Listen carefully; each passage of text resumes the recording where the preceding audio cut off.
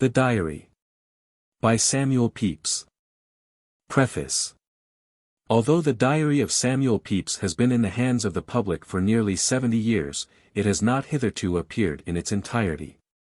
In the original edition of 1825 scarcely half of the manuscript was printed. Lord Braybrooke added some passages as the various editions were published. But in the preface to his last edition he wrote, "There appeared indeed no necessity to amplify or in any way to alter the text of the diary beyond the correction of a few verbal errors and corrupt passages hitherto overlooked."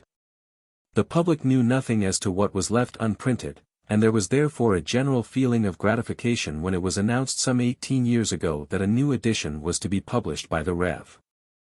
Mrs. Bright, with the addition of new matter equal to a third of the whole. It was understood that at last the diary was to appear in its entirety, but there was a passage in Mr.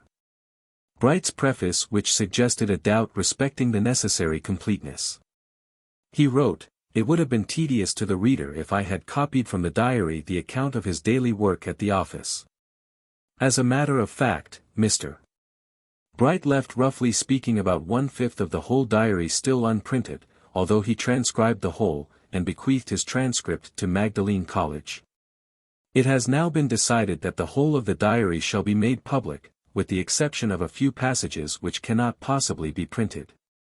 It may be thought by some that these omissions are due to an unnecessary squeamishness, but it is not really so, and readers are therefore asked to have faith in the judgment of the editor.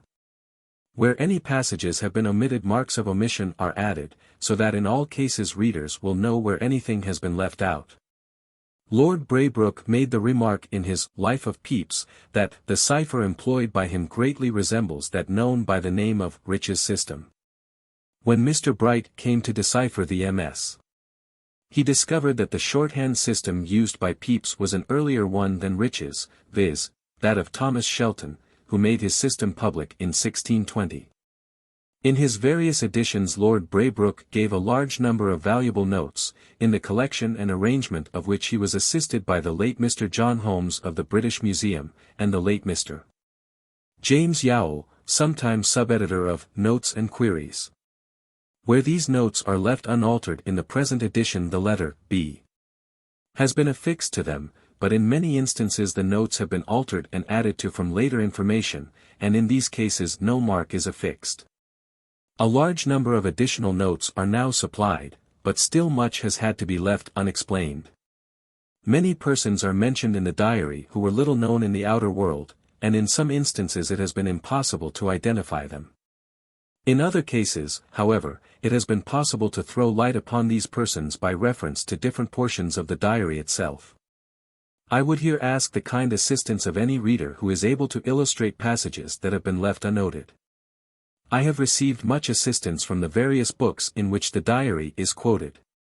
Every writer on the period covered by the diary has been pleased to illustrate his subject by quotations from Pepys, and from these books it has often been possible to find information which helps to explain difficult passages in the diary. Much illustrative matter of value was obtained by Lord Braybrooke from the Diurnal of Thomas Rugg, which is preserved in the British Museum, ad. Mrs. 10,116, 10,117. The following is the description of this interesting work as given by Lord Braybrooke. Mercurius Politicus Redivivus. Or, a collection of the most material occurrences and transactions in public affairs since Anno Dni, 1659, until March 28, 1672, serving as an annual diurnal for future satisfaction and information. By Thomas Rugg. Est natura hominum novitatis avida. Plinius. This MS belonged, in 1693, to Thomas Gray, 2nd Earl of Stamford. It has his autograph at the commencement, and on the sides are his arms, 4 quarterings, in gold. In 1819, it was sold by auction in London, as part of the collection of Thomas Lloyd, Esq., No. 1465, and was then bought by Thomas Thorpe, bookseller. Whilst Mr. Lloyd was the possessor, the MS was lent to Dr. Lingard, whose note of thanks to Mr. Lloyd is preserved in the volume. From Thorpe it appears to have passed to Mr. Heber, at the sale of whose Mrs. in February 1836, by Mr. Evans, of Pall Mall. It was purchased by the British Museum for L8/8. Thomas Rugg was descended from an ancient Norfolk family, and two of his ancestors are described as aldermen of Norwich. His death has been ascertained to have occurred about 1672. And in the diary for the preceding year he complains that on account of his declining health, his entries will be but few. Nothing has been traced of his personal circumstances beyond the fact of his having lived for 14 years in Covent Garden, then a fashionable locality. Another work I have found of the greatest value is the late Mr. J.E. Doyle's Official Baronage of England, 1886, which contains a mass of valuable information not easily to be obtained elsewhere. By reference to its pages I have been enabled to correct several erroneous dates in previous notes caused by a very natural confusion of years in the case of the months of January, February, and March. Before it was finally fixed that the year should commence in January instead of March. More confusion has probably been introduced into history from this than from any other cause of a like nature. The reference to 2 years, as in the case of, say, January 5, 1661–62, may appear clumsy, but it is the only safe plan of notation. If 1 year only is mentioned, the reader is never sure whether or not the correction has been made. It is a matter for sincere regret that the popular support was withheld from Mr. Doyle's important undertaking, so that the author's intention of publishing further volumes, containing the baronies not dealt with in those already published, was frustrated. My labors have been much lightened by the kind help which I have received from those interested in the subject. Lovers of Pepys are numerous, and I have found those I have applied to ever willing to give me such information as they possess. It is a singular pleasure, therefore, to have an opportunity of expressing publicly my thanks to these gentlemen, and among them I would especially mention Messrs. Fennell, Danby P. Fry, J. Elliot Hodgkin, Henry Jackson, J. K. Lawton, Julian Marshall, John Biddulph Martin, J. E. Matthew, Philip Norman, Richard B. Prosser, and Hugh Callender, Fellow of Trinity College, who verified some of the passages in the manuscript. To the Master and Fellows of Magdalene College, also, I am especially indebted for allowing me to consult the treasures of the Pepysian Library, and more particularly my thanks are due to Mr. Arthur G. Peskett, the librarian. H. B. W. Brampton, Oppidan's Road, London, N.W. February, 1893.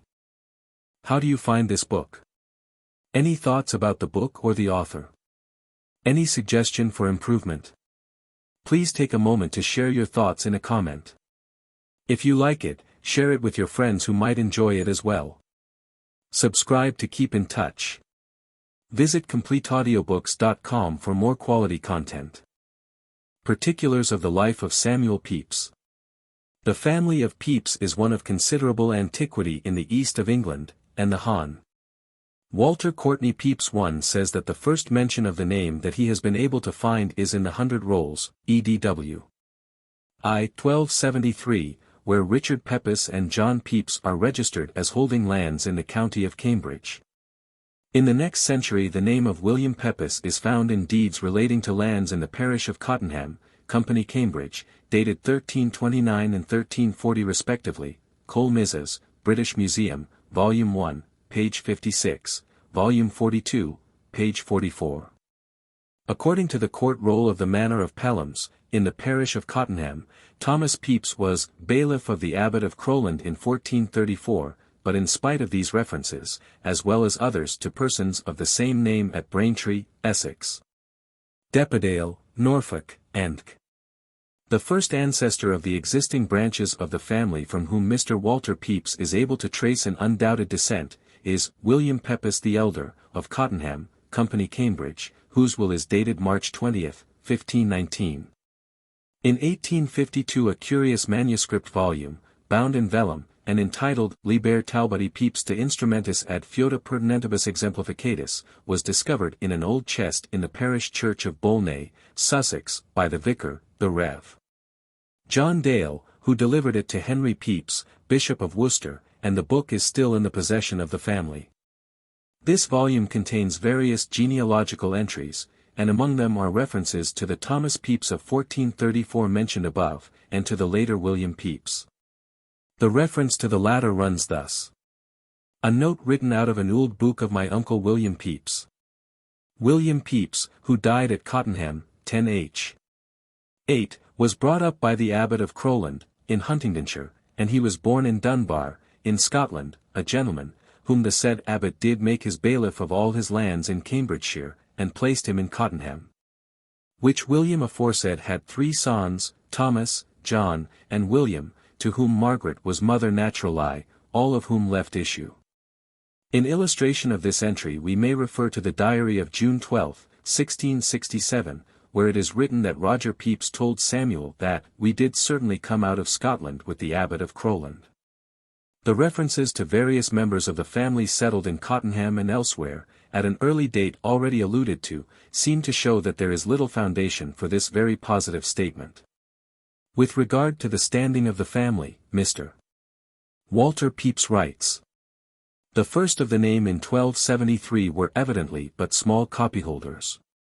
Within 150 years, 1420, 3 or 4 of the name had entered the priesthood, and others had become connected with the monastery of Croyland as bailiffs, and in 250 years, 1520, there were certainly 2 families, one at Cottenham, Company Cambridge, and another at Braintree, Company Essex, in comfortable circumstances as yeoman farmers. Within 50 years more, 1563, one of the family, Thomas, of South Creek, Company Norfolk, had entered the ranks of the gentry sufficiently to have his coat of arms recognized by the Herald Cook, who conducted the visitation of Norfolk in that year. From that date the majority of the family have been in good circumstances, with perhaps more than the average of its members taking up public positions. There is a very general notion that Samuel Pepys was of plebeian birth because his father followed the trade of a tailor, and his own remark, "But I believe indeed our family were never considerable." 2 has been brought forward in corroboration of this view, but nothing can possibly be more erroneous, and there can be no doubt that the diarist was really proud of his descent. This may be seen from the inscription on one of his book plates, where he is stated to be Samuel Pepys of Brampton in Huntingdonshire, Esq., Secretary of the Admiralty to his Maitre. King Charles II, descended from ye antient family of Pepys of Cottenham in Cambridgeshire. Many members of the family have greatly distinguished themselves since the diarist's day, and of them Mr. Foss wrote, Judges of England, Volume 6. Page 467. In the family of Pepys is illustrated every gradation of legal rank from Reader of an Inn of Court to Lord High Chancellor of England. The William Pepys of Cottenham who commences the pedigree had 3 sons and 3 daughters. From the eldest son, Thomas, descended the first Norfolk branch. From the second son, John Pepys of South Creek, descended the second Norfolk branch, and from the third son, William, descended the Impington branch.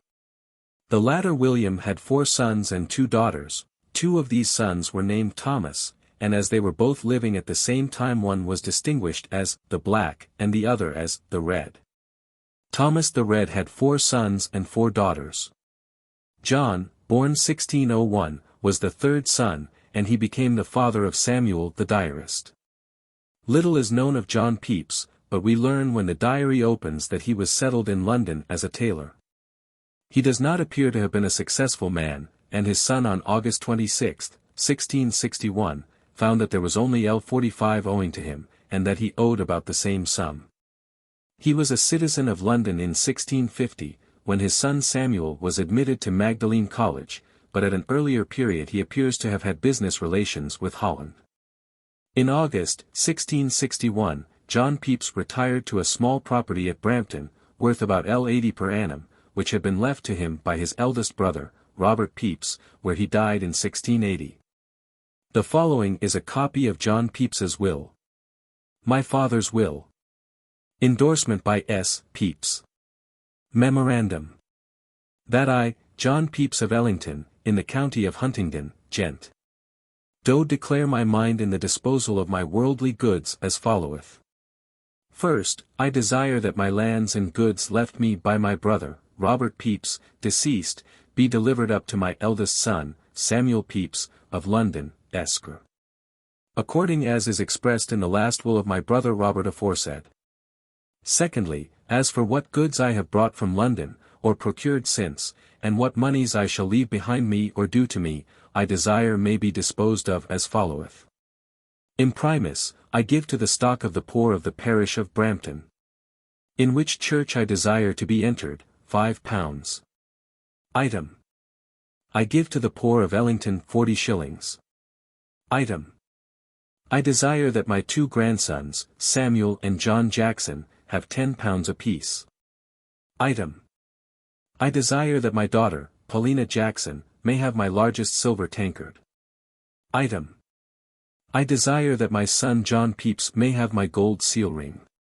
Lastly, I desire that the remainder of what I shall leave be equally distributed between my sons Samuel and John Pepys and my daughter Paulina Jackson. All which I leave to the care of my eldest son Samuel Pepys, to see performed, if he shall think fit. In witness hereunto I set my hand. His wife Margaret, whose maiden name has not been discovered, died on the March 25, 1667, also at Brampton. The family of these two consisted of 6 sons and 5 daughters: John, born 1632, died 1640, Samuel, born 1633, died 1703, Thomas, born 1634, died 1664, Jacob, born 1637, died young, Robert, born 1638, died young, and John, born 1641, died 1677. Mary, born 1627, Paulina, born 1628, Esther, born 1630, Sarah, born 1635, these 4 girls all died young, and Paulina, born 1640, died 1680, who married John Jackson of Brampton, and had 2 sons, Samuel and John. The latter was made his heir by Samuel Pepys. Samuel Pepys was born on the 23 rd February, 1632-3, but the place of birth is not known with certainty. Samuel Knight, D.D., author of the Life of Colet, who was a connection of the family, having married Hannah Pepys, daughter of Talbot Pepys of Impington, says positively that it was at Brampton. His statement cannot be corroborated by the registers of Brampton Church, as these records do not commence until the year 1654. Samuel's early youth appears to have been spent pretty equally between town and country. When he and his brother Tom were children they lived with a nurse, Goody Lawrence, at Kingsland, and in after life Samuel refers to his habit of shooting with bow and arrow in the fields around that place. He then went to school at Huntingdon, from which he was transferred to St. Paul's School in London. He remained at the latter place until 1650, early in which year his name was entered as a sizar on the boards of Trinity Hall, Cambridge. He was admitted on the June 21st, but subsequently he transferred his allegiance to Magdalene College, where he was admitted a sizar on the October 1st of this same year. He did not enter into residence until March 5, 1650-51, but in the following month he was elected to one of Mr. Spendluff's scholarships, and 2 years later, October 14, 1653, he was preferred to one on Dr. John Smith's foundation. Little or nothing is known of Pepys's career at college, but soon after obtaining the Smith scholarship he got into trouble, and, with a companion, was admonished for being drunk. 3. His time, however, was not wasted, and there is evidence that he carried into his busy life a fair stock of classical learning and a true love of letters. Throughout his life he looked back with pleasure to the time he spent at the university, and his college was remembered in his will when he bequeathed his valuable library. In this same year, 1653, he graduated B.A. On the 1st of December, 1655, when he was still without any settled means of support, he married Elizabeth St. Michel, a beautiful and portionless girl of 15. Her father, Alexander Marchant, Sieur d'Este. Michel, was of a good family in Anjou, and son of the High Sheriff of Bauge, in Anjou.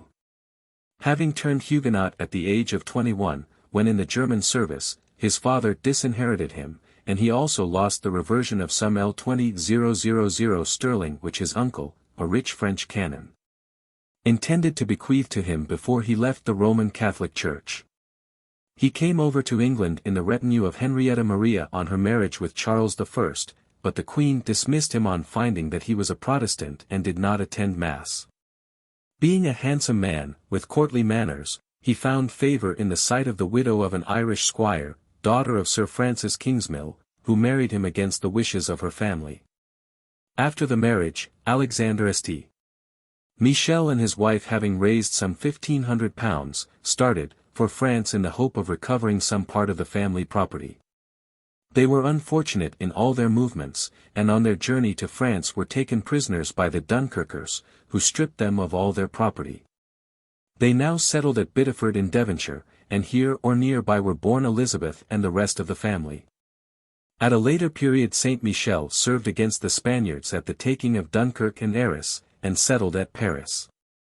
He was an unfortunate man throughout life, and his son Balthasar says of him, "My father at last grew full of whimsies and propositions of perpetual motion, and to kings, princes and others, which soaked his pocket, and brought all our family so low by his not minding anything else, spending all he had got and getting no other employment to bring in more." While he was away from Paris, some deluding papists and pretended devots persuaded Madame Saint Michel to place her daughter in the nunnery of the Ursulines. When the father heard of this, he hurried back, and managed to get Elizabeth out of the nunnery after she had been there 12 days. Thinking that France was a dangerous place to live in, he removed his family to England, where soon afterwards his daughter was married, although, as Lord Braybrooke remarks, we are not told how she became acquainted with Pepys.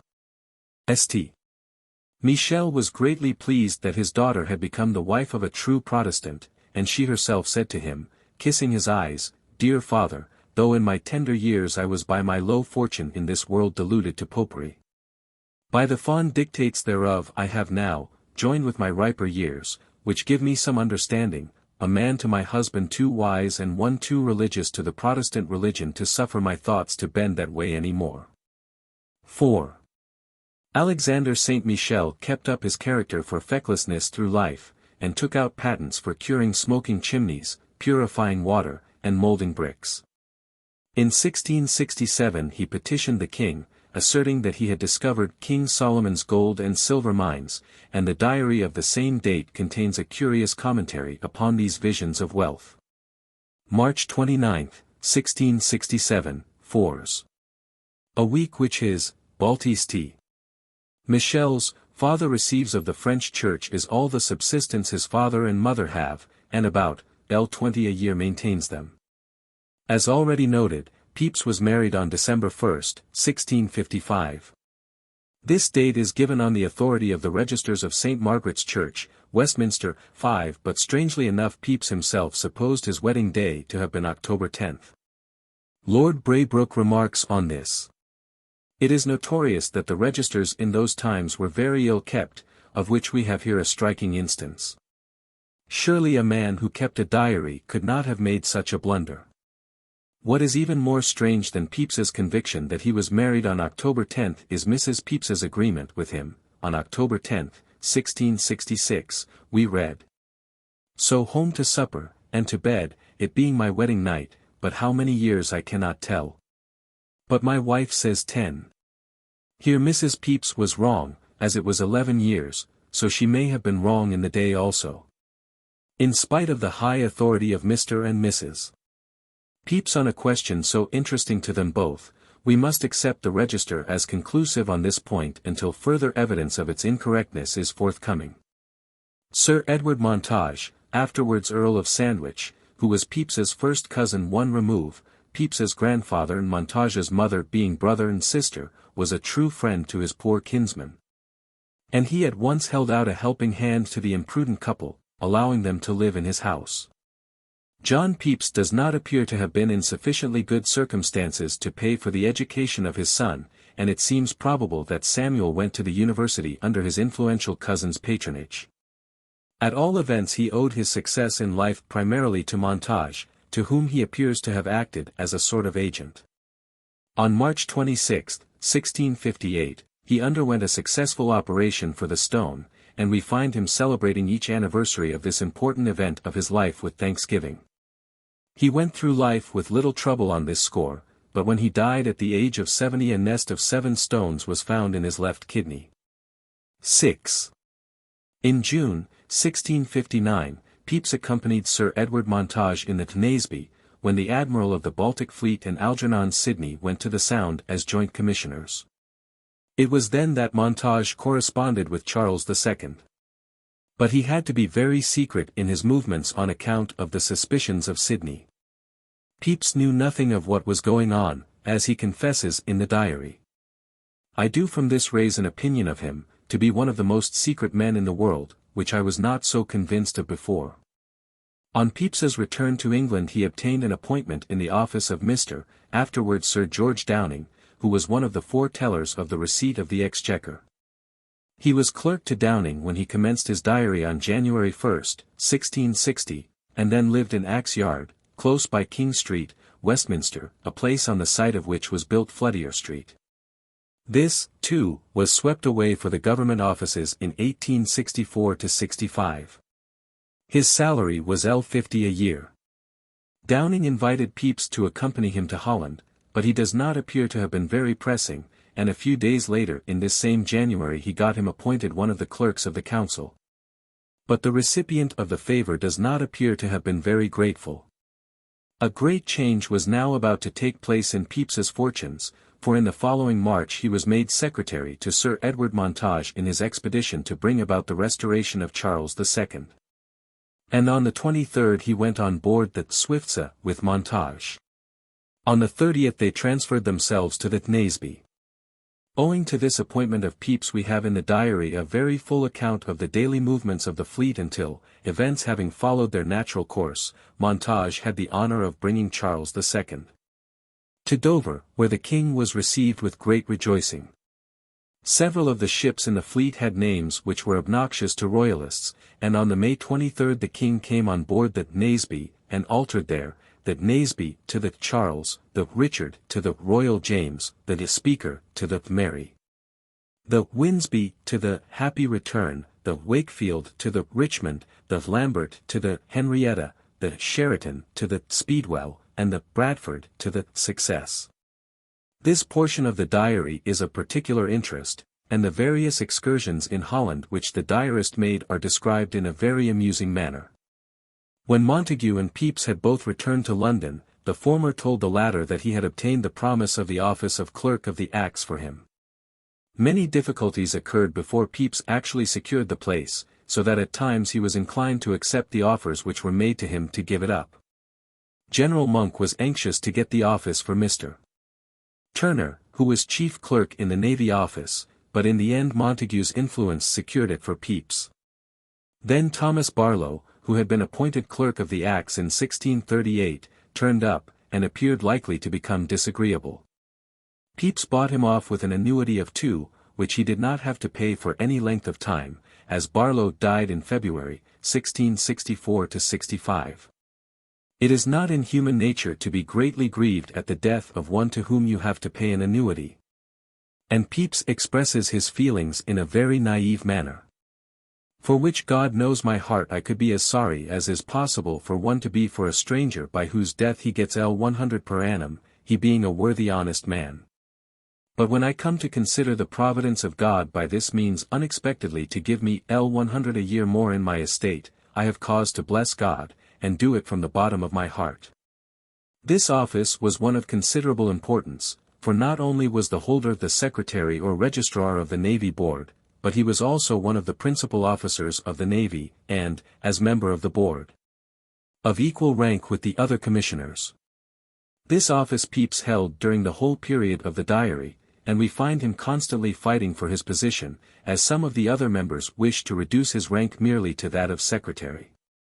In his contention Pepys appears to have been in the right, and a valuable MS volume in the Pepysian Library contains an extract from the old instructions of about 1649, in which this very point is argued out.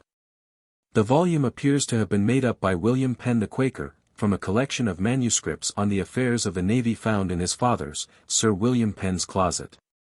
It was presented to Charles II, with a dedication ending thus: I hope enough to justify so much freedom with a prince that is so easy to excuse things well intended as this is. B.Y. Great Prince. Thy faithful subject. W.M. Penn. London, the 22 of the M.O. Called June, 1680. It does not appear how the volume came into Pepys's possession. It may have been given him by the king, or he may have taken it as a perquisite of his office. The book has an index, which was evidently added by Pepys. In this are these entries, which show his appreciation of the contents of the MS. Clerk of the Acts, his duty, his necessity, and usefulness. The following description of the duty of the Clerk of the Acts shows the importance of the office, and the statement that if the clerk is not fitted to act as a commissioner he is a blockhead and unfit for his employment is particularly racy. And not quite the form of expression one would expect to find in an official document. Clerk of the Acts. The Clerk of the Navy's duty depends principally upon rating, by the Board's approbation, of all bills and recording of them, and all orders, contracts and warrants, making up and casting of accompts, framing and writing answers to letters. Orders, and commands from the Council, Lord High Admiral, or Commissioners of the Admiralty, and he ought to be a very able accomptant, well versed in naval affairs and all inferior officers' duties. It hath been objected by some that the Clerk of the Acts ought to be subordinate to the rest of the Commissioners, and not to be joined in equal power with them, although he was so constituted from the first institution. Which hath been an opinion only of some to keep him at a distance, lest he might be thought too forward if he had joint power in discovering or arguing against that which peradventure private interest would have concealed. It is certain no man sees more of the Navy's transactions than himself, and possibly may speak as much to the project if required, or else he is a blockhead, and not fit for that employment. But why he should not make as able a commissioner as a shipwright let wise men judge. In Pepys's patent the salary is stated to be L33 SXS. 8d. But this was only the ancient fee out of the exchequer, which had been attached to the office for more than a century. Pepys's salary had been previously fixed at L350 a year. Neither of the two qualifications upon which particular stress is laid in the above instructions was possessed by Pepys. He knew nothing about the Navy, and so little of accounts that apparently he learned the multiplication table for the first time in July, 1661. We see from the particulars given in the diary how hard he worked to obtain the knowledge required in his office, and in consequence of his assiduity he soon became a model official. When Pepys became Clerk of the Acts he took up his residence at the Navy Office, a large building situated between Crutched Friars and Seething Lane, with an entrance in each of those places.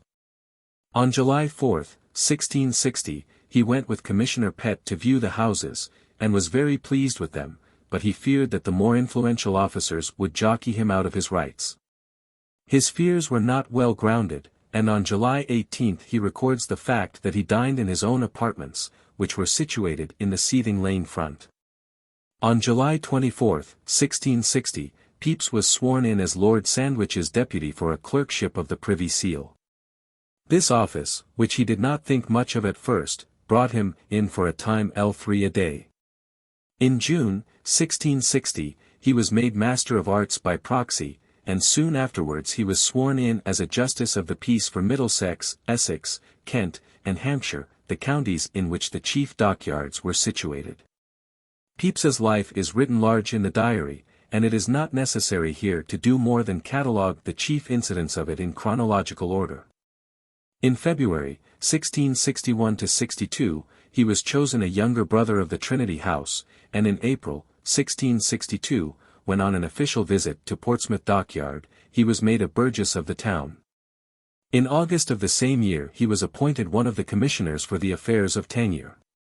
Soon afterwards Thomas Povey, the treasurer, got his accounts into a muddle, and showed himself incompetent for the place, so that Pepys replaced him as treasurer to the commission.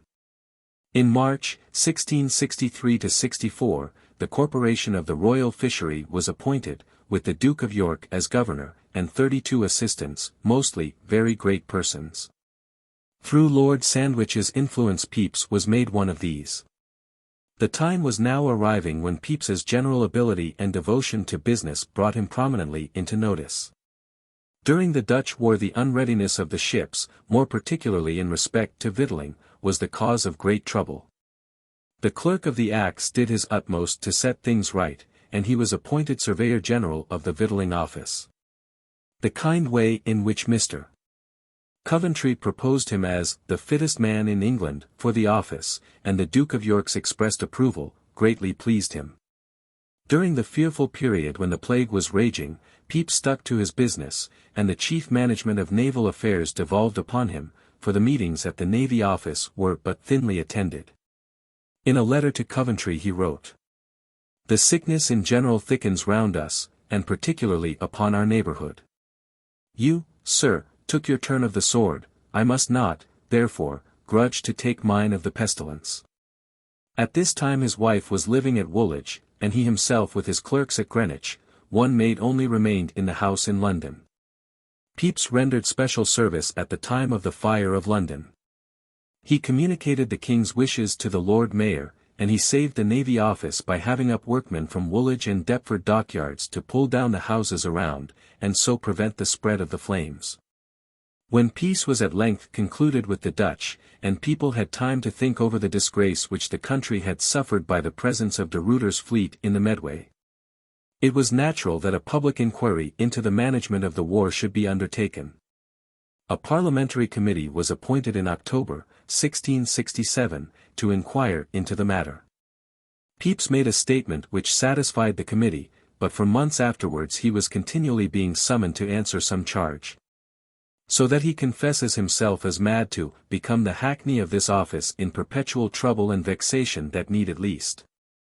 At last a storm broke out in the House of Commons against the principal officers of the Navy, and some members demanded that they should be put out of their places. In the end they were ordered to be heard in their own defense at the bar of the House. The whole labor of the defense fell upon Pepys, but having made out his case with great skill, he was rewarded by a most unexpected success. On the 5th March, 1667-68, he made the great speech of his life, and spoke for 3 hours, with the effect that he so far removed the prejudice against the officers of the Navy Board, that no further proceedings were taken in Parliament on the subject. He was highly praised for his speech, and he was naturally much elated at his brilliant success. About the year 1664 we first hear of a defect in Pepys's eyesight. He consulted the celebrated Cocker, and began to wear green spectacles, but gradually this defect became more pronounced, and on the 31st of May, 1669, he wrote the last words in his diary. "And thus ends all that I doubt I shall ever be able to do with my own eyes in the keeping of my journal, I being not able to do it any longer. Having done now as long as to undo my eyes almost every time that I take a pen in my hand." He feared blindness and was forced to desist, to his lasting regret and our great loss. At this time he obtained leave of absence from the duties of his office, and he set out on a tour through France and Holland accompanied by his wife. In his travels he was true to the occupation of his life, and made collections respecting the French and Dutch navies. Some months after his return he spoke of his journey as having been full of health and content, but no sooner had he and his wife returned to London than the latter became seriously ill with a fever. The disease took a fatal turn, and on the 10th of November, 1669, Elizabeth Pepys died at the early age of 29 years, to the great grief of her husband. She died at their house in Crutched Friars, and was buried at St. Olave's Church, Hart Street, where Pepys erected a monument to her memory. Pepys's successful speech at the bar of the House of Commons made him anxious to become a member, and the Duke of York and Sir William Coventry heartily supported him in his resolution. An opening occurred in due course, at Aldborough, in Suffolk, owing to the death of Sir Robert Brooke in 1669, but, in consequence of the death of his wife, Pepys was unable to take part in the election. His cause was warmly espoused by the Duke of York and by Lord Henry Howard, afterwards Earl of Norwich and 6th Duke of Norfolk, but the efforts of his supporters failed, and the contest ended in favour of John Bruce, who represented the popular party. In November, 1673, Pepys was more successful, and was elected for Castle Rising on the elevation of the member, Sir Robert Potton, to the peerage as Viscount Yarmouth. His unsuccessful opponent, Mr. Audley, petitioned against the return, and the election was determined to be void by the Committee of Privileges. The Parliament, however, being prorogued the following month without the Houses coming to any vote on the subject, Pepys was permitted to retain his seat. A most irrelevant matter was introduced into the inquiry, and Pepys was charged with having a crucifix in his house, from which it was inferred that he was a papist or popishly inclined. The charge was grounded upon reported assertions of Sir John Banks and the Earl of Shaftesbury, which they did not stand to when examined on the subject, and the charge was not proved to be good. 7. It will be seen from the extracts from the journals of the House of Commons given in the note that Pepys denied ever having had an altar or crucifix in his house. In the diary there is a distinct statement of his possession of a crucifix, but it is not clear from the following extracts whether it was not merely a varnished engraving of the crucifixion which he possessed. July 20, 1666. So I away to Lovett's, there to see how my picture goes on to be varnished, a fine crucifix which will be very fine. August 2. At home find Lovett, who showed me my crucifix, which will be very fine when done. November 3. This morning comes Mr. Lovett and brings me my print of the Passion, varnished by him, and the frame which is indeed very fine, though not so fine as I expected, but pleases me exceedingly. Whether he had or had not a crucifix in his house was a matter for himself alone, and the interference of the House of Commons was a gross violation of the liberty of the subject. In connection with Lord Shaftesbury's part in this matter, the late Mr. W. D. Christie found the following letter to Sir Thomas Meres among the papers at St. Giles's House, Dorsetshire. Exeter House, February 10, 1674. Sir, that there might be no mistake, I thought best to put my answer in writing to those questions that yourself, Sir William Coventry, and Mr. Garraway were pleased to propose to me this morning from the House of Commons, which is that I never designed to be a witness against any man for what I either heard or saw, and therefore did not take so exact notice of things inquired of as to be able to remember them so clearly as is requisite to do in a testimony upon honour or oath, or to so great and honourable a body as the House of Commons. It being some years' distance since I was at Mr. Pepys his lodging. Only that particular of an altar is so signal that I must needs have remembered it had I seen any such thing, which I am sure I do not. This I desire you to communicate with Sir William Coventry and Mr. Garraway to be delivered as my answer to the House of Commons, it being the same I gave you this morning. I am, Sir, your most humble servant, Shaftesbury. After reading this letter Sir William Coventry very justly remarked, there are a great many more Catholics than think themselves so, if having a crucifix will make one. Mr. Christie resented the remarks on Lord Shaftesbury's part in this persecution of Pepys made by Lord Braybrooke, who said, "Painful indeed is it to reflect to what length the bad passions which party violence inflames could in those days carry a man of Shaftesbury's rank, station, and abilities." Mr. Christie observes, "It is clear from the letter to Meres that Shaftesbury showed no malice and much scrupulousness when a formal charge, involving important results, was founded on his loose private conversations. This would be a fair vindication if the above attack upon Pepys stood alone, but we shall see later on that Shaftesbury was the moving spirit in a still more unjustifiable attack. Lord Sandwich died heroically in the naval action in Southwold Bay, and on June 24, 1672, his remains were buried with some pomp in Westminster Abbey. There were 11 earls among the mourners, and Pepys, as the first among the 6 bannerolls, walked in the procession. About this time Pepys was called from his old post of Clerk of the Acts to the higher office of Secretary of the Admiralty. His first appointment was a piece of favoritism, but it was due to his merits alone that he obtained the secretaryship. In the summer of 1673, the Duke of York having resigned all his appointments on the passing of the Test Act, the King put the Admiralty into commission, and Pepys was appointed Secretary for the Affairs of the Navy. 8. He was thus brought into more intimate connection with Charles II, who took the deepest interest in shipbuilding and all naval affairs. The Duke of Buckingham said of the King, "The great, Almost the only pleasure of his mind to which he seemed addicted was shipping and sea affairs, which seemed to be so much his talent for knowledge as well as inclination. That a war of that kind was rather an entertainment than any disturbance to his thoughts. When Pepys ceased to be clerk of the Acts he was able to obtain the appointment for his clerk, Thomas Hayter, and his brother, John Pepys, who held it jointly. The latter does not appear to have done much credit to Samuel. He was appointed clerk to the Trinity House in 1670 on his brother's recommendation, and when he died in 1677 he was in debt L300 to his employers, and this sum Samuel had to pay. In 1676 Pepys was master of the Trinity House, and in the following year master of the Clothworkers' Company, when he presented a richly chased silver cup, which is still used at the banquets of the company. On Tuesday, September 10, 1677, the feast of the Honourable Artillery Company was held at Merchant Taylor's Hall, when the Duke of York, the Duke of Somerset, the Lord Chancellor, and other distinguished persons were present. On this occasion Viscount Newport, Sir Joseph Williamson, and Samuel Pepys officiated as stewards. About this time it is evident that the secretary carried himself with some haughtiness as a ruler of the navy, and that this was resented by some.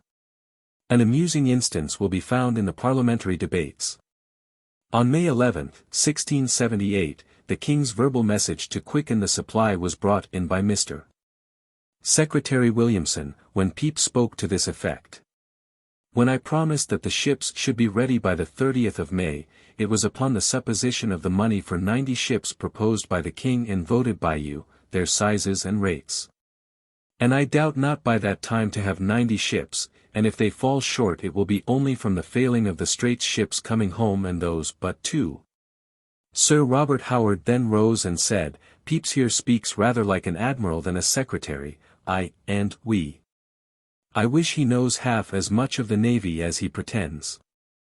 Pepys was chosen by the electors of Harwich as their member in the short parliament that sat from March to July, 1679, his colleague being Sir Anthony Deane, but both members were sent to the Tower in May on a baseless charge. And they were superseded in the next parliament that met on the October 17, 1679. The high-handed treatment which Pepys underwent at this time exhibits a marked instance of the disgraceful persecution connected with the so-called Popish plot. He was totally unconnected with the Roman Catholic party, but his association with the Duke of York was sufficient to mark him as a prey for the men who initiated this terror of the 17th century. Sir Edmund Barry Godfrey came to his death in October, 1678, and in December Samuel Atkins, Pepys's clerk, was brought to trial as an accessory to his murder. Shaftesbury and the others not having succeeded in getting at Pepys through his clerk, soon afterwards attacked him more directly, using the infamous evidence of Colonel Scott. Much light has lately been thrown upon the underhand dealings of this miscreant by Mr. G. D. Scull, who printed privately in 1883 a valuable work entitled, Dorothea Scott, otherwise Gutherson, and Hogben of Edgerton House, Kent, 1611–1680. John Scott, calling himself Colonel Scott, ingratiated himself into acquaintance with Major Gutherson, and sold to the latter large tracts of land in Long Island, to which he had no right whatever. Dorothea Gutherson, after her husband's death, took steps to ascertain the exact state of her property, and obtained the assistance of Colonel Francis Lovelace, Governor of New York. Scott's fraud was discovered, and a petition for redress was presented to the king.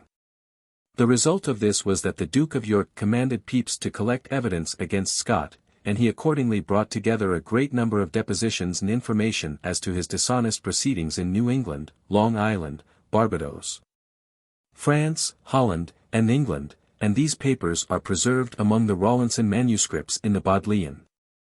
Scott had his revenge, and accused Pepys of betraying the navy by sending secret particulars to the French government, and of a design to dethrone the king and extirpate the Protestant religion.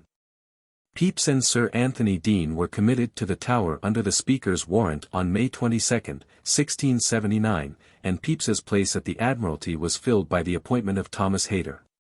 When the two prisoners were brought to the bar of the King's Bench on the 2nd of June, the Attorney General refused bail, but subsequently they were allowed to find security for L30,000. Pepys was put to great expense in collecting evidence against Scott and obtaining witnesses to clear himself of the charges brought against him.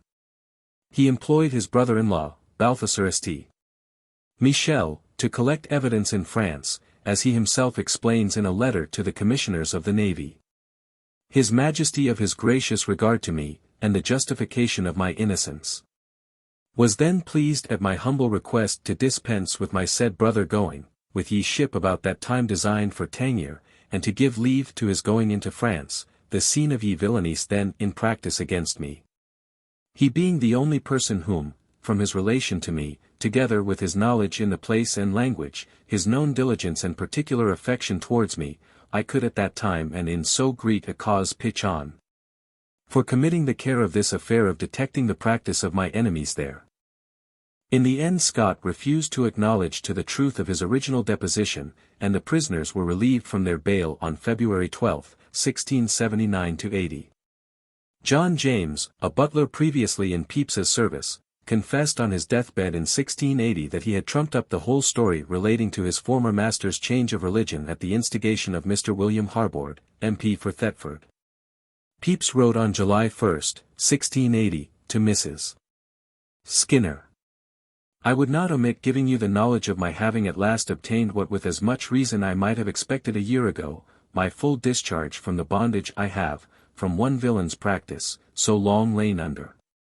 William Harbord, of Cadbury, Company Somerset, second son of Sir Charles Harbord, whom he succeeded in 1682 as surveyor general of the land revenues of the Crown, was Pepys's most persistent enemy. Several papers referring to Harbord's conduct were found at Scott's lodging after his flight, and are now preserved among the Rawlinson Misses in the Bodleian. One of these was the following memorandum, which shows pretty plainly Pepys's opinion of Harbord. That about the time of Mr. Pepys's surrender of his employment of Secretary of the Admiralty, Captain Russell and myself being in discourse about Mr. Pepys, Mr. Russell delivered himself in these or other words to this purport, that he thought it might be of advantage to both, if a good understanding were had between his brother Harbord and Mr. Pepys, asking me to propose it to Mr.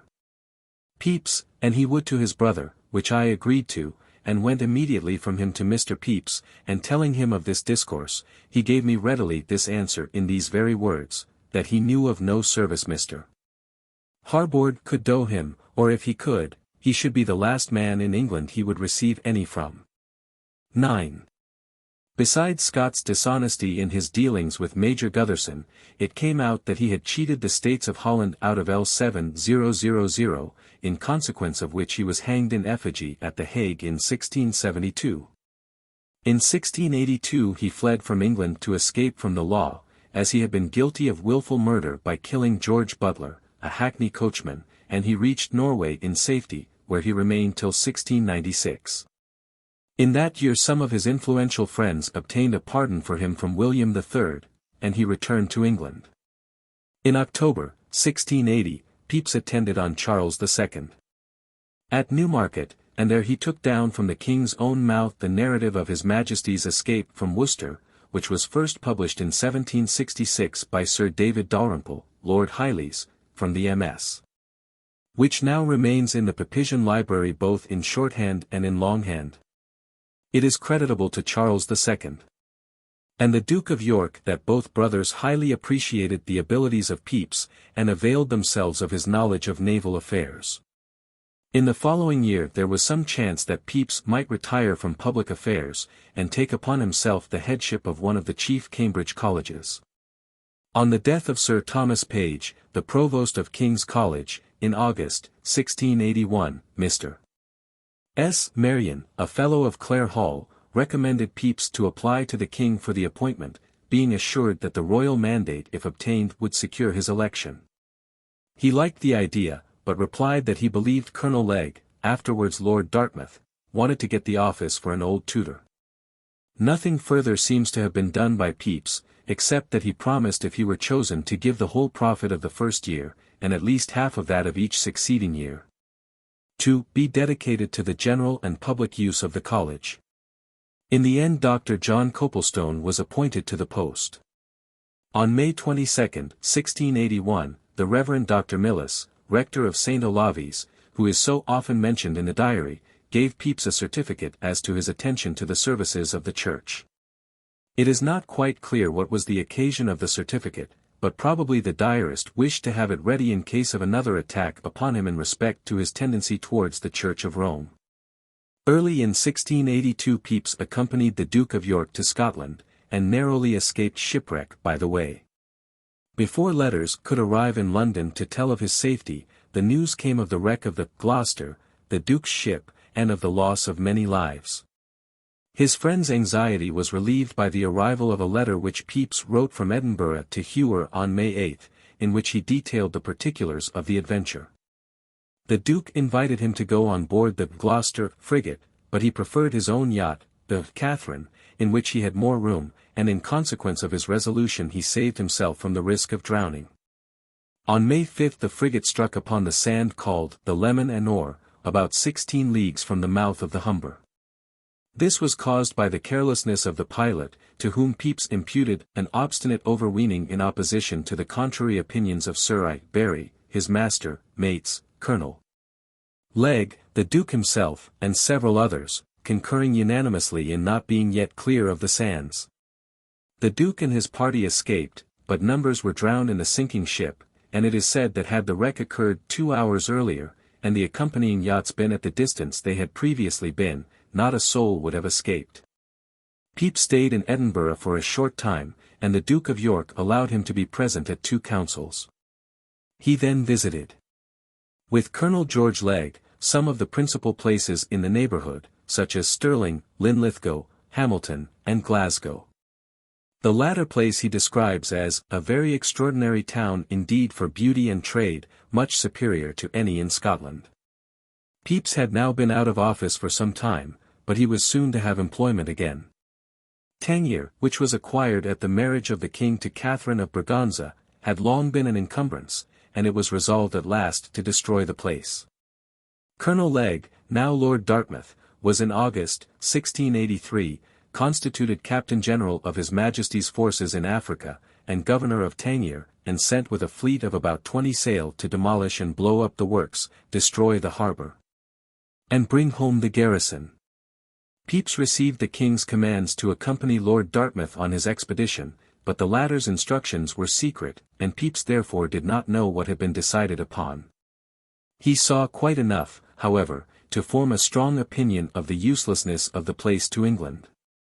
Lord Dartmouth carried out his instructions thoroughly, and on March 29, 1684, he and his party, including Pepys, arrived in the English Channel. The king himself now resumed the office of Lord High Admiral, and appointed Pepys Secretary of the Admiralty, with a salary of L500 per annum. In the Pepysian Library is the original patent, dated June 10, 1684, His Majesty's letters patent for ye erecting the office of Secretary of ye Admiralty of England, and creating Samuel Pepys, Esq., first Secretary therein. In this office the diarist remained until the period of the Revolution, when his official career was concluded. A very special honour was conferred upon Pepys in this year, when he was elected President of the Royal Society in succession to Sir Cyril Wyche, and he held the office for 2 years. Pepys had been admitted a Fellow of the Society on February 15, 1664-65, and from Birch's History, we find that in the following month he made a statement to the Society.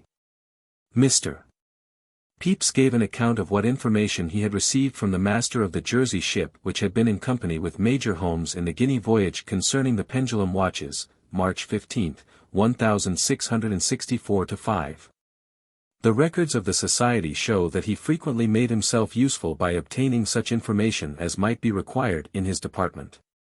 After he retired from the presidency, he continued to entertain some of the most distinguished members of the Society on Saturday evenings at his house in York Buildings. Evelyn expressed the strongest regret when it was necessary to discontinue these meetings on account of the infirmities of the host. In 1685 Charles II died, and was succeeded by James, Duke of York. From his intimate association with James it might have been supposed that a long period of official life was still before Pepys, but the new king's bigotry and incapacity soon made this a practical impossibility. At the coronation of James II. Pepys marched in the procession immediately behind the king's canopy, as one of the 16 barons of the Cinque Ports. In the year 1685 a new charter was granted to the Trinity Company, and Pepys was named in it the first master, this being the second time that he had held the office of master. Evelyn specially refers to the event in his diary, and mentions the distinguished persons present at the dinner on July 20. It is evident that at this time Pepys was looked upon as a specially influential man, and when a parliament was summoned to meet on May 19, 1685, he was elected both for Harwich and for Sandwich. He chose to serve for Harwich, and Sir Philip Parker was elected to fill his place at Sandwich. This parliament was dissolved by proclamation July 2, 1687, and on August 24 the king declared in council that another parliament should be summoned for November 27, 1688, but great changes took place before that date. And when the Convention Parliament was called together in January and February, 1689–90, Pepys found no place in it. The right-hand man of the exiled monarch was not likely to find favour in the eyes of those who were now in possession. When the election for Harwich came on, the electors refused to return him, and the streets echoed to the cry of, "No Tower men, no men out of the Tower." They did not wish to be represented in Parliament by a disgraced official. We have little or no information to guide us as to Pepys's proceedings at the period of the Revolution. We know that James II, just before his flight, was sitting to Kneller for a portrait intended for the Secretary to the Admiralty, and that Pepys acted in that office for the last time on 20th February, 1688–89. But between those dates we know nothing of the anxieties and troubles that he must have suffered. On the March 9 an order was issued from the Commissioners of the Admiralty for him to deliver up his books, and to Phineas Bowies, who superseded him as secretary.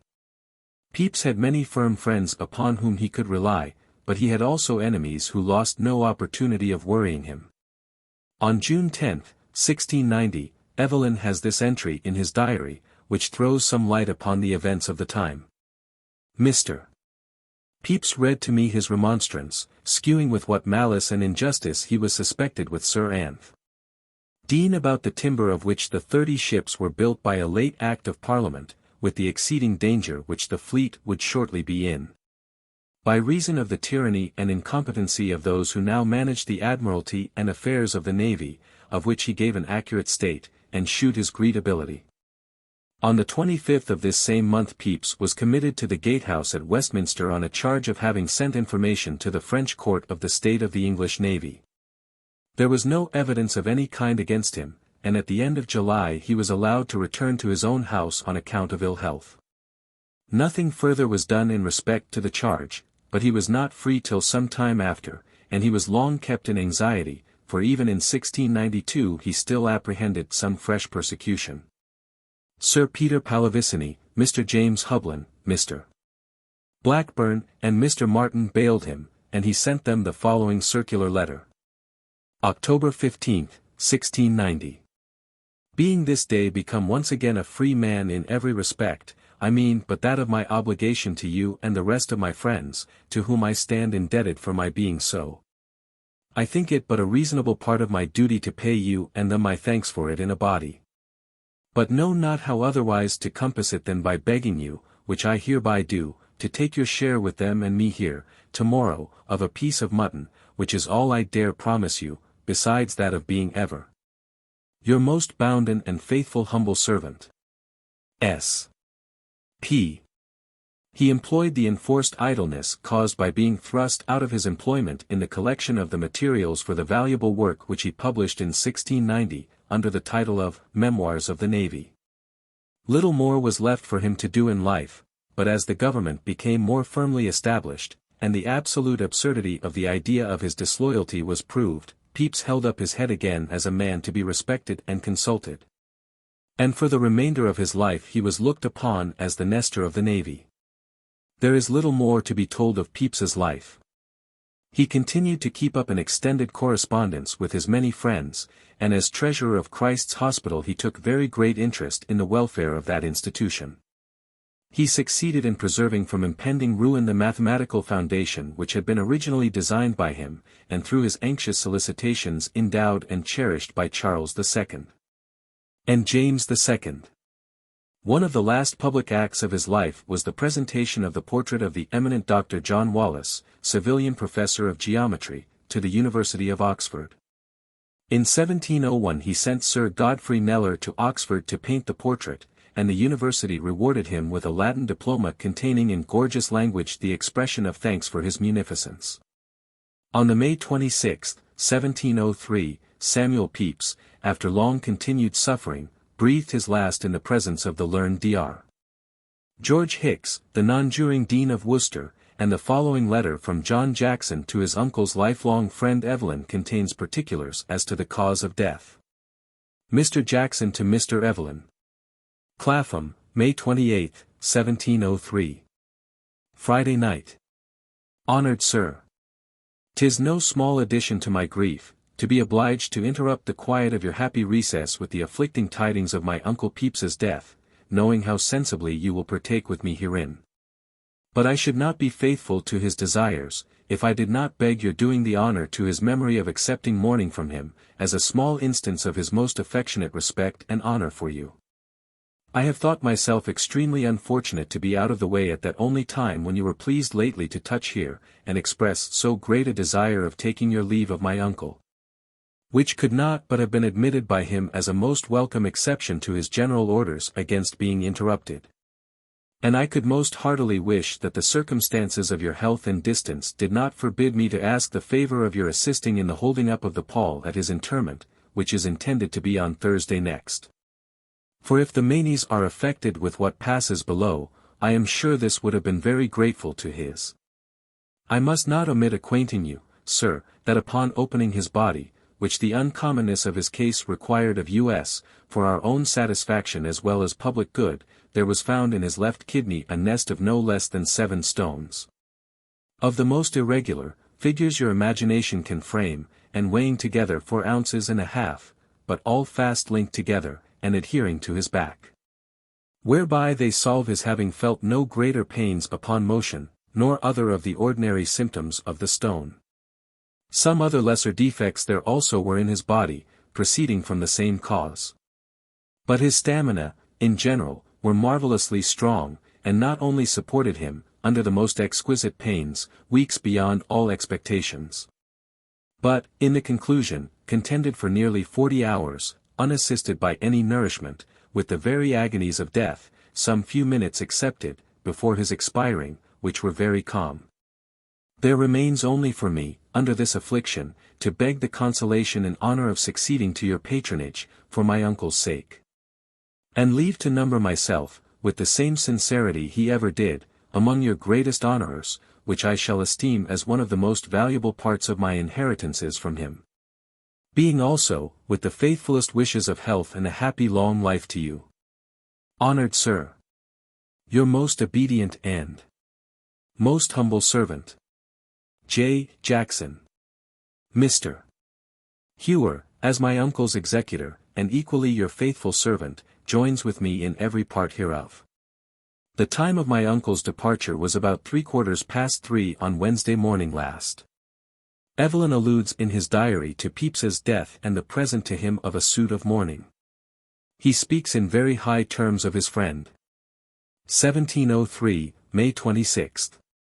This day died Mr. Sam Pepys, a very worthy, industrious, and curious person, none in England exceeding him in knowledge of the navy, in which he had passed through all the most considerable offices, clerk of the Acts and secretary of the Admiralty. All which he performed with great integrity. When James II went out of England, he laid down his office, and would serve no more, but withdrawing himself from all public affairs, he lived at Clapham with his partner Mr. Hewer, formerly his clerk, in a very noble and sweet place, where he enjoyed the fruits of his labors in great prosperity. He was universally beloved, hospitable, generous, learned in many things, skilled in music, a very great cherisher of learned men of whom he had the conversation. Mr. Pepys had been for near 40 years so much my particular friend that Mr.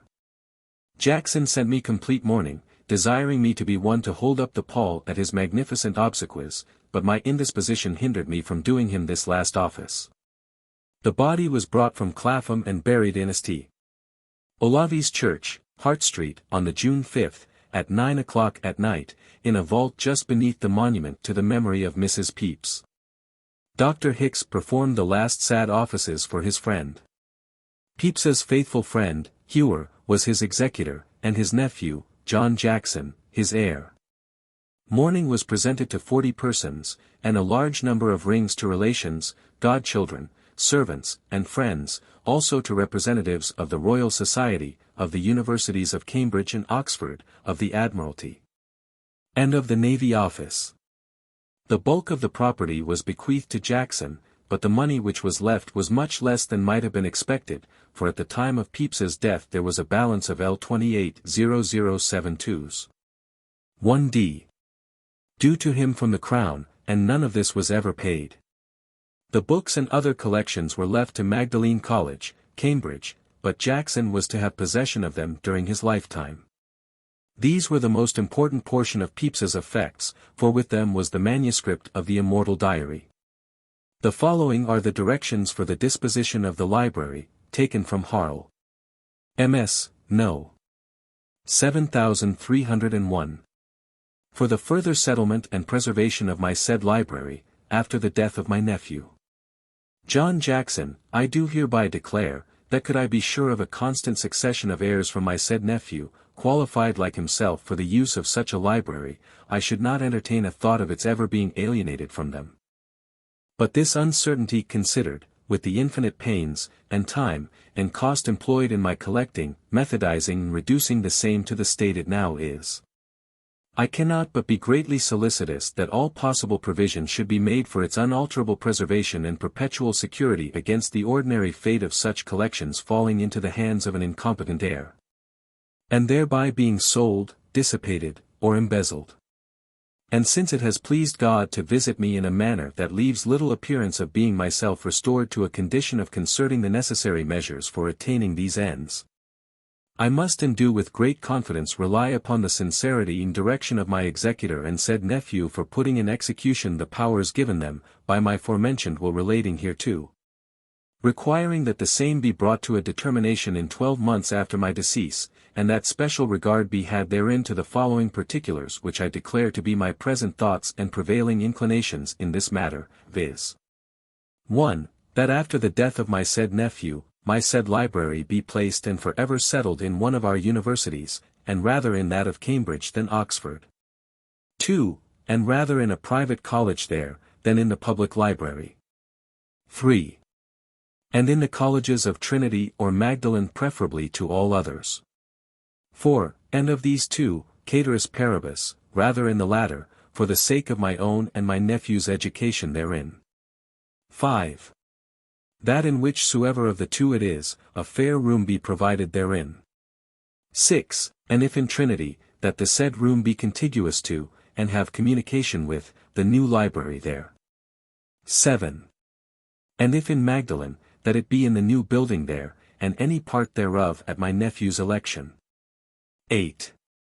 That my said library be continued in its present form and no other books mixed therein, save what my nephew may add to theirs of his own collecting, in distinct presses. 9.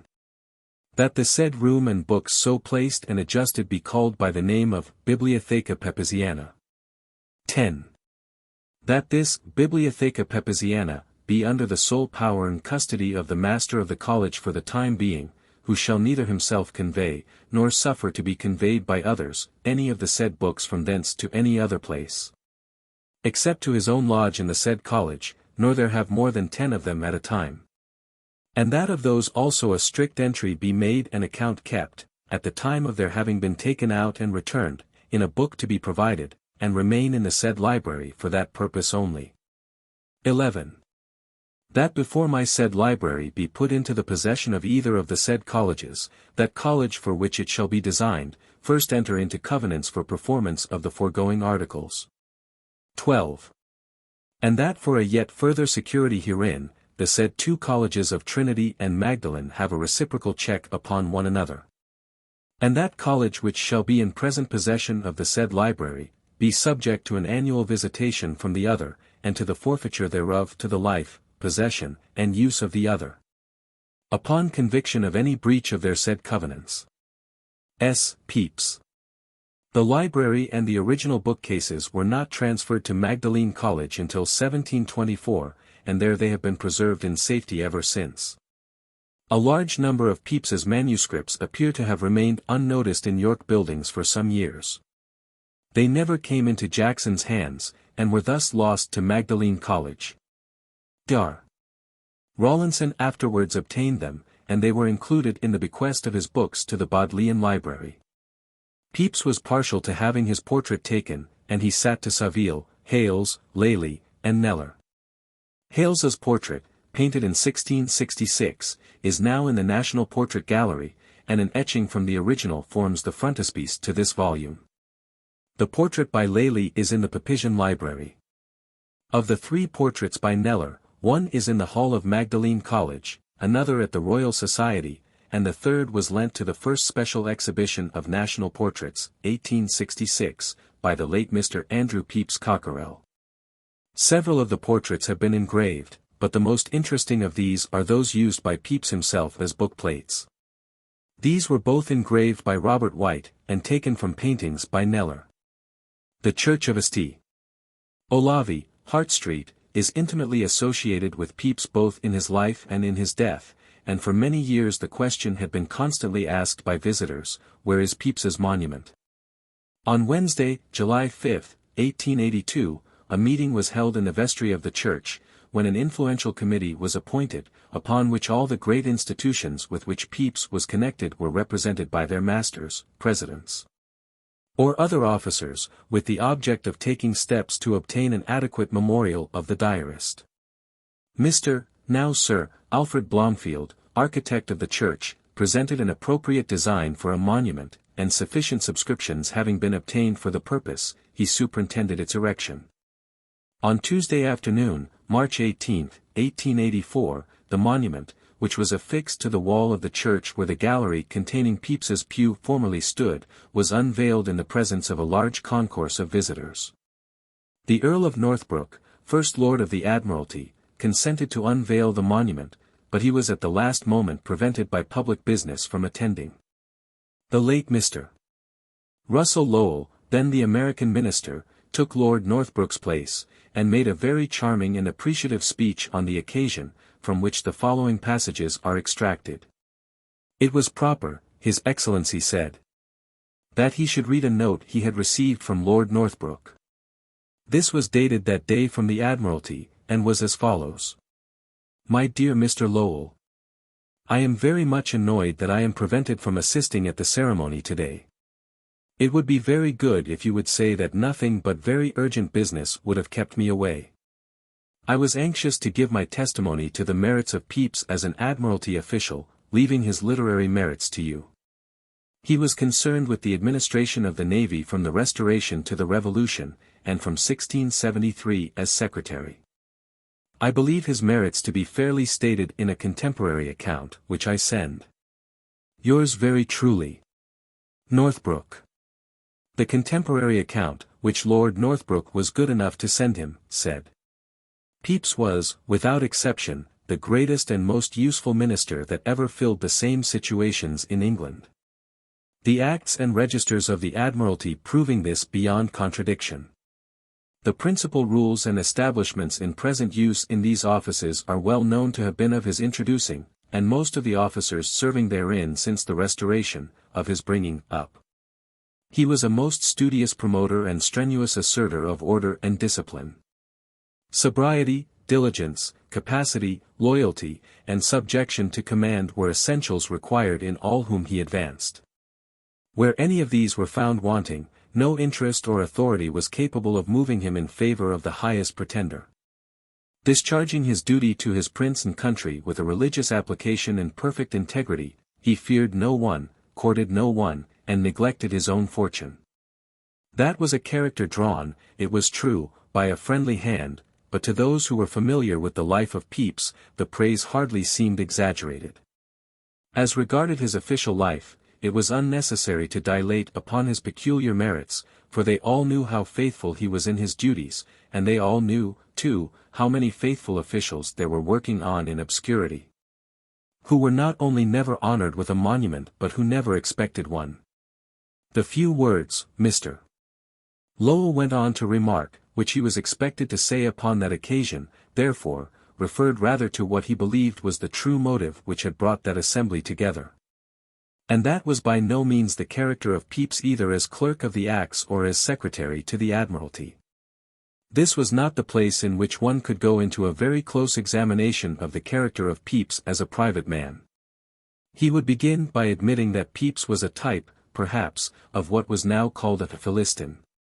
We had no word in England which was equivalent to the French adjective bourgeois, but, at all events, Samuel Pepys was the most perfect type that ever existed of the class of people whom this word described.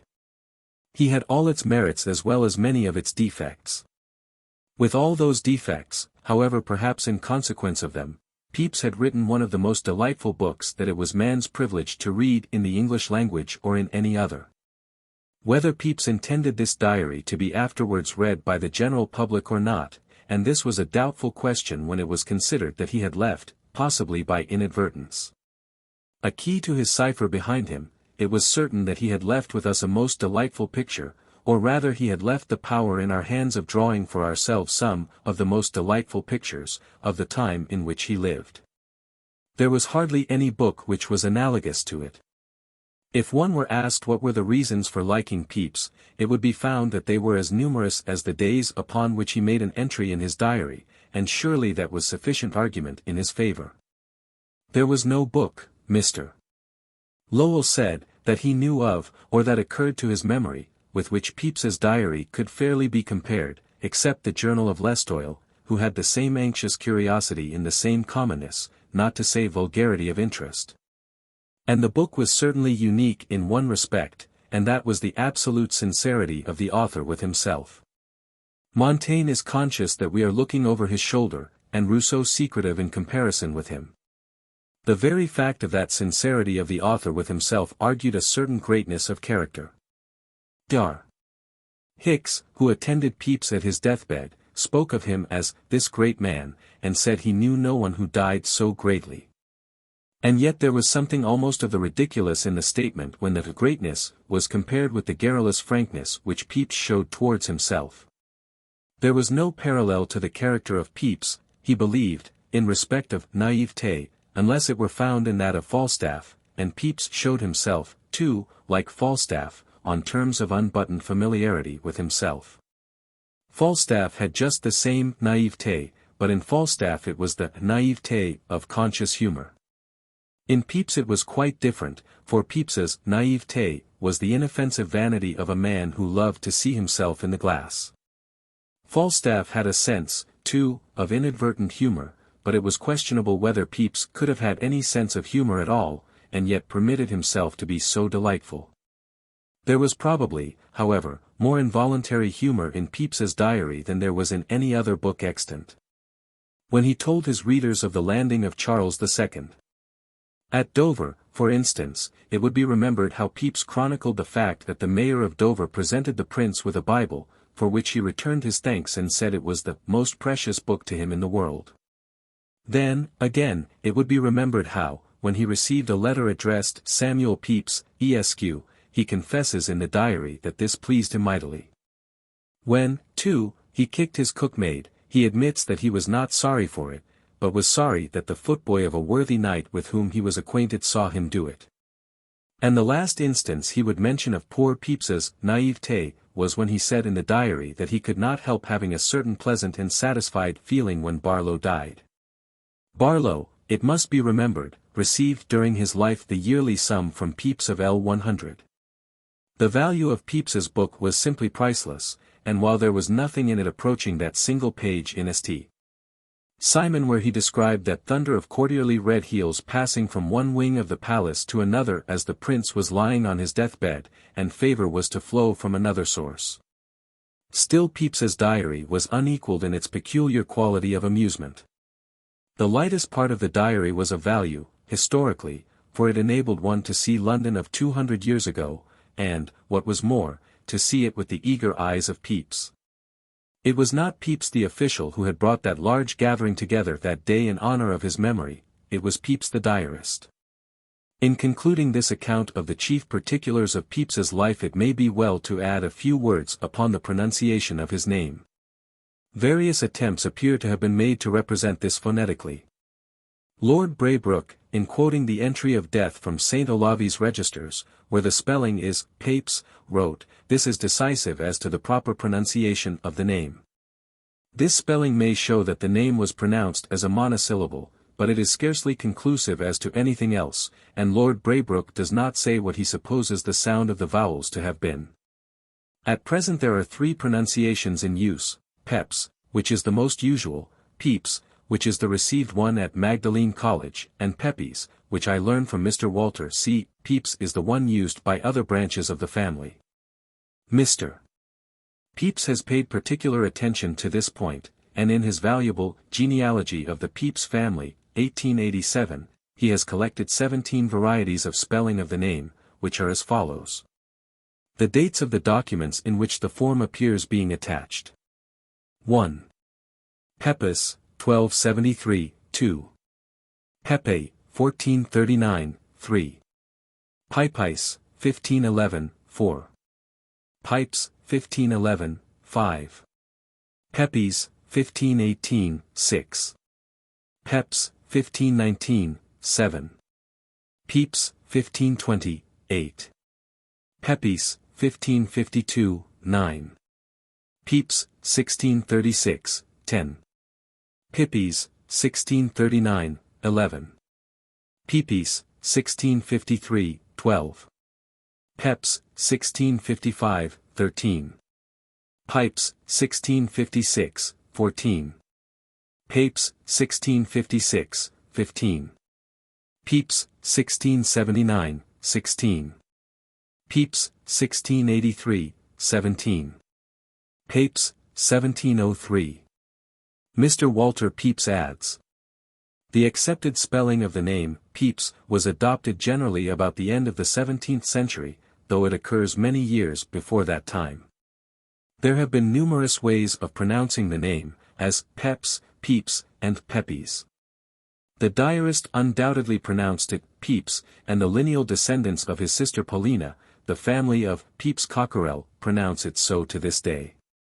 The other branches of the family all pronounce it as Pepys, and I am led to be satisfied that the latter pronunciation is correct by the two facts that in the earliest known writing it is spelt Pepys, and that the French form of the name is Pepe. The most probable explanation is that the name in the 17th century was either pronounced Pips or Papes, for both the forms EA and EY would represent the latter pronunciation. The general change in the pronunciation of the spelling EA from AI to EE took place in a large number of words at the end of the 17th and beginning of the 18th century, and three words at least, break, and great, keep this old pronunciation still. The present Irish pronunciation of English is really the same as the English pronunciation of the 17th century, when the most extensive settlement of Englishmen in Ireland took place, and the Irish always pronounce EA like AI, as. He gave him a neat beating. Again, the EY of Papes would rhyme with they and obey. English literature is full of illustrations of the old pronunciation of EA, as in Hudibras. Doubtless the pleasure is as great in being cheated as to cheat, which was then a perfect rhyme. In the Rape of the Lock, Tay rhymes with obey, and in Cooper's verses on Alexander Selkirk rhymes with survey.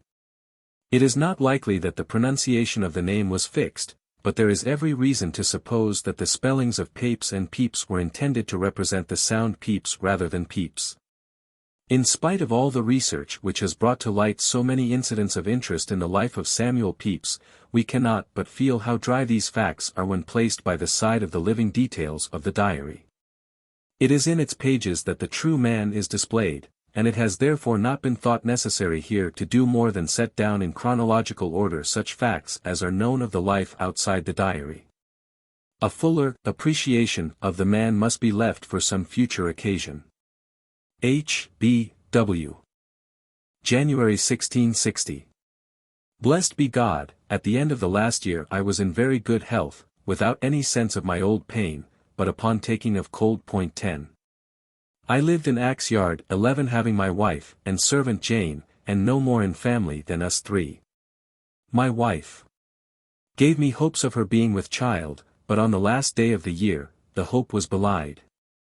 The condition of the state was thus, viz. The rump, after being disturbed by my Lord Lambert, 12, was lately returned to sit again. The officers of the army all forced to yield. Lawson 13 lies still in the river, and Monk 14, is with his army in Scotland. Only my Lord Lambert is not yet come into the Parliament, nor is it expected that he will without being forced to it.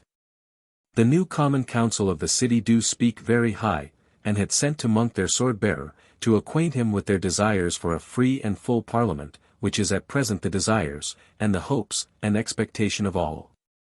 22 of the old secluded members, 15 having been at the house door the last week to demand entrance, but it was denied them, and it is believed that, neither they nor the people will be satisfied till the house be filled.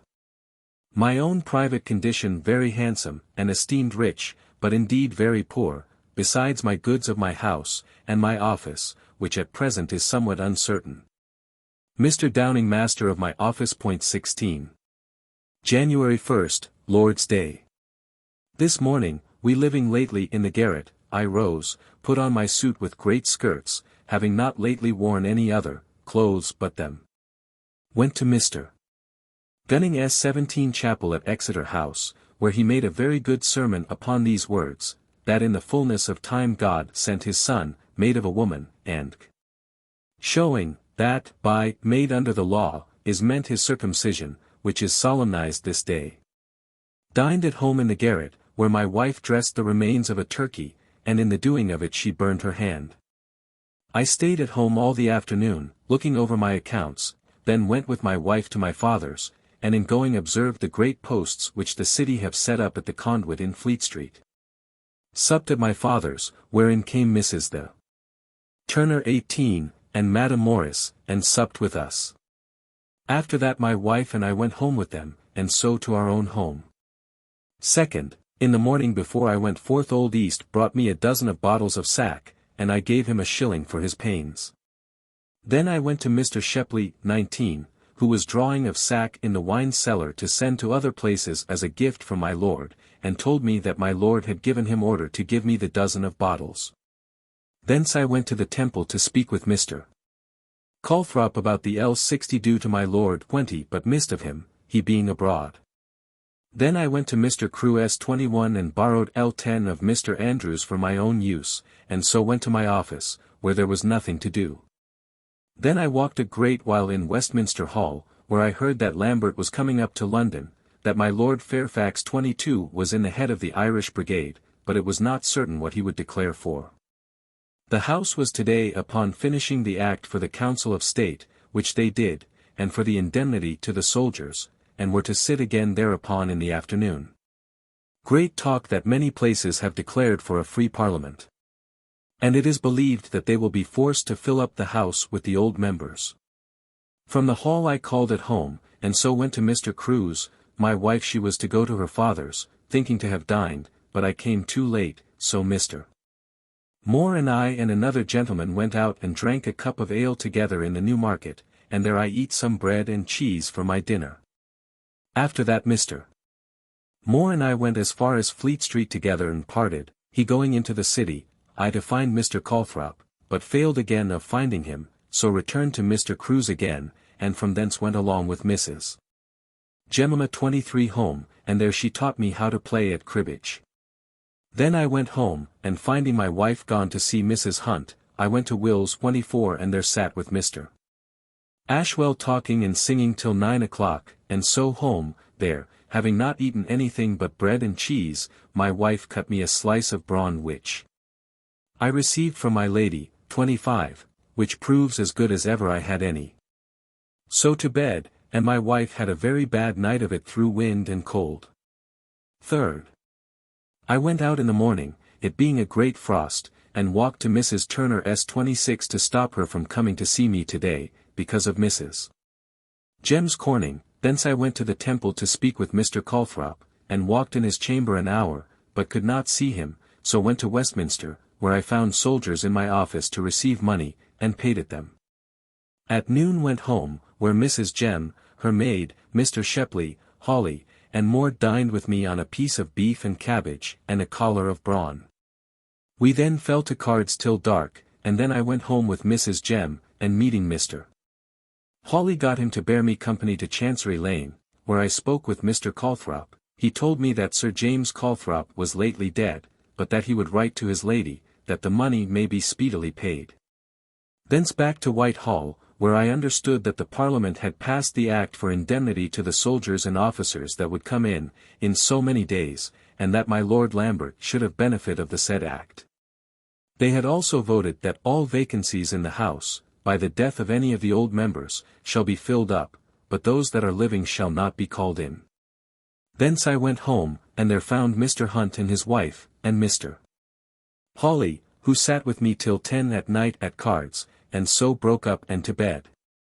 4th. Early came Mr. Vanley 27, to me for his half-year's rent, which I had not in the house, but took his man to the office and there paid him. Then I went down into the hall and to Will's, where Hawley brought a piece of his Cheshire cheese, and we were merry with it. Then into the hall again, where I met with the clerk and quartermaster of my lord's troop, and took them to the Swan, and gave them their morning's draught, 28, they being just come to town. Mr. Jenkins shewed me 2 bills of exchange for money to receive upon my lord's and my pay. It snowed hard all this morning, and was very cold, and my nose was much swelled with cold. Strange the difference of men's talk. Some say that Lambert must of necessity yield up, others, that he is very strong, and that the Fifth Monarchy men will stick to him, if he declares for a free Parliament. Chillington was sent yesterday to him with the vote of pardon and indemnity from the Parliament. From the hall I came home, where I found letters from Hinchinbroke 29 and news of Mr. Shepley's going thither the next week.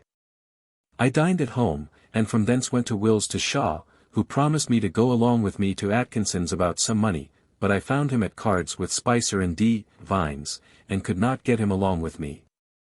I was vexed at this, and went and walked in the hall, where I heard that the Parliament spent this day in fasting and prayer. And in the afternoon came letters from the north, that brought certain news that my Lord Lamb and his forces were all forsaking him, and that he was left with only 50 horse, and that he did now declare for the Parliament himself. And that my Lord Fairfax did also rest satisfied, and had laid down his arms, and that what he had done was only to secure the country against my Lord Lambert his raising of money, and free quarter. I went to Will's again, where I found them still at cards, and Spicer had 1/14 of Shaw and Vines. Then I spent a little time with G. Vines and Maillard at Vines's at Argyle's Point 30. So home, and from thence to Mr. Hunt's, and sat with them and Mr. Hawley at cards till 10 at night, and was much made of by them. Home and so to bed, but much troubled with my nose, which was much swelled. 5th. I went to my office, where the money was again expected from the excise office, but none brought, but was promised to be sent this afternoon. I dined with Mr. Shepley, at my lord's lodgings, upon his turkey pie. And so to my office again, where the excise money was brought, and some of it told to soldiers till it was dark. Then I went home, and after writing a letter to my lord and told him the news that the Parliament hath this night voted that the members that were discharged from sitting in the years 1648 and 49, were duly discharged.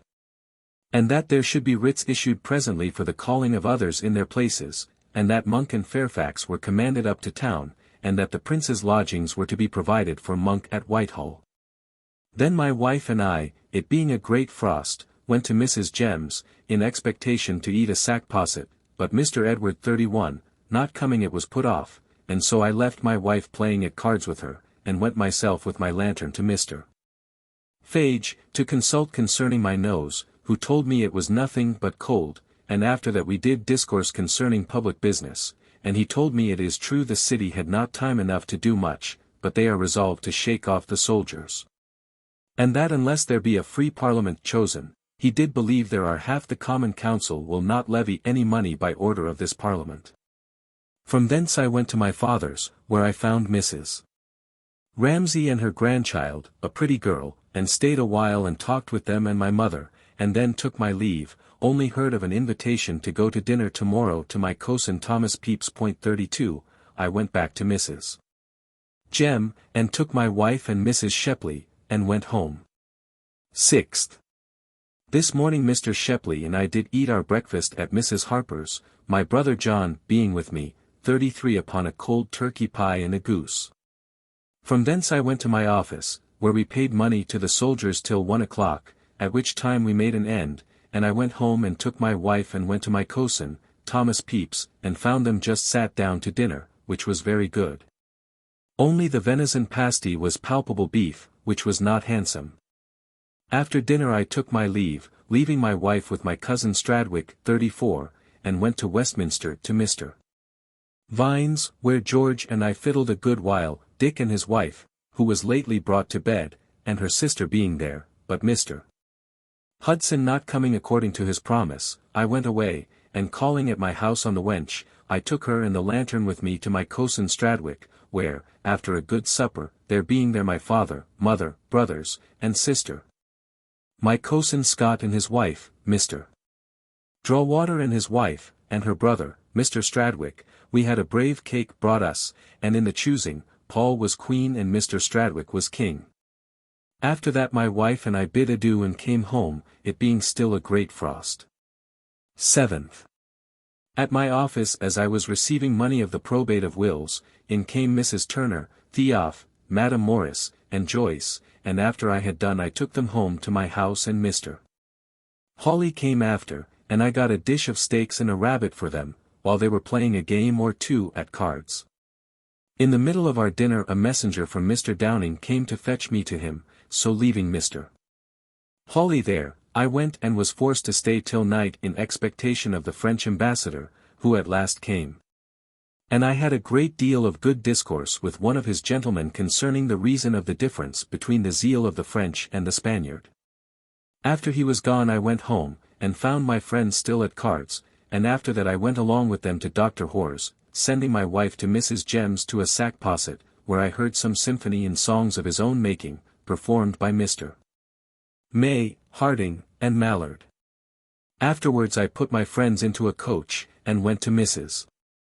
Jem's, where I wrote a letter to my lord by the post, and had my part of the posset which was saved for me, and so we went home, and put in at my lord's lodgings, where we stayed late, eating of part of his turkey pie, and reading of Quarrel's Emblems. So home and to bed. 8th, Sunday. In the morning I went to Mr.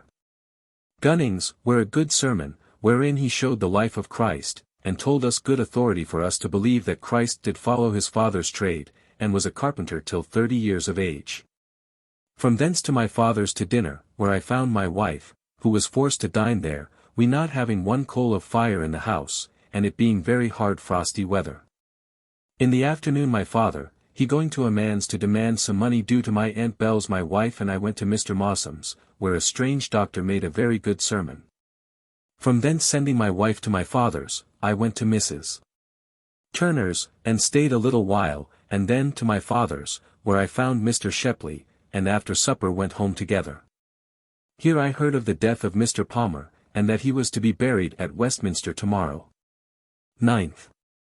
For these 2 or 3 days I have been much troubled with thoughts how to get money to pay them that I have borrowed money of, by reason of my money being in my uncle's hands. I rose early this morning, and looked over and corrected my brother John's speech, which he is to make the next apposition, 35, and after that I went towards my office, and in my way met with W. Simons, Muddiman, and Jack Price, and went with them to Harper's, and in many sorts of talk I stayed till 2 of the clock in the afternoon. I found Muddiman a good scholar, an arch rogue, and owns that though he writes new books for the Parliament, yet he did declare that he did it only to get money, and did talk very basely of many of them. Among other things, W. Simons told me how his uncle Scobell was on Saturday last called to the bar, for entering in the journal of the House, for the year 1653, these words, this day His Excellence the Lord General Cromwell dissolved this House. Which words the Parliament voted a forgery, and demanded of him how they came to be entered. He answered that they were his own handwriting, and that he did it by virtue of his office, and the practice of his predecessor. And that the intent of the practice was to let posterity know how such and such a Parliament was dissolved, whether by the command of the King, or by their own neglect, as the last House of Lords was. And that to this end, he had said and writ that it was dissolved by His Excellence the Lord General, and that for the word dissolved, he never at the time did hear of any other term. And desired pardon if he would not dare to make a word himself when it was 6 years after, before they came themselves to call it an interruption. But they were so little satisfied with this answer, that they did choose a committee to report to the House, whether this crime of Mr. Scoble's did come within the Act of Indemnity or no. Thence I went with Muddiman to the coffee house, and gave 18d. to be entered of the club. Thence into the hall, where I heard for certain that Monk was coming to London, and that Bradshaw's 2 lodgings were preparing for him. Thence to Mrs. Jem's, and found her in bed, and she was afraid that it would prove the smallpox. Thence back to Westminster Hall, where I heard how Sir H. Vane 36, was this day voted out of the House, and to sit no more there. And that he would retire himself to his house at Raby, as also all the rest of the 9 officers that had their commissions formerly taken away from them, were commanded to their farthest houses from London during the pleasure of the Parliament.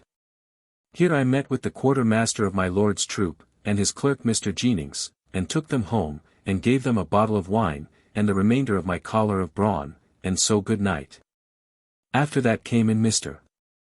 Hawley, who told me that I was missed this day at my office, and that tomorrow I must pay all the money that I have, at which I was put to a great loss how I should get money to make up my cash, and so went to bed in great trouble. 10th. Went out early, and in my way met with Greatorex 37, and at an alehouse he showed me the first sphere of wire that ever he made, and indeed it was very pleasant. Thence to Mr. Crews, and borrowed L10, and so to my office, and was able to pay my money. Thence into the hall, and meeting the quartermaster, Jennings, and Captain Ryder, we 4 went to a cook's to dinner. Thence Jennings and I into London, it being through heat of the sun a great thaw and dirty, to show our bills of return, and coming back drank a pint of wine at the Star in Cheapside. So to Westminster, overtaking Captain Oakshott in his silk cloak, whose sword got hold of many people in walking. Thence to the coffee house, where were a great confluence of gentlemen, viz. Mr. Harrington, Pulteney, Chairman, Gold, Dr. Petty, and where admirable discourse till at night. Thence with Doling to Mother Lamb's, who told me how this day Scott 38 was made intelligencer, and that the rest of the members that were objected against last night, their business was to be heard this day se'night.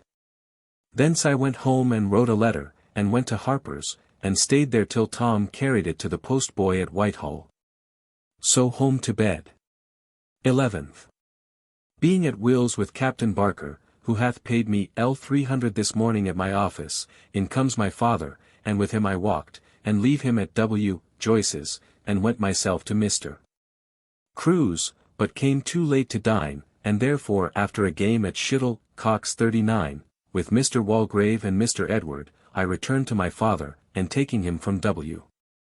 Joyce's, who was not abroad himself, we inquired of a porter, and by his direction went to an alehouse, where after a cup or 2 we parted. I went towards London, and in my way went in to see Crowley, who was now grown a very great loon and very tame. Thence to Mr. Stevens with a pair of silver snuffers, and bought a pair of shears to cut silver, and so homeward again. From home I went to see Mrs. Jem, who was in bed, and now granted to have the smallpox. Back again, and went to the coffee house, but tarried not, and so home. 12th. I drink my morning at Harper's with Mr. Shepley and a seaman, and so to my office, where Captain Holland came to see me, and appointed a meeting in the afternoon. Then wrote letters to Hinchinbroke and sealed them at Will's, and after that went home, and thence to the Half Moon, where I found the captain and Mr. Billingsley and Newman, a barber, where we were very merry, and had the young man that plays so well on the Welsh harp. Billingsley paid for all. Thence home, and finding my letters this day not gone by the carrier I knew sealed them, but my brother Tom coming we fell into discourse about my intention to feast the Joyces. I sent for a bit of meat for him from the cook's, and forgot to send my letters this night. So I went to bed, and in discourse broke to my wife what my thoughts were concerning my design of getting money by, and 13th. Coming in the morning to my office, I met with Mr. Fage and took him to the Swan. He told me how High Hazelrig, and Morley, the last night began at my Lord Mayor's to exclaim against the City of London, saying that they had forfeited their charter. And how the Chamberlain of the City did take them down, letting them know how much they were formerly beholding to the City, and he also told me that Monk's letter that came to them by the sword-bearer was a cunning piece, and that which they did not much trust to. But they were resolved to make no more applications to the Parliament, nor to pay any money, unless the secluded members be brought in, or a free Parliament chosen. Thence to my office, where nothing to do. So to Will's with Mr. Pinkney, who invited me to their feast at his hall the next Monday. Thence I went home and took my wife and dined at Mr. Wade's, and after that we went and visited Caden. From thence home again, and my wife was very unwilling to let me go forth, but with some discontent would go out if I did, and I going forth towards Whitehall, I saw she followed me, and so I stayed and took her round through Whitehall. And so carried her home angry. Thence I went to Mrs. Jem, and found her up and merry, and that it did not prove the smallpox, but only the swine-pox, so I played a game or two at cards with her. And so to Mr. Vine's, where he and I and Mr. Hudson played half a dozen things, there being their Dick's wife and her sister. After that I went home and found my wife gone abroad to Mr. Hunt's, and came in a little after me. So to bed. 14th. Nothing to do at our office. Thence into the hall, and just as I was going to dinner from Westminster Hall with Mr. Moore, with whom I had been in the lobby to hear news, and had spoke with Sir Anthony Ashley Cooper about my lord's lodgings, to his house, I met with Captain Holland, who told me that he hath brought his wife to my house. So I posted home and got a dish of meat for them. They stayed with me all the afternoon, and went hence in the evening. Then I went with my wife, and left her at market, and went myself to the coffee-house, and heard exceeding good argument against Mr. Harrington's assertion, that overbalance of propriety, i.e., property, was the foundation of government. Home, and wrote to Hinchinbroke, and sent that and my other letter that missed of going on Thursday last. So to bed. 15th. Having been exceedingly disturbed in the night with the barking of a dog of one of our neighbors that I could not sleep for an hour or two, I slept late, and then in the morning took physic, and so stayed within all day. At noon my brother John came to me, and I corrected as well as I could his Greek speech to say the apposition, though I believe he himself was as well able to do it as myself. After that we went to read in the great officiale about the blessing of bells in the Church of Rome. After that my wife and I in pleasant discourse till night, then I went to supper, and after that to make an end of this week's notes in this book, and so to bed. It being a cold day and a great snow my physic did not work so well as it should have done. 16th. In the morning I went up to Mr. Cruse, and at his bedside he gave me direction to go tomorrow with Mr. Edward to Twickenham, and likewise did talk to me concerning things of state, and expressed his mind how just it was that the secluded members should come to sit again. I went from thence, and in my way went into an alehouse and drank my morning draught with Matthew Andrews and 2 or 3 more of his friends, coachmen. And of one of them I did hire a coach to carry us tomorrow to Twickenham. From thence to my office, where nothing to do, but Mr. Downing he came and found me all alone, and did mention to me his going back into Holland, and did ask me whether I would go or no, but gave me little encouragement, but bid me consider of it. And asked me whether I did not think that Mr. Hawley could perform the work of my office alone or no. I confess I was at a great loss, all the day after, to bethink myself how to carry this business. At noon, Harry Ethall came to me and went along with Mr. Maillard by coach as far as Salisbury Court, and there we set him down, and we went to the clerk's, where we came a little too late, but in a closet we had a very good dinner by Mr. Pinckney's courtesy, and after dinner we had pretty good singing, and one, Hazard, sung alone after the old fashion, which was very much cried up, but I did not like it. Thence we went to the Green Dragon, on Lambeth Hill, both the Mr. Pinckneys, Smith, Harrison, Morris, that sang the bass, Shepley and I, and there we sang of all sorts of things, and I ventured with good success upon things at first sight, and after that I played on my flageolet, and stayed there till 9 o'clock. Very merry and drawn on with one song after another till it came to be so late. After that Shepley, Harrison and myself, we went towards Westminster on foot, and at the Golden Lion, near Charing Cross, we went in and drank a pint of wine, and so parted, and thence home, where I found my wife and made a washing. I stayed up till the bellman came by with his bell just under my window as I was writing of this very line, and cried, past 1 of the clock, and a cold, frosty, windy morning. I then went to bed, and left my wife and the maid a washing still. 17th. Early I went to Mr. Crewe's, and having given Mr. Edward money to give the servants, I took him into the coach that waited for us and carried him to my house, where the coach waited for me while I and the child went to Westminster Hall, and bought him some pictures. In the hall I met Mr.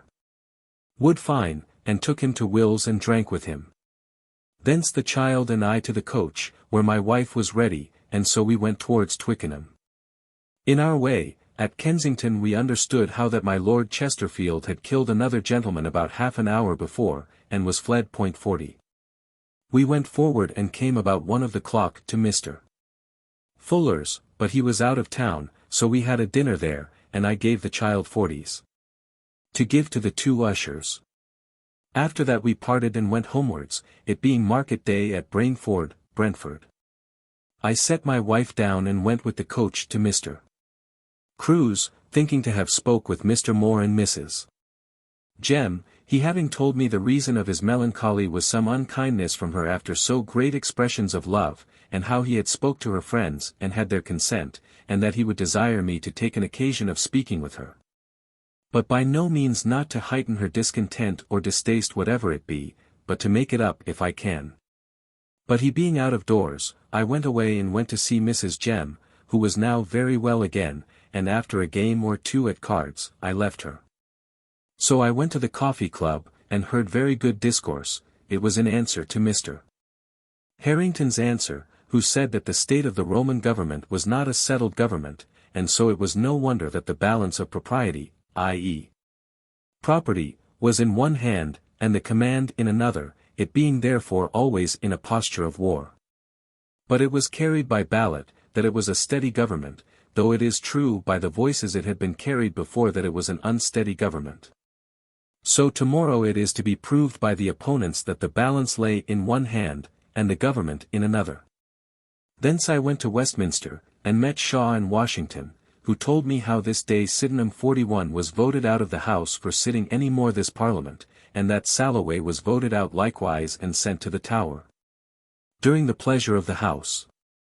Home and wrote by the post, and carried to Whitehall, and coming back turned in at Harper's, where Jack Price was, and I drank with him and he told me, among other things, how much the Protector 42 is altered.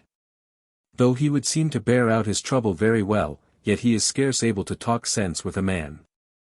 And how he will say that, who should a man trust, if he may not trust to a brother and an uncle, and how much those men have to answer before God Almighty, for their playing the knave with him as they did. He told me also, that there was L100,000 offered, and would have been taken for his restitution, had not the Parliament come in as they did again. And that he do believe that the Protector will live to give a testimony of his valor and revenge yet before he dies, and that the Protector will say so himself sometimes. Thence I went home, it being late and my wife in bed. 18th. To my office and from thence to Will's, and there Mr. Shepley brought me letters from the carrier and so I went home. After that to Wilkinson's, where we had a dinner for Mr. Talbot, Adams, Pinckney and his son, but his son did not come. Here we were very merry, and while I was here Mr. Fuller came thither and stayed a little while. After that we all went to my lord's, whither came afterwards Mr. Harrison, and by chance seeing Mr. Butler 43, coming by I called him in and so we sat drinking a bottle of wine till night. At which time Mistress and 44, came with the key of my lord's study for some things.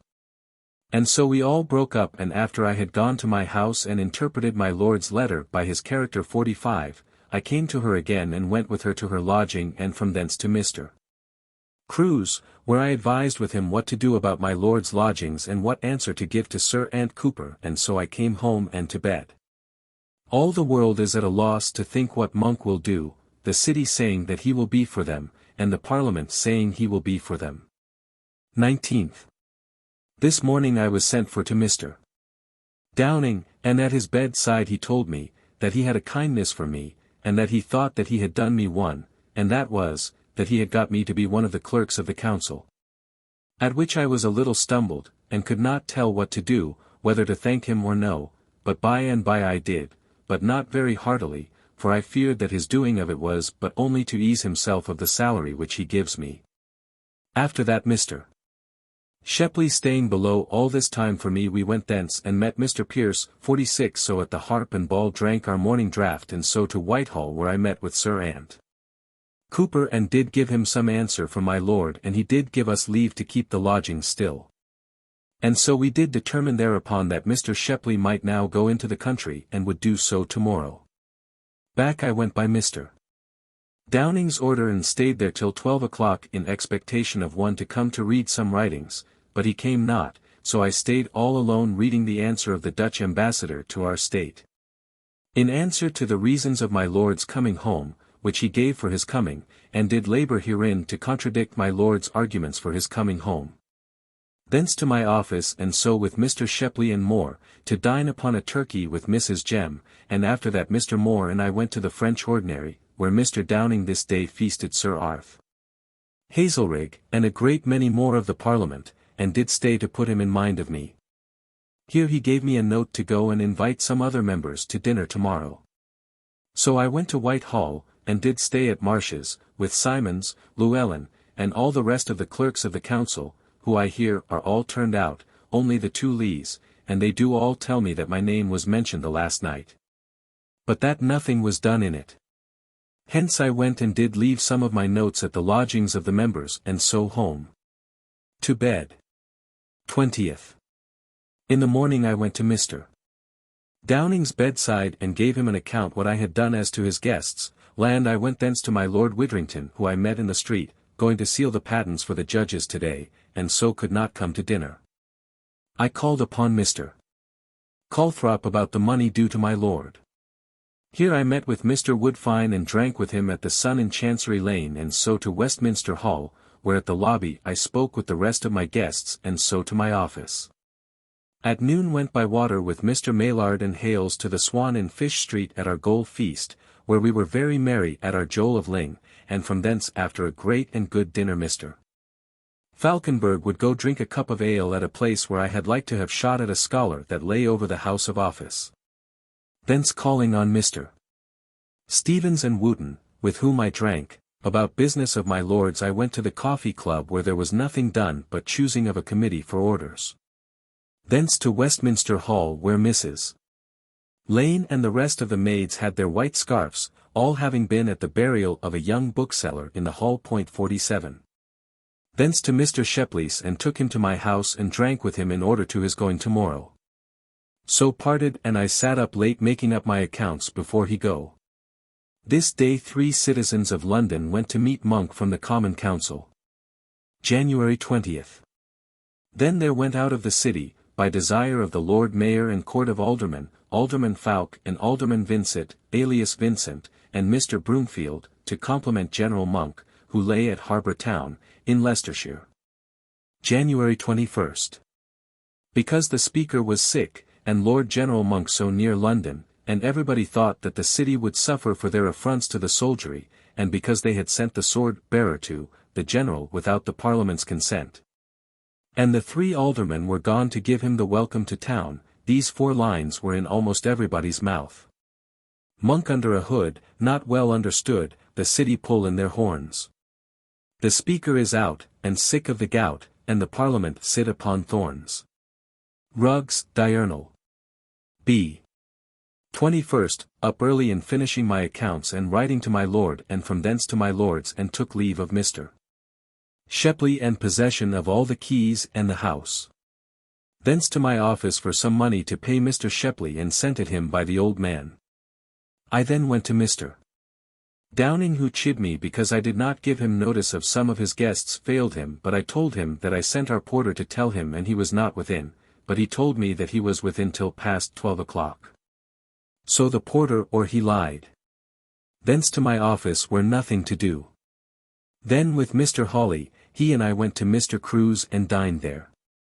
Thence into London, to Mr. Vernon's, and I received my L25 due by bill for my trooper's pay. Then back again to Stedman's.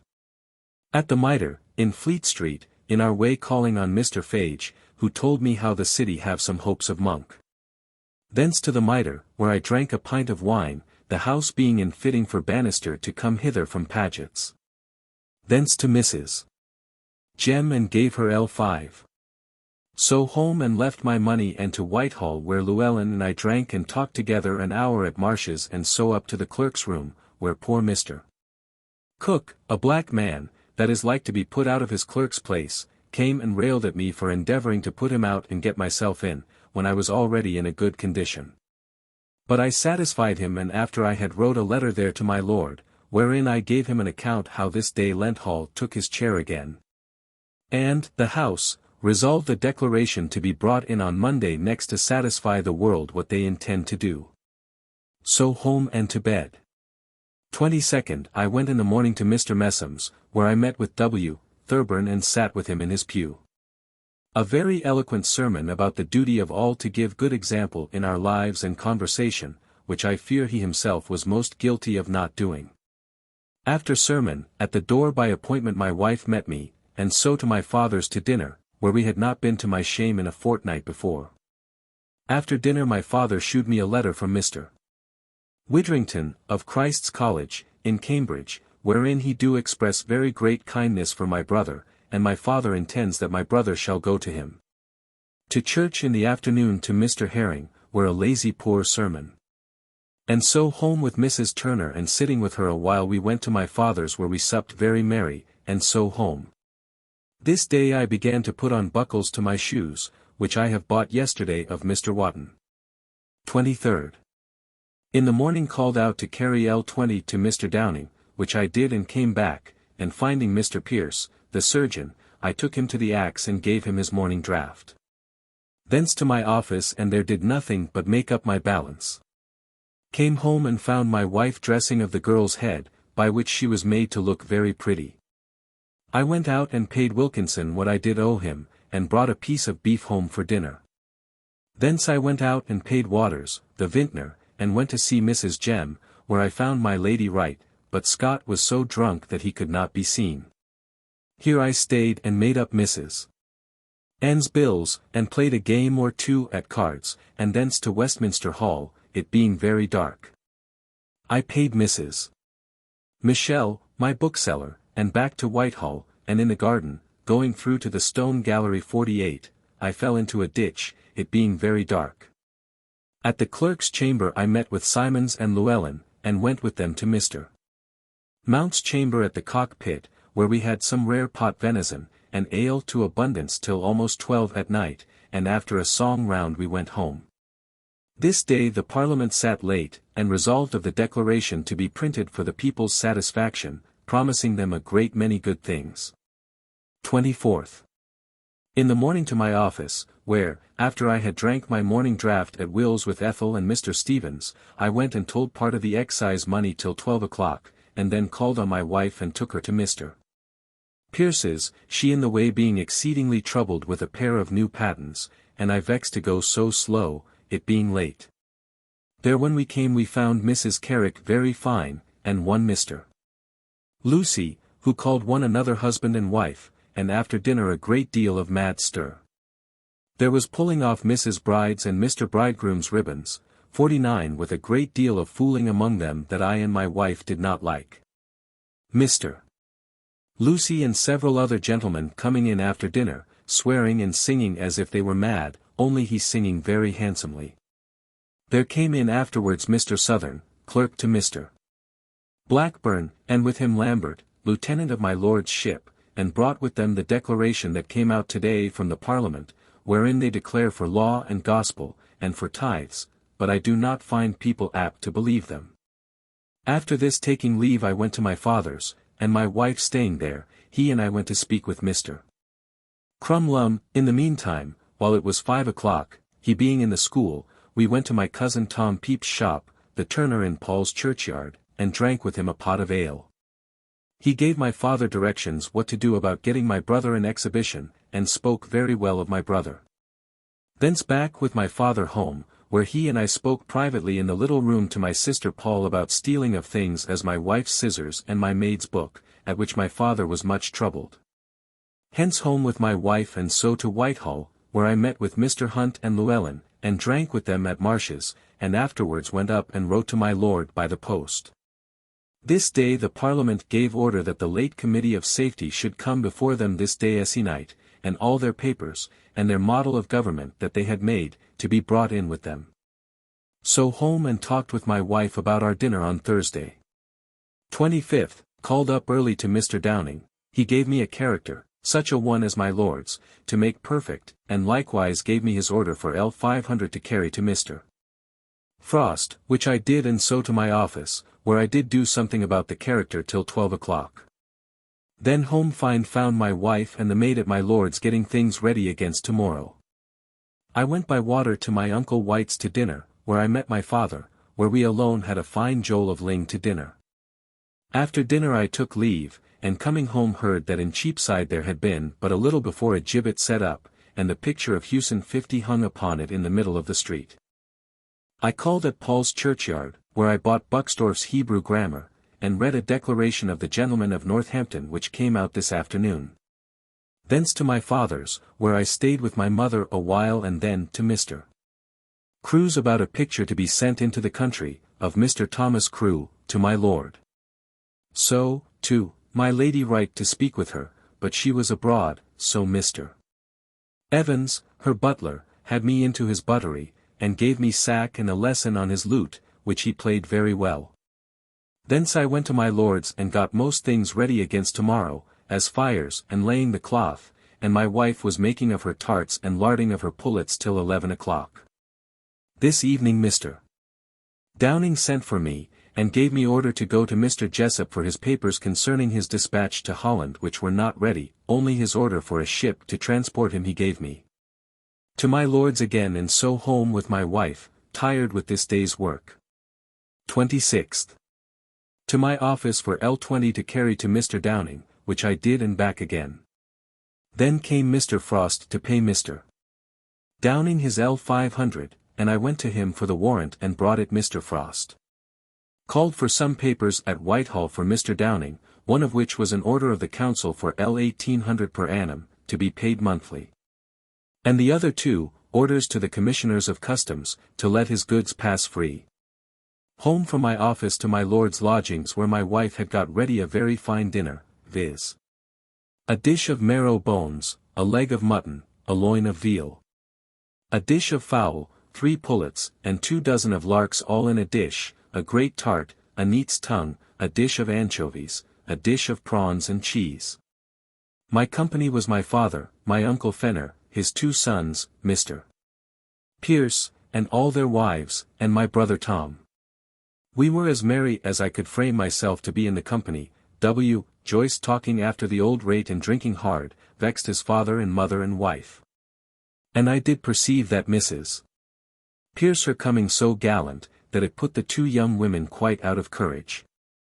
When it became dark they all went away but Mr. Pierce, and Joyce, and their wives and Tom, and drank a bottle of wine afterwards, so that Will did heartily vex his father and mother by staying. At which I and my wife were much pleased. Then they all went, and I fell to writing of 2 characters for Mr. Downing, and carried them to him at 9 o'clock at night, and he did not like them but corrected them, so that tomorrow I am to do them anew. To my lord's lodging again and sat by the great log, it being now a very good fire, with my wife, and ate a bit and so home. The news this day is a letter that speaks absolutely Monk's concurrence with this Parliament, and nothing else, which yet I hardly believe. After dinner today my father showed me a letter from my uncle Robert, in answer to my last, concerning my money which I would have out of my cuz. Beck's hand, wherein Beck desires it 4 months longer, which I know not how to spare. 27th.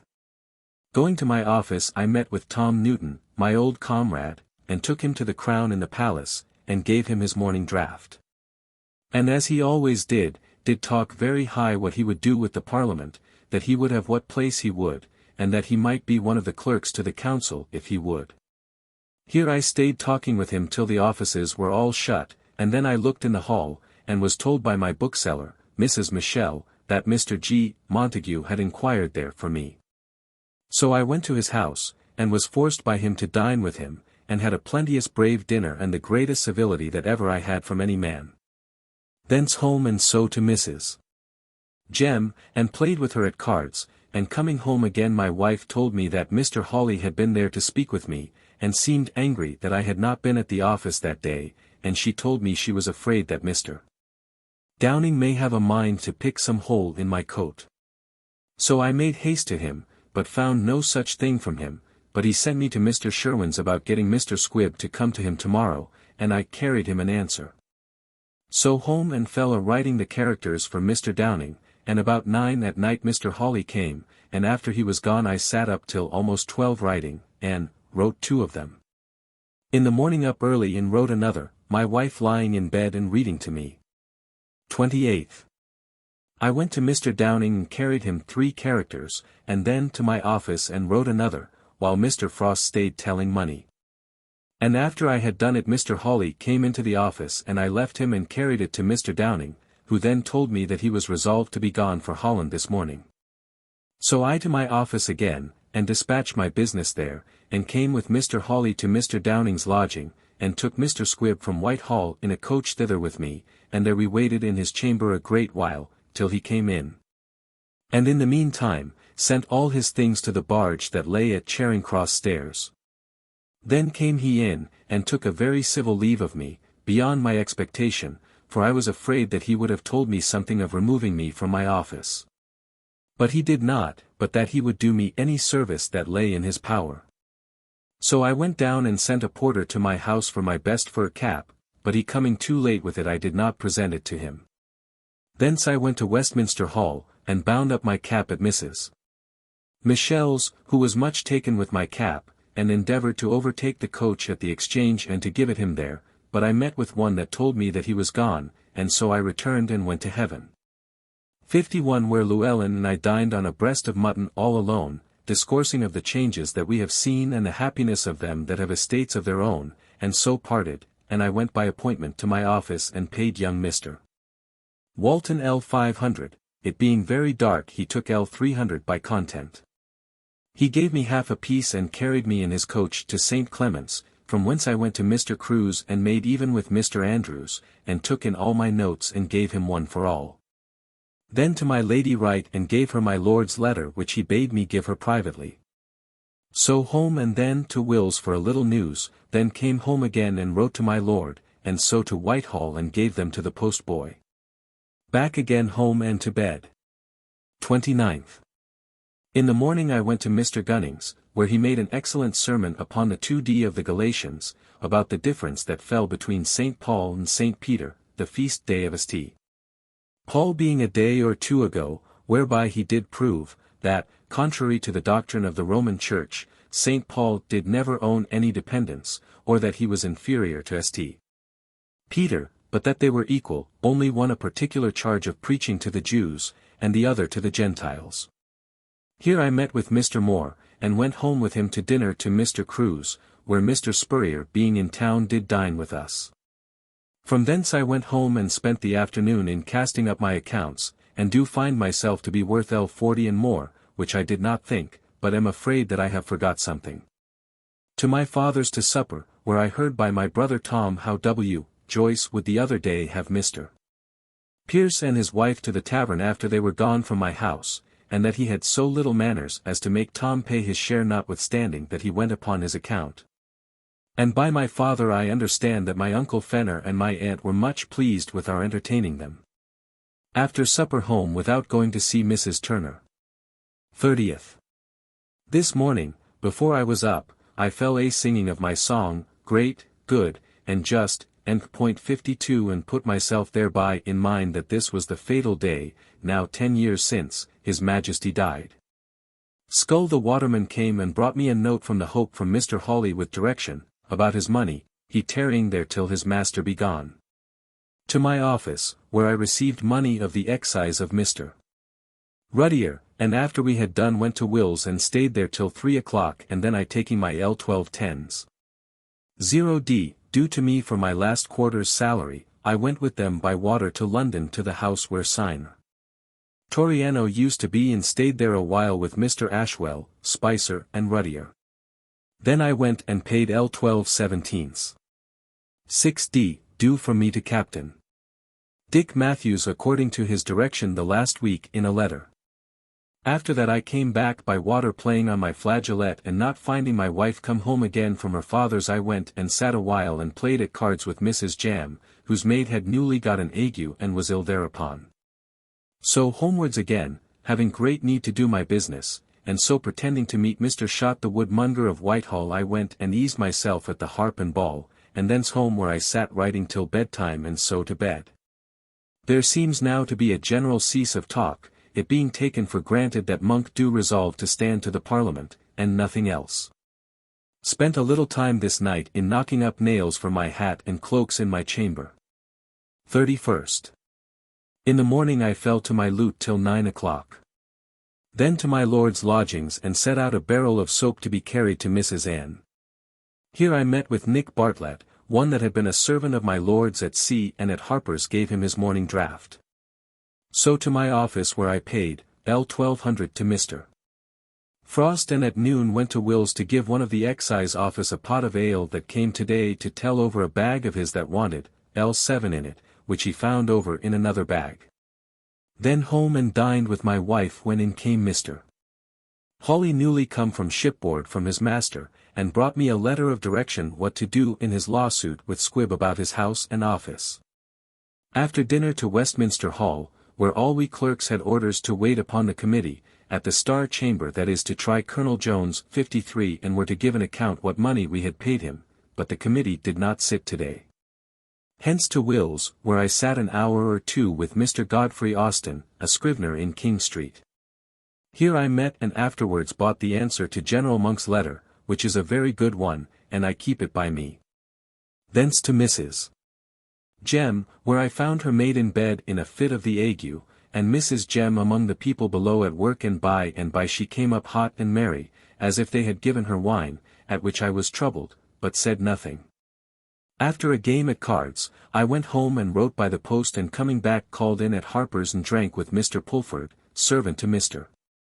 Waterhouse, who tells me, that whereas my Lord Fleetwood should have answered to the Parliament today, he wrote a letter and desired a little more time, he being a great way out of town. And how that he is quite ashamed of himself, and confesses how he had deserved this, for his baseness to his brother. And that he is like to pay part of the money, paid out of the Exchequer during the Committee of Safety, out of his own purse again, which I am glad of. Home and to bed, leaving my wife reading in Polexandra.54. I could find nothing in Mr. Downing's letter, which Hawley brought me, concerning my office, but I could discern that Hawley had a mind that I would get to be clerk of the council. I suppose that he might have the greater salary. But I think it not safe yet to change this for a public employment. February 1660. February 1st. In the morning went to my office where afterwards the old man brought me my letters from the carrier. At noon I went home and dined with my wife on peas porridge and nothing else. After that I went to the hall and there met with Mr. Swan and went with him to Mr. Downing's counsellor, who did put me in very little hopes about the business between Mr. Downing and Squibb, and told me that Squibb would carry it against him, at which I was much troubled, and with him went to Lincoln's Inn and there spoke with his attorney, who told me the day that was appointed for the trial. From thence I went to Sir Harry Wright's and got him to give me his hand for the L60 which I am tomorrow to receive from Mr. Calthrop, and from thence to Mrs. Jem, and spoke with Madam Scott and her husband, who did promise to have the thing for her neck done this week. Thence home and took Gammer East, and James the porter, a soldier, to my lord's lodgings, who told me how they were drawn into the field today, and that they were ordered to march away tomorrow to make room for General Monk. But they did shut their Colonel Fitch, and the rest of the officers out of the field, and swore they would not go without their money, and if they would not give it them, they would go where they might have it, and that was the city. So the colonel went to the Parliament, and commanded what money could be got, to be got against tomorrow for them, and all the rest of the soldiers in town, who in all places made a mutiny this day, and do agree together. Here I took some bedding to send to Mrs. and for her to lie in now she hath her fits of the ague. Thence I went to Will's and stayed like a fool there and played at cards till 9 o'clock, and so came home, where I found Mr. Hunt and his wife, who stayed and sat with me till 10, and so good night. 2d. Drank at Harper's with Doling, and so to my office, where I found all the officers of the regiments in town, waiting to receive money that their soldiers might go out of town, and what was in the exchequer they had. At noon, after dining at home, I called at Harper's for Doling, and he and I met with Llewellyn and drank with him at the exchequer at Charing Cross, and thence he and I went to the Temple to Mr. Calthrop's chamber, and from thence had his man by water to London Bridge to Mr. Calthrop, a grocer, and received L60 for my lord. In our way we talked with our waterman, White, who told us how the watermen had lately been abused by some that had a desire to get in to be watermen to the state, and had lately presented an address of 9 or 10,000 hands to stand by this Parliament, when it was only told them that it was to a petition against hackney coaches. And that today they had put out another to undeceive the world and to clear themselves, and that among the rest Crop, my waterman and one of great practice, was one that did cheat them thus. After I had received the money we went to the Bridge Tavern, drank a quart of wine, and so back by water, landing Mr. Calthrop's man at the Temple, and we went homewards, but over against Somerset House, hearing the noise of guns, we landed and found the Strand full of soldiers. So I took my money and went to Mrs. Johnson, my lord Sempstress, and giving her my money to lay up, Doling and I went upstairs to a window, and looked out and see the foot face the horse and beat them back, and stood bawling and calling in the street for a free Parliament and money. By and by a drum was heard to beat a march coming towards them, and they got all ready again and faced them, and they proved to be of the same mind with them, and so they made a great deal of joy to see one another. After all this, I took my money, and went home on foot, and laying up my money, and changing my stockings and shoes, I this day having left off my great skirt suit, and put on my white suit with silver lace coat, and went over to Harper's, where I met with W. Simons, Doling, Llewellyn and 3 merchants, one of which had occasion to use a porter, so they sent for one, and James the soldier came, who told us how they had been all day and night upon their guard at St. James's, and that through the whole town they did resolve to stand to what they had began, and that tomorrow he did believe they would go into the city, and be received there. After all this we went to a sport called, selling of a horse for a dish of eggs and herrings, and sat talking there till almost 12 o'clock, and then parted. They were to go as far as Aldgate. Home and to bed. 3rd. Drank my morning draught at Harper's, and was told there that the soldiers were all quiet upon promise of pay. Thence to St.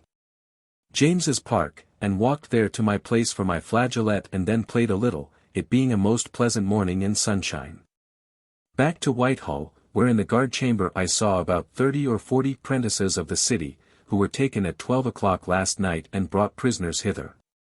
Thence to my office, where I paid a little more money to some of the soldiers under Lieutenant Call Miller, who held out the Tower against the Parliament after it was taken away from Fitch by the Committee of Safety, and yet he continued in his office. About noon Mrs. Turner came to speak with me, and Joyce, and I took them and shewed them the manner of the houses sitting, the doorkeeper very civilly opening the door for us. Thence with my cousin Roger Pepys, 55, it being term time, we took him out of the hall to Prior's, the Rhenish wine-house, and there had a pint or two of wine and a dish of anchovies. And bespoke 3 or 4 dozen bottles of wine for him against his wedding. After this done he went away, and left me order to call and pay for all that Mrs. Turner would have. So we called for nothing more there, but went and bespoke a shoulder of mutton at Wilkinson's to be roasted as well as it could be done, and sent a bottle of wine home to my house. In the meantime she and I and Joyce went walking all over Whitehall, whither General Monk was newly come, and we saw all his forces march by in very good plight and stout officers. Thence to my house where we dined, but with a great deal of patience, for the mutton came in raw, and so we were fain to stay the stewing of it. In the meantime we sat studying a posy 56 for a ring for her which she is to have at Roger Pepys's wedding. After dinner I left them and went to hear news, but only found that the Parliament House was most of them with Monk at Whitehall, and that in his passing through the town he had many calls to him for a free Parliament, but little other welcome. I saw in the palace yard how unwilling some of the old soldiers were yet to go out of town without their money, and swore if they had it not in 3 days, as they were promised, they would do them more mischief in the country than if they had stayed here. And that is very likely, the country being all discontented. The town and guards are already full of Monk's soldiers. I returned, and it growing dark and they went to take a turn in the park, where Theoph, who was sent for to us to dinner, outran my wife and another poor woman, that laid a pot of ale with me that she would outrun her. After that I set them as far as Charing Cross, and there left them and my wife, and I went to see Mrs. Anne, who began very high about a flock bed I sent her, but I took her down. Here I played at cards till 9 o'clock. So home and to bed. 4th. In the morning at my lute an hour, and so to my office, where I stayed expecting to have Mr. Squibb come to me, but he did not. At noon walking in the hall I found Mr. Swan and got him and Captain Stone together, and they're advised about Mr. Downing's business. So to Will's, and sat there till 3 o'clock and then to Mr. Swan's, where I found his wife in very genteel mourning for her father, and took him out by water to the counsellor at the Temple, Mr. Stevens, and from thence to Gray's Inn, thinking to speak with Southerton Ellis, but found him not, so we met with an acquaintance of his in the walks, and went and drank, where I ate some bread and butter, having ate nothing all day. While they were by chance discoursing of Marriott, the great eater, so that I was, I remember, ashamed to eat what I would have done. Here Swan shewed us a ballad to the tune of Mardyke which was most incomparably wrote in a printed hand, which I borrowed of him, but the song proved but silly, and so I did not write it out. Thence we went and leaving Swan at his master's, my Lord Widdrington, I met with Spicer, Washington, and D. Vines in Lincoln's Inn Court, and they were buying of a hanging jack to roast birds on of a fellow that was there selling of some. I was fain to slip from there and went to Mrs. Cruse to her and advised about a maid to come and be with Mrs. Jem while her maid is sick, but she could spare none. Thence to Sir Harry Wright's, but my lady not being within I spoke to Mrs. Carter about it, who will get one against Monday. So with a link boy 57 to Scott's, where Mrs. N was in a heat, but I spoke not to her, but told Mrs. Jem what I had done, and after that went home and wrote letters into the country by the post, and then played a while on my lute, and so done, to supper and then to bed. All the news today is, that the Parliament this morning voted the House to be made up 400 forthwith. This day my wife killed her turkeys that Mr. Shepley gave her, that came out of Zealand with my lord, and could not get her MD Jane by no means at any time to kill anything. 5th, Lord's Day. In the morning before church time Mr. Hawley, who had for this day or two looked something sadly, which methinks did speak something in his breast concerning me, came to me telling me that he was out L24 which he could not tell what was become of. And that he do remember that he had such a sum in a bag the other day, and could not tell what he did with it, at which I was very sorry but could not help him. In the morning to Mr. Gunning, where a stranger, an old man, preached a good honest sermon upon, what manner of love is this that we should be called the sons of God. After sermon I could not find my wife, who promised to be at the gate against my coming out, and waited there a great while, then went to my house and finding her gone I returned and called at the Checkers, thinking to dine at the ordinary with Mr. Chetwynd and Mr. Thomas, but they not being there I went to my father and found her there, and there I dined. To their church in the afternoon, and in Mrs. Turner's pew my wife took up a good black hood and kept it. A stranger preached a poor sermon, and so read over the whole book of the story of Tobit. After sermon home with Mrs.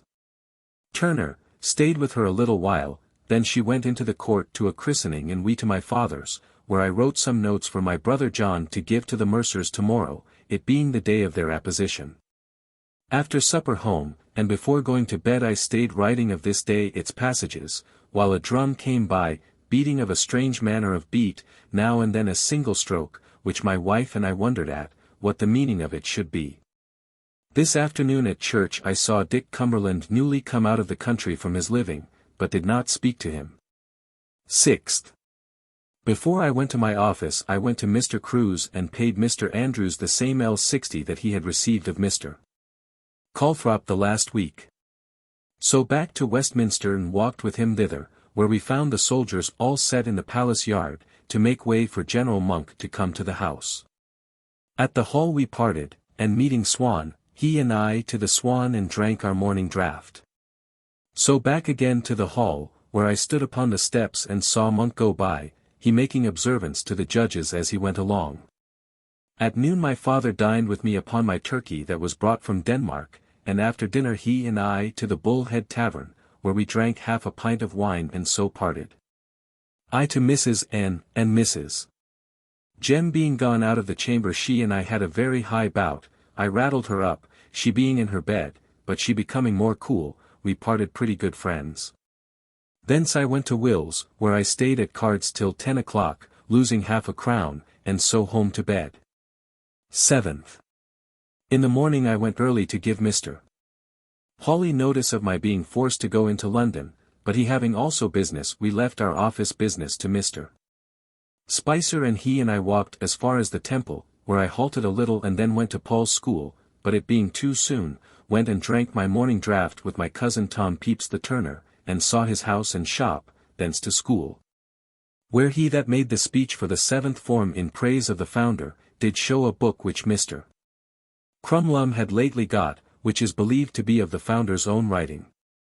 After all the speeches, in which my brother John came off as well as any of the rest, I went straight home and dined, then to the hall, where in the palace I saw Monk's soldiers abuse Billing and all the Quakers, that were at a meeting place there. And indeed the soldiers did use them very roughly and were to blame. 58. So after drinking with Mr. Spicer, who had received L600 for me this morning, I went to Captain Stone and with him by coach to the Temple Gardens, all the way talking of the disease of the stone, where we met Mr. Squibb, but would do nothing till tomorrow morning. Thence back on foot home, where I found a letter from my lord in character 59, which I construed, and after my wife had shown me some ribbon and shoes that she had taken out of a box of Mr.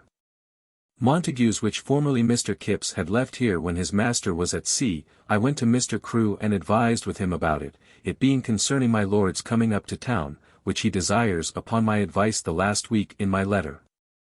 Thence calling upon Mrs. and I went home, and wrote in character to my lord in answer to his letter. This day Mr. Crewe told me that my lord St. John is for a free parliament, and that he is very great with Monk, who hath now the absolute command and power to do any thing that he hath a mind to do. Mr. Moore told me of a picture hung up at the Exchange of a great pair of buttocks shooting of a turd into Lawson's mouth, and over it was wrote, "The thanks of the house." Boys do now cry, "Kiss my parliament," instead of, "Kiss my rump," so great and general a contempt is the rump come to among all the good and bad. 8th. A little practice on my flageolet, and afterwards walking in my yard to see my stock of pigeons, which begin now with the spring to breed very fast. I was called on by Mr. Fawson, my fellow pupil at Cambridge, and I took him to the Swan in the palace yard, and drank together our morning draught. Thence to my office, where I received money, and afterwards Mr. Carter, my old friend at Cambridge, meeting me as I was going out of my office I took him to the Swan, and in the way I met with Captain Lidcott, and so we three went together and drank there, the captain talking as high as ever he did. And more because of the fall of his brother Thurlow. 60. Hence I went to Captain Stone, who told me how Squib had been with him, and that he could do nothing with him, so I returned to Mr. Carter and with him to Will's, where I spent upon him and Monsieur l'Impertinent, alias Mr. Butler, who I took thither with me, and thence to a Rhenish wine house, and in our way met with Mr. Hoole, where I paid for my cousin Roger Pepys his wine, and after drinking we parted. So I home, in my way delivering a letter which among the rest I had from my lord today to Sir N. Wheeler. At home my wife's brother brought her a pretty black dog which I liked very well, and went away again. Hence sending a porter with the hamper of bottles to the Temple I called in my way upon Mrs. Jem, who was much fright till I came to tell her that her mother was well. So to the Temple, where I delivered the wine and received the money of my costs. Roger that I laid out, and thence to my father's, where he shewed me a base angry letter that he had newly received from my uncle Robert about my brother John, at which my father was very sad, but I comforted him and wrote an answer. My brother John has an exhibition granted him from the school. My father and I went down to his kitchen, and there we eat and drank, and about 9 o'clock I went away homewards, and in Fleet Street, received a great jostle from a man that had a mind to take the wall, which I could not help. 61. I came home and to bed.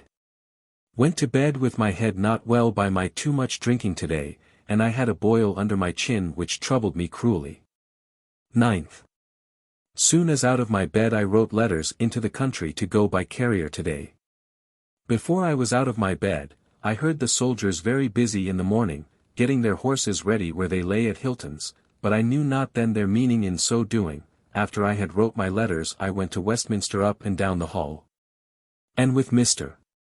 Swan walked a good deal, talking about Mr. Downing's business. I went with him to Mr. Phelps's house where he had some business to solicit, where we met Mr. Rogers my neighbor, who did solicit against him and talked very high, saying that he would not for Al 1000 appear in a business that Swan did, at which Swan was very angry, but I believe he might be guilty enough. In the hall I understand how Monk is this morning gone into London with his army, and met with Mr. Fage, who told me that he do believe that Monk is gone to secure some of the Common Council of the city, who were very high yesterday there, and did vote that they would not pay any taxes till the house was filled up. I went to my office, where I wrote to my lord after I had been at the upper bench, where Sir Robert Pye 62 this morning came to desire his discharge from the Tower, but it could not be granted. After that I went to Mrs. Jem, who I had promised to go along with to her Aunt Wright's, but she was gone, so I went thither, and after drinking a glass of sack I went back to Westminster Hall, and meeting with Mr. Pierce the surgeon, who would needs take me home, where Mr. Lucy, Burrell, and others dined, and after dinner I went home and to Westminster Hall, where meeting Swan I went with him by water to the Temple to our council, and did give him a fee to make a motion tomorrow in the Exchequer for Mr. Downing. Thence to Westminster Hall, where I heard an action very finely pleaded between my Lord Dorset and some other noble persons, his lady and other ladies of quality being here, and it was about L330 per annum, that was to be paid to a poor Spittle, which was given by some of his predecessors, and given on his side. Thence Swan and I to a drinking house near Temple Bar, where while he wrote I played on my flageolet till a dish of poached eggs was got ready for us, which we eat, and so by coach home. I called at Mr. Harper's, who told me how Monk had this day clapped up many of the Common Council, and that the Parliament had voted that he should pull down their gates and portcullises, their posts and their chains, which he do intend to do, and do lie in the city all night. I went home and got some alum to my mouth, where I have the beginnings of a cancer, and had also a plaster to my boil underneath my chin. 10th. In the morning I went to Mr. Swan, who took me to the Court of Wards, where I saw the 3 Lords Commissioners sitting upon some cause where Mr. Scobel was concerned, and my Lord Fountaine took him up very roughly about some things that he said. After that we went to the Exchequer, where the barons were hearing of causes, and there I made affidavit that Mr. Downing was gone into Holland by order of the Council of State, and this affidavit I gave to Mr. Stevens our lawyer. Thence to my office, where I got money of Mr. Hawley to pay the lawyer, and there found Mr. Leonard, one of the clerks of the council, and took him to the Swan and gave him his morning draught. Then home to dinner, and after that to the Exchequer, where I heard all the afternoon a great many causes before the barons. In the end came ours, and Squib proved clearly by his patent that the house and office did now belong to him. Our lawyer made some kind of opposition, but to no purpose, and so the cause was found against us, and the foreman of the jury brought in L10 damages, which the whole court cried shame of, and so he cried 12d. Thence I went home, vexed about this business, and there I found Mr. Moore, and with him went into London to Mr. Fage about the cancer in my mouth, which begins to grow dangerous, who gave me something for it, and also told me what Monk had done in the city, how he had pulled down the most part of the gates and chains that they could break down, and that he was now gone back to Whitehall. The city look mighty blank, and cannot tell what in the world to do, the Parliament having this day ordered that the Common Council sit no more, but that new ones be chosen according to what qualifications they shall give them. Thence I went and drank with Mr. Moore at the Sugar Loaf by Temple Bar, where Swan and I were last night, and so we parted. At home I found Mr. Hunt, who sat talking with me a while, and so to bed. 11th. This morning I lay long abed, and then to my office, where I read all the morning my Spanish book of Rome. At noon I walked in the hall, where I heard the news of a letter from Monk, who was now gone into the city again, and did resolve to stand for the sudden filling up of the house. And it was very strange how the countenance of men in the hall was all changed with joy in half an hour's time. So I went up to the lobby, where I saw the speaker reading of the letter, and after it was read, Sir A. Hazelrig came out very angry, and Billing 63, standing at the door, took him by the arm, and cried, Thou man, will thy beast carry thee no longer? Thou must fall. The house presently after rose, and appointed to meet again at 3 o'clock. I went then down into the hall, where I met with Mr. Chetwynd, who had not dined no more than myself, and so we went toward London, in our way calling at 2 or 3 shops, but could have no dinner. At last, within Temple Bar, we found a pullet ready roasted, and there we dined. After that he went to his office in Chancery Lane, calling at the rolls, where I saw the lawyers pleading. Then to his office, where I sat in his study singing, while he was with his man, Mr. Powell's son, looking after his business. Thence we took coach for the city to Guildhall, where the hall was full of people expecting Monk and Lord Mayor to come thither, and all very joyful. Here we stayed a great while, and at last meeting with a friend of his we went to the 3-Ton Tavern and drank half a pint of wine, and not liking the wine we went to an alehouse, where we met with company of this third man's acquaintance. And there we drank a little. Hence I went alone to Guildhall to see whether Monk was come again or no, and met with him coming out of the chamber where he had been with the mayor and aldermen, but such a shout I never heard in all my life, crying out, God bless your excellence. Here I met with Mr. Locke, and took him to an alehouse, and left him there to fetch Chetwynd. When we were come together, Locke told us the substance of the letter that went from Monk to the Parliament. Wherein, after complaints that he and his officers were put upon such offices against the city as they could not do with any content or honor, that there are many members now in the House that were of the late tyrannical Committee of Safety. That Lambert and Vane are now in town, contrary to the vote of Parliament. That there were many in the House that do press for new oaths to be put upon men. Whereas we have more cause to be sorry for the many oaths that we have already taken and broken. That the late petition of the fanatique people presented by Barebone, for the imposing of an oath upon all sorts of people, was received by the House with thanks. That therefore he, Monk, do desire that all writs for filling up of the House be issued by Friday next, and that in the meantime, he would retire into the city and only leave them guards for the security of the House and Council. The occasion of this was the order that he had last night to go into the city and disarm them, and take away their charter, whereby he and his officers say that the House had a mind to put them upon things that should make them odious. And so it would be in their power to do what they would with them. He told us that they, the Parliament, had sent Scott and Robinson to him, Monk, this afternoon, but he would not hear them. And that the mayor and aldermen had offered him their own houses for himself and his officers, and that his soldiers would lack for nothing. And indeed I saw many people give the soldiers drink and money, and all along in the streets cried, God bless them, and extraordinary good words. Hence we went to a merchant's house hard by, where Locke wrote a note and left, where I saw Sir Nitch Crisp, and so we went to the Star Tavern, Monk being then at Benson's, where we dined and I wrote a letter to my lord from thence. In Cheapside there was a great many bonfires, and bow bells and all the bells in all the churches as we went home were ringing. Hence we went homewards, it being about 10 o'clock. But the common joy that was everywhere to be seen. The number of bonfires, there being 14 between St. Dunstan's and Temple Bar, and at Strand Bridge, I could at one view tell 31 fires. In King Street 7 or 8, and all along burning, and roasting, and drinking for rumps. There being rumps tied upon sticks and carried up and down. The butchers at the Maypole in the Strand rang a peal with their knives when they were going to sacrifice their rump. On Ludgate Hill there was one turning of the spit that had a rump tied upon it, and another basting of it. Indeed it was past imagination, both the greatness and the suddenness of it. At one end of the street you would think there was a whole lane of fire, and so hot that we were fain to keep still on the further side merely for heat. We came to the Chequers at Charing Cross, where Chetwynd wrote a letter and I gave him an account of what I had wrote for him to write. Thence home and sent my letters to the post-house in London, and my wife and I, after Mr.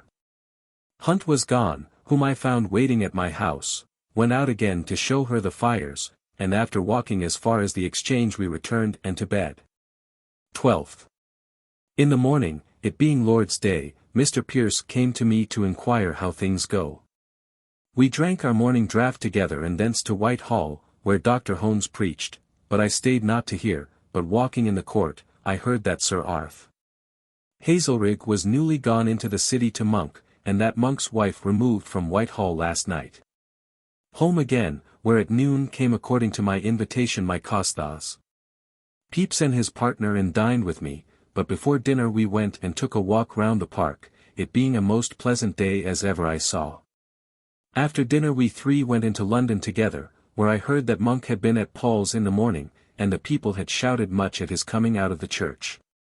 In the afternoon he was at a church in Broad Street, whereabout he do lodge. But not knowing how to see him we went and walked half an hour in Moorfields, which were full of people, it being so fine a day.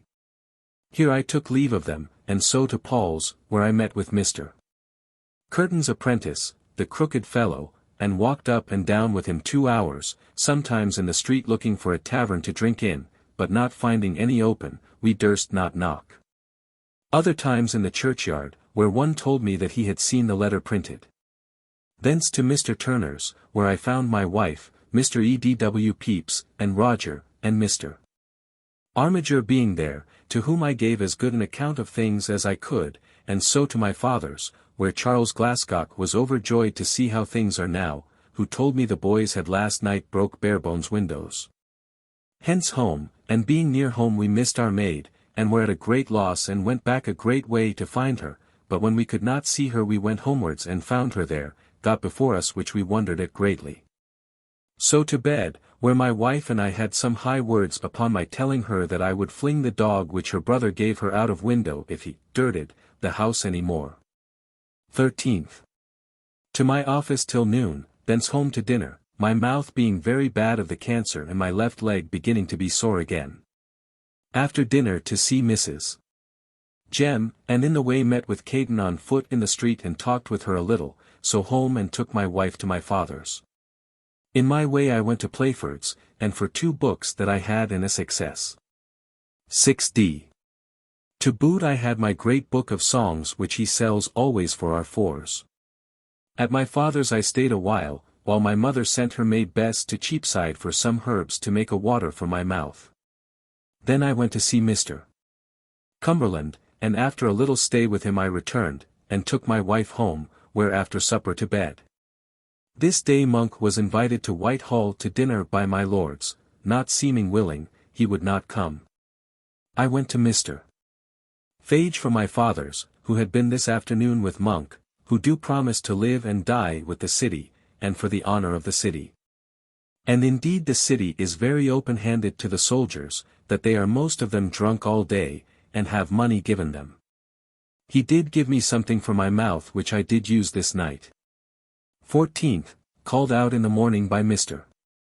Moore, whose voice my wife hearing in my dressing chamber with me, got herself ready, and came down and challenged him for her Valentine, this being the day. 64. To Westminster Hall, there being many new remonstrances and declarations from many counties to Monk and the city, and one coming from the north from Sir Thomas Fairfax. Hence I took him to the Swan and gave him his morning draught. So to my office, where Mr. Hill of Worcestershire came to see me and my partner in our office, with whom we went to Will's to drink. At noon I went home and so to Mr. Crewe's, but they had dined, and so I went to see Mrs. Jem where I stayed a while, and home again where I stayed an hour or two at my lute, and so forth to Westminster Hall, where I heard that the Parliament hath now changed the oath so much talked of to a promise.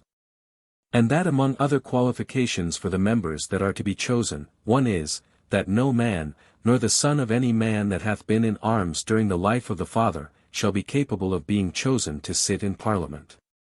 To Will's, where like a fool I stayed and lost 6d. At cards. So home, and wrote a letter to my lord by the post. So after supper to bed. This day, by an order of the House, Sir H. Vane was sent out of town to his house in Lincolnshire. 15th. Called up in the morning by Captain Holland and Captain Cuttance, and with them to Harper's, thence to my office, thence with Mr. Hill of Worcestershire to Will's, where I gave him a letter to Nan Pepys, and some merry pamphlets against the rump to carry to her into the country. So to Mr. Crewe's, where the dining room being full, Mr. Walgrave and I dined below in the buttery by ourselves upon a good dish of buttered salmon. Thence to Herring, the merchant about my lord's Worcester money and back to Paul's Churchyard, where I stayed reading in Fuller's History of the Church of England an hour or two, and so to my father's, where Mr. Hill came to me and I gave him direction what to do at Worcester about the money. Thence to my Lady Wright's and gave her a letter from my Lord Privily. So to Mrs. Jem and sat with her, who dined at Mr. Crewe's today, and told me that there was at her coming away at least 40 gentlemen, I suppose members that were secluded, for Mr. Walgrave told me that there were about 30 met there the last night, came dropping in one after another thither. Thence home and rode into the country against tomorrow by the carrier and so to bed. At my father's I heard how my cousin Kate Joyce had a fall yesterday from her horse and had some hurt thereby. No news today, but all quiet to see what the Parliament will do about the issuing of the writs tomorrow for filling up of the House, according to Monk's desire. 16th, in the morning at my lute. Then came Shaw and Hawley, and I gave them their morning draught at my house. So to my office, where I wrote by the carrier to my lord and sealed my letter at Will's, and gave it Old East to carry it to the carrier's, and to take up a box of China oranges and 2 little barrels of scallops at my house, which Captain Cuttance sent to me for my lord. Here I met with Osborne and with Shaw and Spicer, and we went to the Sun Tavern in expectation of a dinner, where we had sent us only 2 trenchers full of meat, at which we were very merry, while in came Mr. Wade and his friend Captain Moyse, who told us of his hopes to get an estate merely for his name's sake, and here we stayed till 7 at night, I winning a quart of sack of Shaw that 1 trencherful that was sent us was all lamb and he that it was veal. I by having but 3d. in my pocket made shift to spend no more, whereas if I had had more I had spent more as the rest did, so that I see it is an advantage to a man to carry little in his pocket. Home, and after supper, and a little at my flute, I went to bed. 17th. In the morning Tom that was my lord's footboy came to see me and had 10s. Of me of the money which I have to keep of his. So that now I have but 35s. More of his. Then came Mr. Hill's the instrument maker, and I consulted with him about the altering my lute and my viol. After that I went into my study and did up my accounts, and found that I am about L40 beforehand in the world, and that is all. So to my office and from thence brought Mr. Hawley home with me to dinner, and after dinner wrote a letter to Mr. Downing about his business and gave it Hawley, and so went to Mr. Gunnings to his weekly fast, and after sermon, meeting there with Monsieur l'Impertinent, we went and walked in the park till it was dark. I played on my pipe at the Echo, and then drank a cup of ale at Jacob's. So to Westminster Hall, and he with me, where I heard that some of the members of the House were gone to meet with some of the secluded members and General Monk in the city. Hence we went to Whitehall, thinking to hear more news, where I met with Mr. Hunt, who told me how Monk had sent for all his goods that he had here into the city. And yet again he told me, that some of the members of the House had this day laid in firing into their lodgings at Whitehall for a good while, so that we are at a great stand to think what will become of things. Whether Monk will stand to the Parliament or no. Hence Mons. L'Impertinent and I to Harper's, and there drank a cup or two to the King, and to his fair sister Frances 65 good health, of whom we had much discourse of her not being much the worse for the small pox, which she had this last summer. So home and to bed. This day we are invited to my uncle Fenner's wedding feast, but went not, this being the 27th year. 18th. A great while at my viol and voice, learning to sing, fly boy, without book. So to my office, where little to do. In the hall I met with Mr. Eglin and one Looker, a famous gardener, servant to my Lord Salisbury, and among other things the gardener told a strange passage in good earnest. Home to dinner, and then went to my lord's lodgings to my turret there and took away most of my books, and sent them home by my maid. Thither came Captain Holland to me, who took me to the Half Moon Tavern in Mr. Sothorn, Blackburn's clerk. Thence he took me to the Mitre in Fleet Street, where we heard, in a room over the music room, very plainly through the ceiling. Here we parted, and I to Mr. Wotton's, and with him to an alehouse and drank while he told me a great many stories of comedies that he had formerly seen acted, and the names of the principal actors, and gave me a very good account of it. Thence to Whitehall, where I met with Llewellyn and in the clerk's chamber wrote a letter to my lord. So home and to bed. This day 2 soldiers were hanged in the Strand for their late mutiny at Somerset House. 19th, Lord's Day. Early in the morning I set my books that I brought home yesterday up in order in my study. Thenceforth to Mr. Harper's to drink a draught of Pearl 66 whither by appointment Monsieur l'Impertinent, who did intend to upon my desire to go along with me to St. Bartholomew's, to hear one Mr. Sparks, but it raining very hard we went to Mr. Gunning's and heard an excellent sermon, and speaking of the character that the Scripture gives of and the mother of the Blessed Virgin, he did there speak largely in commendation of widowhood. And not as we do to marry 2 or 3 wives or husbands, one after another. Here I met with Mr. Moore, and went home with him to dinner, where he told me the discourse that happened between the secluded members and the members of the House, before Monk last Friday. How the secluded said, that they did not intend by coming in to express revenge upon these men, but only to meet and dissolve themselves, and only to issue writs for a free parliament. He told me how Hazelrig was afraid to have the candle carried before him, for fear that the people seeing him, would do him hurt, and that he is afraid to appear in the city. That there is great likelihood that the secluded members will come in, and so Mr. Crewe and my lord are likely to be great men, at which I was very glad. After dinner there was many secluded members come in to Mr. Crewe, which, it being the Lord's Day, did make Mr. Moore believe that there was something extraordinary in the business. Hence home and brought my wife to Mr. Mawsom's to hear him, and indeed he made a very good sermon, but only too eloquent for a pulpit. Here Mr. l'Impertinent helped me to a seat. After sermon to my father's. And fell in discourse concerning our going to Cambridge the next week with my brother John. To Mrs. Turner, where her brother, Mr. Edward Pepys, was there, and I sat a great while talking of public business of the times with him. So to supper to my father's, all supper talking of John's going to Cambridge. So home, and it raining my wife got my mother's French mantle and my brother John's hat, and so we went all along home and to bed. 20th. In the morning at my lute. Then to my office, where my partner and I made even our balance. Took him home to dinner with me, where my brother John came to dine with me. After dinner I took him to my study at home and at my lord's, and gave him some books and other things against his going to Cambridge. After he was gone I went forth to Westminster Hall, where I met with Chetwynd, Simons, and Gregory. And with them to Marsh's at Whitehall to drink, and stayed there a pretty while reading a pamphlet well writ and directed to General Monk, in praise of the form of monarchy which was settled here before the wars. 67. They told me how the Speaker Lenthall do refuse to sign the writs for choice of new members in the place of the excluded, and by that means the writs could not go out today. In the evening Simons and I to the Coffee Club, where nothing to do only I heard Mr. Harrington, and my Lord of Dorset and another lord, talking of getting another place as the cockpit, and they did believe it would come to something. After a small debate upon the question whether learned or unlearned subjects are the best, the club broke up very poorly, and I do not think they will meet any more. Hence with Vines, and to Will's, and after a pot or two home, and so to bed. 21st. In the morning going out I saw many soldiers going towards Westminster, and was told that they were going to admit the secluded members again.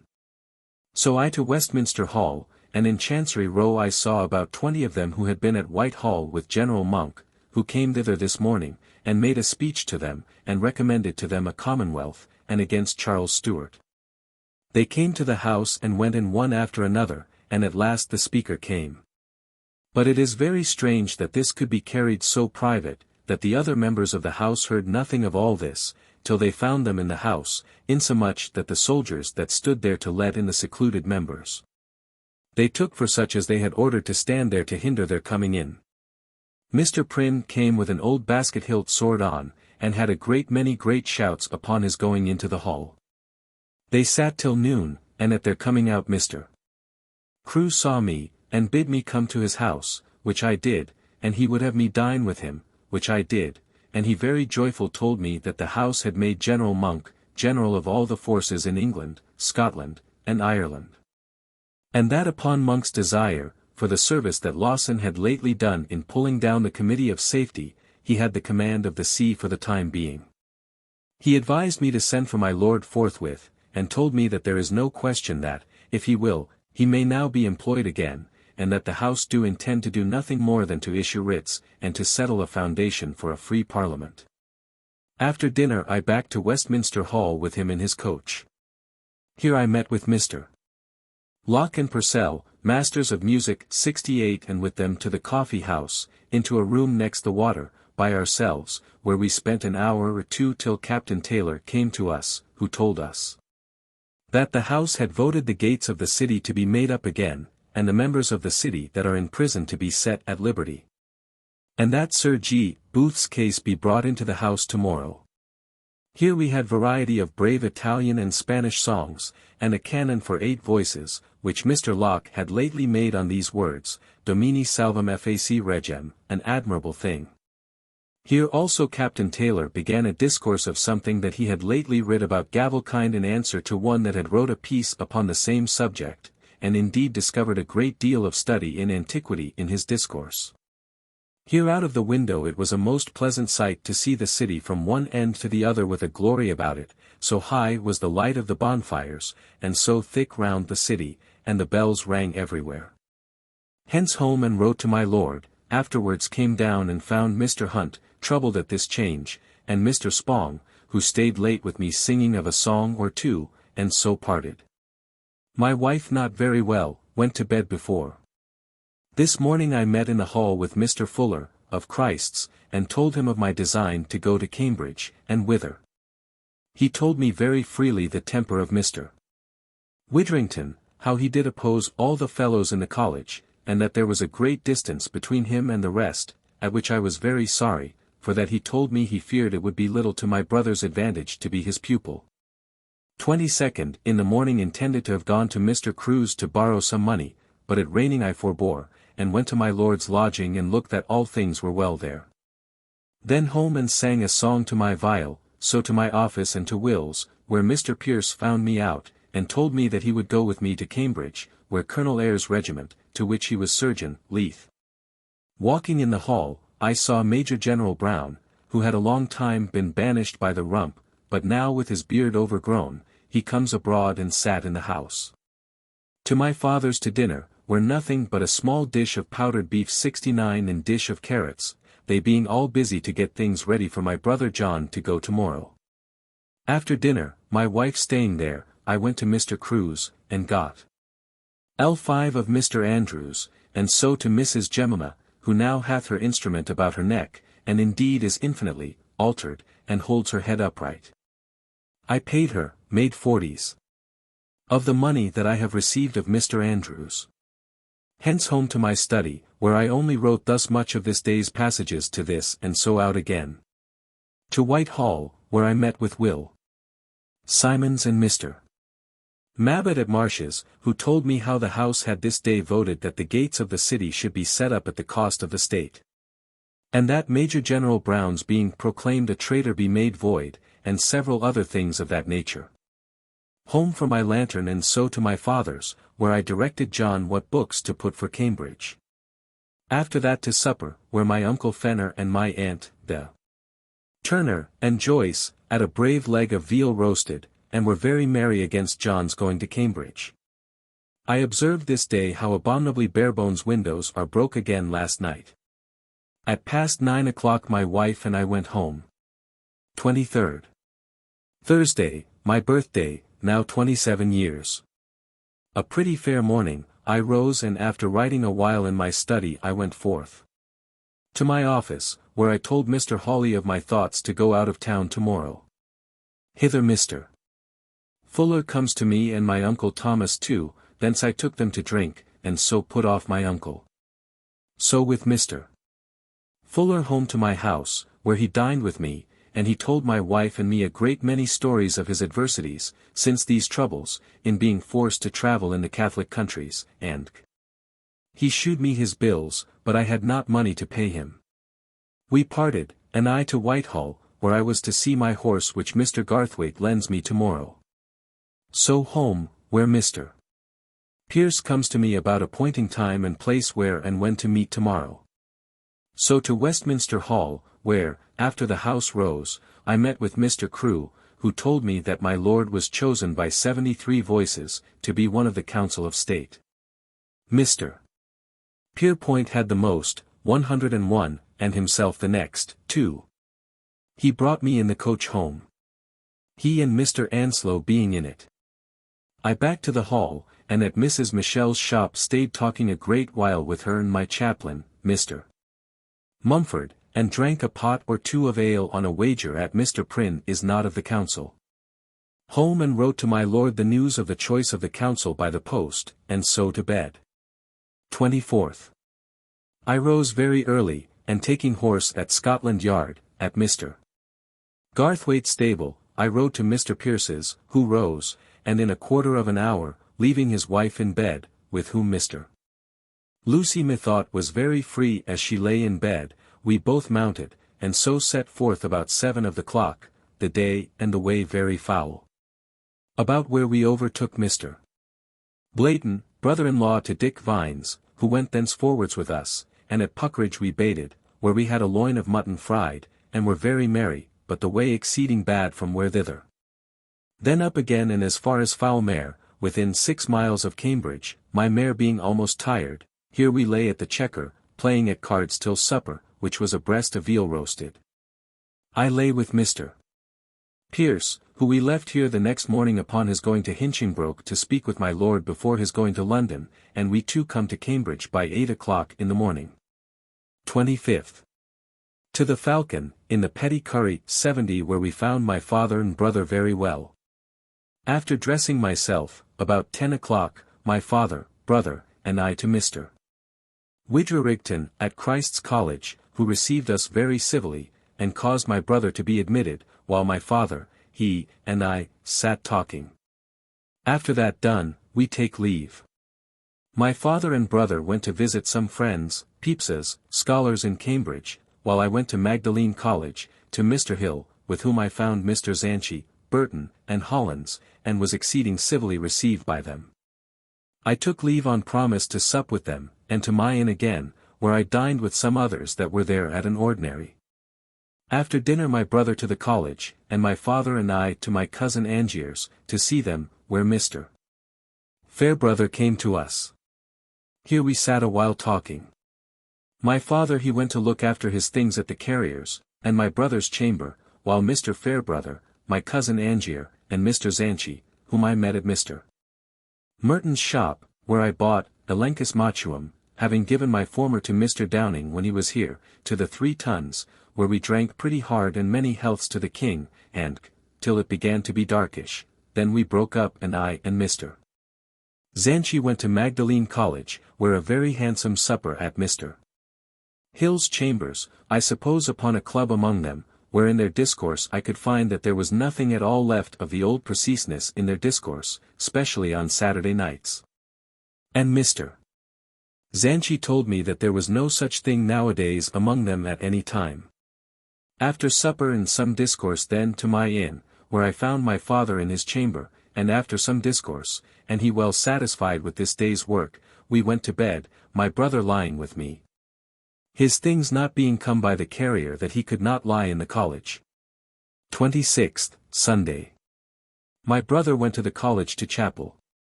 My father and I went out in the morning, and walked out in the fields behind King's College, and in King's College chapel yard, where we met with Mr.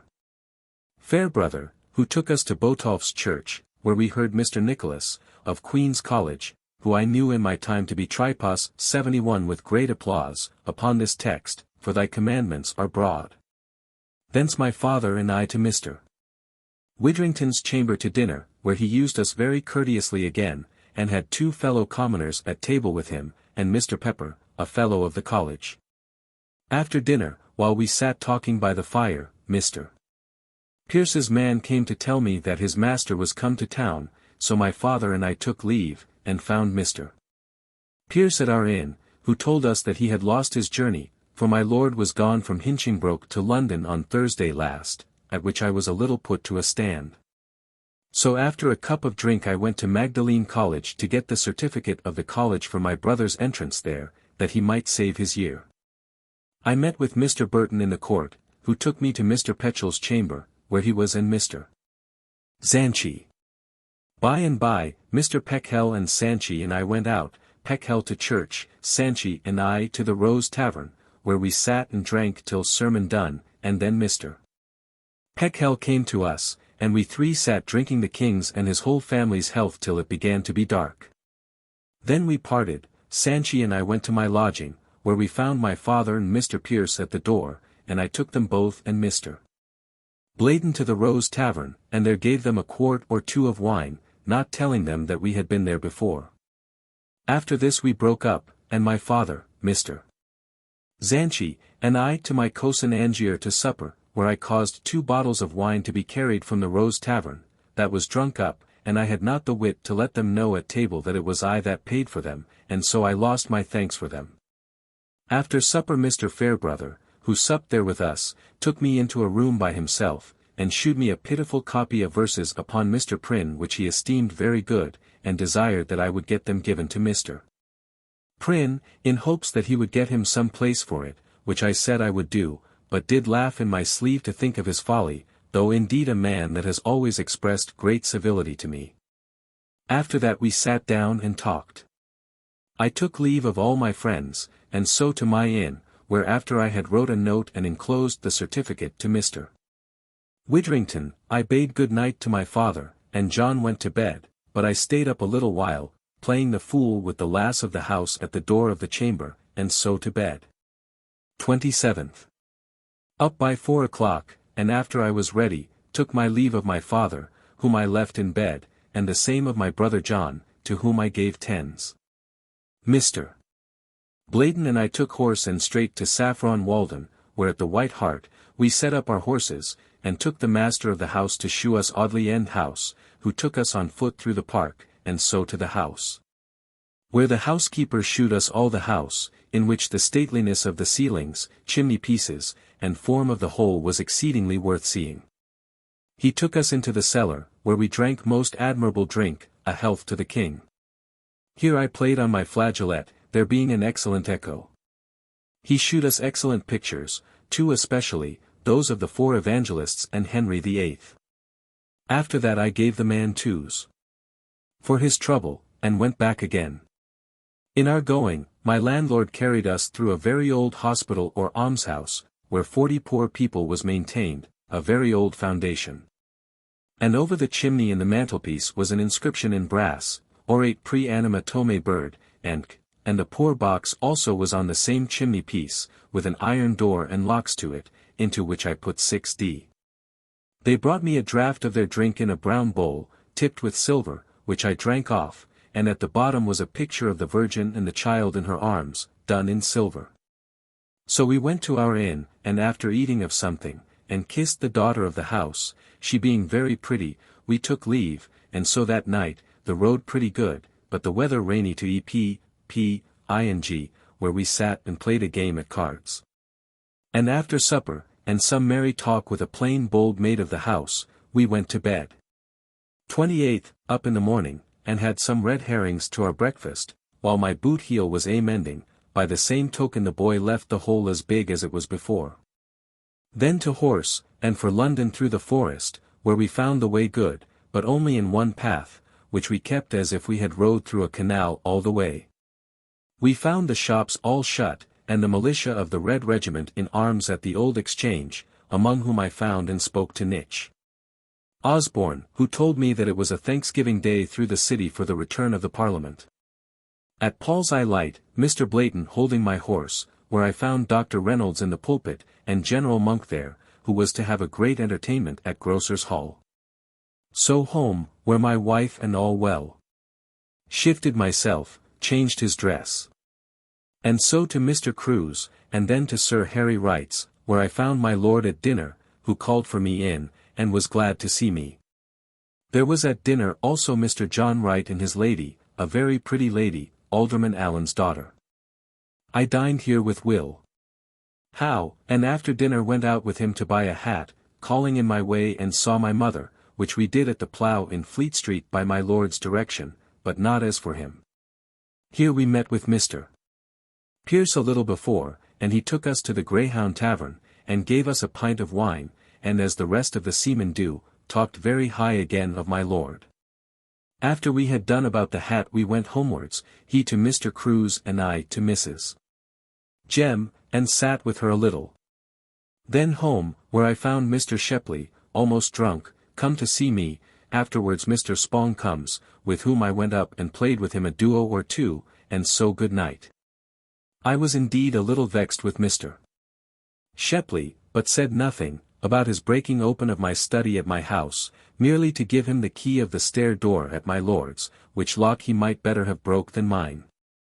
29th. To my office, and drank at Will's with Mr. Moore, who told me how my lord is chosen general at sea by the council, and that it is thought that Monk will be joined with him therein. Home and dined, after dinner my wife and I by water to London, and thence to Herring's, the merchant in Coleman Street, about L50 which he promises I shall have on Saturday next. So to my mother's, and then to Mrs. Turner's, of whom I took leave, and her company, because she was to go out of town tomorrow with Mr. Pepys into Norfolk. Here my cozen Norton gave me a brave cup of metheglin, 72 the first I ever drank. To my mother's and supped there. She shewed me a letter to my father from my uncle inviting him to come to Brampton while he is in the country. So home and to bed. This day my lord came to the house, the first time since he came to town, but he had been at the council before. March 1660. March 1st.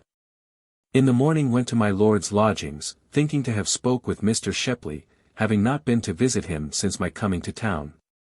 But he being not within I went up, and out of the box where my lord's pamphlets lay, I chose as many as I had a mind to have for my own use and left the rest.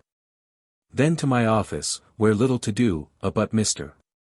Shepley comes to me, so at dinner time he and I went to Mr. Crewe's, whither Mr. Thomas was newly come to town, being sent with Sir H. Yelverton, my old schoolfellow at Paul's school, to bring the thanks of the county to General Monk for the return of the Parliament. But old Mr. Crewe and my lord not coming home to dinner, we tarried late before we went to dinner, it being the day that Mr. John Crewe's coachman, was to be buried in the afternoon, he being a day or two before killed with a blow of one of his horses that struck his skull into his brain. From thence Mr. Shepley and I went into London to Mr. Laxton's, my lord's apothecary, and so by water to Westminster, where at the Sun 73 he and I spent 2 or 3 hours in a pint or two of wine, discoursing of matters in the country. Among other things telling me that my uncle did to him make a very kind mention of me, and what he would do for me. Thence I went home, and went to bed betimes. This day the Parliament did vote that they would not sit longer than the 15th day of this month. 2d. This morning I went early to my lord at Mr. Crewe's, where I spoke to him. Here were a great many come to see him, as Secretary Thurlow, who is now by this Parliament chosen again Secretary of State. There were also General Monk's trumpeters to give my lord a sound of their trumpets this morning. Thence I went to my office, and wrote a letter to Mr. Downing about the business of his house. Then going home, I met with Mr. Eglin, Chetwynd, and Thomas, who took me to the Leg 74 in King Street, where we had 2 brave dishes of meat, one of fish, a carp and some other fishes, as well done as ever I ate any. After that to the Swan Tavern, where we drank a quart or 2 of wine, and so parted. So I to Mrs. Jem and took Mr. Moore with me, who I met in the street, and there I met W. Howe and Shepley. After that to Westminster Hall, where I saw Sir G. Booth at liberty. This day I hear the city militia is put into good posture, and it is thought that Monk will not be able to do any great matter against them now, if he have a mind. I understand that my Lord Lambert did yesterday send a letter to the Council, and that tonight he is to come and appear to the Council in person. Sir Arthur Hazelrig do not yet appear in the House. Great is the talk of a single person, and that it would now be Charles, George, or Richard again. 75 for the last of which, my Lord St. John is said to speak high. Great also is the dispute now in the House, in whose name the writs shall run for the next Parliament, and it is said that Mr. Prynne, in open house, said, in King Charles's. From Westminster Hall home. Spent the evening in my study, and so after some talk with my wife, then to bed. 3d. To Westminster Hall, where I found that my lord was last night voted one of the generals at sea, and Monk the other. I met my lord in the hall, who bid me come to him at noon.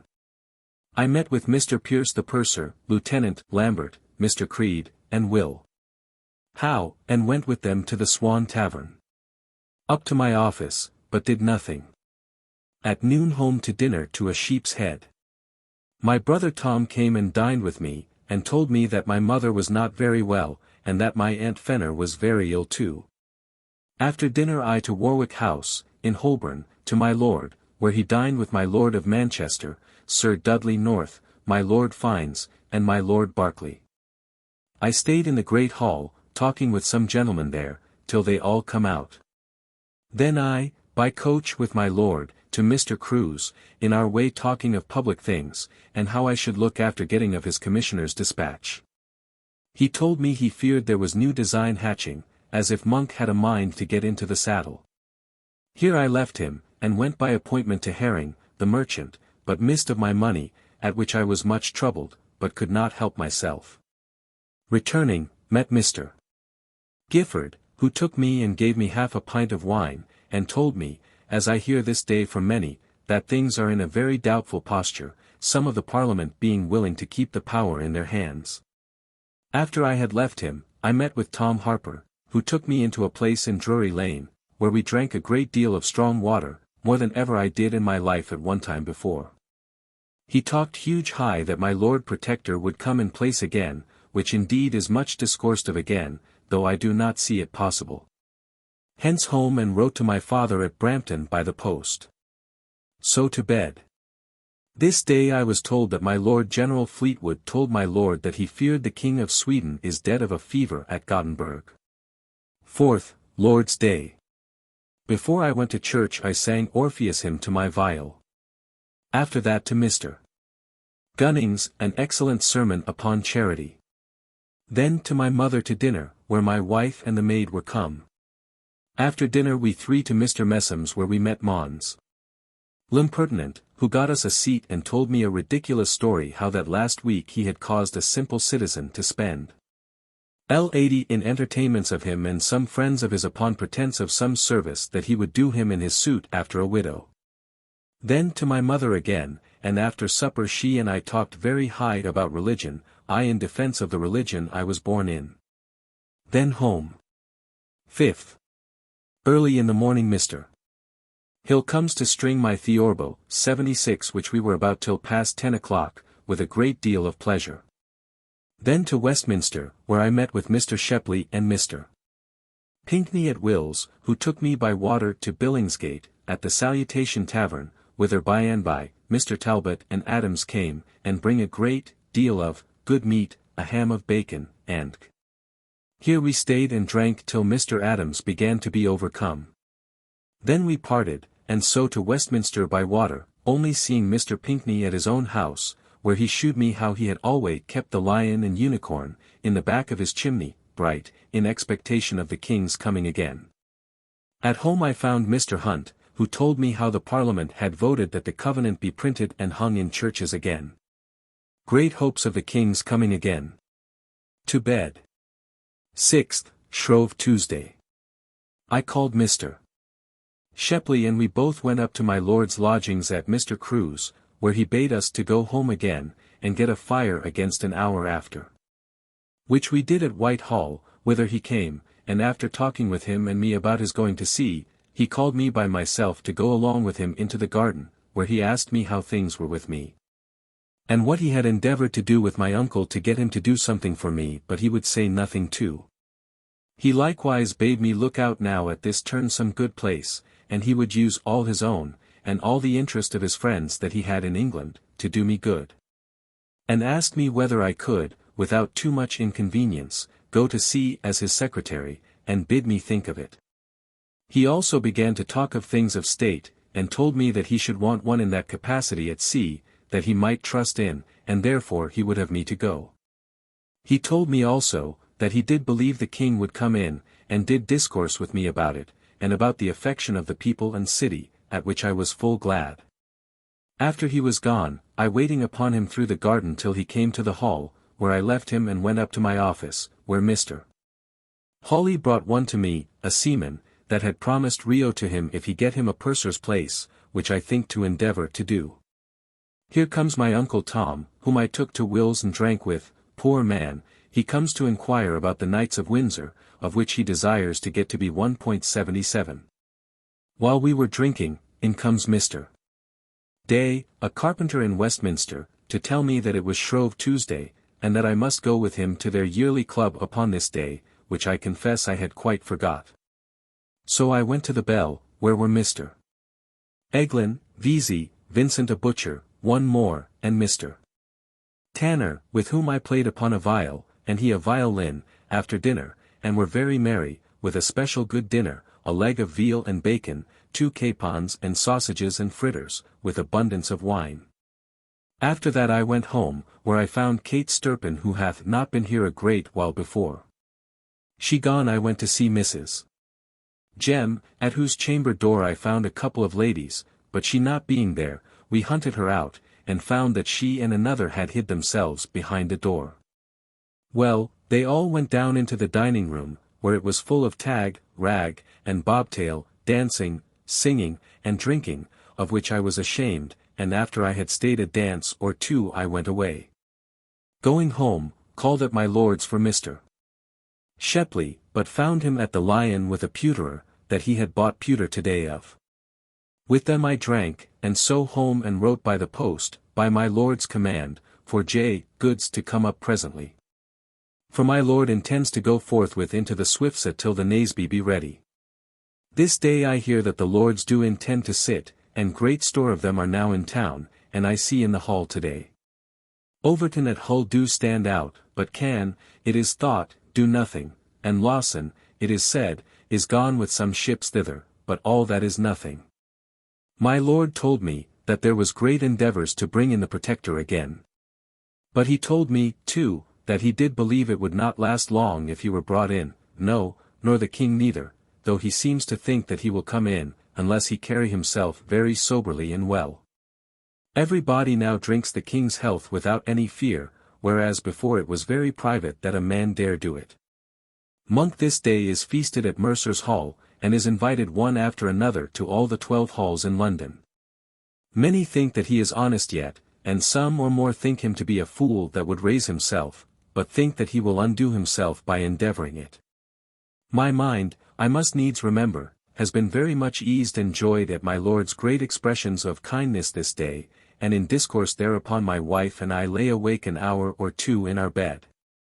7th, Ash Wednesday. In the morning I went to my Lord at Mr. Crewe's. In my way Washington overtook me and told me upon my question whether he knew of any place now void that I might have, by power over friends, that this day Mr. G. Montague was to be made, custos rotulorum for Westminster, and that by friends I might get to be named by him Clerk of the Peace, with which I was, as I am at all new things, very much joyed. So when I came to Mr. Crewe's, I spoke to my Lord about it, who told me he believed Mr. Montague had already promised it, and that it was given him only that he might gratify one person with the place I look for. Here, among many that were here, I met with Mr.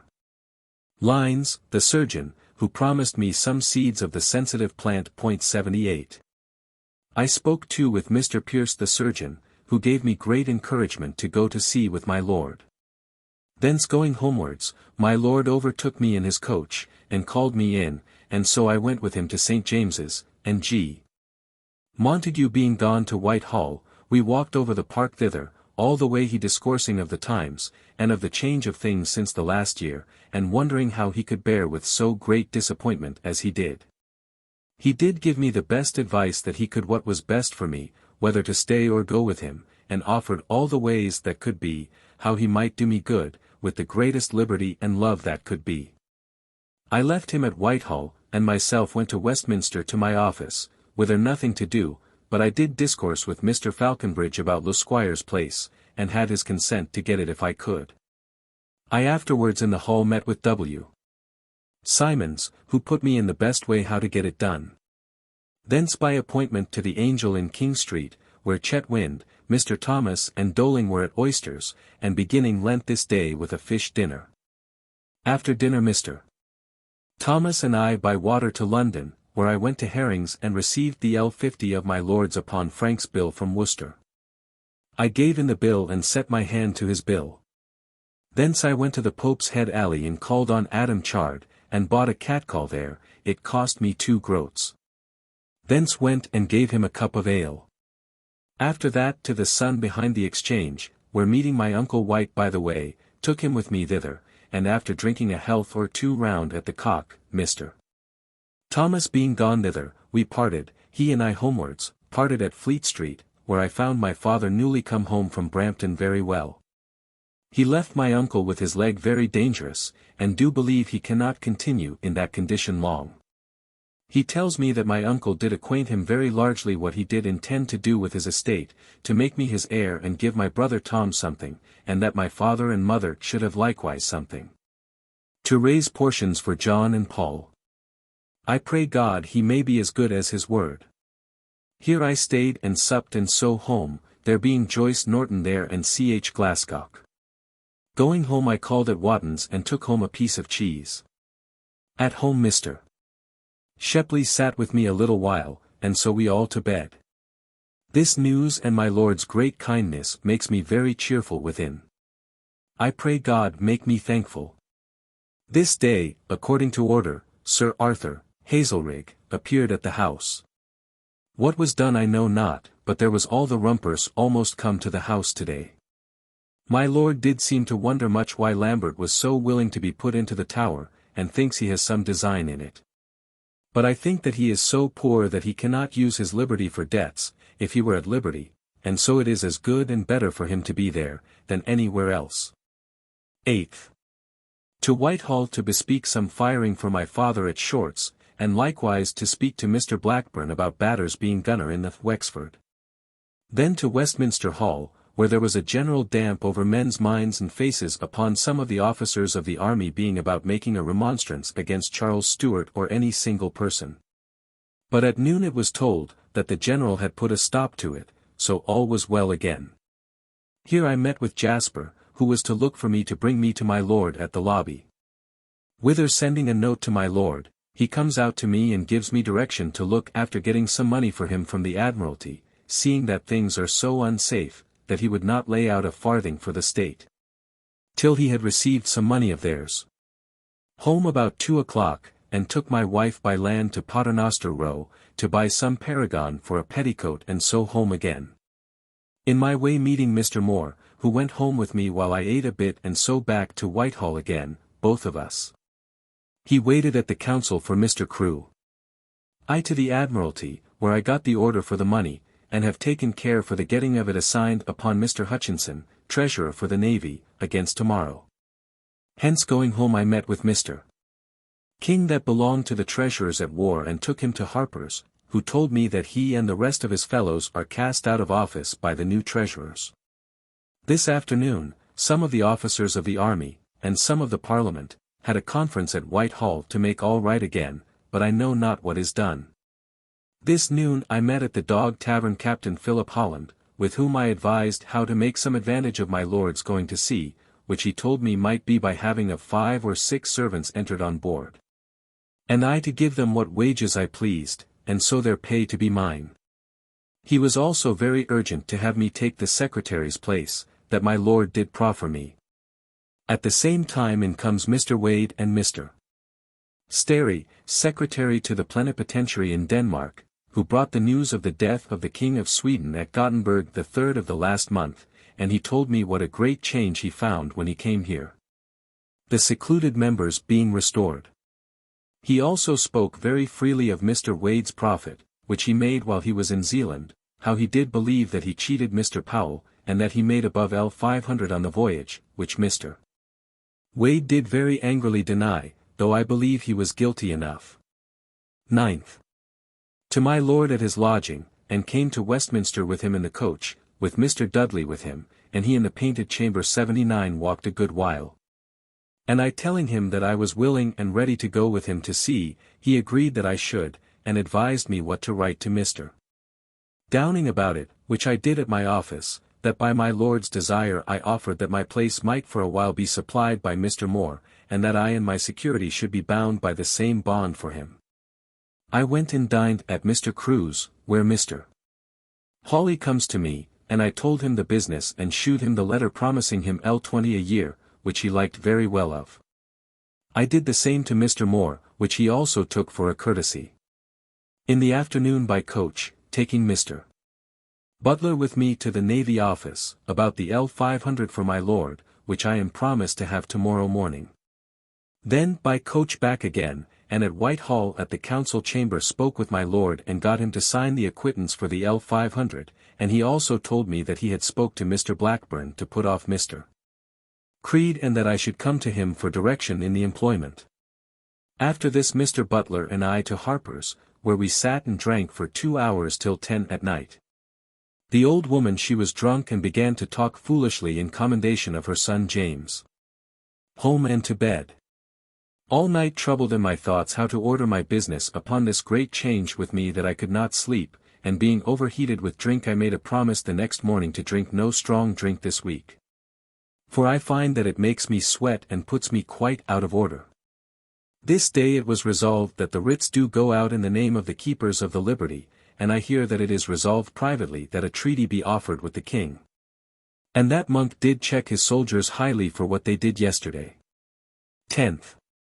In the morning went to my father's, whom I took in his cutting house 80, and there I told him my resolution to go to sea with my lord, and consulted with him how to dispose of my wife, and we resolved of letting her be at Mr. Bowyer's.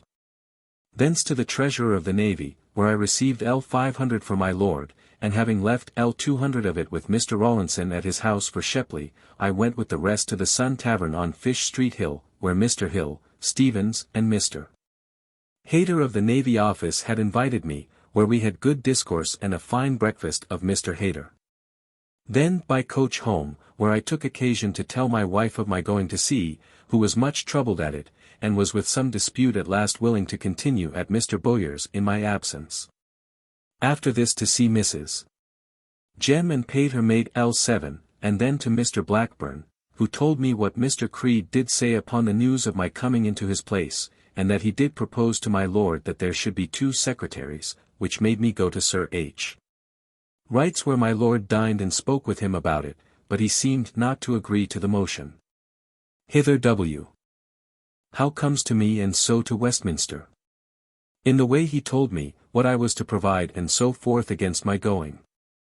He went with me to my office, whither also Mr. Madge comes half-foxed and played the fool upon the violin that made me weary.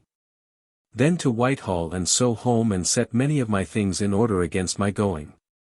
My wife was late making of caps for me, and the wench making an end of a pair of stockings that she was knitting of. So to bed. 11th, Sunday. All the day busy without my band on, putting up my books and things, in order to my going to sea. At night my wife and I went to my father's to supper, where J. Norton and Chas. Glascock supped with us, and after supper home, where the wench had provided all things against tomorrow to wash, and so to bed, where I much troubled with my cold and coughing. 12th. This day the wench rose at 2 in the morning to wash, and my wife and I lay talking a great while. I by reason of my cold could not tell how to sleep. My wife and I to the Exchange, where we bought a great many things, where I left her and went into London, and at Bedell's the booksellers at the Temple Gate I paid L12 tens. 6d for Mr. Fuller by his direction. So came back and at Wilkinson's found Mr. Shepley and some sea people, as the cook of the Naseby and others, at dinner. Then to the White Horse in King Street, where I got Mr. Buttle's horse to ride to Huntsmore to Mr. Bowyer's, where I found him and all well, and willing to have my wife come and board with them while I was at sea, which was the business I went about. Here I lay and took a thing for my cold, namely a spoonful of honey and a nutmeg scraped into it, by Mr. Bowyer's direction, and so took it into my mouth, which I found did do me much good. 13th. It rained hard and I got up early, and got to London by 8 o'clock at my lord's lodgings, who told me that I was to be secretary, and Creed to be deputy treasurer to the fleet, at which I was troubled, but I could not help it. After that to my father's to look after things, and so at my shoemaker's and others. At night to Whitehall, where I met with Simons and Llewellyn at drink with them at Robert's at Whitehall. Then to the Admiralty, where I talked with Mr. Creed till the brothers, and they were very seemingly willing and glad that I have the place since my lord would dispose of it otherwise than to them. Home and to bed.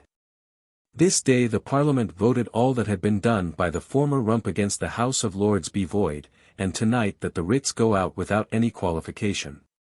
Things seem very doubtful what will be the end of all. For the Parliament seems to be strong for the king, while the soldiers do all talk against. 14th. To my lord, where infinity of applications to him and to me. To my great trouble, my lord gives me all the papers that was given to him, to put in order and give him an account of them. Here I got half a piece of a person of Mr. Wright's recommending to my lord to be preacher of the Speaker frigate. I went hence to St. James's and Mr. Pierce the surgeon with me, to speak with Mr. Clerk, Monk's secretary, about getting some soldiers removed out of Huntingdon to Oundle, which my lord told me he did to do a courtesy to the town, that he might have the greater interest in them, in the choice of the next Parliament. Not that he intends to be chosen himself, but that he might have Mr. G. Montague and my Lord Mandeville chose there in spite of the Bernards. This done, where I saw General Monk and methought he seemed a dull heavy man, he and I to Whitehall, where with Llewellyn we dined at Marsh's. Coming home telling my wife what we had to dinner, she had a mind to some cabbage, and I sent for some and she had it. Went to the Admiralty, where a strange thing how I am already courted by the people. This morning among others that came to me I hired a boy of Jenkins of Westminster and Burr to be my clerk. This night I went to Mr. Creed's chamber where he gave me the former book of the proceedings in the Fleet and the Seal. Then to Harper's where old Beard was and I took him by coach to my lord's, but he was not at home, but afterwards I found him out at Sir H. Wright's. Thence by coach, it raining hard, to Mrs. Jem, where I stayed a while, and so home, and late in the night put up my things in a sea chest that Mr. Shepley lent me, and so to bed. 15th. Early packing up my things to be sent by cart with the rest of my lords. So to Will's, where I took leave of some of my friends. Here I met Tom Alcock, one that went to school with me at Huntingdon, but I had not seen him these 16 years. So in the hall paid and made even with Mrs. Michelle. Afterwards met with old Beale, and at the Axe paid him this quarter to Lady Day next. In the afternoon Dick Matthews comes to dine, and I went and drank with him at Harper's. So into London by water, and in Fish Street my wife and I bought a bit of salmon for 8d. And went to the Sun Tavern and ate it, where I did promise to give her all that I have in the world but my books, in case I should die at sea. From thence homewards, in the way my wife bought linen for 3 smocks and other things. I went to my lord's and spoke with him. So home with Mrs. Jem by coach and then home to my own house.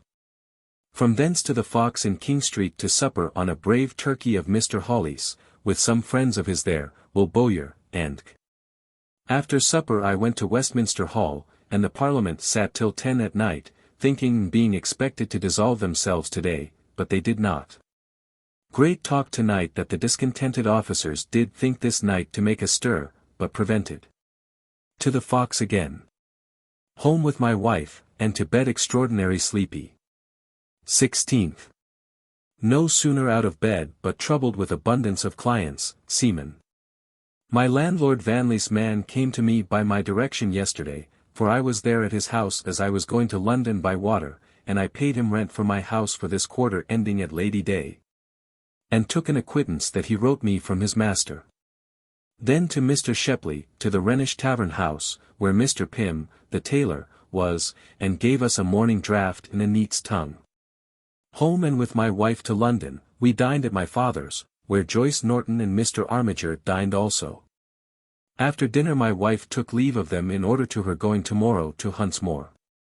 In my way home I went to the chapel in Chancery Lane to bespeak papers of all sorts and other things belonging to writing against my voyage. So home, where I spent an hour or 2 about my business in my study. Thence to the Admiralty, and stayed a while, so home again, where Will Bowyer came to tell us that he would bear my wife company in the coach tomorrow. Then to Westminster Hall, where I heard how the Parliament had this day dissolved themselves, and did pass very cheerfully through the hall, and the Speaker without his mace. The whole hall was joyful thereat, as well as themselves, and now they begin to talk loud of the King. Tonight I am told, that yesterday, about 5 o'clock in the afternoon, one came with a ladder to the Great Exchange, and wiped with a brush the inscription that was upon King Charles, and that there was a great bonfire made in the Exchange. And people called out, God bless King Charles II, 81. From the hall I went home to bed, very sad in mind to part with my wife, but God's will be done. 17th. This morning bade adieu in bed to the company of my wife. We rose and I gave my wife some money to serve her for a time, and what papers of consequence I had. Then I left her to get her ready and went to my lord's with my boy Eleazar to my lord's lodging at Mr. Crewe's. Here I had much business with my lord, and papers, great store, given me by my lord to dispose of as of the rest. After that, with Mr. Moore home to my house and took my wife by coach to the Chequer in Holborn, where, after we had drank, and she took coach and so farewell. I stayed behind with Tom Alcock and Mr. Anderson, my old chamber fellow at Cambridge his brother, and drank with them there, who were come to me thither about one that would have a place at sea. Thence with Mr. Hawley to dinner at Mr. Crewe's. After dinner to my own house, where all things were put up into the dining room and locked up, and my wife took the keys along with her. This day, in the presence of Mr. Moore, who made it, and Mr. Hawley, I did before I went out with my wife, seal my will to her, whereby I did give her all that I have in the world, but my books which I give to my brother John, excepting only French books, which my wife is to have. In the evening at the Admiralty, I met my lord there and got a commission for Williamson to be captain of the Harp frigate, and afterwards went by coach taking Mr. Cripps with me to my lord and got him to sign it at table as he was at supper. And so to Westminster back again with him with me, who had a great desire to go to sea, and my lord told me that he would do him any favour. So I went home with him to his mother's house by me in Axe Yard, where I found Dr. Clodius's wife and sat there talking and hearing of old Mrs. Crisp playing of her old lessons upon the harpsichord till it was time to go to bed. After that to bed, and laud, her son lay with me in the best chamber in her house, which indeed was finely furnished. 18th. I rose early and went to the barber's, Gervas, in Palace Yard, and I was trimmed by him, and afterwards drank with him a cup or two of ale, and did begin to hire his man to go with me to sea. Then to my lord's lodging, where I found Captain Williamson, and gave him his commission to be captain of the harp, and he gave me a piece of gold and 20s in silver. So to my own house, where I stayed a while, and then to dinner with Mr. Shepley at my lord's lodgings. After that to Mr. Mossum's, where he made a very gallant sermon upon Pray for the life of the king and the king's son. Ezra 6. 10. From thence to Mr. Crewe's, but my lord not being within I did not stay, but went away and met with Mr. Woodfine, who took me to an alehouse in Drury Lane, and we sat and drank together, and ate toasted cakes which were very good, and we had a great deal of mirth with the mistress of the house about them. From thence homewards, and called at Mr. Blagrave's, where I took up my note that he had of mine for 40s, which he 2 years ago did give me as a pawn while he had my lute. So that all things are even between him and I. So to Mrs. Crisp, where she and her daughter and son and I sat talking till 10 o'clock at night, I giving them the best advice that I could concerning their son, how he should go to sea, and so to bed. 19th. Early to my lord, where infinity of business to do, which makes my head full, and indeed, for these 2 or 3 days, I have not been without a great many cares and thoughts concerning them. After that to the Admiralty, where a good while with Mr. Blackburn, who told me that it was much to be feared that the king would come in, for all good men in good things were now discouraged. Thence to Wilkinson's, where Mr. Shepley and I dined. And while we were at dinner, my Lord Monk's lifeguard come by with the sergeant at arms before them, with 2 proclamations, that all cavaliers do depart the town, but the other that all officers that were lately disbanded should do the same. The last of which Mr. R. Creed, I remember, said, that he looked upon it as if they had said, that all God's people should depart the town. Thence with some sea officers to the Swan, where we drank wine till one comes to me to pay me some money from Worcester, viz. L25. His name is Wilday. I sat in another room and took my money and drank with him till the rest of my company were gone, and so we parted. Going home the water was high, and so I got Crockford to carry me over it. So home, and left my money there. All the discourse nowadays is, that the king will come again, and for all I see, it is the wishes of all, and all do believe that it will be so. My mind is still much troubled for my poor wife, but I hope that this undertaking will be worth my pains. To Whitehall and stayed about business at the Admiralty late, then to Tony Robbins's, where Captain Stokes, Mr. Luddington and others were, and I did solicit the captain for Lord Crisp, who gave me a promise that he would entertain him. After that to Mrs. Crisp's, where Dr. Clodius and his wife were. He very merry with drink. We played at cards late and so to bed. This day my lord dined at my Lord Mayor's, Allen, and Jasper was made drunk, which my lord was very angry at. 20th. This morning I rose early and went to my house to put things in a little order against my going, which I conceive will be tomorrow, the weather still very rainy. After that to my lord, where I found very great deal of business, he giving me all letters and papers that come to him about business, for me to give him account of when we come on shipboard. Hence with Captain Isham by coach to Whitehall to the Admiralty.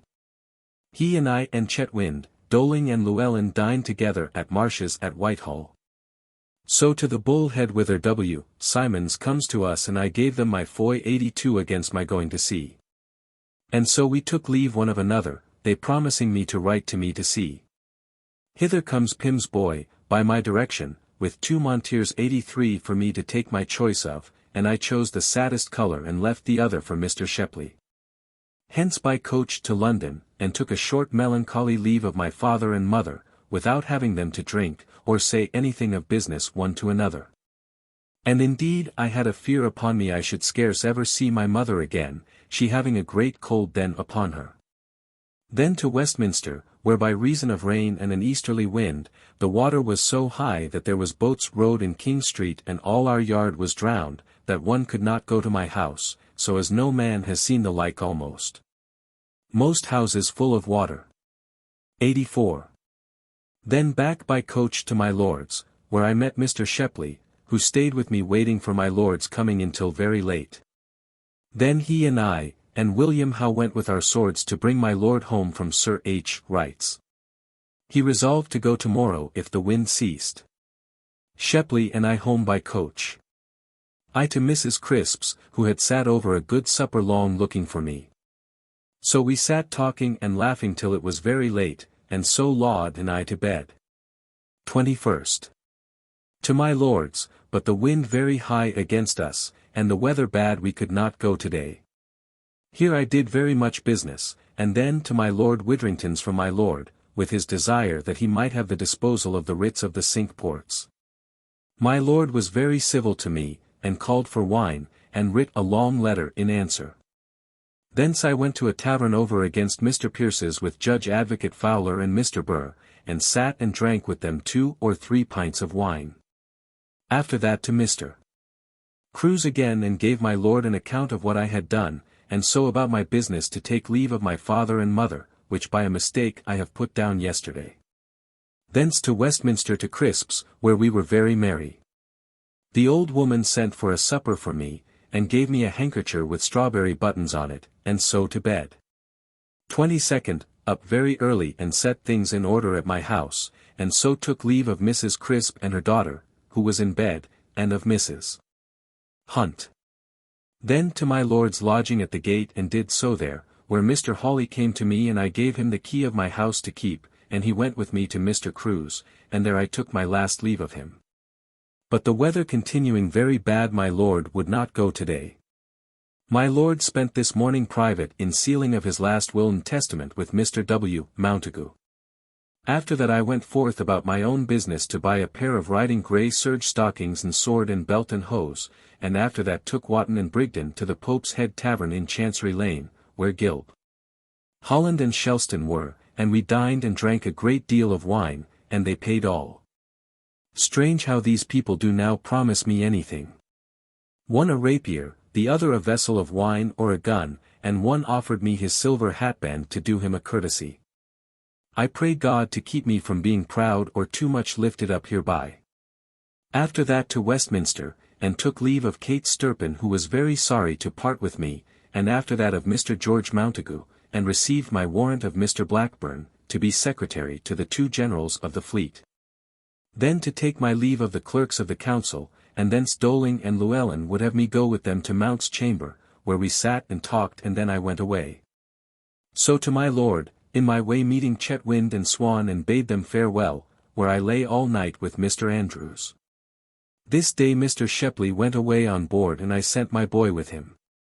This day also Mrs. Jemima went to Marrowbone, so I could not see her. Mr. Moore being out of town tonight I could not take leave of him nor speak to him about business which troubled me much. I left my small case therefore with Mr. Andrews for him. 23rd. Up early, carried my lord's will in a black box to Mr. William Montagu for him to keep for him. Then to the barber's and put on my cravat there. So to my lord again, who was almost ready to be gone and had stayed for me. Hither came Gilb, Holland, and brought me a stick rapier and Shelston a sugar loaf, and had brought his wife who he said was a very pretty woman to the Ship Tavern hard by for me to see but I could not go. Young Reeve also brought me a little perspective glass which I bought for my lord, it cost me 8s. So after that my lord in Sir H. Wright's coach with Captain Isham, Mr. Thomas, John Crew, W. Howe, and I in a hackney to the Tower, where the barges stayed for us, my lord and the captain in one, and W. Howe and I, and in the other, to the Long Reach, where the Swifts lay at anchor. In our way we saw the great breach which the late high water had made, to the loss of many L 1000 to the people about Limehouse. Soon as my lord on board, the guns went off bravely from the ships. And a little while after comes the Vice-Admiral Lawson, and seemed very respectful to my lord, and so did the rest of the commanders of the frigates that were thereabouts. I to the cabin allotted for me, which was the best that any had that belonged to my lord. I got out some things out of my chest for writing and to work presently, Mr. Burr and I both. I supped at the deck table with Mr. Shepley. We were late writing of orders for the getting of ships ready, and also making of others to all the seaports between Hastings and Yarmouth, to stop all dangerous persons that are going or coming between Flanders and there. After that to bed in my cabin, which was but short, however I made shift with it and slept very well, and the weather being good I was not sick at all yet, I know not what I shall be. 24th. At work hard all the day writing letters to the council, and this day Mr. Creed came on board and dined very boldly with my lord, but he could not get a bed there. At night Captain Isham, who had been at Gravesend all last night and today, came and brought Mr. Lucy, one acquainted with Mrs. Pierce, with whom I had been at her house. I drank with him in the captain's cabin, but my business could not stay with him. I dispatched many letters today abroad and it was late before we could get to bed. Mr. Shepley and House supped with me in my cabin. The boy Eleazar flung down a can of beer upon my papers, which made me give him a box of the ear, it having all spoiled my papers and cost me a great deal of work. So to bed. 25th, Lord's Day. About 2 o'clock in the morning, letters came from London by our coxswain, so they waked me, but I would not rise but bid him stay till morning, which he did, and then I rose and carried them in to my lord, who read them abed. Among the rest, there was the writ and mandate for him to dispose to the Cinque Ports for choice of Parliament men. There was also one for me from Mr. Blackburn, who with his own hand superscribes it to Spesq. Of which God knows I was not a little proud. After that I wrote a letter to the clerk of Dover Castle, to come to my lord about issuing of those writs. About 10 o'clock Mr. Ibbott, at the end of the long table, begun to pray and preach, and indeed made a very good sermon, upon the duty of all Christians to be steadfast in faith. After that Captain Cuttance and I had oysters, my lord being in his cabin not intending to stir out today. After that up into the great cabin above to dinner with the captain, where was Captain Isham and all the officers of the ship. I took place of all but the captains. After dinner I wrote a great many letters to my friends at London. After that, sermon again, at which I slept, God forgive me. After that, it being a fair day, I walked with the captain upon the deck talking. At night I supped with him, and after that had orders from my lord about some business to be done against tomorrow, which I sat up late and did, and then to bed. 26th. This day it is 2 years since it pleased God that I was cut of the stone at Mrs. Turner's in Salisbury Court. And did resolve while I lived to keep it a festival, as I did the last year at my house, and for ever to have Mrs. Turner and her company with me. But now it pleases God that I am where I am, and so prevented to do it openly, only within my soul I can and do rejoice, and bless God, being at this time blessed be his holy name, in as good health as ever I was in my life. This morning I rose early, and went about making of an establishment of the whole fleet, and a list of all the ships, with the number of men and guns. About an hour after that, we had a meeting of the principal commanders and seamen, to proportion out the number of these things. After that to dinner, there being very many commanders on board.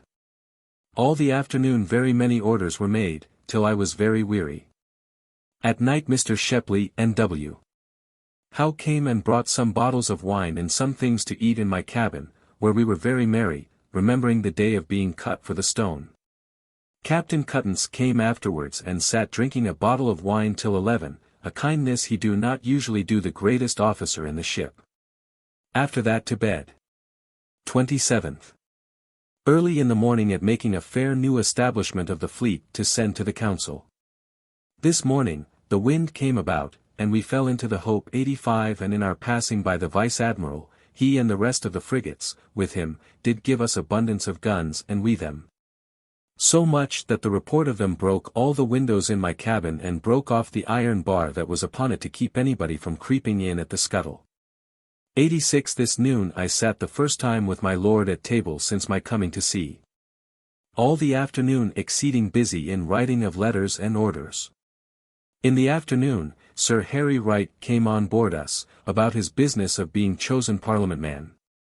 My lord brought him to see my cabin, when I was hard a-writing. At night supped with my lord too, with the captain, and after that to work again till it be very late. So to bed. 28th. This morning and the whole day busy, and that the more because Mr. Burr was about his own business all the day at Gravesend. At night there was a gentleman very well bred, his name was Baines, going for Flushing, who spoke French and Latin very well, brought by direction from Captain Clerk hither, as a prisoner, because he called out of the vessel that he went in. Where is your king? We have done our business, vive le roi. He confessed himself a cavalier in his heart, and that he and his whole family had fought for the king. But that he was then drunk, having been all night taking his leave at Gravesend the night before, and so could not remember what it was that he said, but in his words and carriage showed much of a gentleman. My lord had a great kindness for him, but did not think it safe to release him, but commanded him to be used civilly, so he was taken to the master's cabin and had supper there. In the meantime I wrote a letter to the council about him, and an order for the vessel to be sent for back that he was taken out of. But a while after, he sent a letter down to my lord, which my lord did like very well, and did advise with me what was best to be done. So I put in something to my lord and then to the captain that the gentleman was to be released and the letter stopped, which was done.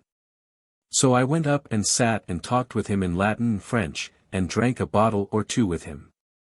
And about 11 at night he took boat again, and so God bless him. Thence I to my cabin and to bed. This day we had news of the election at Huntingdon for Bernard and Pedley, at which my lord was much troubled for his friends missing of it. 29th. We lie still a little below Gravesend. At night Mr. Shepley returned from London, and told us of several elections for the next Parliament. That the King's effigies was new making to be set up in the Exchange again. This evening was a great whispering of some of the Vice-Admiral's captains that they were dissatisfied, and did intend to fight themselves, to oppose the General. But it was soon hushed, and the Vice-Admiral did wholly deny any such thing, and protested to stand by the General. At night Mr. Shepley, W. Howe, and I supped in my cabin. So up to the master's cabin, where we sat talking, and then to bed. 30th. I was saluted in the morning with 2 letters, from some that I had done a favour to, which brought me in each a piece of gold. This day, while my lord and we were at dinner, the Naseby came in sight towards us, and at last came to anchor close by us. After dinner my lord and many others went on board her, where everything was out of order, and a new chimney made for my lord in his bedchamber, which he was much pleased with. My lord, in his discourse, discovered a great deal of love to this ship. 31st. This morning Captain Jowls of the Wexford came on board, for whom I got commission from my lord to be commander of the ship. Upon the doing thereof he was to make the 20s.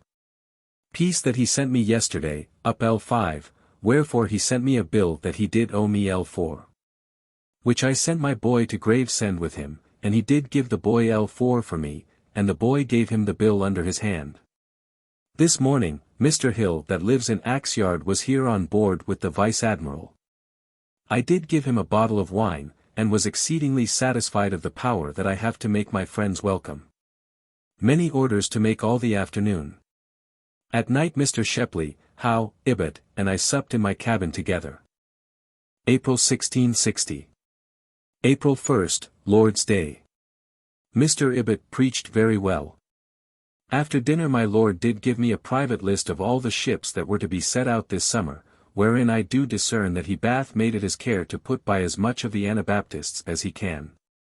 By reason of my lord and my being busy to send away the packet by Mr. Cook of the Naseby, it was 4 o'clock before we could begin sermon again. This day Captain Guy come on board from Dunkirk, who tells me that the king will come in, and that the soldiers at Dunkirk do drink the king's health in the streets. At night the captain, Sir R. Stainer, Mr. Shepley, and I did sup together in the captain's cabin. I made a commission for Captain Wilgness, of the Bear, tonight, which got me 30s. So after writing a while I went to bed. 2d, up very early, and to get all my things and my boys packed up. Great concourse of commanders here this morning to take leave of my lord upon his going into the Naseby, so that the table was full, so there dined below many commanders, and Mr. Creed, who was much troubled to hear that he could not go along with my lord, for he had already got all his things thither, thinking to stay there, but W. Howe was very high against it, and he indeed did put him out, though everybody was glad of it. After dinner I went in one of the boats with my boy before my lord, and made shift before night to get my cabin in pretty good order.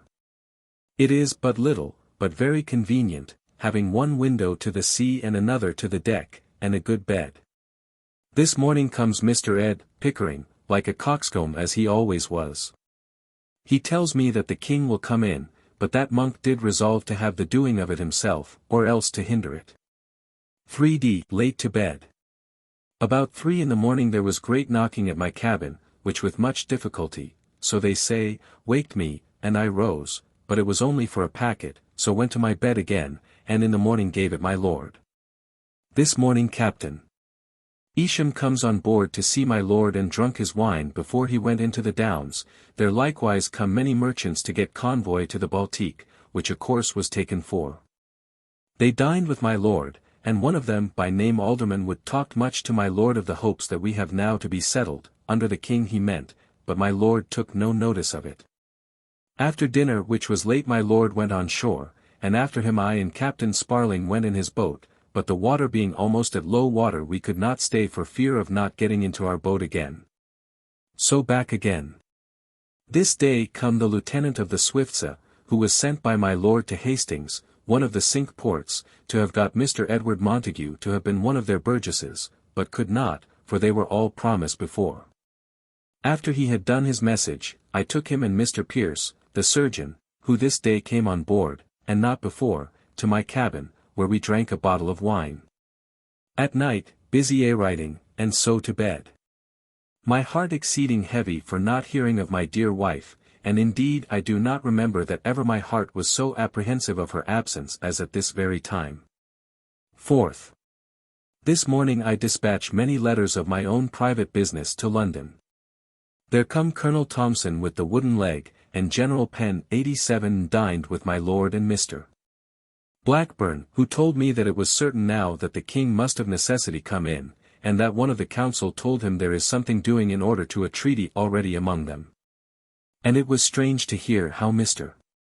Blackburn did already begin to commend him for a sober man, and how quiet he would be under his government, and I dined all alone to prevent company, which was exceeding great today, in my cabin. After these two were gone Sir W. Wheeler and Sir John Petters came on board and stayed about 2 or 3 hours, and so went away. The commissioners came today, only to consult about a further reducement of the fleet, and to pay them as fast as they can. I did give Davis, their servant, L5 to give to Mr. Moore from me, in part of the L7 that I borrowed of him, and he is to discount the rest out of the 30th excess. That he do owe me. At night, my lord resolved to send the captain of our ship to Weymouth and promote his being chosen there, which he did put himself into a readiness to do the next morning. 5th. Infinity of business all the morning of orders to make, that I was very much perplexed that Mr. Burr had failed me of coming back last night, and we ready to set sail, which we did about noon, and came in the evening to Lee Roads and anchored. At night Mr. Shepley overtook us who had been at Gray's Market this morning. I spent all the afternoon upon the deck, it being very pleasant weather. This afternoon Sir Rich Stainer and Mr. Creed, after we were come to anchor, did come on board, and Creed brought me L30, which my lord had ordered him to pay me upon account, and Captain Clerk brought me a noted caudle. At night very sleepy to bed. 6th. This morning came my brother-in-law Balty to see me, and to desire to be here with me as Reformado 88, which did much trouble me. But after dinner, my lord using him very civilly, at table, I spoke to my lord, and he presented me a letter to Captain Stokes for him that he should be there.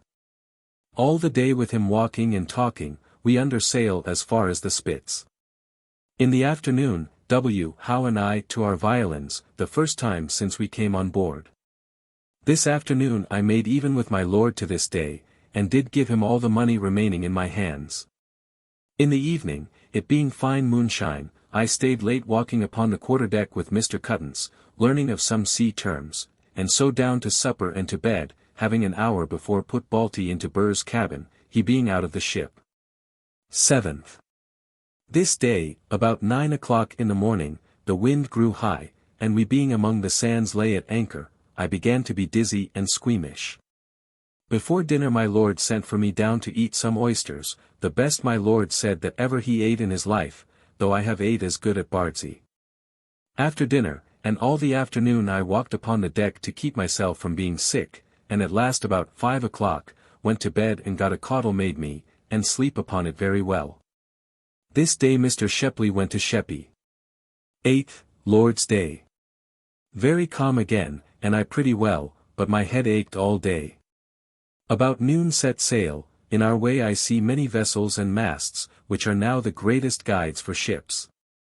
We had a brave wind all the afternoon, and overtook 2 good merchantmen that overtook us yesterday, going to the East Indies. The lieutenant and I lay out of his window with his glass, looking at the women that were on board them, being pretty handsome.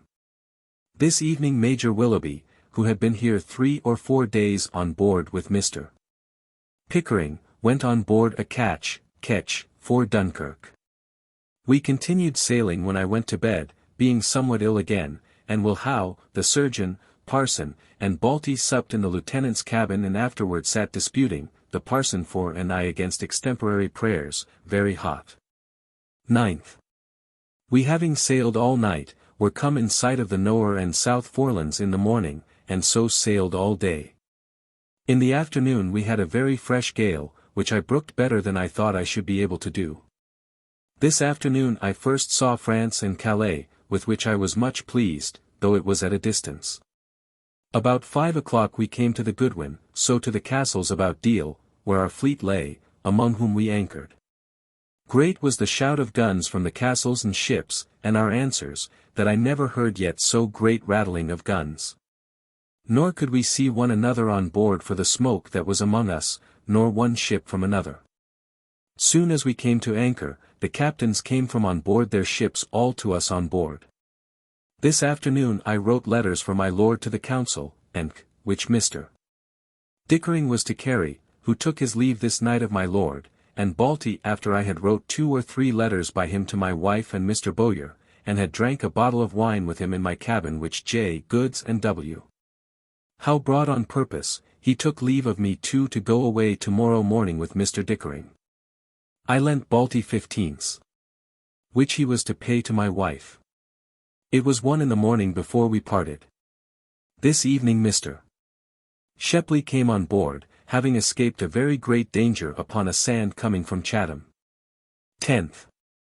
This morning many or most of the commanders in the fleet came on board and dined here, so that some of them and I dined together in the round house, where we were very merry. Hither came the vice-admiral to us, and sat and talked and seemed a very good-natured man. At night as I was all alone in my cabin, in a melancholy fit playing on my violin, my lord and Sir R. Stainer came into the coach 89 and supped there, and called me out to supper with them. After that up to the lieutenant's cabin, where he and I and Sir Richard sat till 11 o'clock talking, and so to bed. This day my Lord Goring returned from France, and landed at Dover. 11th. A gentleman came this morning from my Lord of Manchester to my Lord for a pass for Mr. Boyle, which was made him. I ate a good breakfast by my Lord's orders with him in the great cabin below. The wind all this day was very high, so that a gentleman that was at dinner with my Lord that came along with Sir John Blois, who seemed a fine man, was forced to rise from table. This afternoon came a great packet of letters from London directed to me, among the rest 2 from my wife, the first that I have since coming away from London. All the news from London is that things go on further towards a king. That the Skinners' Company the other day at their entertaining of General Monk had took down the Parliament arms in their hall, and set up the king's. In the evening my lord and I had a great deal of discourse about the several captains of the fleet and his interest among them, and had his mind clear to bring in the king. He confessed to me that he was not sure of his own captain, Cuttance, to be true to him, and that he did not like Captain Stokes. At night W. Howe and I at our violins in my cabin, where Mr. Ibbott and the lieutenant were late. I stayed the lieutenant late, shewing him my manner of keeping a journal. After that to bed. It comes now into my mind to observe that I am sensible that I have been a little too free to make mirth with the minister of our ship, he being a very sober and an upright man. 12th. This day, the weather being very bad, we had no strangers on board. In the afternoon came the vice-admiral on board, with whom my lord consulted, and I sent a packet to London at night with several letters to my friends, as to my wife about my getting of money for her when she should need it, to Mr. Bowyer that he tell me when the messers of the offices be paid, to Mr. Moore about the business of my office, and making even with him as to matter of money. At night after I had dispatched my letters, to bed. 13th. This day very foul all day for rain and wind. In the afternoon set my own things in my cabin and chests in better order than hitherto, and set my papers in order. At night sent another packet to London by the post, and after that was done I went up to the lieutenant's cabin and there we broached a vessel of ale that we had sent for among us from Deal today. There was the minister and doctor with us.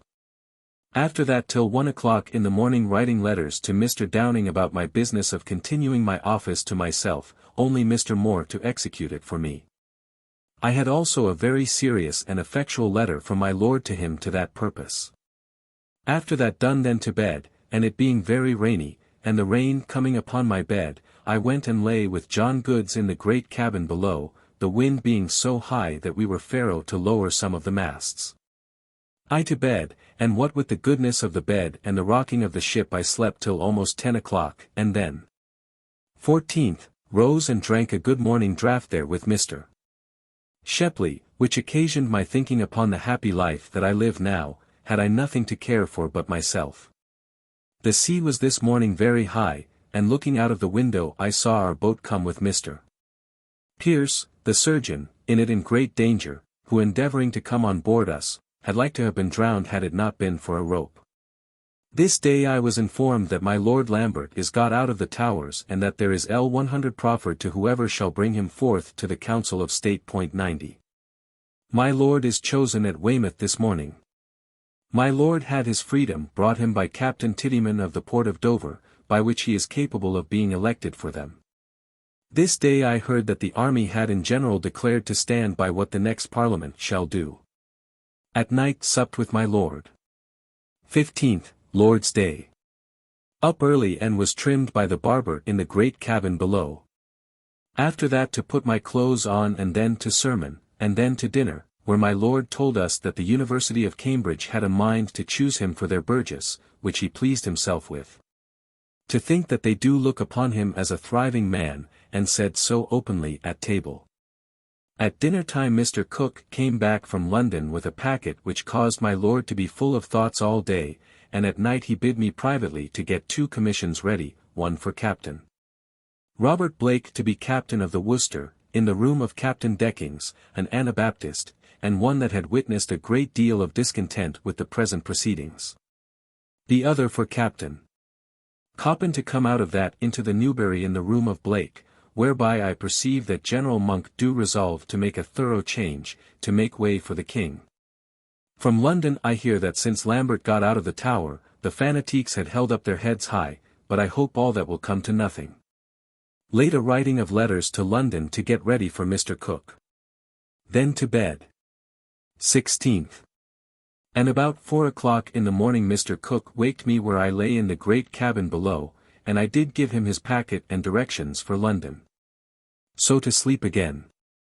All the morning giving out orders and tickets to the commanders of the fleet to discharge all supernumeraries that they had above the number that the council had set in their last establishment. After dinner busy all the afternoon writing, and so till night, then to bed. 17th. All the morning getting ready commissions for the Vice-Admiral and the Rear-Admiral, wherein my Lord was very careful to express the utmost of his own power, commanding them to obey what orders they should receive from the Parliament, and or both or either of the generals. 91. The Vice-Admiral dined with us, and in the afternoon my lord called me to give him the commission for him, which I did, and he gave it him himself. A very pleasant afternoon, and I upon the deck all the day. It was so clear that my lord's glass shewed us Calais very plain, and the cliffs were as plain to be seen as Kent, and my lord at first made me believe that it was Kent. At night, after supper, my lord called for the Rear-Admiral's commission, which I brought him, and I sitting in my study heard my lord discourse with him concerning King's and Newberry's being put out of commission. And by the way I did observe that my lord did speak more openly his mind to me afterwards at night than I can find that he did to the Rear-Admiral, though his great confidant. For I was with him an hour together, when he told me clearly his thoughts that the king would carry it, and that he did think himself very happy that he was now at sea, as well for his own sake, as that he thought he might do his country some service in keeping things quiet. To bed, and shifting myself from top to toe, there being J. Goods and W. House sat late by my bedside talking. So to sleep, every day bringing me a fresh sense of the pleasure of my present life. 18th. This morning very early came Mr. Edward Montague on board, but what was the business of his coming again or before without any servant and making no stay at all I cannot guess. This day Sir R. Stainer, Mr. Shepley, and as many of my lord's people as could be spared went to Dover to get things ready against tomorrow for the election there. I all the afternoon dictating in my cabin, my own head being troubled with multiplicity of business, to Burr, who wrote for me above a dozen letters, by which I have made my mind more light and clear than I have had it yet since I came on board. At night sent a packet to London, and Mr. Cook returned hence bringing me this news, that the sectaries do talk high what they will do, but I believe all to no purpose, but the Cavaliers are something unwise to talk so high on the other side as they do. That the Lords do meet every day at my Lord of Manchester's, and resolve to sit the first day of the Parliament. That it is evident now that the General and the Council do resolve to make way for the King's coming. And it is now clear that either the fanatiques must now be undone, or the gentry and citizens throughout England, and clergy must fall, in spite of their militia and army, which is not at all possible I think. At night I supped with W. Howe and Mr. Llewellyn, being the first time that I had been so long with him, in the great cabin below. After that to bed, and W. Howe sat by my bedside, and he and I sang a psalm or two and so I to sleep. 19th. A great deal of business all this day, and Burr being gone to shore without my leave did vex me much. At dinner news was brought us that my lord was chosen at Dover. This afternoon came one Mr. Mansell on board as a reformado, to whom my lord did shew exceeding great respect, but upon what account I do not yet know. This day it has rained much, so that when I came to go to bed I found it wet through, so I was fain to wrap myself up in a dry sheet, and so lay all night. 20th. All the morning I was busy to get my window altered, and to have my table set as I would have it, which after it was done I was infinitely pleased with it, and also to see what a command I have to have every one ready to come and go at my command.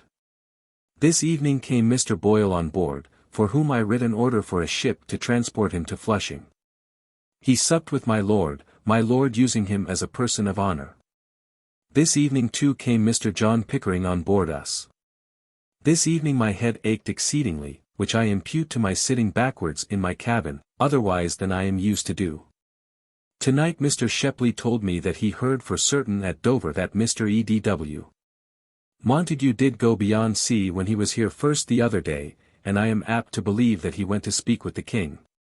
This day one told me how that at the election at Cambridge for Knights of the Shire, Wendby and Thornton by declaring to stand for the Parliament and a king and the settlement of the Church, did carry it against all expectation against Sir Dudley North and Sir Thomas Willis.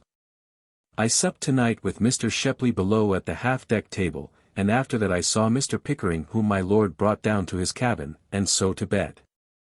21st.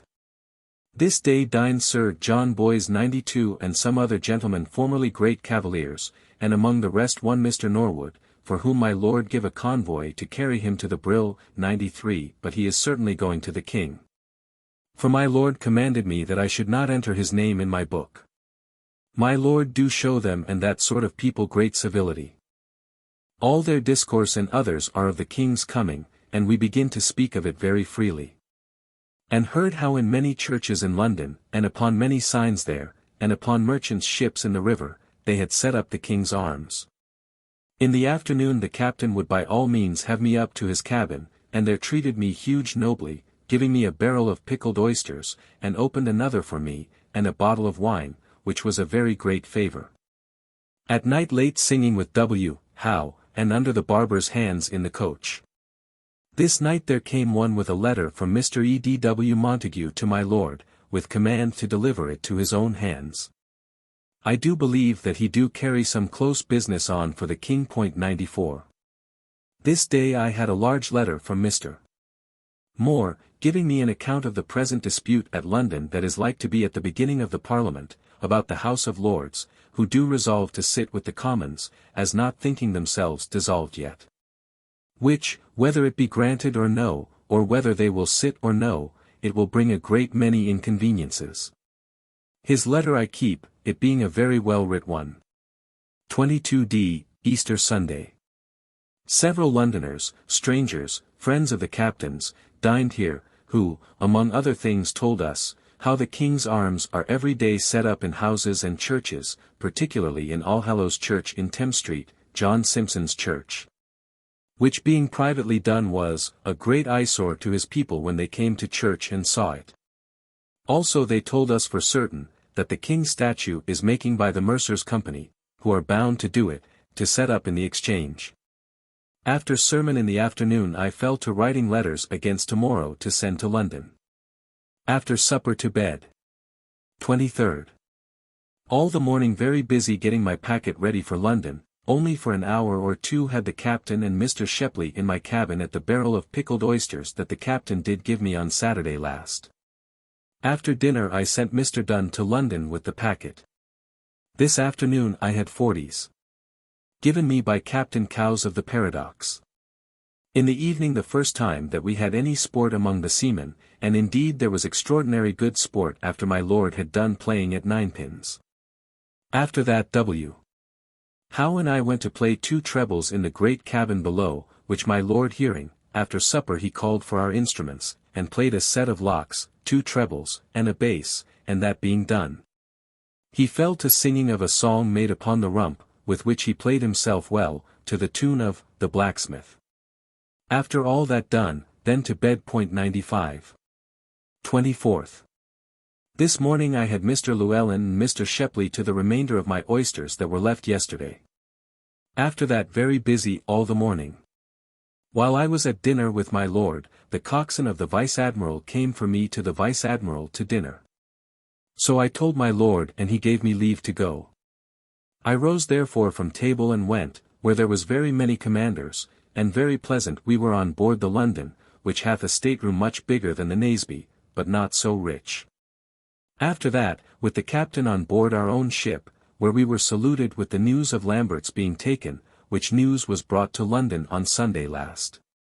He was taken in Northamptonshire by Colonel Ingoldsby, at the head of a party, by which means their whole design is broke, and things now very open and safe. And every man begins to be merry and full of hopes. In the afternoon my lord gave a great large character to write out, so I spent all the day about it, and after supper my lord and we had some more very good music and singing of Turn Amaryllis, as it is printed in the song book. With which my lord was very much pleased. After that to bed. 25th. All the morning about my lord's character. Dined today with Captain Clerk on board the Speaker, a very brave ship, where was the Vice-Admiral, Rear-Admiral, and many other commanders. After dinner home, not a little contented to see how I am treated, and with what respect made a fellow to the best commanders in the fleet.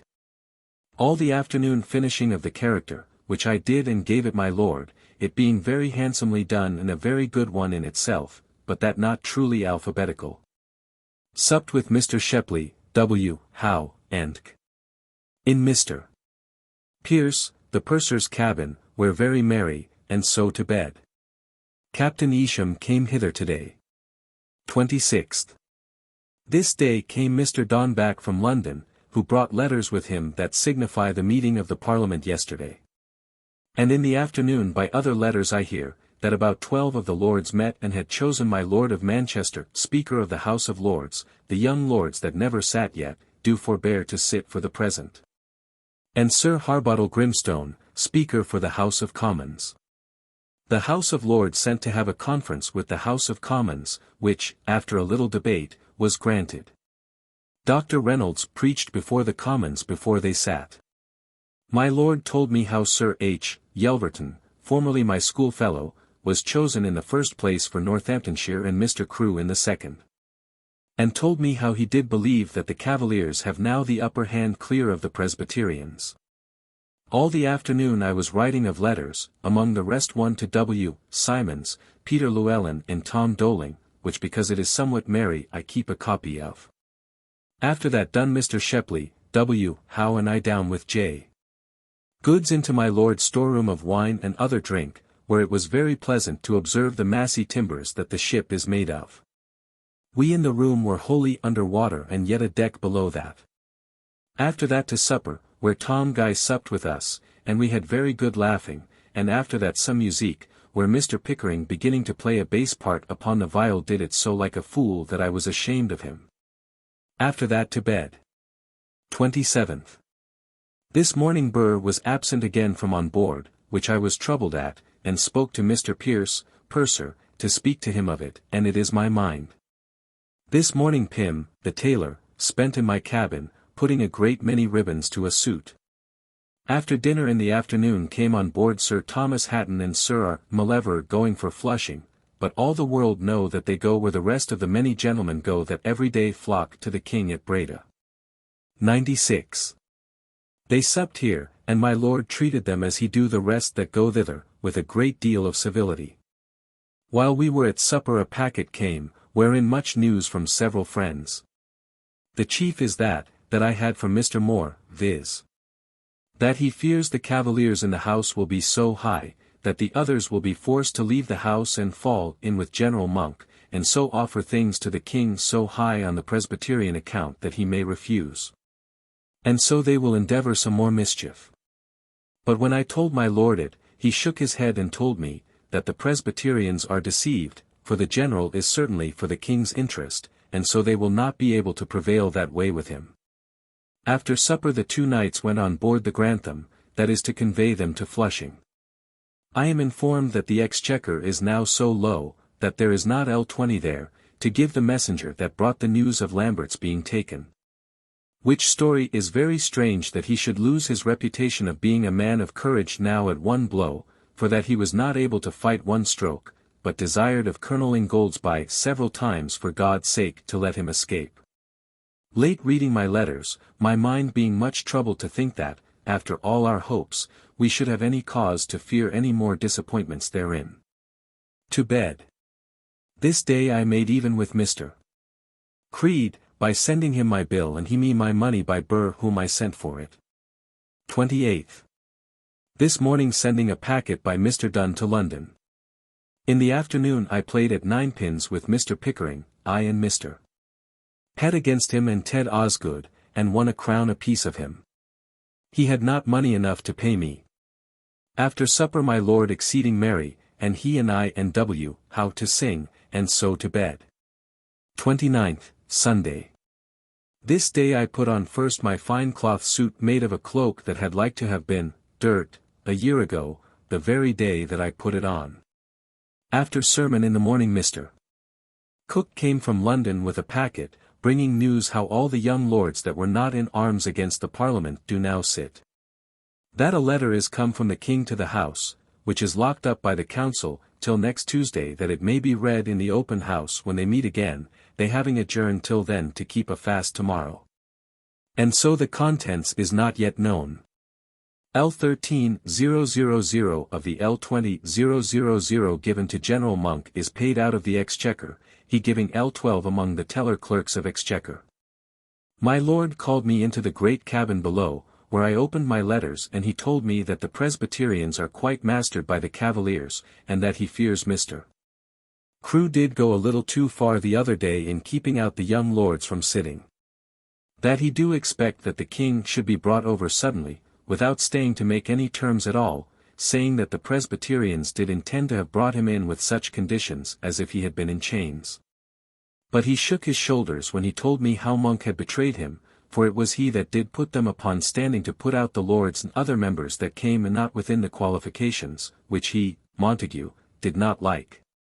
But however he, Monk, had done his business, though it be with some kind of baseness.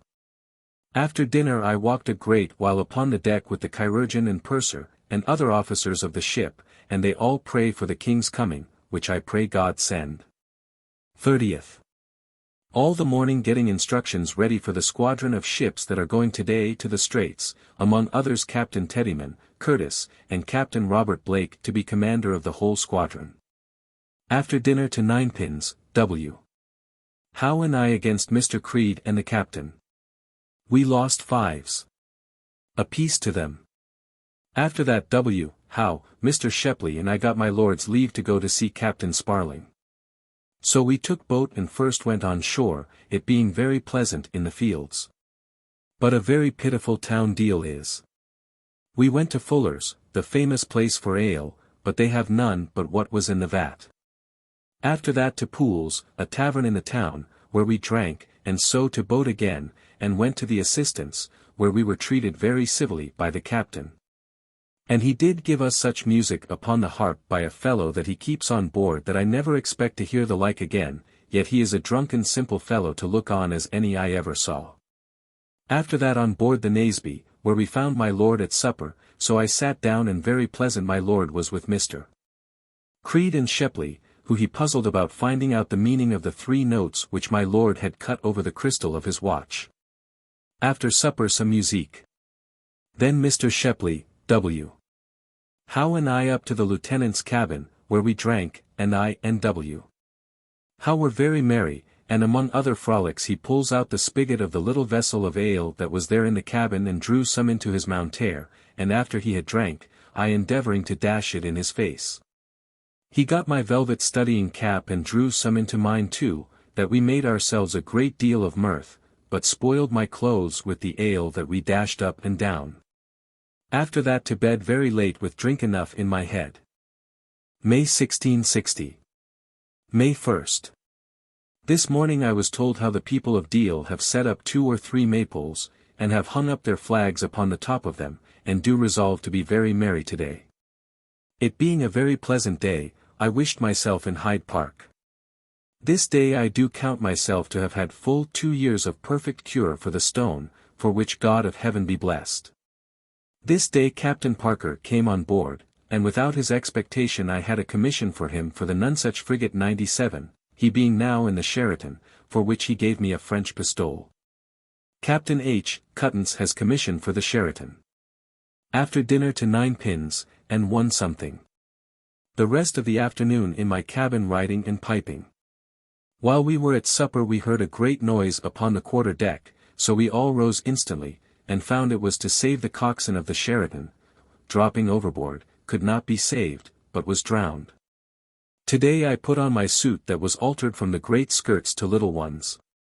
Today I hear they were very merry at Deal, setting up the king's flag upon one of their maypoles, and drinking his health upon their knees in the streets, and firing the guns, which the soldiers of the castle threatened, but durst not oppose. 2nd. In the morning at a breakfast of radishes at the purser's cabin. After that to writing till dinner.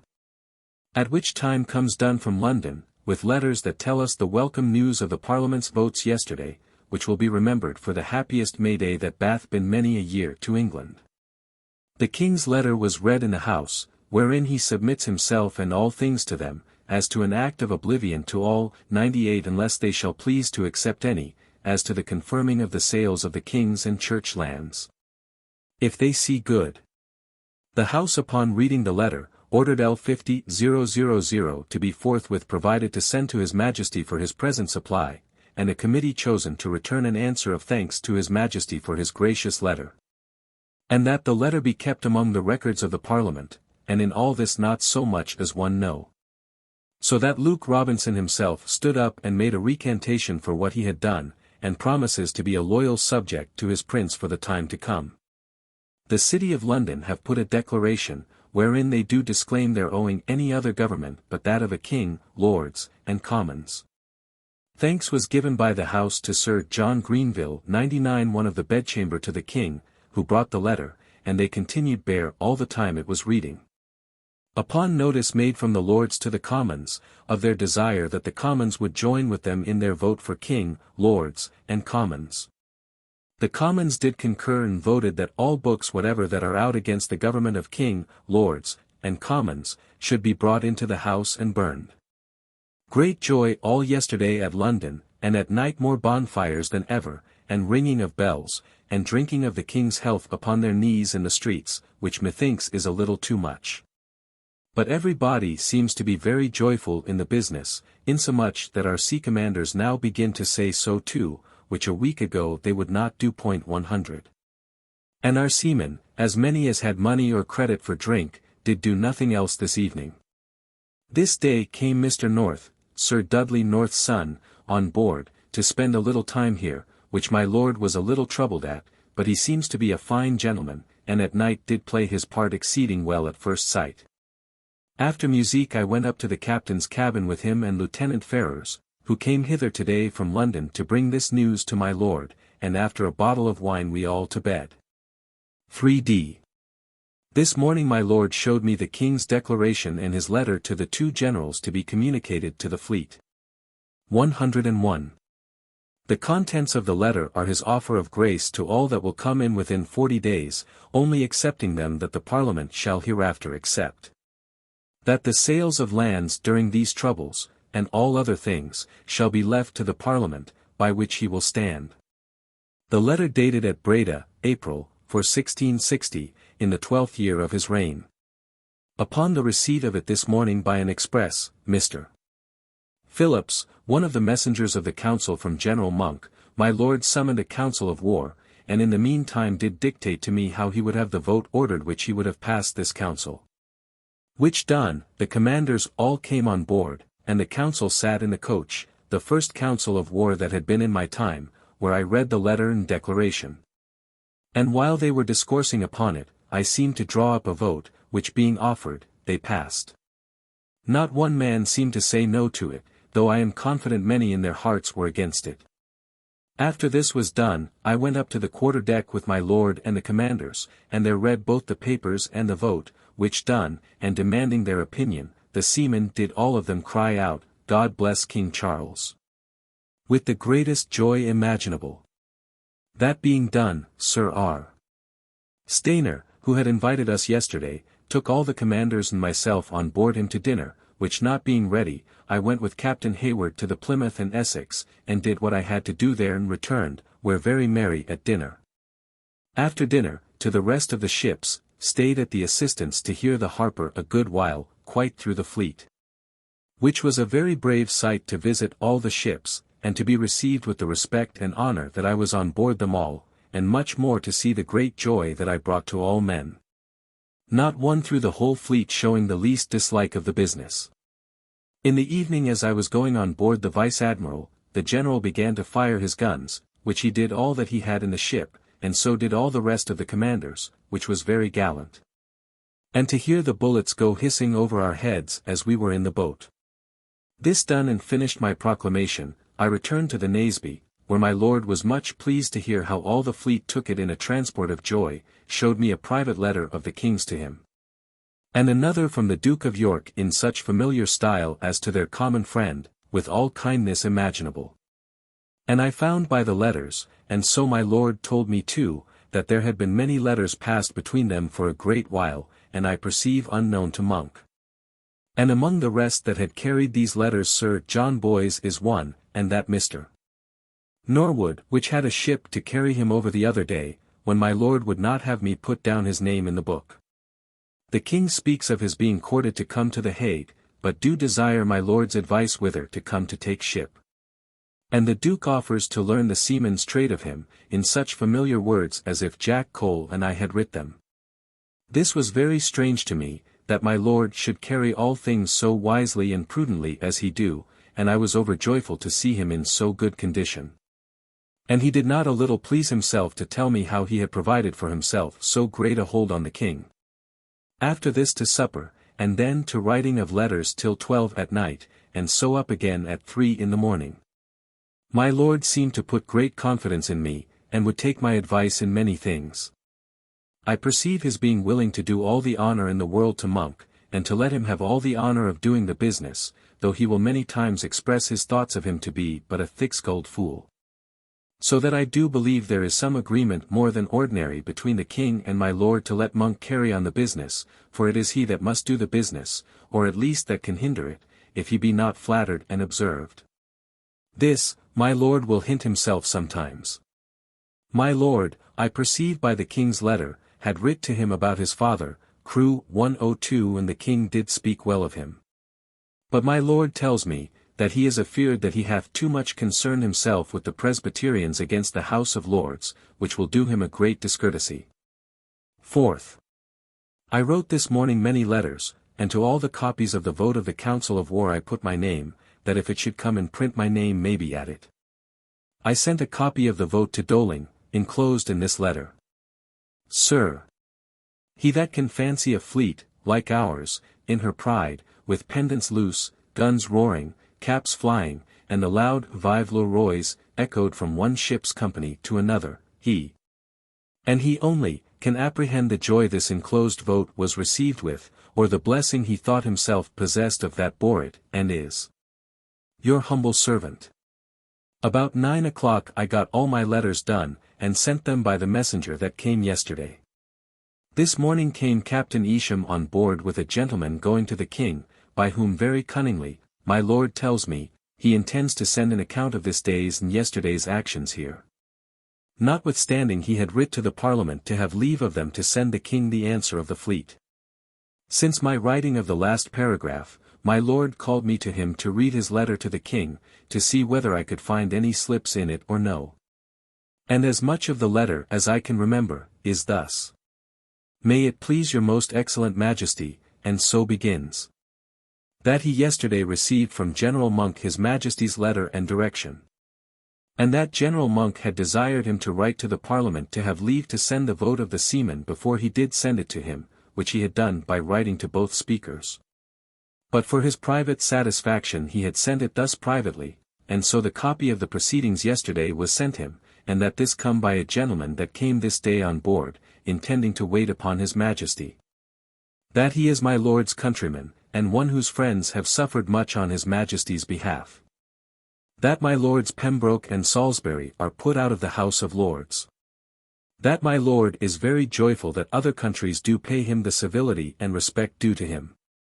And that he do much rejoice to see that the king do resolve to receive none of their assistance, or some such words, from them, he having strength enough in the love and loyalty of his own subjects to support him. That his majesty had chosen the best place, Scheveling 103, for his embarking, and that there is nothing in the world of which he is more ambitious, than to have the honor of attending his majesty, which he hoped would be speedy. That he had commanded the vessel to attend at Helversluis 104, till this gentleman returns, that so if his majesty do not think it fit to command the fleet himself, yet that he may be there to receive his commands and bring them to his lordship. He ends his letter, that he is confounded with the thoughts of the high expressions of love to him in the king's letter, and concludes. Your most loyal, dutiful, faithful and obedient subject and servant, E.M. The rest of the afternoon at ninepins. In the evening came a packet from London, among the rest a letter from my wife, which tells me that she has not been well, which did exceedingly trouble me, but my lord sending Mr. Cook at night, I wrote to her and sent a piece of gold enclosed to her, and wrote also to Mrs. Bowyer, and enclosed a half-piece to her for a token. After supper at the table in the coach, my lord talking concerning the uncertainty of the places of the exchequer to them that had them now.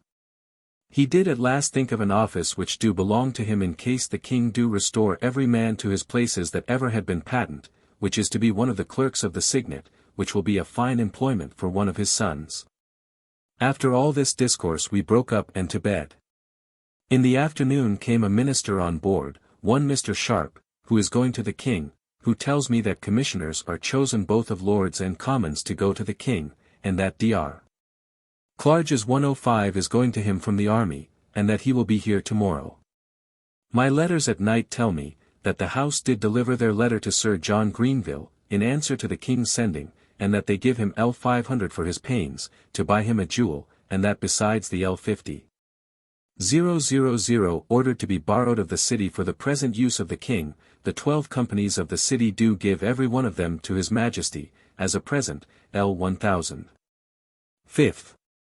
All the morning very busy writing letters to London, and a packet to Mr. Downing, to acquaint him with what had been done lately in the fleet. And this I did by my lord's command, who, I thank him, did of himself think of doing it, to do me a kindness, for he writ a letter himself to him, thanking him for his kindness to me. All the afternoon at ninepins, at night after supper good music, my lord, Mr. North, I and W. Howe. After that to bed. This evening came Dr. Clarges to Deal, going to the king. Where the townspeople strewed the streets with herbs against his coming, for joy of his going. Never was there so general a content as there is now. I cannot but remember that our parson did, in his prayer tonight, pray for the long life and happiness of our king and dread sovereign, that may last as long as the sun and moon endureth. 6th, Lord's Day. This morning while we were at sermon comes in Dr. Clarges and a dozen gentlemen to see my lord, who, after sermon, dined with him. I remember that last night upon discourse concerning Clarges my lord told me that he was a man of small entendimiento. 1:06 This afternoon there was a gentleman with me, an officer of Dunkirk going over, who came to me for an order and told me he was lately with my uncle and Aunt Fenner and that Kate's fits of the convulsions did hold her still. It fell very well today. A stranger preached here for Mr. Ibbott, one Mr. Stanley, who prayed for King Charles, by the grace of God, and which gave great contentment to the gentlemen that were on board here, and they said they would talk of it, when they come to Breda, as not having it done yet in London so publicly. After they were gone from on board, my lord writ a letter to the king and give it to me to carry privately to Sir William Compton on board the Assistance, which I did, and after a health to his majesty on board there, I left them under sail for Breda. Back again and found them at sermon. I went up to my cabin and looked over my accounts, and find that, all my debts paid and my preparations to sea paid for, I have L640 clear in my purse. After supper to bed. 7th. This morning Captain Cutton sent me 12 bottles of Margate ale. 3 of them I drank presently with some friends in the coach. My lord went this morning about the flag ships in a boat, to see what alterations there must be, as to the arms and flags. He did give me order also to write for silk flags and scarlet waistclothes. 107. For a rich barge. For a noise of trumpets. 108 and a set of fiddlers. Very great deal of company come today, among others Mr. Bellis's, Sir Thomas Lenthrop, Sir Henry Chichley, Colonel Philip Honeywood, and Captain Titus, the last of whom my lord showed all our cabins, and I suppose he is to take notice what room there will be for the king's entertainment.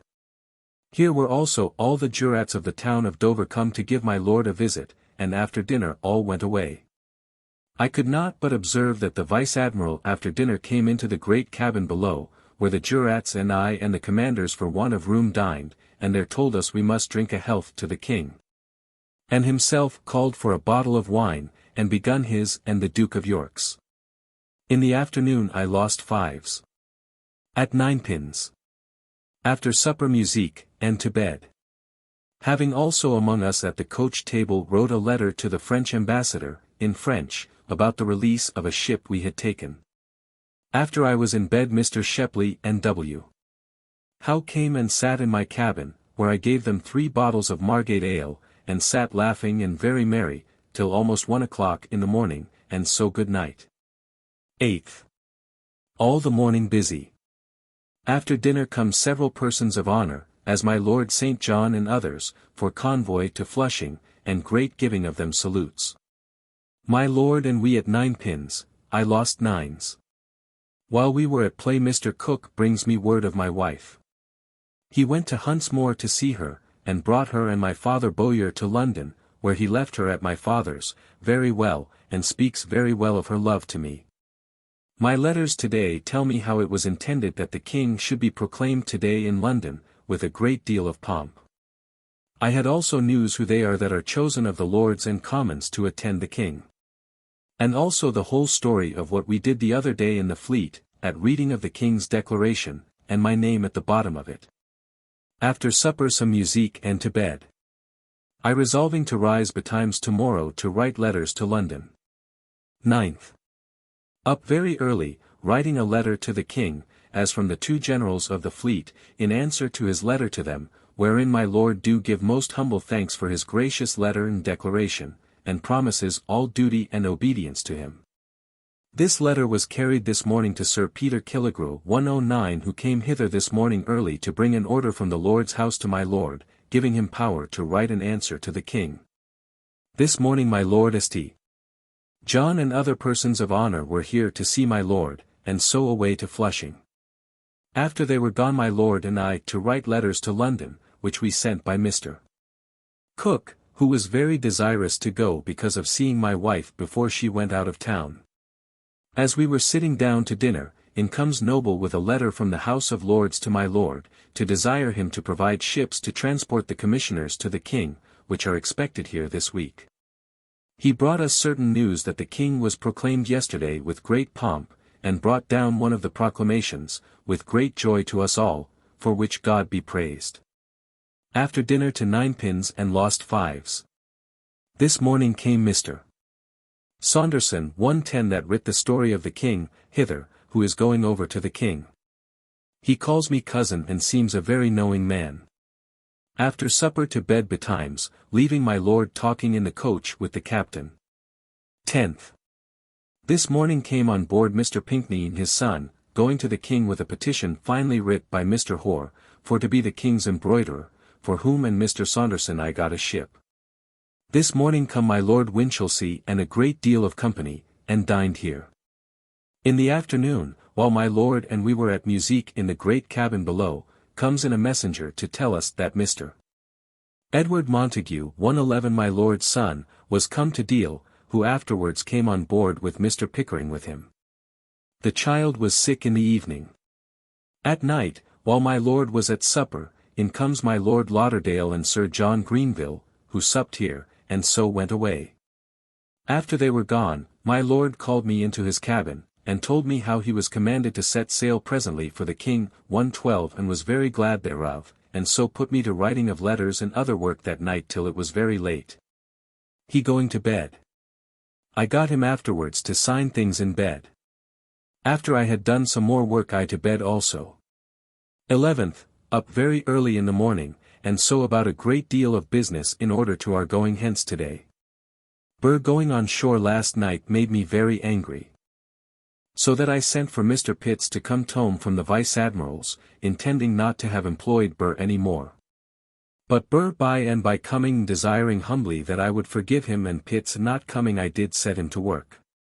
This morning we began to pull down all the States' arms in the fleet, having first sent to Dover for painters and others to come to set up the king's. The rest of the morning writing of letters to London which I afterwards sent by Dunn. I had this morning my first opportunity of discoursing with Dr. Clark, 113 whom I found to be a very pretty man and very knowing. He is now going in this ship to the king. There dined here my Lord Crawford and my Lord Cavendish, and other Scotchmen whom I afterwards ordered to be received on board the Plymouth, and to go along with us. After dinner we set sail from the Downs, I leaving my boy to go to Deal for my linen.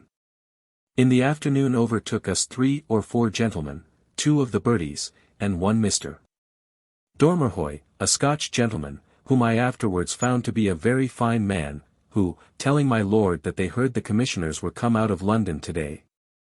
My lord dropped anchor over against Dover Castle, which give us about 30 guns in passing, and upon a high debate with the Vice and Rear Admiral whether it were safe to go and not stay for the commissioners, he did resolve to send Sir R. Stainer to Dover, to inquire of my Lord Winchelsea, whether or no they are come out of London, and then to resolve tomorrow morning of going or not, which was done. It blew very hard all this night that I was afeard of my boy. About 11 at night came the boats from Deal, with great store of provisions. By the same token John Goods told me that above 20 of the fowls are smothered, but my boy was put on board the Northwich. To bed. 12th. This morning I inquired for my boy, whether he was come well or no, and it was told me that he was well in bed. My lord called me to his chamber, he being in bed, and gave me many orders to make for direction for the ships that are left in the Downs, giving them the greatest charge in the world to bring no passengers with them. When they come after us to Scheveling Bay, excepting Mr. Edward Montague, Mr. Thomas Crew, and Sir H. Wright. Sir R. Stainer hath been here early in the morning and told my lord, that my Lord Winchelsea understands by letters, that the commissioners are only to come to Dover to attend the coming over of the king. So my lord did give order for weighing anchor, which we did, and sailed all day. In our way in the morning, coming in the midway between Dover and Calais, we could see both places very easily, and very pleasant it was to me that the further we went the more we lost sight of both lands. In the afternoon at cards with Mr. North and the Dr. Clark, there by us, in the Lark frigate, Sir R. Freeman and some others, going from the King to England, come to see my lord and so onward on their voyage. In the afternoon upon the quarter-deck the doctor told Mr. North and me an admirable story called The Fruitless Precaution, an exceeding pretty story and worthy my getting without book when I can get the book. This evening came Mr. Shepley on board, whom we had left at Deal and Dover getting of provision and borrowing of money. In the evening late, after discoursing with the doctor, and to bed.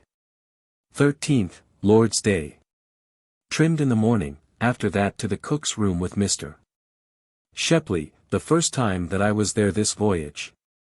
Then to the quarter-deck, upon which the tailors and painters were at work, cutting out some pieces of yellow cloth into the fashion of a crown and C.R. and put it upon a fine sheet, and that into the flag instead of the state's arms, which after dinner was finished and set up after it had been shown to my lord, who took physic today and was in his chamber. And liked it so well as to bid me give the tailors 20s. Among them for doing of it. This morn Sir J. Boys and Captain Isham met us in the Nonsuch, the first of whom, after a word or two with my lord, went forward, the other stayed. I heard by them how Mr. Downing had never made any address to the king, and for that was hated exceedingly by the court, and that he was in a Dutch ship which sailed by us, then going to England with disgrace. Also how Mr. Morland was knighted by the king this week, and that the king did give the reason of it openly, that it was for his giving him intelligence all the time he was clerk to Secretary Thurlow. In the afternoon a council of war, only to acquaint them that the harp must be taken out of all their flags, 114 it being very offensive to the king. Mr. Cook, who came after us in the Yarmouth, bringing me a letter from my wife and a Latin letter from my brother John, with both of which I was exceedingly pleased. No sermon all day, we being under sail, only at night prayers, wherein Mr. Ibbott prayed for all that were related to us in a spiritual and fleshly way. We came within sight of Middle shore. Late at night we writ letters to the king of the news of our coming, and Mr. Edward Pickering carried them. Captain Isham went on shore, nobody showing of him any respect. So the old man very fairly took leave of my lord, and my lord very coldly bid him, God be with you, which was very strange, but that I hear that he keeps a great deal of prating and talking on shore, on board, at the king's courts. What command he had with my lord, and after letters were gone then to bed. 14th. In the morning when I woke and rose, I saw myself out of the scuttle close by the shore, which afterwards I was told to be the Dutch shore. The Hague was clearly to be seen by us. My lord went up in his nightgown into the cuddy 115 to see how to dispose thereof for himself and us that belonged to him, to give order for our removal today. Some nasty Dutchmen came on board to proffer their boats to carry things from us on shore, and to get money by us. Before noon some gentlemen came on board from the shore to kiss my lord's hands. And by Mr. North and Dr. Clerk went to kiss the Queen of Bohemia's hands, from my lord, with 12 attendants from on board to wait on them, among which I sent my boy, who, like myself, is with child to see any strange thing. After noon they came back again after having kissed the Queen of Bohemia's hand, and were sent again by my lord to do the same to the Prince of Orange. 116. So I got the captain to ask leave for me to go, which my lord did give, and I taking my boy and judge advocate with me, went in company with them. The weather bad. We were sadly washed when we came near the shore, it being very hard to land there. The shore is, as all the country between that and the Hague, all sand. The rest of the company got a coach by themselves. Mr.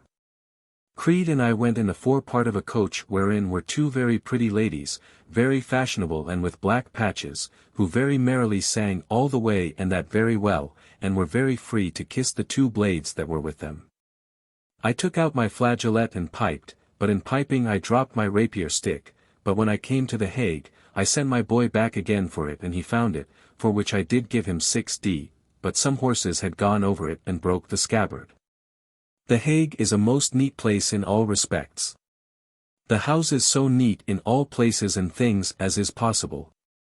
Here we walked up and down a great while, the town being now very full of Englishmen, for that the Londoners were come on shore today. But going to see the Prince, 117 he was gone forth with his governor, and so we walked up and down the town and court to see the place. And by the help of a stranger, an Englishman, we saw a great many places, and were made to understand many things, as the intention of maypoles, which we saw there standing at every great man's door. Of different greatness according to the quality of the person. About 10 at night the prince comes home, and we found an easy admission. His attendants very inconsiderable as for a prince, but yet handsome, and his tutor a fine man, and himself a very pretty boy. It was bright moonshine tonight. This done we went to a place we had taken to sup in, where a sowlet and 2 or 3 bones of mutton were provided for a matter of 10 of us, which was very strange. After supper the judge and I to another house, leaving them there, and he and I lay in one press bed, there being 2 more in the same room, but all very neat and handsome, my boy sleeping upon a bench by me. 15th. We lay till past 3 o'clock, then up and down the town, to see it by daylight, where we saw the soldiers of the prince's guard, all very fine, and the burghers of the town with their arms and muskets as bright as silver. And meeting this morning a schoolmaster that spoke good English and French, he went along with us and shewed us the whole town, and indeed I cannot speak enough of the gallantry of the town. Every body of fashion speaks French or Latin, or both. The women many of them very pretty and in good habits, fashionable and black spots. He went with me to buy a couple of baskets, one of them for Mrs. Pierce, the other for my wife. After he was gone, we having first drank with him at our lodging, the judge and I to the grande salle where we were shewed the place where the States General sit in council. The hall is a great place, where the flags that they take from their enemies are all hung up, and things to be sold, as in Westminster Hall, and not much unlike it, but that not so big, but much neater. After that to a bookseller's and bought for the love of the binding 3 books, the French Psalms in 4 parts, Bacon's Organon, and Farnab. Reader. 118. After that the judge, I and my boy by coach to Scheveling again, where we went into a house of entertainment and drank there, the wind being very high, and we saw 2 boats overset and the gallants forced to be pulled on shore by the heels. While their trunks, portmanteaus, hats, and feathers, were swimming in the sea. Among others I saw the ministers that come along with the commissioners, Mr. Case among the rest, sadly dipped. 119. So they came in where we were, and I being in haste left my Copenhagen knife, and so lost it. Having stayed here a great while a gentleman that was going to kiss my lord's hand, from the Queen of Bohemia, and I hired a Dutch boat for $4 to carry us on board. We were fain to wait a great while before we could get off from the shore, the sea being very rough. The Dutchman would fain have made all pay that came into our boat besides us 2 and our company, there being many of our ship's company got in who were on shore, but some of them had no money, having spent all on shore. Coming on board we found all the commissioners of the House of Lords at dinner with my lord, who after dinner went away for shore. Mr. Morland, now Sir Samuel, was here on board, but I do not find that my lord or any body did give him any respect, he being looked upon by him and all men as a knave. Among others he betrayed Sir Rich. Willis 120 that married Dr. F. Jones's daughter, that he had paid him L1000 at one time by the Protector's and Secretary Thurloe's order, for intelligence that he sent concerning the king. In the afternoon my lord called me on purpose to show me his fine clothes which are now come hither, and indeed are very rich as gold and silver can make them, only his sword he and I do not like. In the afternoon my lord and I walked together in the coach 2 hours, talking together upon all sorts of discourse, as religion, wherein he is, I perceive, wholly skeptical, as well as I, saying that indeed the Protestants as to the Church of Rome are wholly fanatiques, he likes uniformity and form of prayer. About state business, among other things he told me that his conversion to the king's cause, for so I was saying that I wondered from what time the king could look upon him to become his friend, commenced from his being in the Sound, when he found what usage he was likely to have from a commonwealth. My lord, the captain, and I supped in my lord's chamber, where I did perceive that he did begin to show me much more respect than ever he did yet. After supper, my lord sent for me, intending to have me play at cards with him, but I not knowing cribbage, we fell into discourse of many things, till it was so rough sea and the ship rolled so much that I was not able to stand.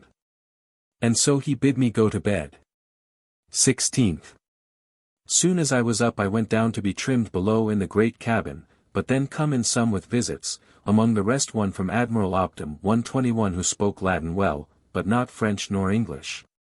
To whom my lord made me to give his answer and to entertain. He brought my lord a tierce of wine and a barrel of butter, as a present from the admiral. After that to finish my trimming, and while I was doing of it in comes Mr. North very seasick from shore, and to bed he goes. After that to dinner, where Commissioner Pett was come to take care to get all things ready for the king on board. My lord in his best suit, this the first day, in expectation to wait upon the king. But Mr. E.D.W. Pickering coming from the king brought word that the king would not put my lord to the trouble of coming to him, but that he would come to the shore to look upon the fleet today, which we expected, and had our guns ready to fire, and our scarlet waistclothes out and silk pendants, but he did not come. My lord and we at ninepins this afternoon upon the quarterdeck, which was very pretty sport. This evening came Mr. John Pickering on board, like an ass, with his feathers and new suit that he had made at the Hague.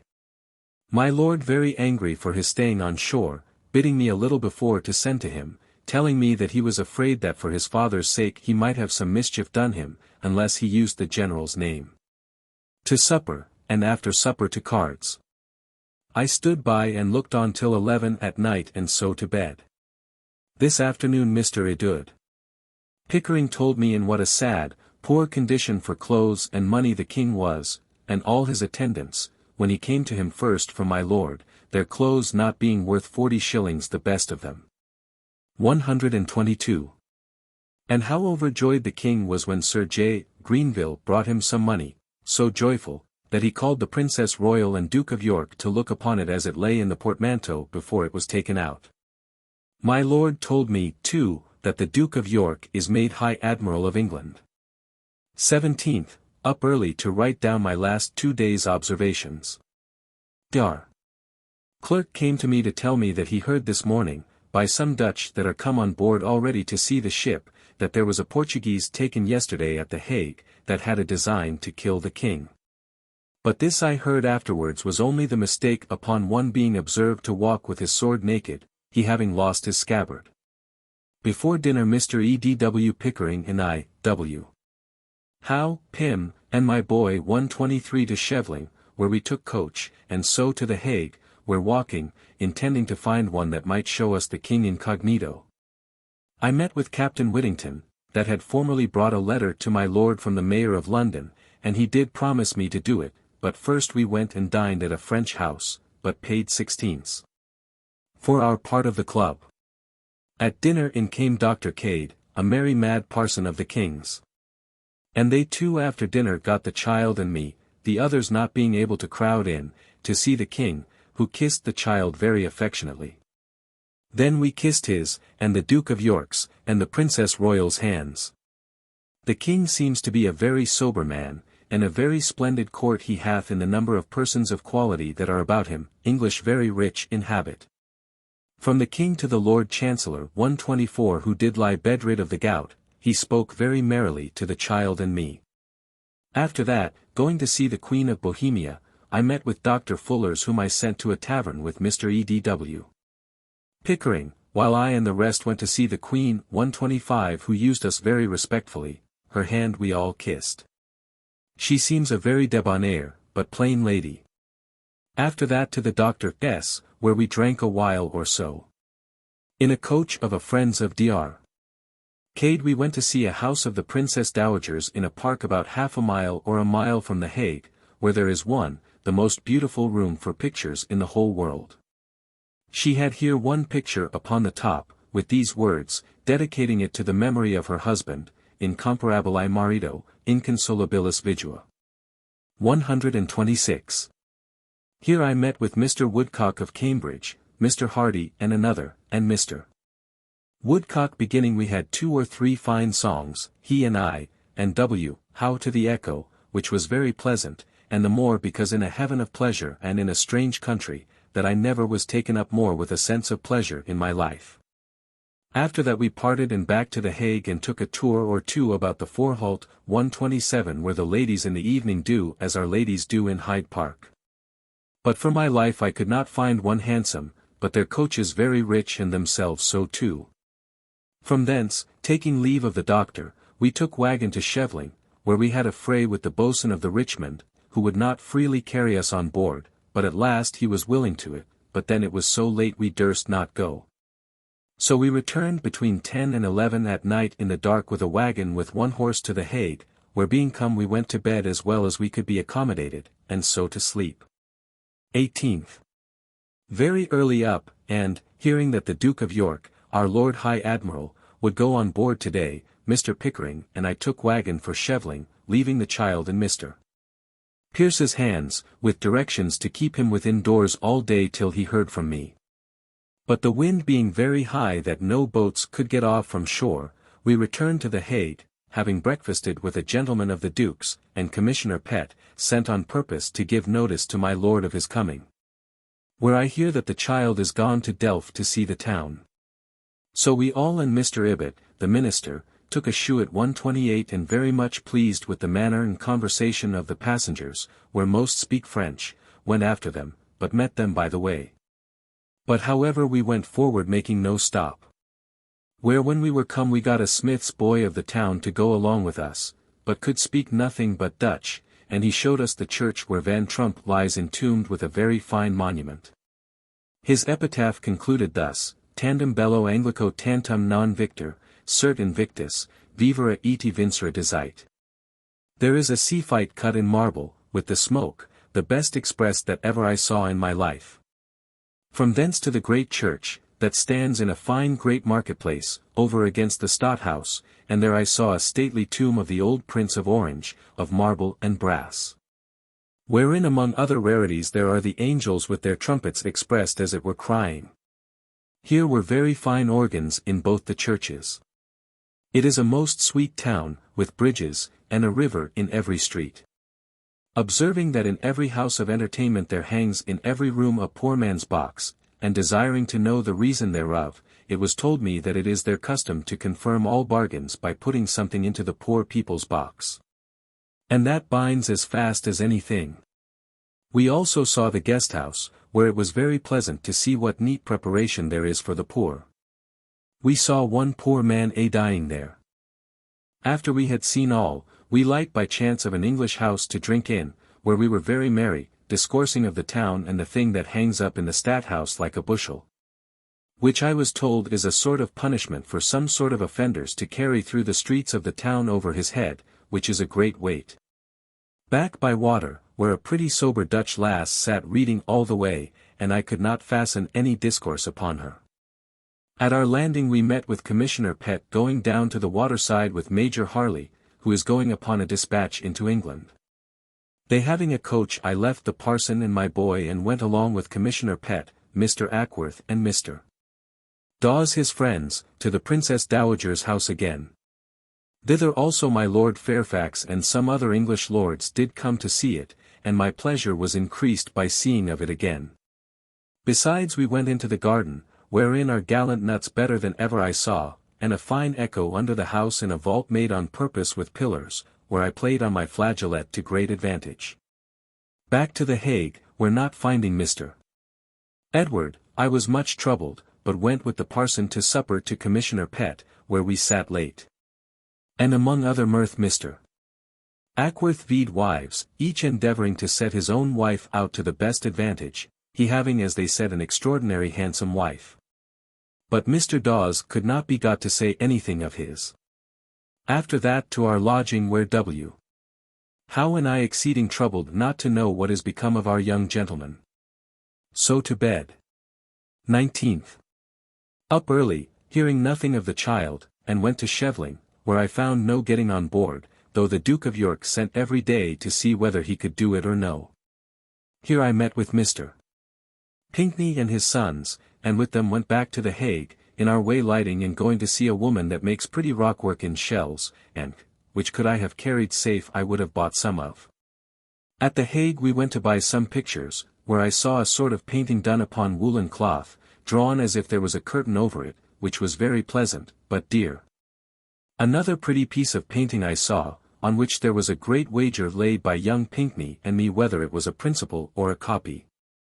But not knowing how to decide, it was broken off, and I got the old man to lay out as much as my piece of gold come to, and so saved my money, which had been 24s. Lost, I fear. While we were here buying of pictures, we saw Mr. Edward and his company land. Who told me that they had been at Leyden all night, at which I was very angry with Mr. Pierce, and shall not be friends I believe a good while. To our lodging to dinner. After that out to buy some linen to wear against tomorrow, and so to the barber's. After that by wagon to Lawsden, where the 365 children were born. We saw the hill where they say the house stood and sunk wherein the children were born. The basins wherein the male and female children were baptized do stand over a large table that hangs upon a wall, with the whole story of the thing in Dutch and Latin, beginning, Margarita Herman Cometissa, and the thing was done about 200 years ago. The town is a little small village which answers much to one of our small villages, such a one as Chesterton in all respects, and one could have thought it in England but for the language of the people. We went into a little drinking house where there were a great many Dutch Boers eating of fish in a boorish manner, but very merry in their way. But the houses here as neat as in the great places. From thence to the Hague again playing at Crambo 129 in the wagon, Mr. Edward, Mr. Ibbott, W. Howe, Mr. Pinkney, and I. When we were come thither W. Howe, and Mr. Ibbott, and Mr.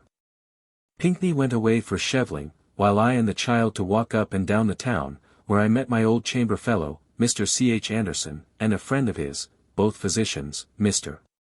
Wright, who took me to a Dutch house, where there was an exceeding pretty lass, and right for the sport, but it being Saturday we could not have much of her company, but however I stayed with them, having left the child with my uncle Pickering, whom I met in the street, till 12 at night. By that time Charles was almost drunk, and then broke up, he resolving to go thither again, after he had seen me at my lodging, and lie with the girl, which he told me he had done in the morning. Going to my lodging we met with the bellman, who struck upon a clapper, which I took in my hand, and it is just like the clapper that our boys frighten the birds away from the corn with in summer time in England. To bed. 20th. Up early, and with Mr. Pickering and the child by wagon to Scheveling, where it not being yet fit to go off, I went to lie down in a chamber in the house, where in another bed there was a pretty Dutch woman in bed alone. But though I had a month's mind 1:30 I had not the boldness to go to her. So there I slept an hour or two. At last she rose, and then I rose and walked up and down the chamber, and saw her dress herself after the Dutch dress, and talked to her as much as I could, and took occasion, from her ring which she wore on her first finger, to kiss her hand. but had not the face to offer anything more. So at last I left her there and went to my company. About 8 o'clock I went into the church at Shevling, which was pretty handsome, and in the chancel a very great upper part of the mouth of a whale, which indeed was of a prodigious bigness. Bigger than one of our long boats that belonged to one of our ships. Commissioner Pett at last came to our lodging, and caused the boats to go off, so some in one boat and some in another we all bid adieu to the shore. But through badness of weather we were in great danger, and a great while before we could get to the ship, so that of all the company not one but myself that was not sick. I keeping myself in the open air, though I was soundly wet for it. This hath not been known 4 days together such weather at this time of year, a great while. Indeed our fleet was thought to be in great danger, but we found all well, and Mr. Thaw's crew came on board. I having spoke a word or two with my lord, being not very well settled, partly through last night's drinking and want of sleep, I lay down in my gown upon my bed and slept till the 4 o'clock gun the next morning waked me.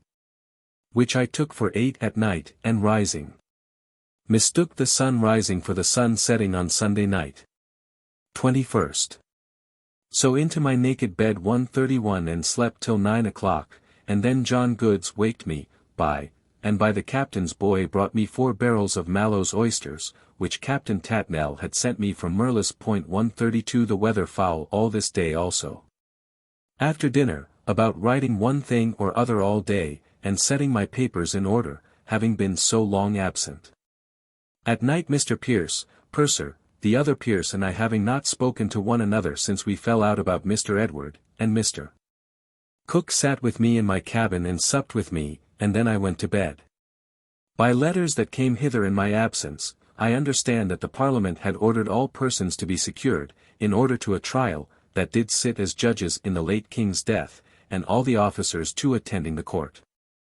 Sir John Lenthall moving in the House, that all that had borne arms against the King should be exempted from pardon, he was called to the bar of the House, and after a severe reproof he was degraded his knighthood.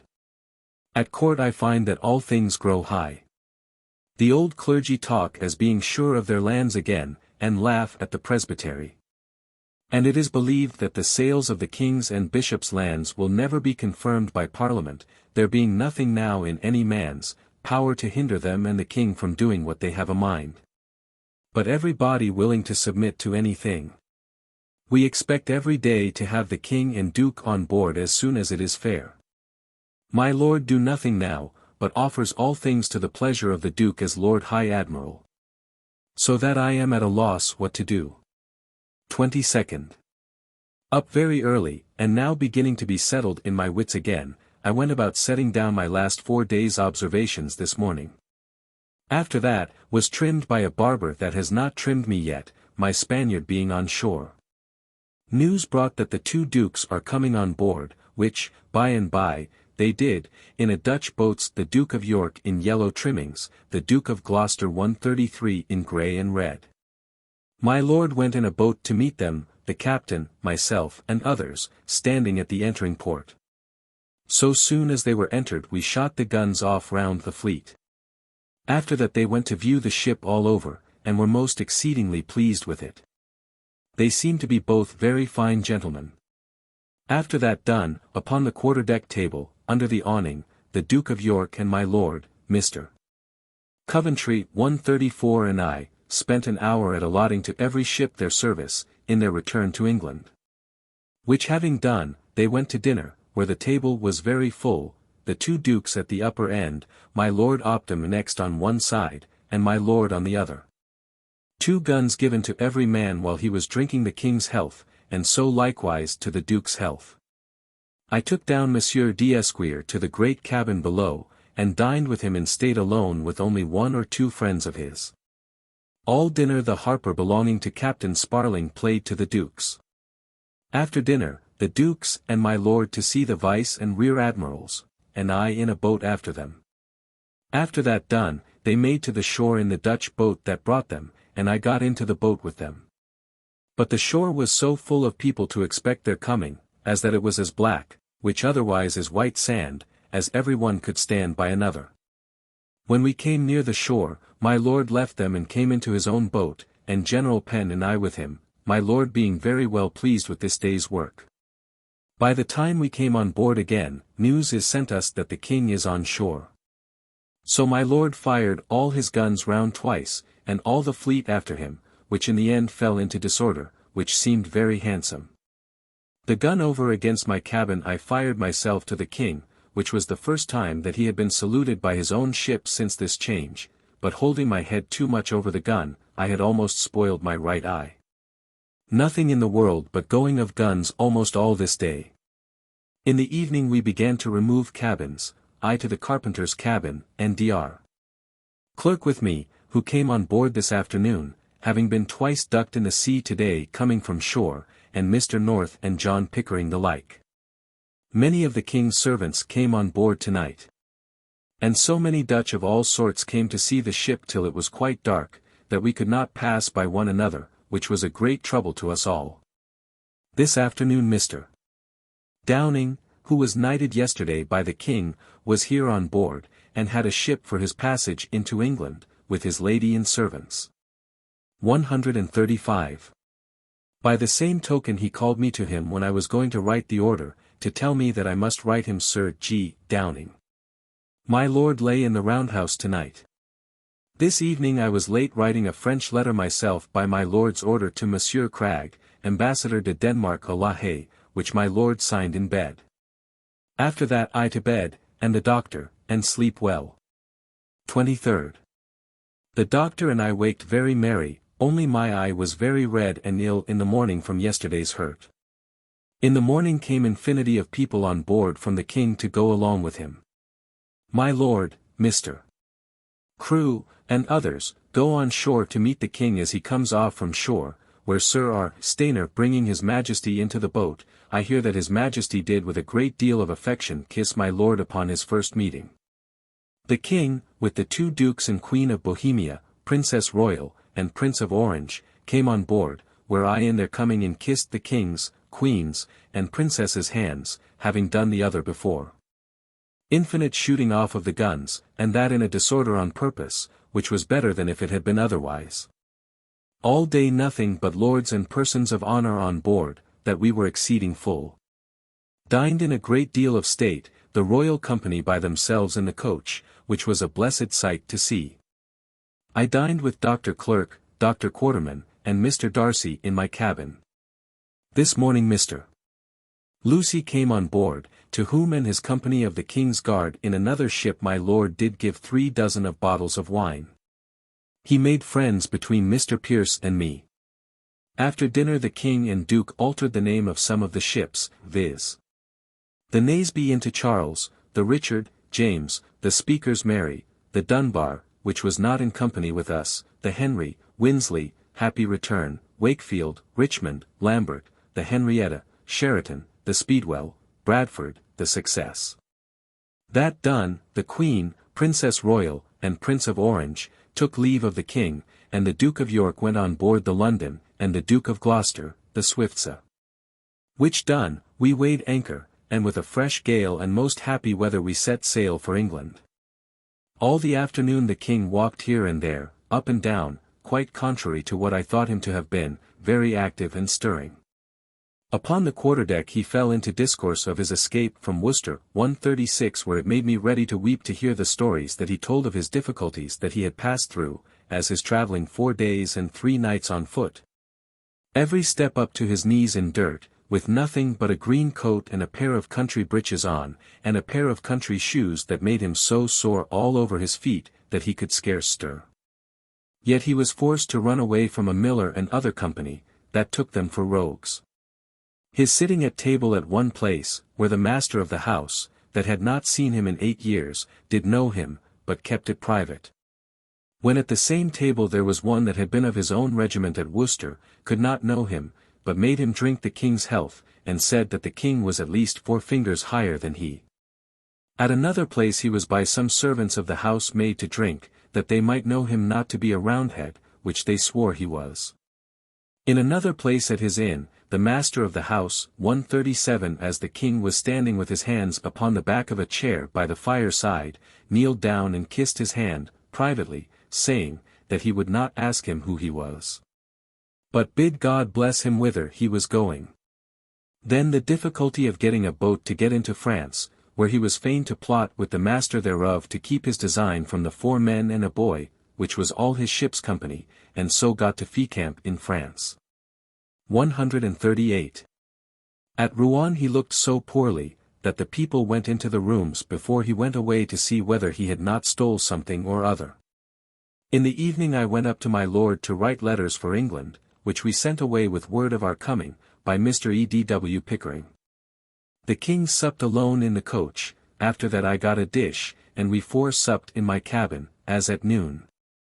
About bedtime my Lord Bartlett 139, who I had offered my service to before, sent for me to get him a bed, who with much ado I did get to bed to my Lord Middlesex in the great cabin below, but I was cruelly troubled before I could dispose of him, and quit myself of him.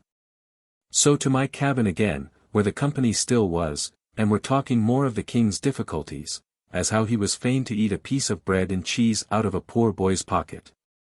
How, at a Catholic house, he was fain to lie in the priest's hole a good while in the house for his privacy. After that our company broke up, and the doctor and I to bed. We have all the Lord's commissioners on board us, and many others.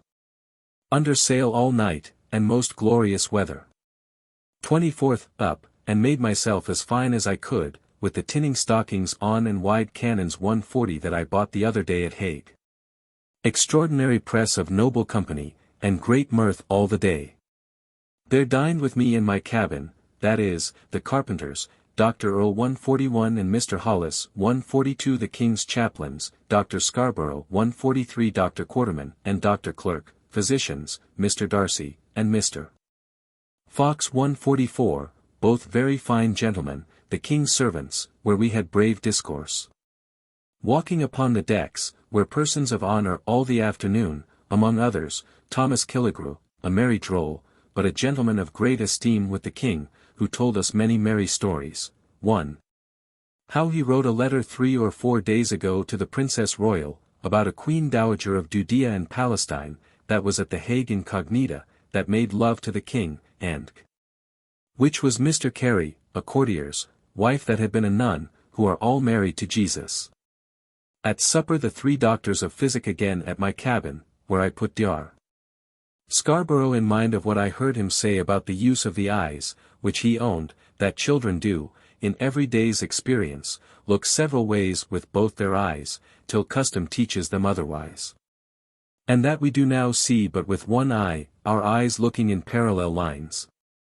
After this discourse I was called to write a pass for my Lord Mandeville to take up horses to London, which I wrote in the King's name 145 and carried it to him to sign, which was the first and only one that ever he signed in the ship Charles. To bed, coming in sight of land a little before night. 25th. By the morning we were come close to the land, and every body made ready to get on shore. The King and the 2 dukes did eat their breakfast before they went, and there being set some ship's diet before them, only to show them the manner of the ship's diet, they eat of nothing else but peas and pork, and boiled beef. I had Mr.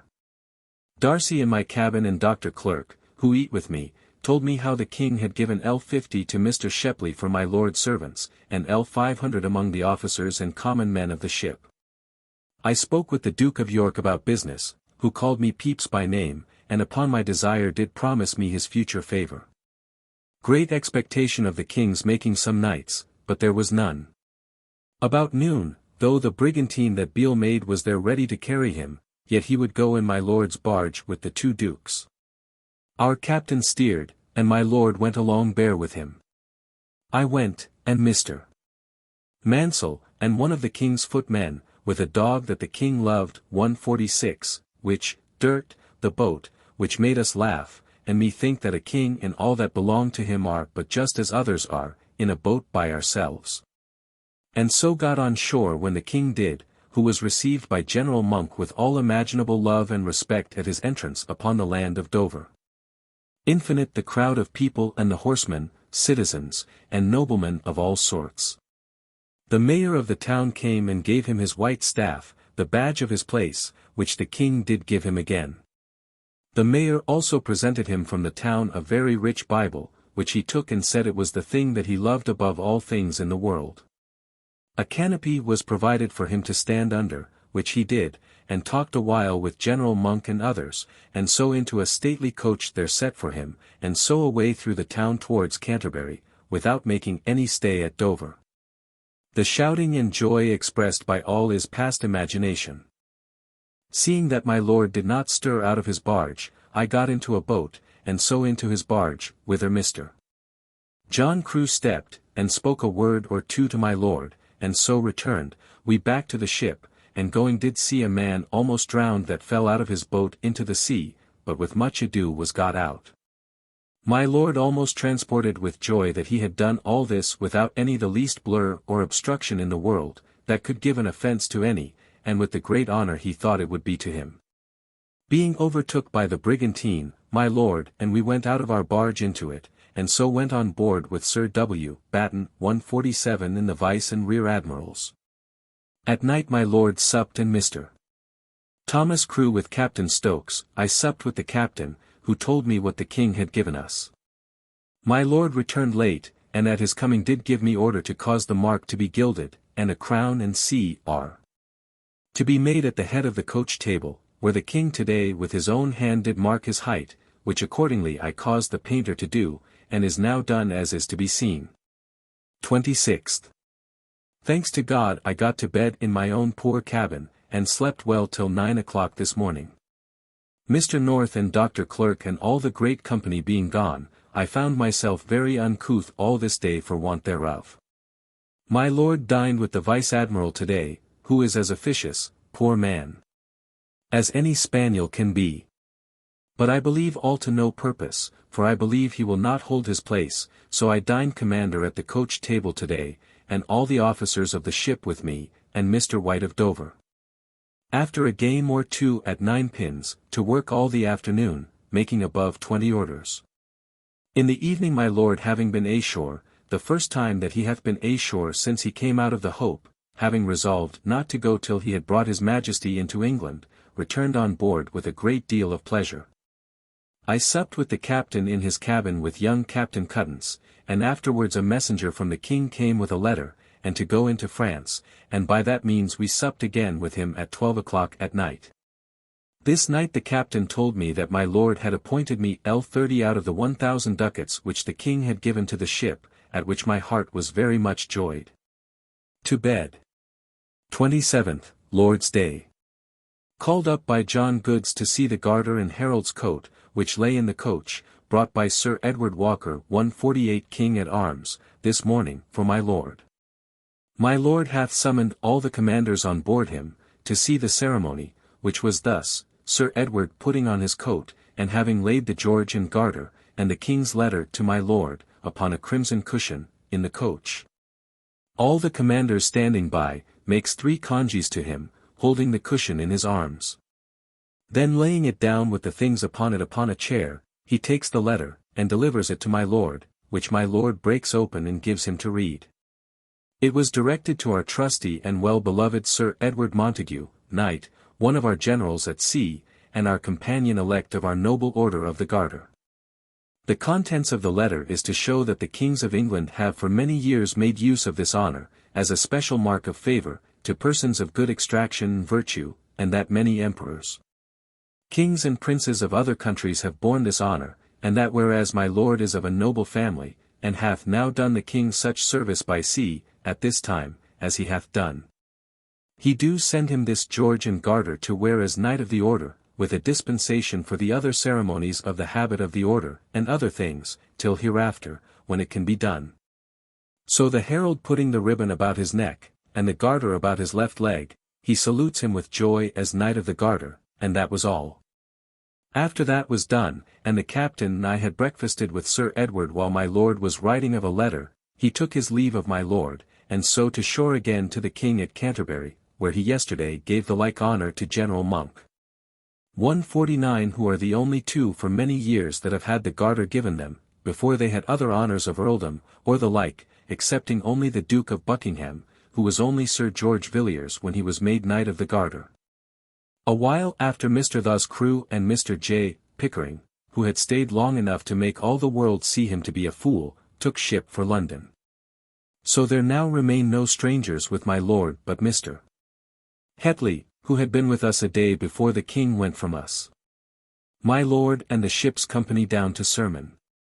I stayed above to write and look over my new song book, which came last night to me from London in lieu of that my lord had of me.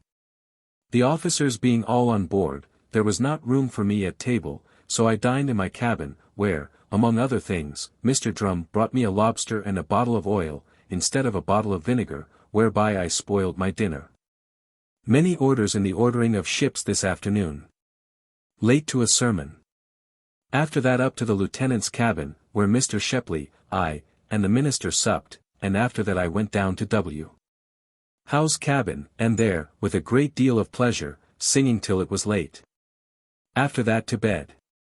28th, called up at 2 in the morning for letters for my lord from the Duke of York, but I went to bed again till 5. Trimmed early this morning. This morning the captain did call over all the men in the ship, not the boys, and give every one of them a ducat of the king's money that he gave the ship, and the officers according to their quality. I received in the captain's cabin, for my share, 60 ducats. The rest of the morning busy writing letters. So was my lord that he would not come to dinner. After dinner to write again in order to sending to London, but my lord did not finish his, so we did not send to London today. A great part of the afternoon at 9 pins with my lord and Mr. Hetley. I lost about 4s. Supped with my lord, and after that to bed. At night I had a strange dream of myself, which I really did, and having kicked my clothes off, I got cold, and found myself all much wet in the morning, and had a great deal of pain. Which made me very melancholy. 29th. The King's birthday. Busy all the morning writing letters to London, among the rest one to Mr. Chetwynd to give me an account of the fees due to the herald for the Order of the Garter, which my lord desires to know. After dinner got all ready and sent away Mr. Cook to London with a letter and token to my wife. After that abroad to shore with my lord, which he offered me of himself, saying that I had a great deal of work to do this month, which was very true. On shore we took horses, my lord and Mr. Edward, Mr. Hetley and I, and 3 or 4 servants, and had a great deal of pleasure in riding. Among other things my lord showed me a house that cost a great deal of money, and is built in so barren and inconvenient a place that my lord calls it the Fool's House. At last we came upon a very high cliff by the seaside, and rode under it, we having laid great wagers, I and Dr. Matthews, that it was not so high as Paul's, my lord and Mr. Hetley, that it was. But we riding under it, my lord made a pretty good measure of it with 2 sticks, and found it to be not above 35 yards high, and Paul's is reckoned to be about 90. From thence toward the barge again, and in our way found the people at Deal going to make a bonfire for joy of the day, it being the king's birthday, and had some guns which they did fire at my lord's coming by. For which I did give 20 shillings among them to drink. While we were on the top of the cliff, we saw and heard our guns in the fleet go off for the same joy. And it being a pretty fair day we could see above 20 miles into France. Being returned on board, my lord called for Mr. Shepley's book of Paul's, by which we were confirmed in our wager. After that to supper and then to musique, and so to bed. The pain that I have got last night by cold is not yet gone, but troubles me at the time of this day, it is thought, the king do enter the city of London. 150. 30th. About 8 o'clock in the morning the lieutenant came to me to know whether I would eat a dish of mackerel, newly catched, for my breakfast, which the captain and we did in the coach. All yesterday and today I had a great deal of pain. And in my back, which made me afeard. But it proved nothing but cold, which I took yesterday night. All this morning making up my accounts, in which I counted that I had made myself now worth about L80, at which my heart was glad, and blessed God. Many Dover men come and dine with my lord. My lord at 9 pins in the afternoon. In the afternoon Mr.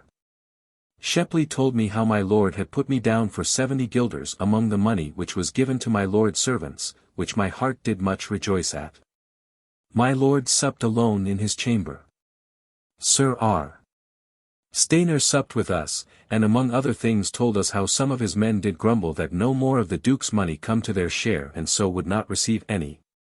Whereupon he called up those that had taken it, and gives them 3 shares apiece more, which was very good, and made good sport among the seamen. To bed. 31st. This day my lord took physic, and came not out of his chamber. All the morning making orders. After dinner a great while below in the great cabin trying with how some of Mr. Law's songs, particularly that of, What is a Kiss, with which we had a great deal of pleasure. After that to making of orders again. Captain Sparling of the assistants brought me a pair of silk stockings of a light blue, which I was much pleased with. The captain and I to supper, and after that a most pleasant walk till 2 at night with him upon the deck, it being a fine evening. My pain was gone again that I had yesterday, blessed be God. This day the month ends, I in very good health, and all the world in a merry mood because of the King's coming. This day I began to teach Mr. Edward, who I find to have a very good foundation laid for his Latin by Mr. Fuller. I expect every minute to hear how my poor wife do. I find myself in all things well as to body and mind, but troubled for the absence of my wife. June 1660. June 1st.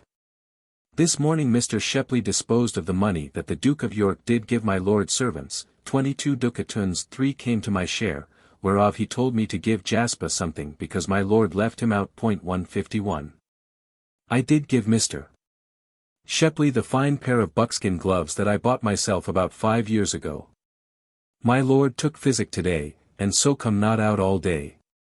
The captain on shore all day. After dinner Captain Jefferies and W. Howe, and the lieutenant and I to Ninepins, where I lost about 2 shillings and so fooled away all the afternoon. At night Mr. Cook comes from London with letters, leaving all things there very gallant and joyful. And brought us word that the Parliament had ordered the 29th of May, the King's birthday, to be for ever kept as a day of thanksgiving for our redemption from tyranny, and the King's return to his government, he entering London that day. My wife was in London when he came thither, and had been there a week with Mr. Bowyer and his wife. My poor wife has not been well a week before, but thanks be to God is well again. She would fain see me and be at her house again, but we must be content. She writes word how the Joyces grow very rich and very proud, but it is no matter, and that there was a talk that I should be knighted by the King, which they, the Joyces, laugh at. But I think myself happier in my wife and estate than they are in theirs. To bed. The captain come on board, when I was going to bed, quite fuddled. And himself the next morning told me so too, that the vice-admiral, rear-admiral, and he had been drinking all day. 2d. Being with my lord in the morning about business in his cabin, I took occasion to give him thanks for his love to me and the share that he had given me of his Majesty's money, and the Duke's. He told that he hoped to do me a more lasting kindness, if all things stand as they are now between him and the King, but, says he, we must have a little patience and we will rise together, in the meantime I will do you all the good jobs I can. Which was great content for me to hear from my lord. All the morning with the captain, computing how much the 30 ships that come with the King from Scheveling their pay comes to for a month, because the King promised to give them all a month's pay, and it comes to L6, 538. And the Charles particularly L777. I wish we had the money. All the afternoon with 2 or 3 captains in the captain's cabin, drinking of white wine and sugar, and eating pickled oysters, where Captain Sparling told us the best story that ever I heard. About a gentleman that persuaded a country fool to let him gut his oysters or else they would stink.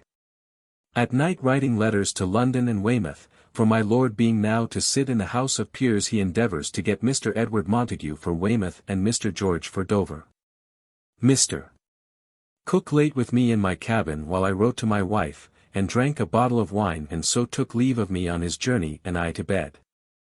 3d. Waked in the morning by one who when I asked who it was, he told me one from Bridewell, which proved Captain Holland. I rose presently to him. He is come to get an order for the setting out of his ship, and to renew his commission. He tells me how every man goes to the Lord Mayor to set down their names, as such as do accept of his Majesty's pardon, and showed me a certificate under the Lord Mayor's hand that he had done so. At sermon in the morning.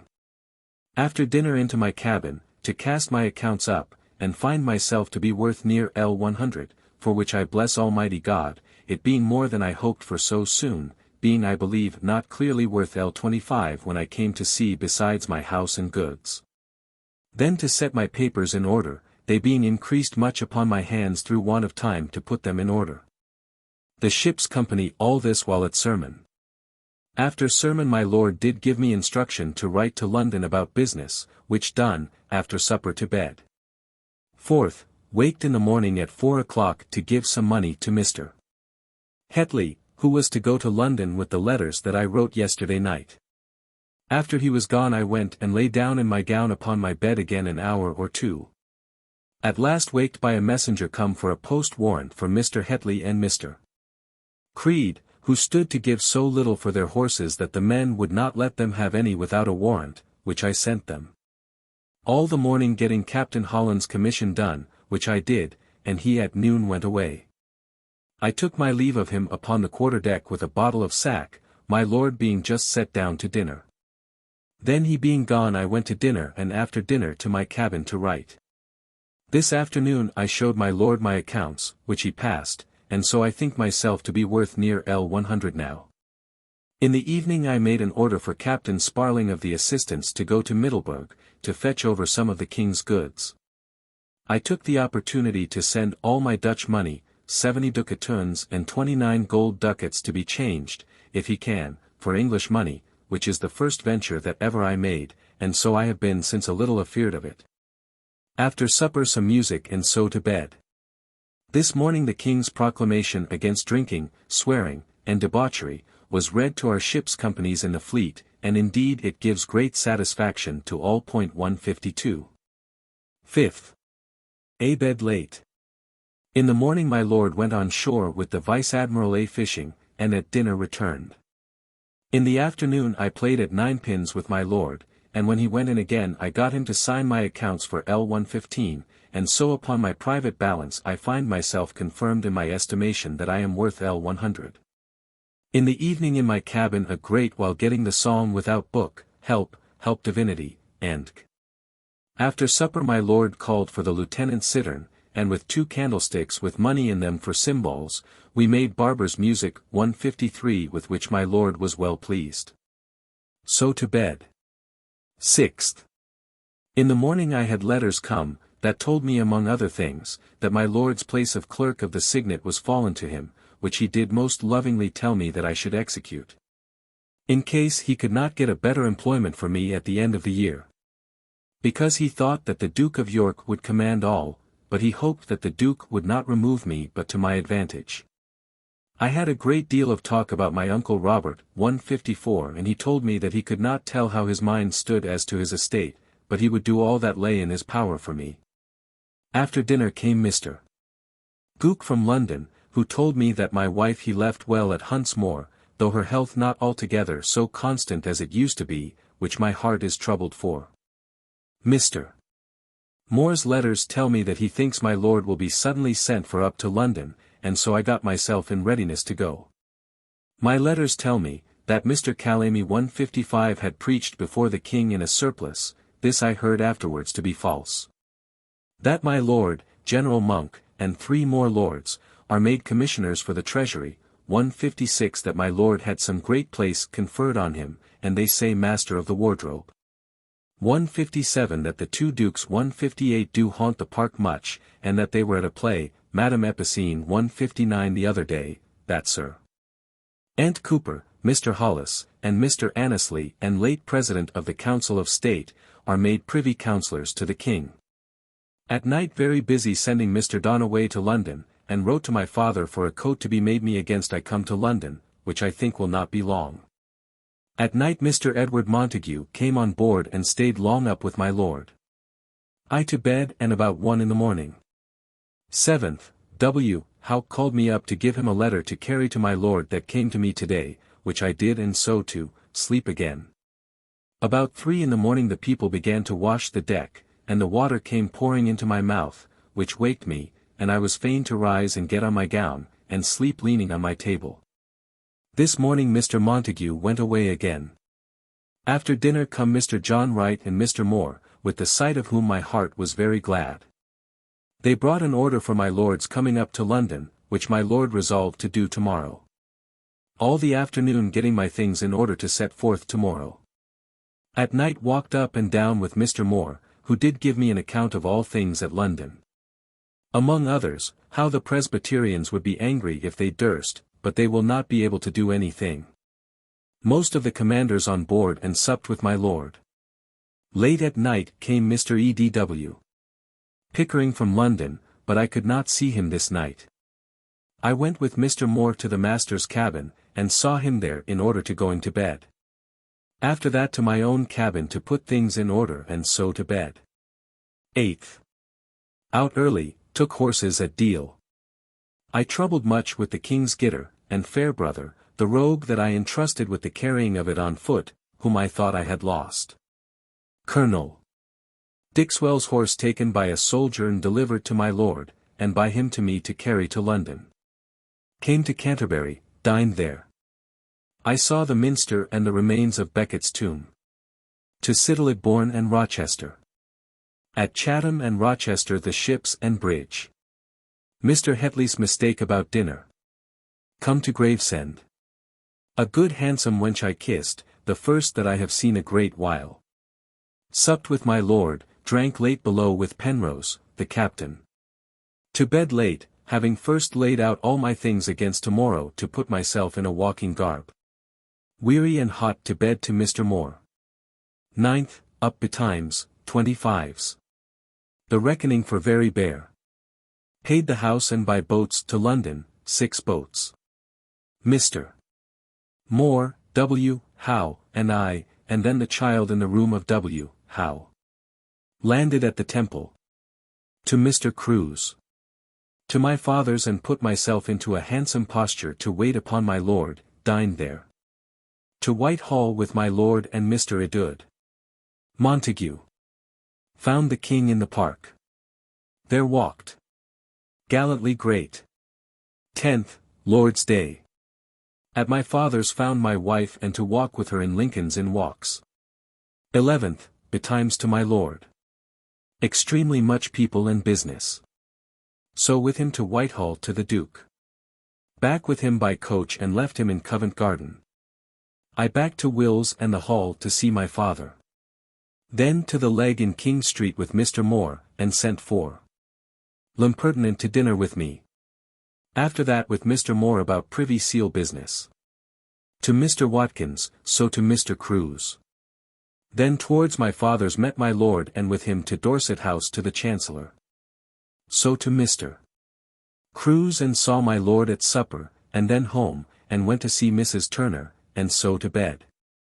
12th, visited by the 2 Pierces, Mr. Blackburn, Dr. Clerk and Mr. Creed, and did give them a ham of bacon. So to my lord and with him to the Duke of Gloucester. The 2 dukes dined with the Speaker, and I saw there a fine entertainment and dined with the pages. To Mr. Crews, whither came Mr. Greatorex, and with him to the Faithorns, and so to the Devil's Tavern. To my lord's and stayed till 12 at night about business. So to my father's, my father and mother in bed, who had been with my uncle Fenner, and my wife all day and expected me. But I found Mr. Cook there, and so to bed. 13th. To my lord's and thence to the treasurers of the navy, with Mr. Creed and Pierce the purser to Rawlinson's, whither my uncle White came, and I spent 12s upon them. So to Mr. Crews, where I blotted a new carpet 160 that was hired, but got it out again with fair water. By water with my lord in a boat to Westminster, and to the Admiralty, now in a new place. After business done there to the Rhenish wine-house with Mr. Blackburn, Creed, and Wavell.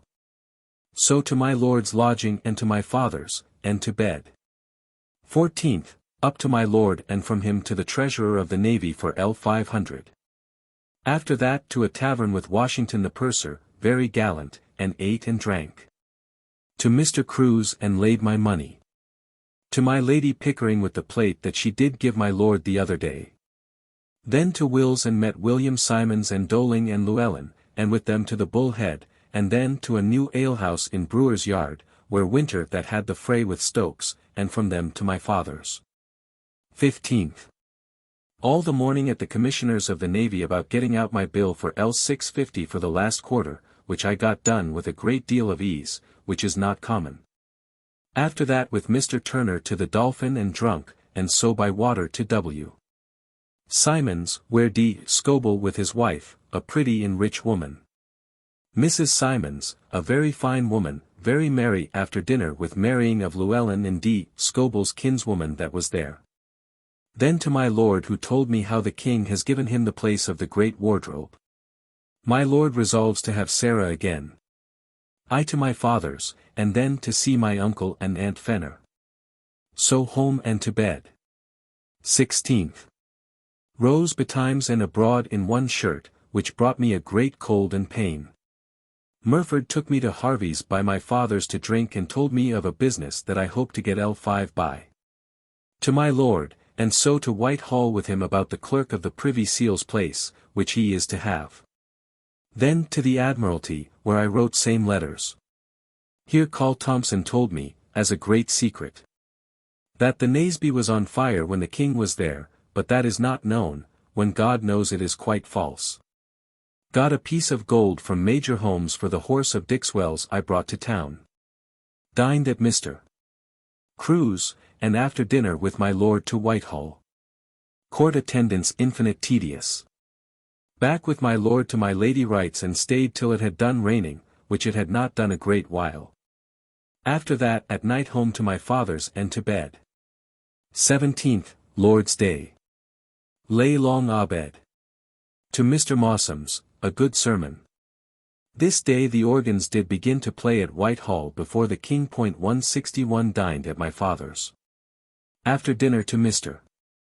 Mossum's again, and so in the garden, and heard Chipple's father preach, that was page to the Protector, and just by the window that I stood at sat Mrs. Butler, the great beauty.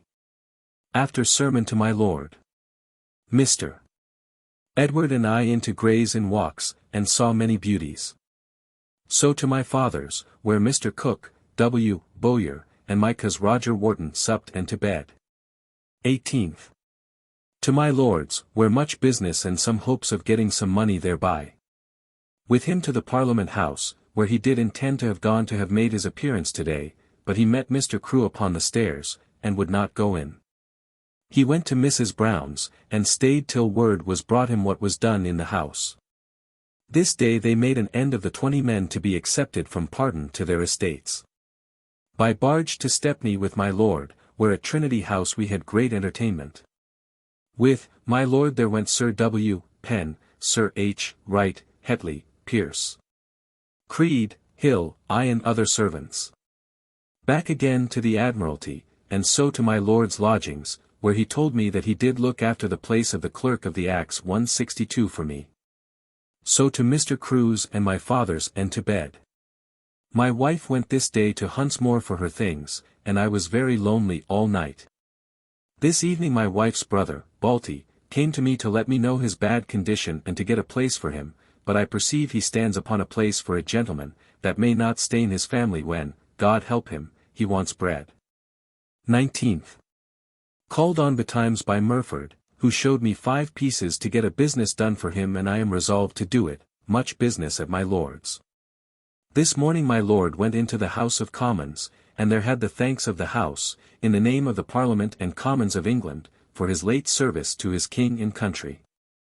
A motion was made for a reward for him, but it was quashed by Mr. Annesley, who, above most men, is engaged to my lord's and Mr. Crewe's families. Meeting with Captain Stokes at Whitehall, I dined with him and Mr. Gullop, a parson, with whom afterwards I was much offended at his importunity and impertinence, such another as Elborough, 163 in Mr. Butler, who complimented much after the same manner as the parson did. After that towards my lord's at Mr. Crewe's, but was met with by a servant of my Lady Pickering, who took me to her, and she told me the story of her husband's case and desired my assistance with my lord, and did give me, wrapped up in paper, L5 in silver. After that to my lord's, and with him to Whitehall and my Lady Pickering. My lord went at night with the king to Baynard's castle, to supper, and I home to my father's to bed. My wife and the girl and dog came home today. When I came home I found a quantity of chocolate left for me, I know not from whom. We hear of W. Howe being sick today, but he was well at night. 20th. Up by 4 in the morning to write letters to C and a commission for him that Murford solicited for. Called on by Captain Sparling, who did give me my Dutch money again, and so much as he had changed into English money, by which my mind was eased of a great deal of trouble. Some other sea captains. I did give them a good morning draught, and so to my lord, who lay long in bed this day, because he came home late from supper with the king. With my lord to the Parliament House, and, after that, with him to General Monk's, where he dined at the Cockpit. I home and dined with my wife, now making all things ready there again. Thence to my Lady Pickering, who did give me the best intelligence about the wardrobe. Afterwards to the Cockpit to my lord with Mr. Townsend, one formerly and now again to be employed as deputy of the wardrobe. Thence to the Admiralty, and dispatched away Mr. Cook to sea, whose business was a letter from my lord about Mr. G. Montague to be chosen as a Parliament man in my lord's room at Dover. And another to the Vice-Admiral to give my lord a constant account of all things in the fleet, merely that he may thereby keep up his power there, another letter to Captain Cuttance to send the barge that brought the king on shore, to Hinchingbroke by Lynn.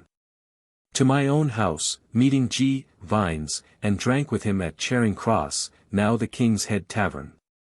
With my wife to my father's, where met with Swan 164 an old hypocrite, and with him, his friend and my father, and my cousin Scott to the Bear Tavern. To my father's and to bed. 21st. To my lord, much business. With him to the council chamber, where he was sworn, and the charge of his being admitted privy councillor is L26. To the Dog Tavern at Westminster, where Murford with Captain Coral and 2 friends of theirs went to drink. Captain Coral, late of the Maria, gave me 5 pieces in gold and a silver can for my wife for the commission I did give him this day for his ship, dated April 20th, 1660 last. Thence to the Parliament door and came to Mr. Crews to dinner with my lord, and with my lord to see the great wardrobe, where Mr. Townsend brought us to the governor of some poor children in tawny clothes, who had been maintained there these 11 years, which put my lord to a stand how to dispose of them, that he may have the house for his use. The children did sing finely, and my lord did bid me give them 5 pieces in gold at his going away. Thence back to Whitehall, where, the king being gone abroad, my lord and I walked a great while discoursing of the simplicity of the Protector, in his losing all that his father had left him. My lord told me, that the last words that he parted with the Protector with, when he went to the Sound, were, that he should rejoice more to see him in his grave at his return home, than that he should give way to such things as were then in hatching, and afterwards did ruin him, and the Protector said, that whatever G. Montague, my Lord Broghill, Jones, and the Secretary, would have him to do, he would do it, be it what it would. Thence to my wife, meeting Mr. Blagrave, who went home with me, and did give me a lesson upon the flageolet, and handsold my silver can with my wife and me. To my father's, where Sir Thomas Honeywood and his family were come of a sudden, and so we forced to lie all together in a little chamber, 3 stories high. 22d. To my lord, where much business. With him to Whitehall, where the Duke of York not being up, we walked a good while in the Shield Gallery. Mr. Hill, who for these 2 or 3 days hath constantly attended my lord, told me of an offer of L500 for a baronet's dignity, which I told my lord of in the balcone in this gallery, and he said he would think of it. I to my lord's and gave order for horses to be got to draw my lord's great coach to Mr. Crews. Mr. Morris the upholsterer came himself today to take notice what furniture we lack for our lodgings at Whitehall. My dear friend Mr. Fuller of Twickenham and I dined alone at the Sun Tavern, where he told me how he had the grant of being Dean of St. Patrick's, in Ireland, and I told him my condition, and both rejoiced one for another. Thence to my lord's, and had the great coach to Brigham's, who went with me to the Half Moon, and gave me a can of good julep, and told me how my Lady Monk deals with him and others for their places, asking him L500. Though he was formerly the king's coachmaker, and sworn to it. My lord abroad, and I to my house and set things in a little order there. So with Mr. Moore to my father's, I staying with Mrs. Turner who stood at her door as I passed. Among other things she told me for certain how my old Lady Middlesex, herself the other day in the presence of the king, and people took notice of it. Thence called at my father's, and so to Mr. Crewe's, where Mr. Headley had sent a letter for me, and 2 pair of silk stockings, one for W. Howe, and the other for me. To Sir H. writes to my lord, where he was, and took direction about business, and so by link home about 11 o'clock. To bed, the first time since my coming from sea, in my own house, for which God be praised. 23d. By water with Mr. Hill towards my lord's lodging and so to my lord. With him to Whitehall, where I left him and went to Mr. Holmes to deliver him the horse of Dixwell's that had stayed there 14 days at the Bell. So to my lord's lodgings, where Tom Guy came to me, and there stayed to see the king touch people for the king's evil. But he did not come at all, it rained so, and the poor people were forced to stand all the morning in the rain in the garden. Afterward he touched them in the banqueting house. 165. With my lord, to my Lord Frezendorf's, where he dined today. Where he told me that he had obtained a promise of the clerk of the Axe place for me, at which I was glad. Met with Mr. Chetwynd, and dined with him at Hargrave's, the corn chandler, in St. Martin's Lane, where a good dinner, where he showed me some good pictures, and an instrument he called an Angelique. 166. With him to London, changing all my Dutch money at Backwell's 167 for English, and then to Cardinal's Cap, where he and the city remembrancer who paid for all. Back to Westminster, where my lord was, and discoursed with him a while about his family affairs. So he went away, I home and wrote letters into the country, and to bed. 24th, Sunday. Drank my morning draught at Harper's, and bought a pair of gloves there. So to Mr. G. Montague, and told him what I had received from Dover, about his business likely to be chosen there. So home and thence with my wife towards my father's. She went thither, I to Mr. Crewe's, where I dined and my lord at my Lord Montague of Boughton in Little Queen Street. In the afternoon to Mr. Mawsom's with Mr. Moore, and we sat in Mr. Butler's pew. Then to Whitehall looking for my lord but in vain, and back again to Mr. Crewe's where I found him and did give him letters. Among others some simple ones from our Lieutenant Lambert to him and myself, which made Mr. Crewe and us all laugh. I went to my father's to tell him that I would not come to supper, and so after my business done at Mr. Crewe's I went home and my wife within a little while after me, my mind all this while full of thoughts for my place of Clerk of the Acts. 25th. With my lord at Whitehall, all the morning. I spoke with Mr. Coventry about my business, who promised me all the assistance I could expect. Dined with young Mr. Powell, lately come from the Sound, being amused at our great changes here, and Mr. Southern, now clerk to Mr. Coventry, at the Leg in King Street. Thence to the Admiralty, where I met with Mr. Turner 168 of the Navy Office, who did look after the place of Clerk of the Acts. He was very civil to me, and I to him, and shall be so. There came a letter from my Lady Monk to my lord about it this evening, but he refused to come to her, but meeting in Whitehall, with Sir Thomas Clarges, her brother, my lord returned answer, that he could not desist in my business.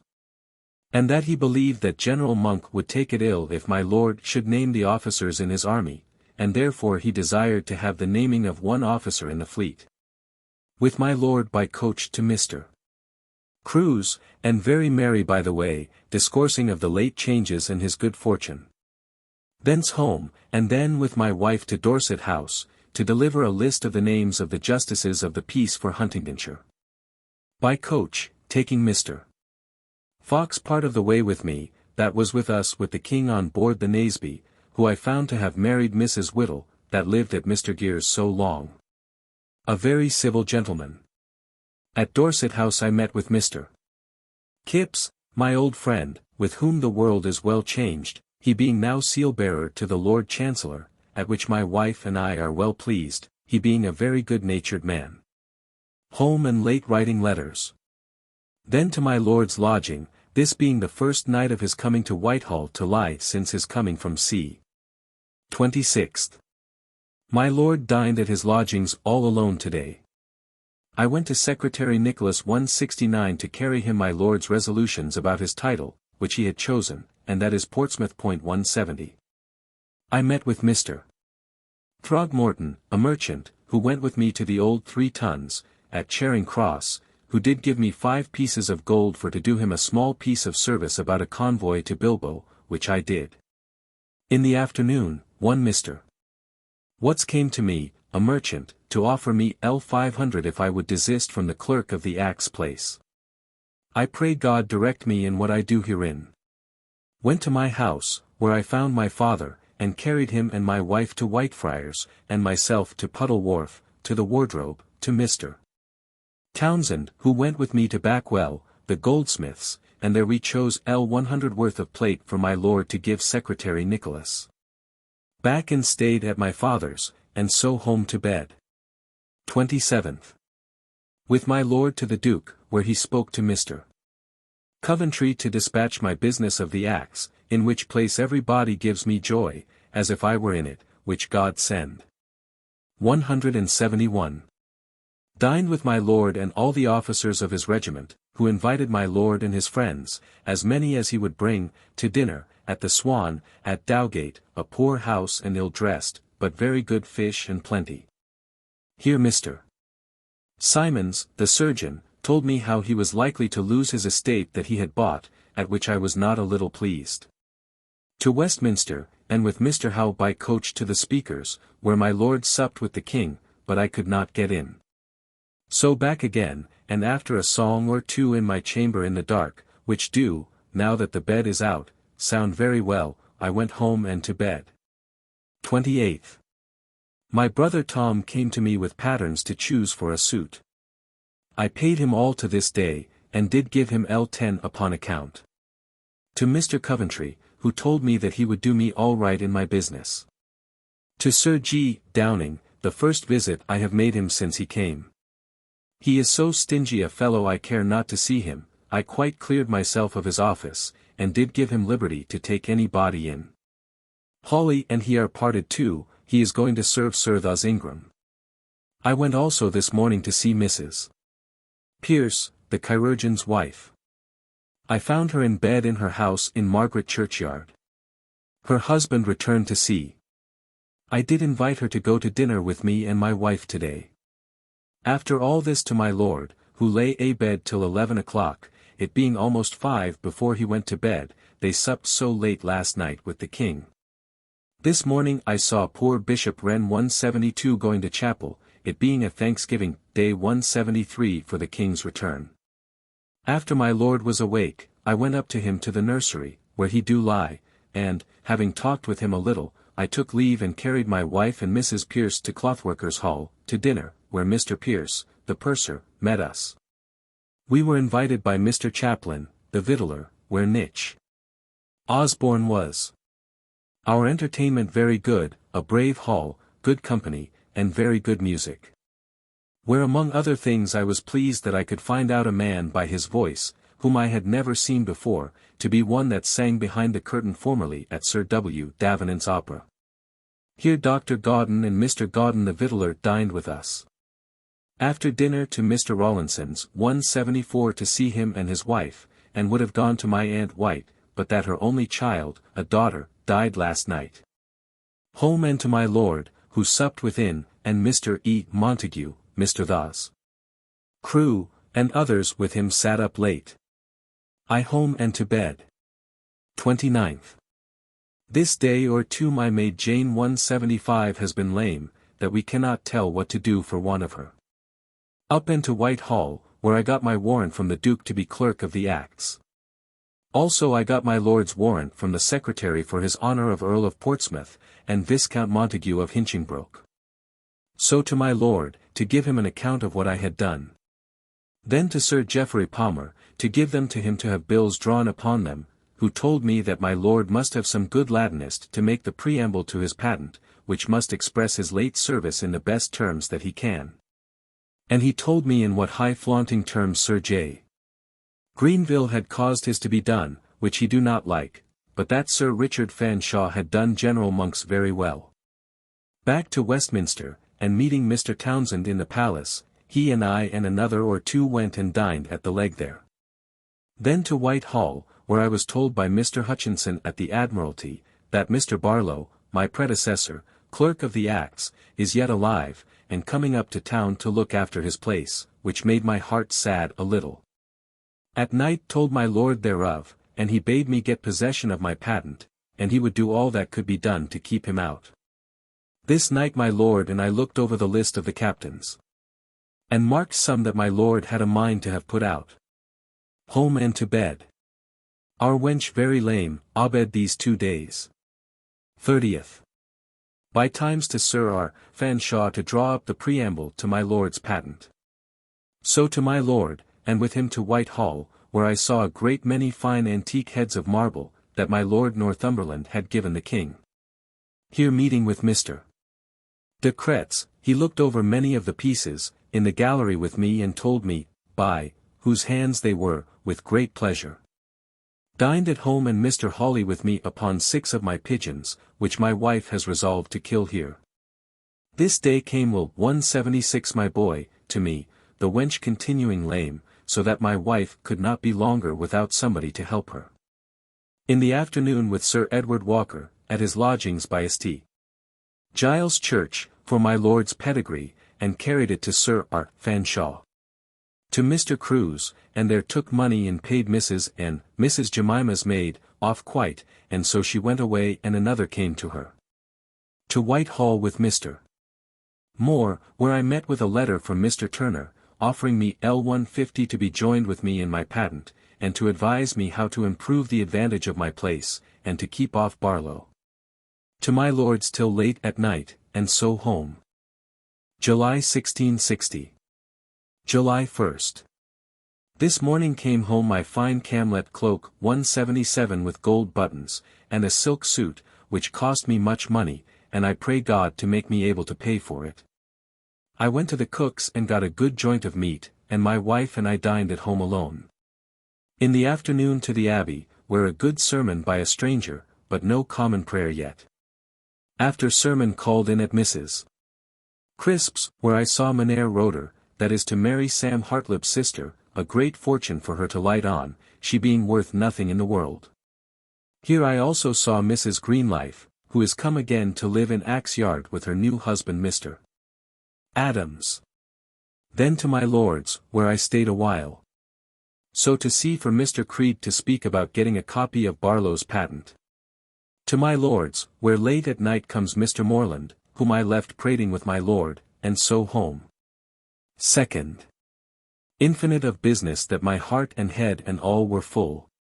Met with Purser Washington, with whom and a lady, a friend of his, I dined at the Bell Tavern in King Street, but the rogue had no more manners than to invite me and to let me pay my club. All the afternoon with my lord, going up and down the town. At 7 at night he went home, and there the principal officers of the navy, 178 among the rest myself was reckoned one. We had order to meet tomorrow, to draw up such an order of the council as would put us into action before our patents were passed. At which my heart was glad. At night supped with my lord, he and I together, in the great dining room alone by ourselves, the first time I ever did it in London. Home to bed, my maid pretty well again. 3d. All the morning the officers and commissioners of the navy, we met at Sir G. Carteret's 179 chamber, and agreed upon orders for the council to supersede the old ones, and empower us to act. Dined with Mr. Stevens, the treasurer's man of the navy, and Mr. Turner, to whom I offered L50 out of my own purse for 1 year, and the benefit of a clerk's allowance beside, which he thanked me for. But I find he hath some design yet in his head, which I could not think of. In the afternoon my heart was quite pulled down, by being told that Mr. Barlow was to inquire today for Mr. Coventry. But at night I met with my lord, who told me that I need not fear, for he would get me the place against the world. And when I came to How, he told me that Dr. Petty had been with my lord, and did tell him that Barlow was a sickly man, and did not intend to execute the place himself, which put me in great comfort again. Till 2 in the morning writing letters and things for my lord to send to sea. So home to my wife to bed. 4th. Up very early in the morning and landing my wife at Whitefriars Stairs, I went to the bridge and so to the treasurers of the Navy, with whom I spake about the business of my office, who put me into very good hopes of my business. At his house comes Commissioner Pett, and he and I went to view the houses in Seething Lane, belonging to the Navy, 180, where I find the worst very good, and had great fears in my mind that they will shuffle me out of them, which troubles me.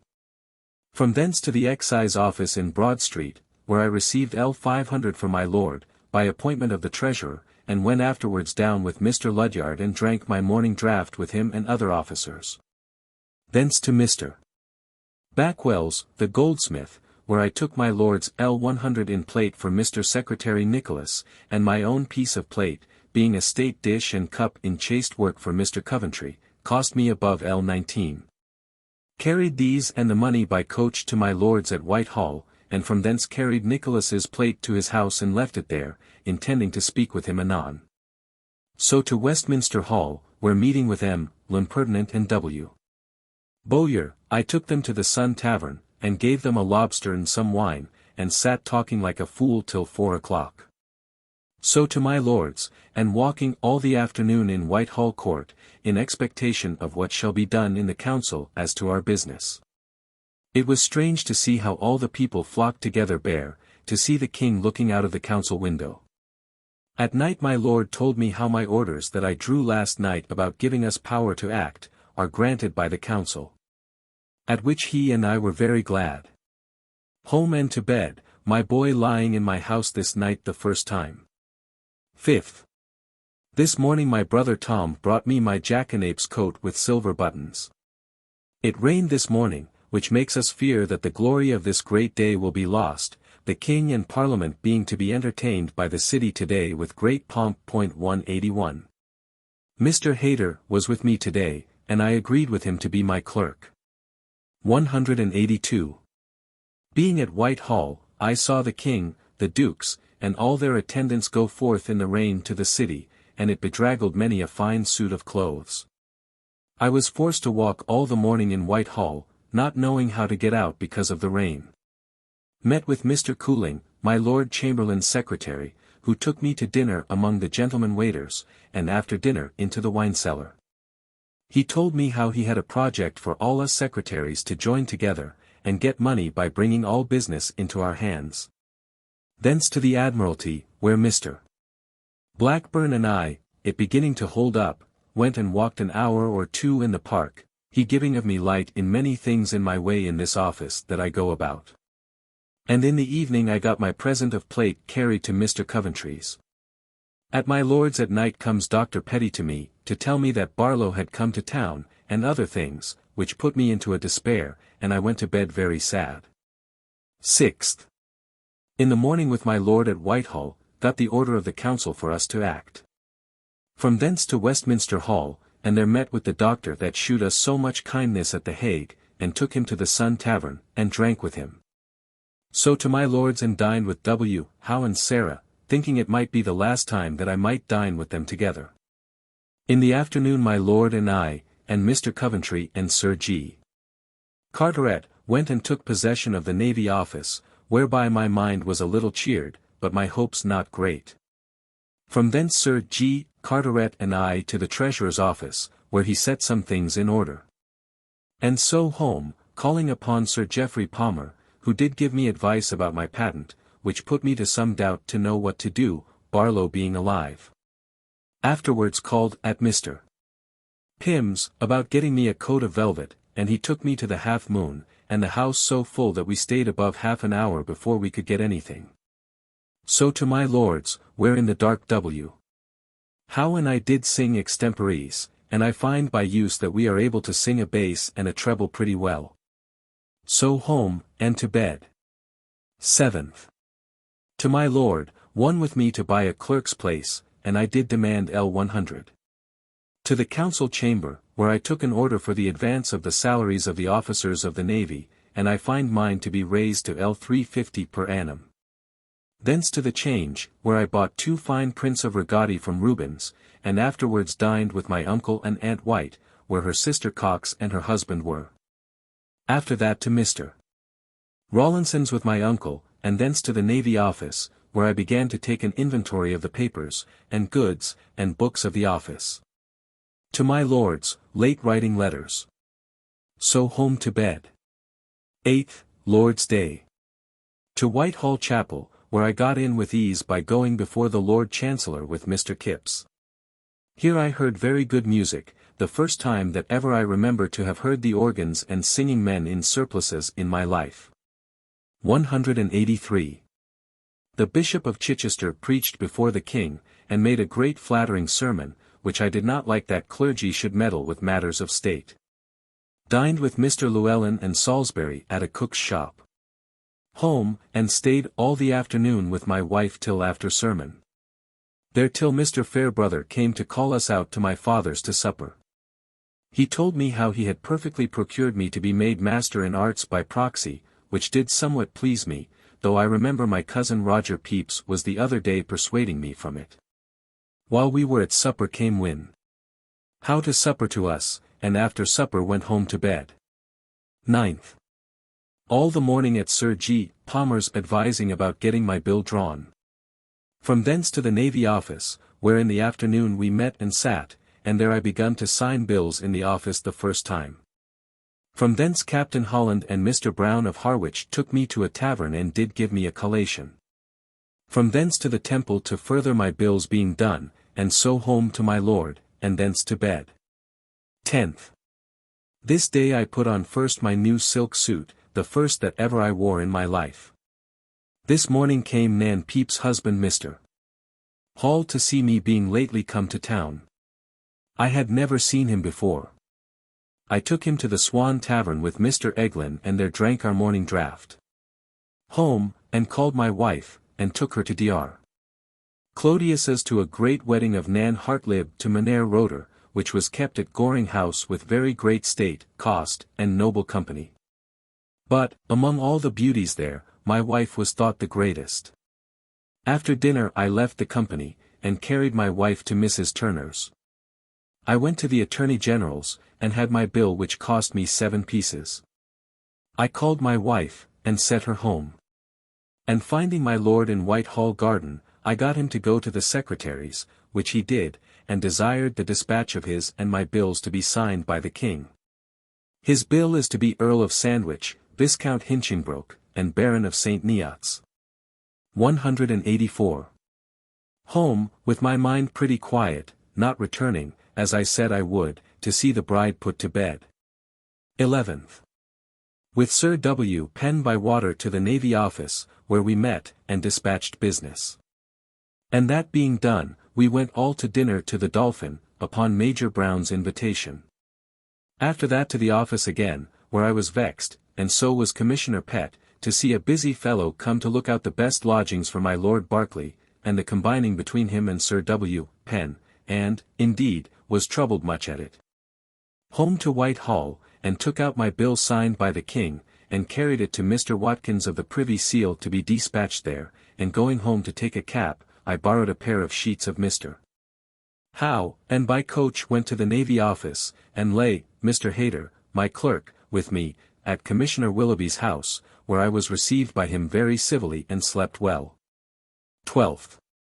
Up early and by coach to Whitehall with Commissioner Pett, where, after we had talked with my lord, I went to the Privy Seal and got my bill perfected there, and at the Signet, and then to the House of Lords, and met with Mr. Kipps, who directed me to Mr. Beale to get my patent engrossed. But he not having time to get it done in Chancery hand, I was forced to run all up and down Chancery Lane, and the 6 Clerk's Office 185, but could find none that could write the hand, that were at leisure. And so in a despair went to the Admiralty, where we met the first time there, my Lord Montague, my Lord Berkeley, Mr. Coventry, and all the rest of the principal officers and commissioners, except, only the Controller, who is not yet chosen. At night to Mr. Kipps's lodgings, but not finding him, I went to Mr. Spong's, and there I found him and got him to come to me to my lord's lodgings at 11 o'clock of night, when I got him to take my bill to write it himself, which was a great providence that he could do it, against tomorrow morning. I late writing letters to sea by the post, and so home to bed. In great trouble because I heard at Mr. Beale's today that Barlow had been there and said that he would make a stop in the business. 13th. Up early, the first day that I put on my black camlet coat with silver buttons. To Mr. Spong, whom I found in his night-gown writing of my patent, and he had done as far as he could for that end by 8 o'clock. It being done, we carried it to Worcester House to the Chancellor, where Mr. Kipps, a strange providence that he should now be in a condition to do me a kindness, which I never thought him capable of doing for me, got me the Chancellor's receipt to my bill, and so carried it to Mr. Beale for a docket. But he was very angry, and unwilling to do it, because he said it was ill writ, because I had got it writ by another hand, and not by him, but by much importunity I got Mr. Spong to go to his office and make an end of my patent. And in the meantime Mr. Beale to be preparing my docket, which being done, I did give him 2 pieces, after which it was strange how civil and tractable he was to me. From thence I went to the Navy Office, where we dispatched much business, and resolved of the houses for the officers and commissioners, which I was glad of, and I got leave to have a door made me into the Leads. From thence, much troubled in mind about my patent, I went to Mr. Beale again, who had now finished my patent and made it ready for the seal, about an hour after I went to meet him at the Chancellor's. So I went away towards Westminster, and in my way met with Mr. Spong, and went with him to Mr. Lilly and ate some bread and cheese, and drank with him, who still would be giving me counsel of getting my patent out, for fear of another change, and my Lord Montague's fall. After that to Worcester House, where by Mr. Kipps's means, and my pressing in General Montague's name to the Chancellor, I did, beyond all expectation, get my seal passed, and while it was doing in one room, I was forced to keep Sir G. Carteret, who by chance met me there, ignorant of my business, in talk, while it was a-doing. Went home and brought my wife with me into London, and some money, with which I paid Mr.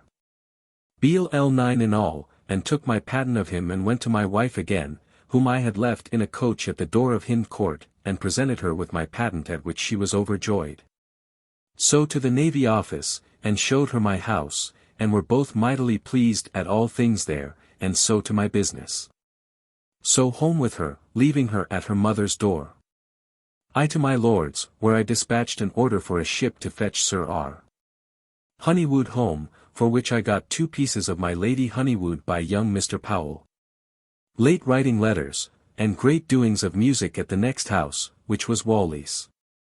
The King and Dukes there with Madame Palmer 186, a pretty woman that they have a fancy to make her husband a cuckold. Here at the old door that did go into his lodgings, my lord, I, and W. Howe, did stand listening a great while to the music. After that home to bed. This day I should have been at Guildhall to have borne witness for my brother Hawley against Black Collar, but I could not, at which I was troubled. To bed with the greatest quiet of mind that I have had a great while, having ate nothing but a bit of bread and cheese at Lily's today, and a bit of bread and butter after I was a-bed. 14th. Up early and advised with my wife for the putting of all our things in a readiness to be sent to our new house. To my lord's, where he was in bed very late. So with Major Tolhurst and others to Harper's, and I sent for my barrel of pickled oysters and there ate them. While we were doing so, comes in Mr. Pagan Fisher, the poet, and promises me what he had long ago done, a book in praise of the King of France, with my arms, and a dedication to me very handsome. After him comes Mr. Shepley come from sea yesterday, whom I was glad to see that he may ease me of the trouble of my lord's business. So to my lord's, where I stayed doing his business and taking his commands. After that to Westminster Hall, where I paid all my debts in order to my going away from hence. Here I met with Mr. Eglin, who would needs take me to the Leg in King Street and gave me a dish of meat to dinner, and so I sent for Mons.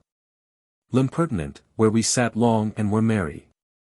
After that parted, and I took Mr. Butler 187 with me into London by coach and shewed him my house at the Navy Office, and did give order for the laying in coals. So into Fenchurch Street, and did give him a glass of wine at Rawlinson's, and was trimmed in the street. So to my lord's late writing letters, and so home, where I found my wife had packed up all her goods in the house fit for a removal. So to bed. 15th, lay long in bed to recover my rest. Going forth met with Mr. Shepley, and went and drank my morning draught with him at Wilkinson's, and my brother Spicer. 188 after that to Westminster Abbey, and in Henry VII's chapel heard part of a sermon, the first that ever I heard there. To my lord's and dined all alone at the table with him. After dinner he and I alone fell to discourse, and I find him plainly to be a skeptic in all things of religion, and to make no great matter of anything therein, but to be a perfect Stoic.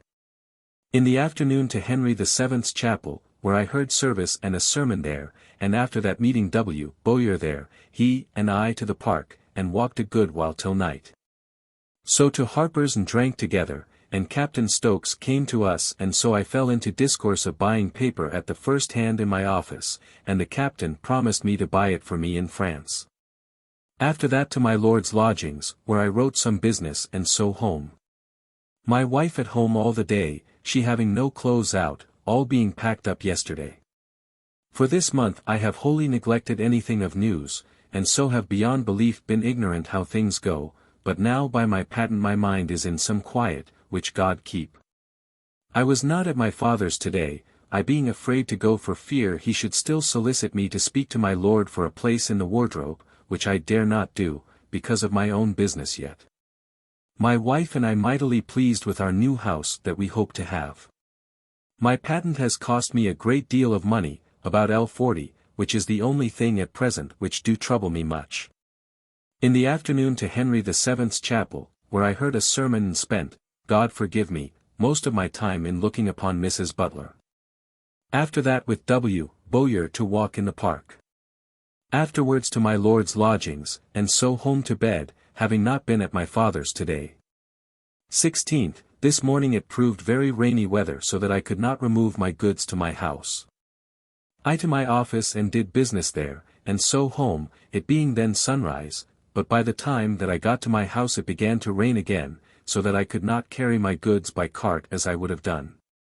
After that to my lord's and so home and to bed. 17th. This morning, as indeed all the mornings nowadays, much business at my lord's. There came to my house before I went out Mr. Barlow, an old consumptive man, and fair conditioned, with whom I did discourse a great while, and after much talk I did grant him what he asked, viz. L50 per annum, if my salary be not increased, and 100 per annum, in case it be to L350, at which he was very well pleased to be paid as I received my money and not otherwise. Going to my lord's I found my lord had got a great cold and kept his bed, and so I brought him to my lord's bedside, and he and I did agree together to this purpose what I should allow him. That done and the day proving fair I went home and got all my goods packed up and sent away, and my wife and I and Mrs. Hunt went by coach, overtaking the carts drinking in the Strand. Being come to my house and set in the goods, and at night sent my wife and Mrs. Hunt to buy something for supper. They bought a quarter of lamb, and so we ate it, but it was not half roasted. Will, Mr. Blackburn's nephew, is so obedient, that I am greatly glad of him. At night he and I and Mrs. Hunt home by water to Westminster. I to my lord, and after having done some business with him in his chamber in the nursery, which has been now his chamber since he came from sea, I went on foot with a link boy to my home, where I found my wife in bed and Jane washing the house. And Will the boy sleeping, and a great deal of sport I had before I could wake him. I to bed the first night that I ever lay here with my wife. 18th. This morning the carpenter made an end of my door out of my chamber upon the leads. This morning we met at the office, I dined at my house in Seething Lane, and after that, going about 4 o'clock to Westminster, I met with Mr. Carter and Mr. Cook coming to see me in a coach, and so I returned home. I did also meet with Mr. Pierce, the surgeon, with a porter with him, with a barrel of lemons, which my man Burr sends me from sea. I took all these people home to my house and did give them some drink, and after them comes Mr. Shepley, and after a little stay we all went by water to Westminster as far as the New Exchange. Thence to my lord about business, and being in talk in comes one with half a buck from Hinchinbroke, and it smelling a little strong my lord did give it me, though it was as good as any could be. I did carry it to my mother, where I had not been a great while, and indeed had no great mind to go, because my father did lay upon me continually to do him a kindness at the wardrobe, which I could not do because of my own business being so fresh with my lord. But my father was not at home, and so I did leave the venison with her to dispose of as she pleased. After that home, where W. Hewer now was, and did lie this night with us, the first night. My mind very quiet, only a little trouble I have for the great debts which I have still upon me to the secretary, Mr. Kipps, and Mr. Spong for my patent. 19th. I did lie late a bed. I and my wife by water, landed her at Whitefriars with her boy with an iron of our new range which is already broke and my wife will have changed, and many other things she has to buy with the help of my father today. I to my lord and found him in bed. This day I received my commission to swear people the oath of allegiance and supremacy delivered me by my lord. After talk with my lord I went to Westminster Hall, where I took Mr. Michel and his wife, and Mrs. Murford we sent for afterwards, to the Dog Tavern, where I did give them a dish of anchovies and olives and paid for all, and did talk of our old discourse when we did use to talk of the king, in the time of the rump, privately. After that to the Admiralty office, in Whitehall, where I stayed and writ my last observations for these 4 days last past. Great talk of the difference between the Episcopal and Presbyterian clergy, but I believe it will come to nothing. So home and to bed. 20th. We sat at the office this morning, Sir W. Batten and Mr. Pett being upon a survey to Chatham. This morning I sent my wife to my father's and he is to give me L5 worth of pewter. After we rose at the office, I went to my father's, where my uncle Fenner and all his crew and Captain Holland and his wife and my wife were at dinner at a venison pasty of the venison that I did give my mother the other day. I did this time show so much coldness to W. Joyce that I believe all the table took notice of it. After that to Westminster about my lord's business and so home, my lord having not been well these 2 or 3 days, and I hear that Mr. Barnwell at Hinchinbroke is fallen sick again. Home and to bed. 21st. This morning Mr.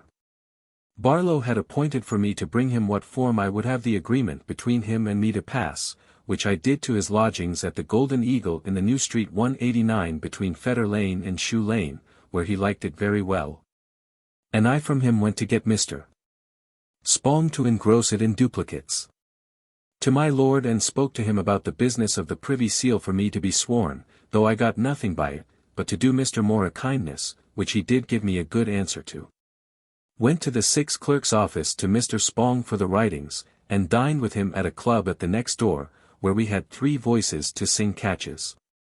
So to my house to write letters and so to Whitehall about business of my lord's concerning his creation 190 and so home and to bed. 22nd, Lord's Day. All this last night it had rained hard. My brother Tom came this morning the first time to see me, and I paid him all that I owe my father to this day. Afterwards I went out and looked into several churches, and so to my uncle Fenner's, whither my wife was got before me, and we, my father and mother, and all the Joyces, and my Aunt Bell, whom I had not seen many a year before. After dinner to Whitehall, my wife to church with K. Joyce, where I find my lord at home, and walked in the garden with him, he showing me all the respect that can be. I left him and went to walk in the park, where great endeavoring to get into the inward park, 191 but could not get in, one man was basted by the keeper, for carrying some people over on his back through the water. Afterwards to my lord's, where I stayed and drank with Mr. Shepley, having first sent to get a pair of oars. It was the first time that ever I went by water on the Lord's Day. Home, and at night had a chapter read. And I read prayers out of the Common Prayer Book, the first time that ever I read prayers in this house. So to bed. 23rd. This morning Mr. Barlow comes to me, and he and I went forth to a scrivener in Fenchurch Street, whom we found sick of the gout in bed, and signed and sealed our agreement before him. He urged to have these words, in consideration whereof, to be interlined, which I granted, though against my will. Met this morning at the office, and afterwards Mr. Barlow by appointment came and dined with me, and both of us very pleasant and pleased. After dinner to my lord, who took me to Secretary Nicholas, and there before him and Secretary Morris, my lord and I upon our knees together took our oaths of allegiance and supremacy. And the oath of the Privy Seal, of which I was much glad, though I am not likely to get anything by it at present, but I do desire it, for fear of a turn out of our office. That done and my lord gone from me, I went with Mr. Cooling and his brother, and Sam Hartlib, Little Jennings and some others to the King's Head Tavern at Charing Cross, where after drinking I took boat and so home. Where we supped merrily among ourselves, our little boy proving a droll, and so after prayers to bed. This day my lord had heard that Mr. Barnwell was dead, but it is not so yet, though he be very ill. I was troubled all this day with Mr. Cook, being willing to do him good, but my mind is so taken up with my own business that I cannot. 24th. To Whitehall, where I did acquaint Mr. Watkins with my being sworn into the Privy Seal, at which he was much troubled, but put it up and did offer me a kinsman of his to be my clerk, which I did give him some hope of, though I never intend it. In the afternoon I spent much time in walking in Whitehall Court with Mr. Bickerstaff, who was very glad of my lord's being sworn, because of his business with his brother Baron, which is referred to my Lord Chancellor, and to be ended tomorrow. Baron had got a grant beyond sea, to come in before the reversionary of the Privy Seal. This afternoon Mr. Matthews came to me, to get a certificate of my lord's and my being sworn, which I put in some forwardness, and so home and to bed. 25th. In the morning at the office, and after that down to Whitehall, where I met with Mr. Creed, and with him and a Welsh schoolmaster, a good scholar but a very pedagogue, to the ordinary at the Leg in King Street. I got my certificate of my lord's and my being sworn. This morning my lord took leave of the House of Commons, and had the thanks of the House for his great services to his country. In the afternoon, but this is a mistake, for it was yesterday in the afternoon, Monsieur l'Impertinent and I met and I took him to the Sun and drank with him. And in the evening going away we met his mother and sisters and father coming from the gatehouse, where they lodge, where I did the first time salute them all, and very pretty Madam Frances 192 is indeed. After that very late home and called in Tower Street, and there at a barber's was trimmed the first time. Home and to bed. 26th. Early to Whitehall, thinking to have a meeting of my lord and the principal officers, but my lord could not, it being the day that he was to go and be admitted in the House of Lords, his patent being done, which he presented upon his knees to the Speaker. And so it was read in the House, and he took his place. I at the Privy Seal office with Mr. Hooker, who brought me acquainted with Mr. Crofts of the Signet, and I invited them to a dish of meat at the Leg in King Street, and so we dined there and I paid for all and had very good light given me as to my employment there. Afterwards to Mr. Pierce's, where I should have dined but I could not, but found Mr. Shepley and W. Howe there. After we had drunk hard we parted, and I went away and met Dr. Castle, who is one of the clerks of the Privy Seal, and told him how things were with my lord and me, which he received very gladly. I was this day told how Baron against all expectation and law has got the place of Bickerstaff, and so I question whether he will not lay claim to wait the next month, but my lord tells me that he will stand for it. In the evening I met with T. Doling, who carried me to St. James's Fair 193 and their meeting with W. Simons and his wife, and Llewellyn, and D. Scoble's wife and cousin, we went to Woods at the Pall Mall 194, our old house for clubbing, and there we spent till 10 at night, at which time I sent to my lord's for my clerk will to come to me, and so by link home to bed. Where I found Commissioner Willoughby had sent for all his things away out of my bedchamber, which is a little disappointment, but it is better than pay too dear for them. 27th, the last night Sir W. Batten and Sir W. Penn came to their houses at the office. Met this morning and did business till noon. Dined at home and from thence to my lord's where Will, my clerk, and I were all the afternoon making up my accounts, which we had done by night, and I find myself worth about L100 after all my expenses. At night I sent to W. Bowyer to bring me L100, being that he had in his hands of my lord's in keeping, out of which I paid Mr. Shepley all that remained due to my lord upon my balance, and took the rest home with me late at night. We got a coach, but the horses were tired and could not carry us farther than St. Dunstan's. So we light and took a link and so home weary to bed. 28th. Early in the morning rose, and a boy brought me a letter from Poet Fisher, who tells me that he is upon a panegyric of the king, and desired to borrow a piece of me, and I sent him half a piece. To Westminster, and there dined with Mr. Shepley and W. Howe, afterwards meeting with Mr. Henson, who had formerly had the brave clock that went with bullets, which is now taken away from him by the king, it being his goods, .195.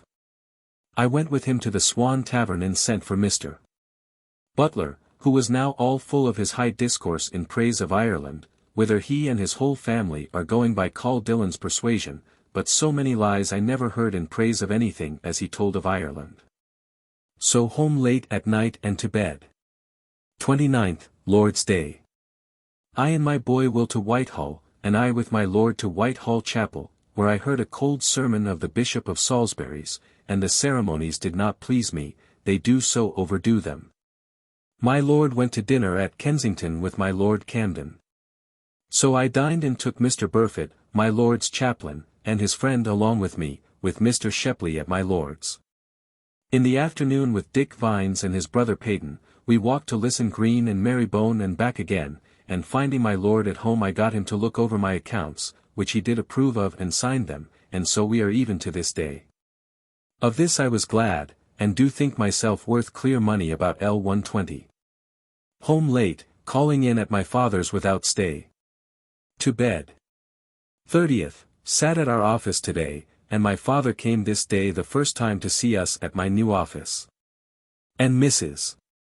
Crisp by chance came in and sat with us, looked over our house and advised about the furnishing of it. This afternoon I got my L50, due to me for my first quarter's salary as secretary to my lord, paid to though Hayter for me, which he received and brought home to me, of which I am full glad. To Westminster and among other things met with Mr. Moore, and took him and his friend, a bookseller of Paul's Churchyard, to the Rhenish wine-house, and drinking there the sword-bearer of London, Mr. Mann, came to ask for us, with whom we sat late, discoursing about the worth of my office of Clerk of the Acts, which he hath a mind to buy, and I asked 4 years' purchase. We are to speak more of it tomorrow. Home on foot, and seeing him at home at Butler's Mary, he lent me a torch, which will carried, and so home. 31st. To Whitehall, where my lord and the principal officers met, and had a great discourse about raising of money for the navy, which is in very sad condition, and money must be raised for it. Mr. Blackburn, Dr. Clerk, and I to the Quakers and dined there. I back to the Admiralty, and there was doing things in order to the calculating of the debts of the navy and other business, all the afternoon. At night I went to the Privy Seal, where I found Mr. Crofts and Matthews making up all their things to leave the office tomorrow, to those that come to wait the next month. I took them to the Sun Tavern and there made them drink, and discoursed concerning the office, and what I was to expect tomorrow about Baron, who pretends to the next month. Late home by coach so far as Ludgate with Mr. Matthews, and thence home on foot with W. Hewer with me, and so to bed. August 1660. August 1st, up very early, and by water to Whitehall to my lord's, and there up to my lord's lodging, Win. How being now ill of the gout at Mr. Pierce's, and there talked with him about the affairs of the navy, and how I was now to wait today at the Privy Seal. Commissioner Pett went with me, whom I desired to make my excuse at the office for my absence this day. Hence to the Privy Seal office, where I got, by Mr. Matthews' means, possession of the books and table, but with some expectation of Baron's bringing of a warrant from the King to have this month. Nothing done this morning, Baron having spoke to Mr. Woodson and Groom, clerks to Mr. Trumbull of the Signet, to keep all work in their hands till the afternoon, at which time he expected to have his warrant from the King for this month. 196 I took at noon Mr. Harper to the Leg in King Street, and did give him his dinner, who did still advise me much to act wholly myself at the Privy Seal, but I told him that I could not, because I had other business to take up my time. In the afternoon at the office again, where we had many things to sign, and I went to the council chamber, and there got my lord to sign the first bill, and the rest all myself, but received no money today. After I had signed all, I went with Dick Scobell and Llewellyn to drink at a bottle beer house in the Strand, and after staying there a while, had sent W. Hewer home before, I took boat and homewards went, and in Fish Street bought a lobster, and as I had bought it I met with Winter and Mr. Delabar, and there with a piece of sturgeon of theirs we went to the Sun Tavern in the street and ate them. Late home and to bed. 2d to Westminster by water with Sir W. Batten and Sir W. Penn, our servants in another boat, to the Admiralty.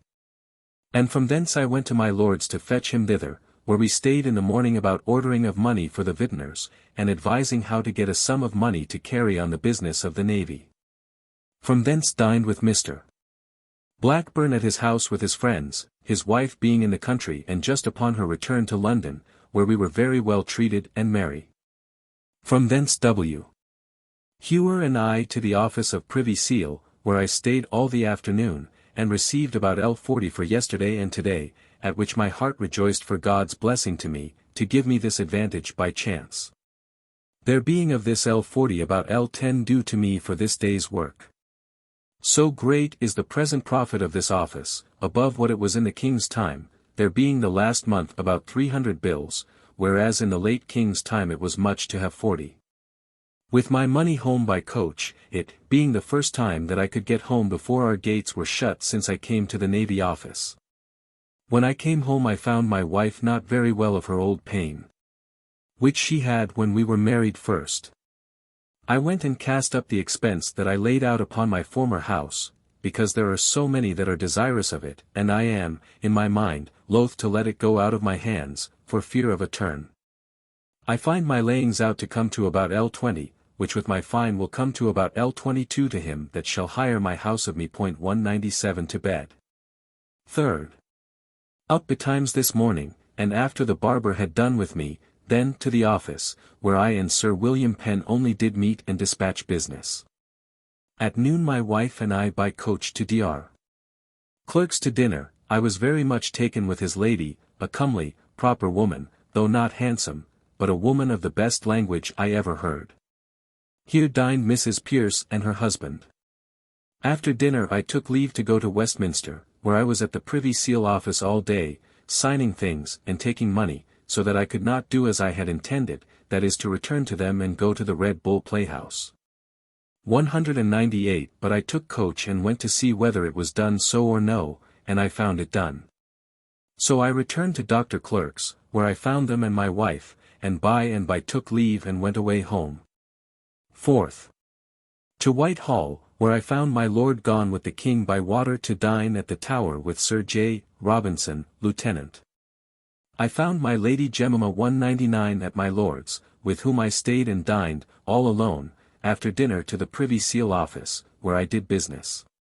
So to a Committee of Parliament, Sir Hen, Eage, Finch, Chairman, to give them an answer to an order of theirs, that we could not give them any account of the accounts of the Navy in the years 36, 37, 38, 39, 40, as they desire. After that I went and bespoke some linen of Betty Lane in the hall, and after that to the Trumpet, where I sat and talked with her, and at night, it being very rainy, and it thundering and lightning exceedingly, I took coach at the Trumpet door, taking Monsieur l'Impertinent along with me as far as the Savoy, where he said he went to lie with Carey Dillon. 200 and is still upon the mind of going, he and his whole family, to Ireland. Having set him down I made haste home, and in the courtyard, it being very dark, I heard a man inquire for my house, and having asked his business, he told me that my man William, who went this morning, out of town to meet his Aunt Blackburn, was come home not very well to his mother, and so could not come home tonight. At which I was very sorry, I found my wife still in pain. To bed, having not time to write letters, and indeed having so many to write to all places that I have no heart to go about them. Mrs. Shaw did die yesterday, and her husband so sick that he is not like to live. 5th, Lord's Day. My wife being much in pain, I went this morning to Dr. Williams, who had cured her once before of this business, in Holborn, and he did give me an ointment which I sent home by my boy.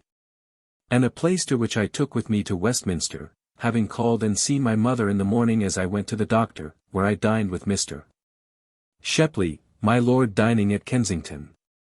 After dinner to St. Margaret's, where the first time I ever heard common prayer in that church. I sat with Mr. Hill in his pew, Mr. Hill that married in Axe Yard and that was aboard us in the Hope. Church done, I went and Mr. Shepley to see W. Howe at Mr. Pierce's, where I stayed singing of songs and psalms an hour or two, and were very pleasant with Mrs. Pierce and him. Thence to my lord's, where I stayed and talked and drank with Mr. Shepley. After that to Westminster Stairs, where I saw a fray between Mynheer Clink, a Dutchman, that was at Hartlib's wedding, and a waterman, which made good sport. After that I got a Gravesend boat, that was come up to fetch some bread on this side the bridge, and got them to carry me to the bridge, and so home, where I found my wife.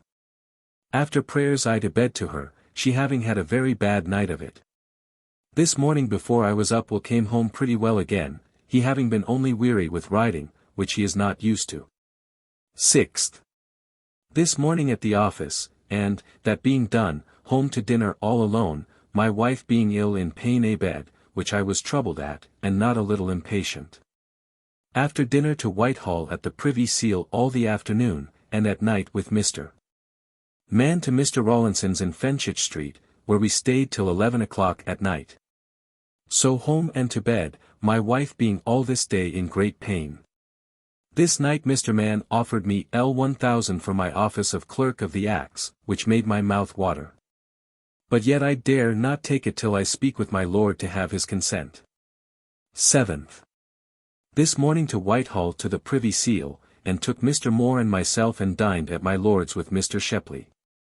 While I was at dinner in come Sam Hartlib and his brother-in-law, now knighted by the king, to request my promise of a ship for them to Holland, which I had promised to get for them. After dinner to the Privy Seal all the afternoon. At night, meeting Sam Hartlib, he took me by coach to Kensington, to my Lord of Holland's. I stayed in the coach while he went in about his business. He staying long I left the coach and walked back again before on foot, a very pleasant walk, to Kensington, where I drank and stayed very long waiting for him. At last he came, and after drinking at the inn we went towards Westminster. Here I endeavoured to have looked out Jane that formerly lived at Dr. Williams at Cambridge, whom I had long thought to live at present here, but I found myself in an error, meeting one in the place where I expected to have found her, but she proved not she though very like her. We went to the Bullhead, where he and I sat and drank till 11 at night, and so home on foot. Found my wife pretty well again, and so to bed. 8th. We met at the office, and after that to dinner at home, and from thence with my wife by water to Caton Sturpin, with whom and her mistress Pye we sat discoursing of Kate's marriage to Mons Pepys, her mistress, and I giving the best advice we could for her to suspend her marriage till Mons Pepys had got some place that may be able to maintain her, and not for him to live upon the portion that she shall bring him. From thence to Mr. Butler's to see his daughters, the first time that ever we made a visit to them. We found them very pretty, and called Dillon there, a very merry and witty companion, but methinks they live in a gaudy but very poor condition. From thence, my wife and I intending to see Mrs. Blackburn, who had been a day or two again to see my wife, but my wife was not in condition to be seen, but she not being at home my wife went to her mother's and I to the Privy Seal. At night from the Privy Seal, Mr. Woodson and Mr. Jennings and I to the Sun Tavern till it was late, and from thence to my lord's, where my wife was come from Mrs. Blackburn's to me, and after I had done some business with my lord, she and I went to Mrs. Hunt's, who would needs have us to lie at her house tonight, she being with my wife so late at my lord's with us, and would not let us go home tonight. We lay there all night very pleasantly and at ease. 9th, left my wife at Mrs. Hunt's and I to my lord's, and from thence with Judge Advocate Fowler, Mr. Creed, and Mr.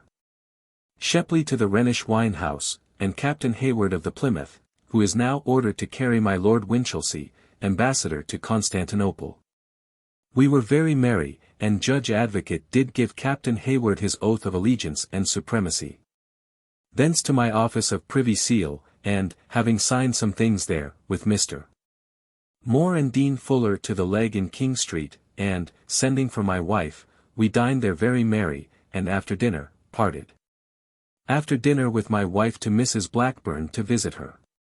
She being within, I left my wife there, and I to the Privy Seal, where I dispatched some business, and from thence to Mrs. Blackburn again, who did treat my wife and me with a great deal of civility, and did give us a fine collation of collar of beef, and thence I, having my head full of drink from having drunk so much Rhenish wine in the morning, and more in the afternoon at Mrs. Blackburn's, came home and so to bed, not well, and very ill all night. 10th. I had a great deal of pain all night, and a great loosing upon me so that I could not sleep. In the morning I rose with much pain and to the office. I went and dined at home, and after dinner with great pain in my back I went by water to Whitehall to the Privy Seal, and that done with Mr. Moore and Creed to Hyde Park by coach, and saw a fine foot race 3 times round the park between an Irishman and Crow, that was once my Lord Claypool's footman. By the way, I cannot forget that my Lord Claypool did the other day make inquiry of Mrs. Hunt, concerning my house in Axe Yard, and did set her on work to get it of me for him, which methinks is a very great change. Crow beat the other by above 2 miles. Returned from Hyde Park, I went to my Lord's, and took Will, who waited for me there, by coach and went home, taking my lute home with me. It had been all this while since I came from sea at my Lord's for him to play on. To bed in some pain still. For this month or 2 it is not imaginable how busy my head has been, so that I have neglected to write letters to my Uncle Robert in answer to many of his, and to other friends, nor indeed have I done anything as to my own family. And especially this month my waiting at the Privy Seal makes me much more unable to think of anything, because of my constant attendance there after I have done at the Navy Office. But blessed be God for my good chance of the Privy Seal, where I get every day I believe about L3. This place I got by chance, and my Lord did give it me by chance, neither he nor I thinking it to be of the worth that he and I find it to be. Never since I was a man in the world was I ever so great a stranger to public affairs as now I am, having not read a new book or anything like it, or inquiring after any news, or what the Parliament do, or in any wise how things go. Many people look after my house in Axe Yard to hire it, so that I am troubled with them, and I have a mind to get the money to buy goods for my house at the Navy Office, and yet I am loath to put it off because that Mr.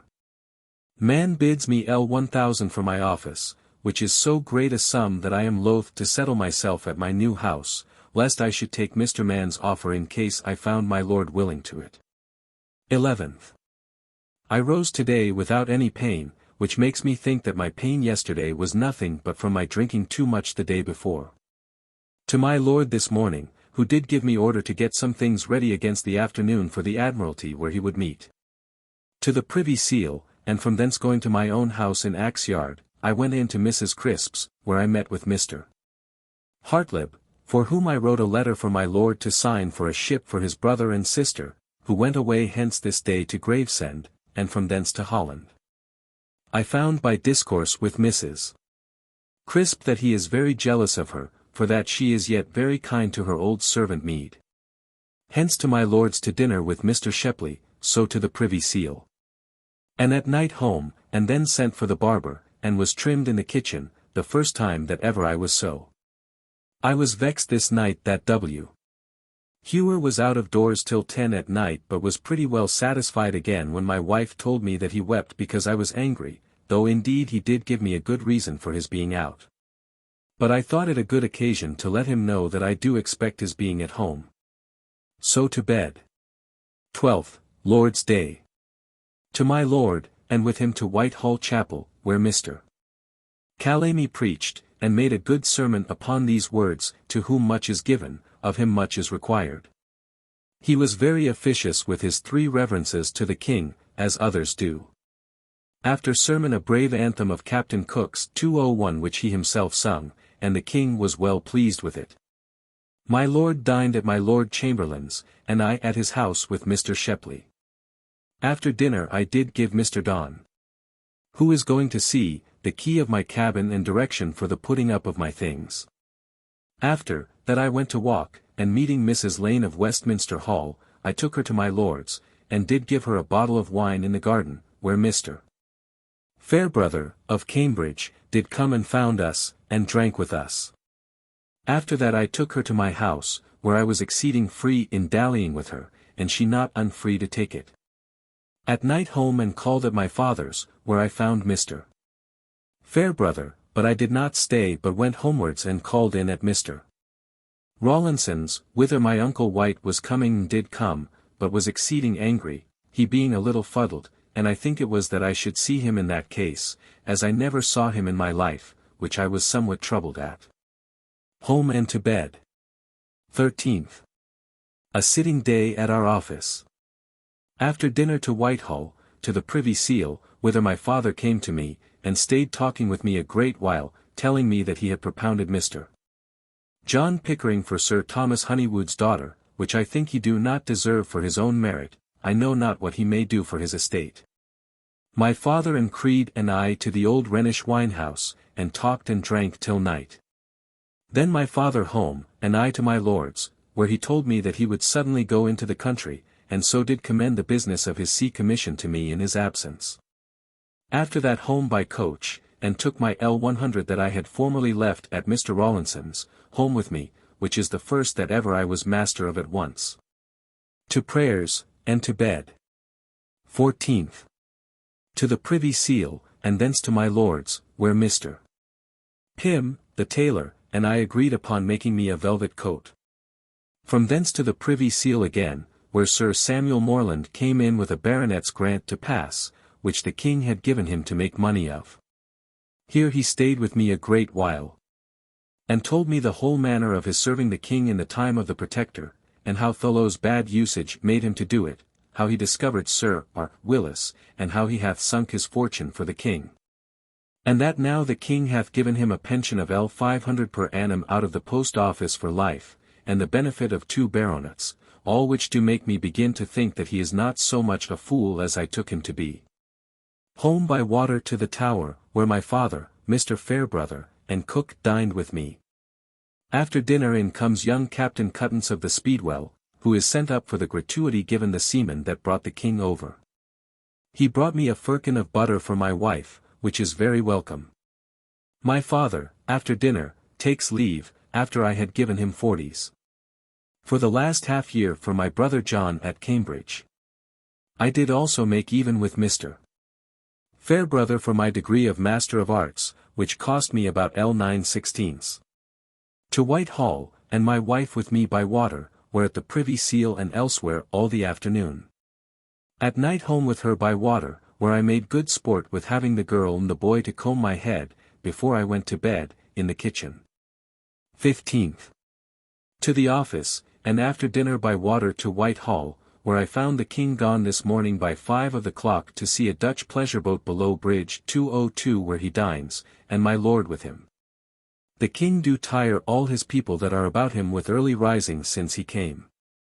To the office, all the afternoon I stayed there, and in the evening went to Westminster Hall, where I stayed at Mrs. Michel's, and with her and her husband sent for some drink, and drank with them. By the same token she and Mrs. Murford and another old woman of the hall were going a-gossiping tonight. From thence to my lord's, where I found him within, and he did give me direction about his business in his absence, he intending to go into the country tomorrow morning. Here I lay all night in the old chamber which I had now given up to W. Howe, with whom I did intend to lie, but he and I fell to play with one another, so that I made him to go lie with Mr. Shepley. So I lay alone all night. 16th. This morning my lord, all things being ready, carried me by coach to Mr. Crewe's, in the way talking how good he did hope my place would be to me, and in general speaking that it was not the salary of any place that did make a man rich, but the opportunity of getting money while he is in the place, where he took leave. And went into the coach, and so for Hinchinbroke. My Lady Jemima and Mr. Thomas Crewe in the coach with him. Hence to Whitehall about noon, where I met with Mr. Madge, who took me along with him and Captain Cook, the famous singer, and other masters of music to dinner at an ordinary about Charing Cross where we dined, all paying their club. Hence to the Privy Seal, where there has been but little work these 2 days. In the evening home. 17th. To the office, and that done home to dinner where Mr. Unthank, my wife's tailor, dined with us, we having nothing but a dish of sheep's trotters. After dinner by water to Whitehall, where a great deal of business at the Privy Seal. At night I and Creed and the Judge Advocate went to Mr. Pym, the tailor's, who took us to the Half Moon, and there did give us great store of wine and anchovies, and would pay for them all. This night I saw Mr. Creed show many the strangest emotions to shift off his drink I ever saw in my life. By coach home and to bed. 18th. This morning I took my wife towards Westminster by water, and landed her at Whitefriars, with L5 to buy her a petticoat, and I to the Privy Seal.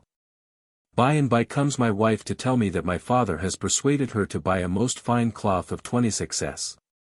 a yard, and a rich lace, that the petticoat will come to L5, at which I was somewhat troubled, but she doing it very innocently, I could not be angry.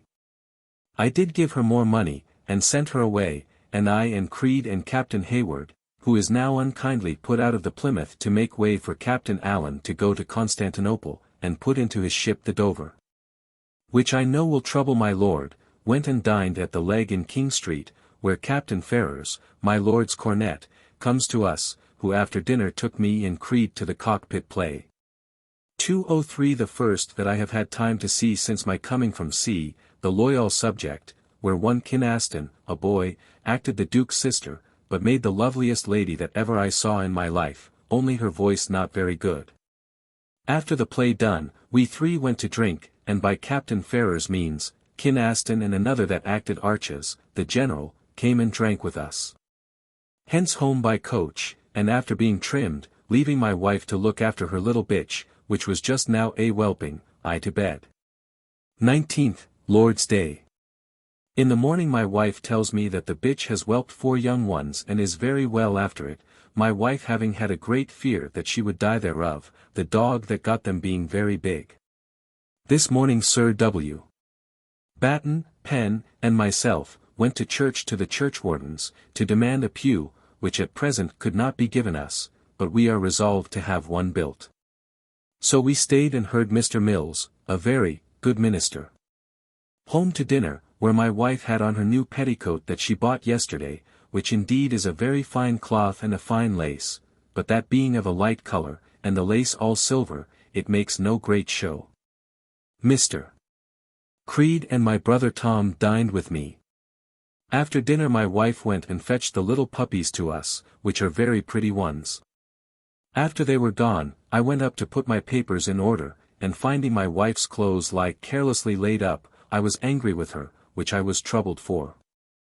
After that my wife and I went and walked in the garden, and so home to bed. 20th, Office Day.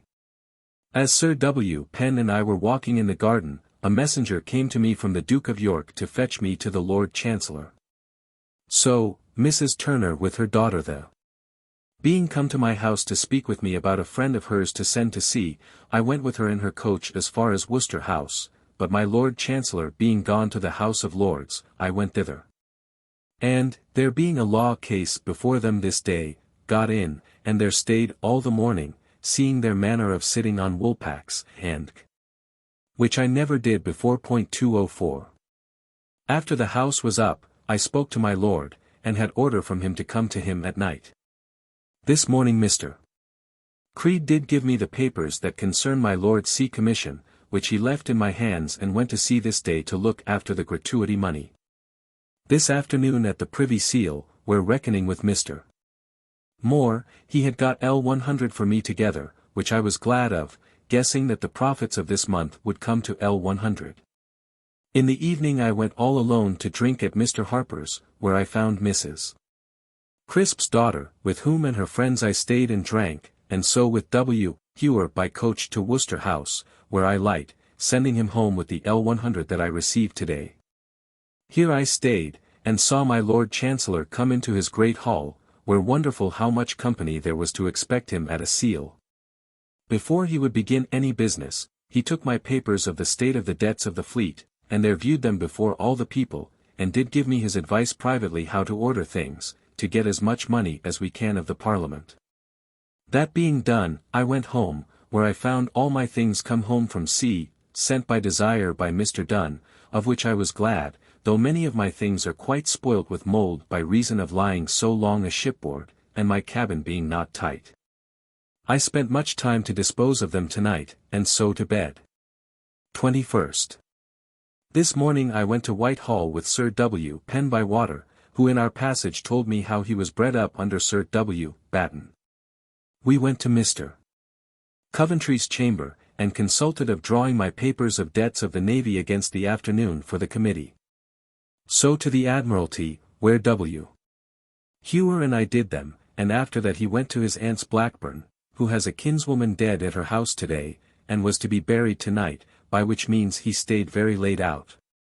I to Westminster Hall, where I met Mr. Crewe and dined with him, where there dined one Mr.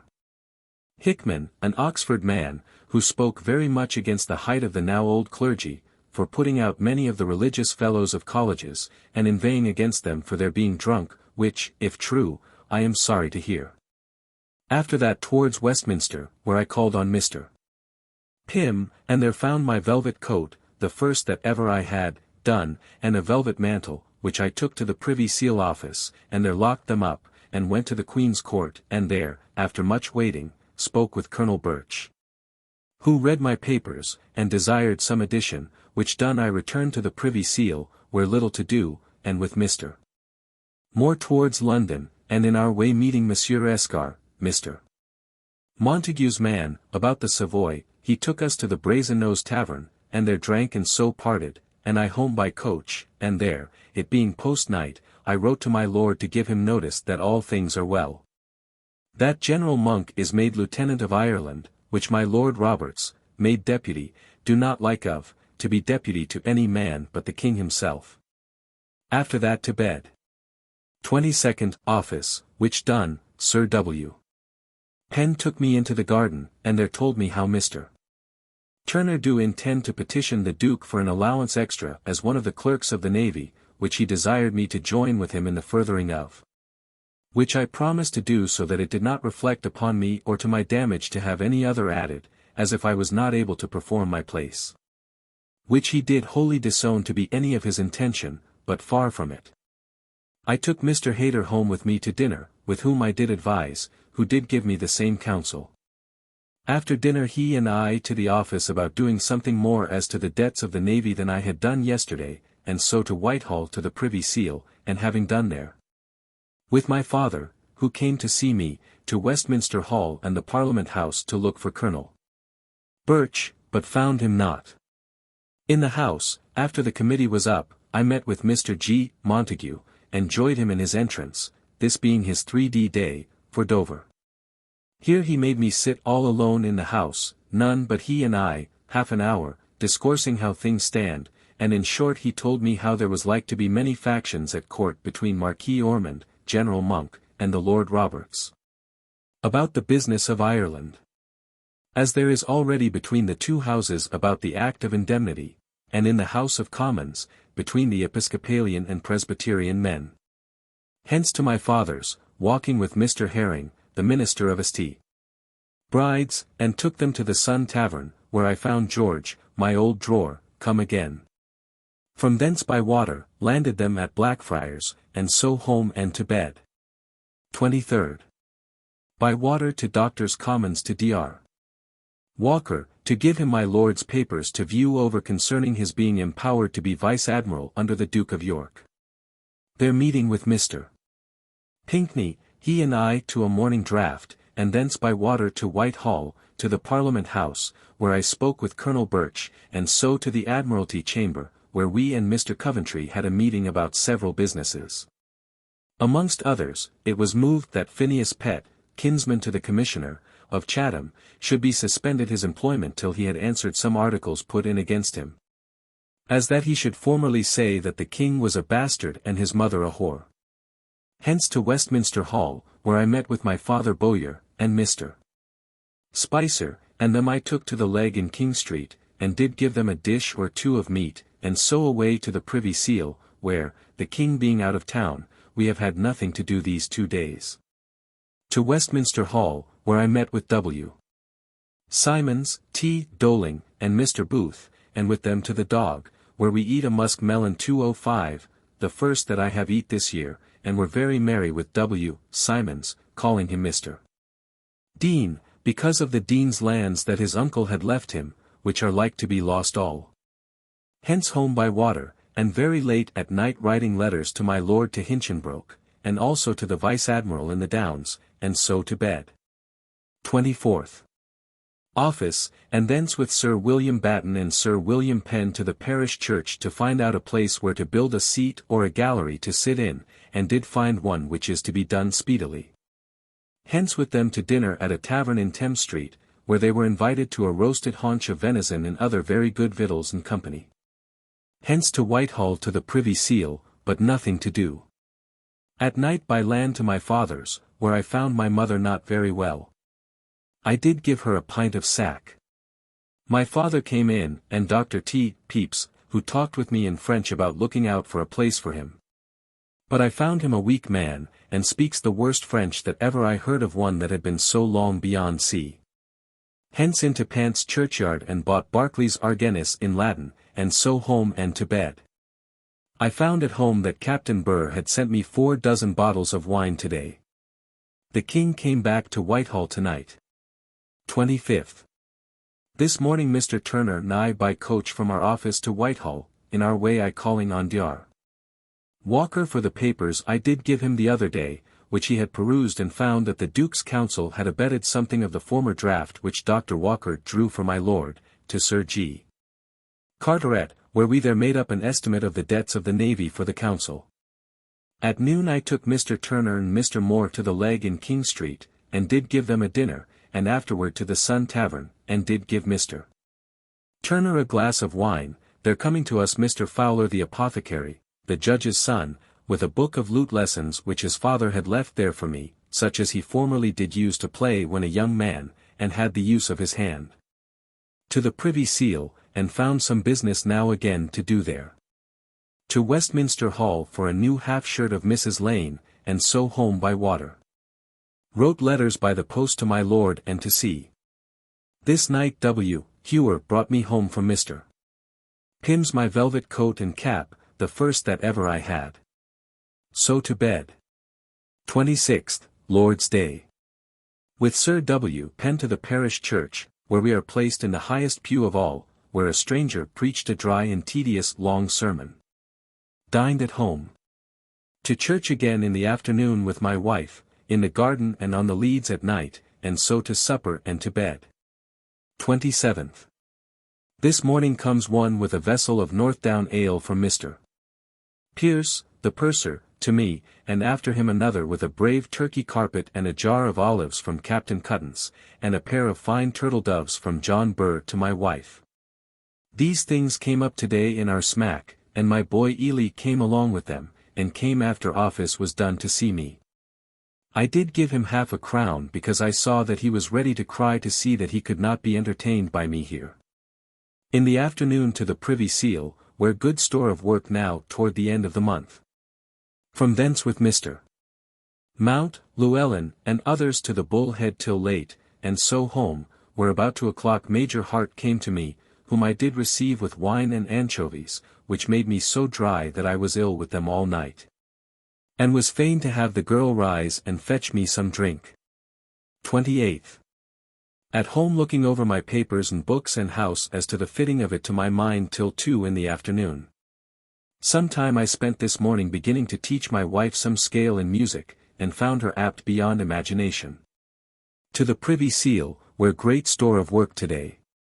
Colonel Scrope 206 is this day accepted out of the Act of Indemnity, which has been now long in coming out, but it is expected tomorrow. I carried home L80 from the Privy Seal, by coach, and at night spent a little more time with my wife about her music with great content. This day I heard my poor mother had then 2 days been very ill, and I fear she will not last long. To bed, a little troubled that I fear my boy Will 207 is a thief and has stole some money of mine, particularly a letter that Mr. Jenkins did leave the last week with me with half a crown in it to send to his son. 29th, Office Day. Before I went to the office my wife and I examined my boy Will about his stealing of things, but he denied all with the greatest subtlety and confidence in the world. To the office, and after office then to the church, where we took another view of the place where we had resolved to build a gallery, and have set men about doing it. Home to dinner, and there I found my wife had discovered my boy Will's theft and a great deal more than we imagined, at which I was vexed and intend to put him away. To my office at the Privy Seal in the afternoon, and from thence at night to the Bull Head, with Mount, Llewellyn, and others, and hence to my father's, and he being at my uncle Fenner's, I went thither to him. And there sent for my boy's father and talked with him about his son, and had his promise that if I will send home his boy, he will take him notwithstanding his indenture. Home at night, and find that my wife had found out more of the boy's stealing a success. Out of W. Hewer's closet, and hid it in the house of office, at which my heart was troubled. To bed, and caused the boy's clothes to be brought up to my chamber. But after we were all a-bed, the wench, which lies in our chamber, called us to listen of a sudden, which put my wife into such a fright that she shook every joint of her, and a long time that I could not get her out of it. The noise was the boy, we did believe, got in a desperate mood out of his bed to do himself or William, Hewer, some mischief. But the wench went down and got a candle lighted, and finding the boy in bed, and locking the doors fast, with a candle burning all night, we slept well, but with a great deal of fear. 30th. We found all well in the morning below stairs, bu the boy in a sad plight of seeming sorrow, but he is the most cunning rogue that ever I met with of his age.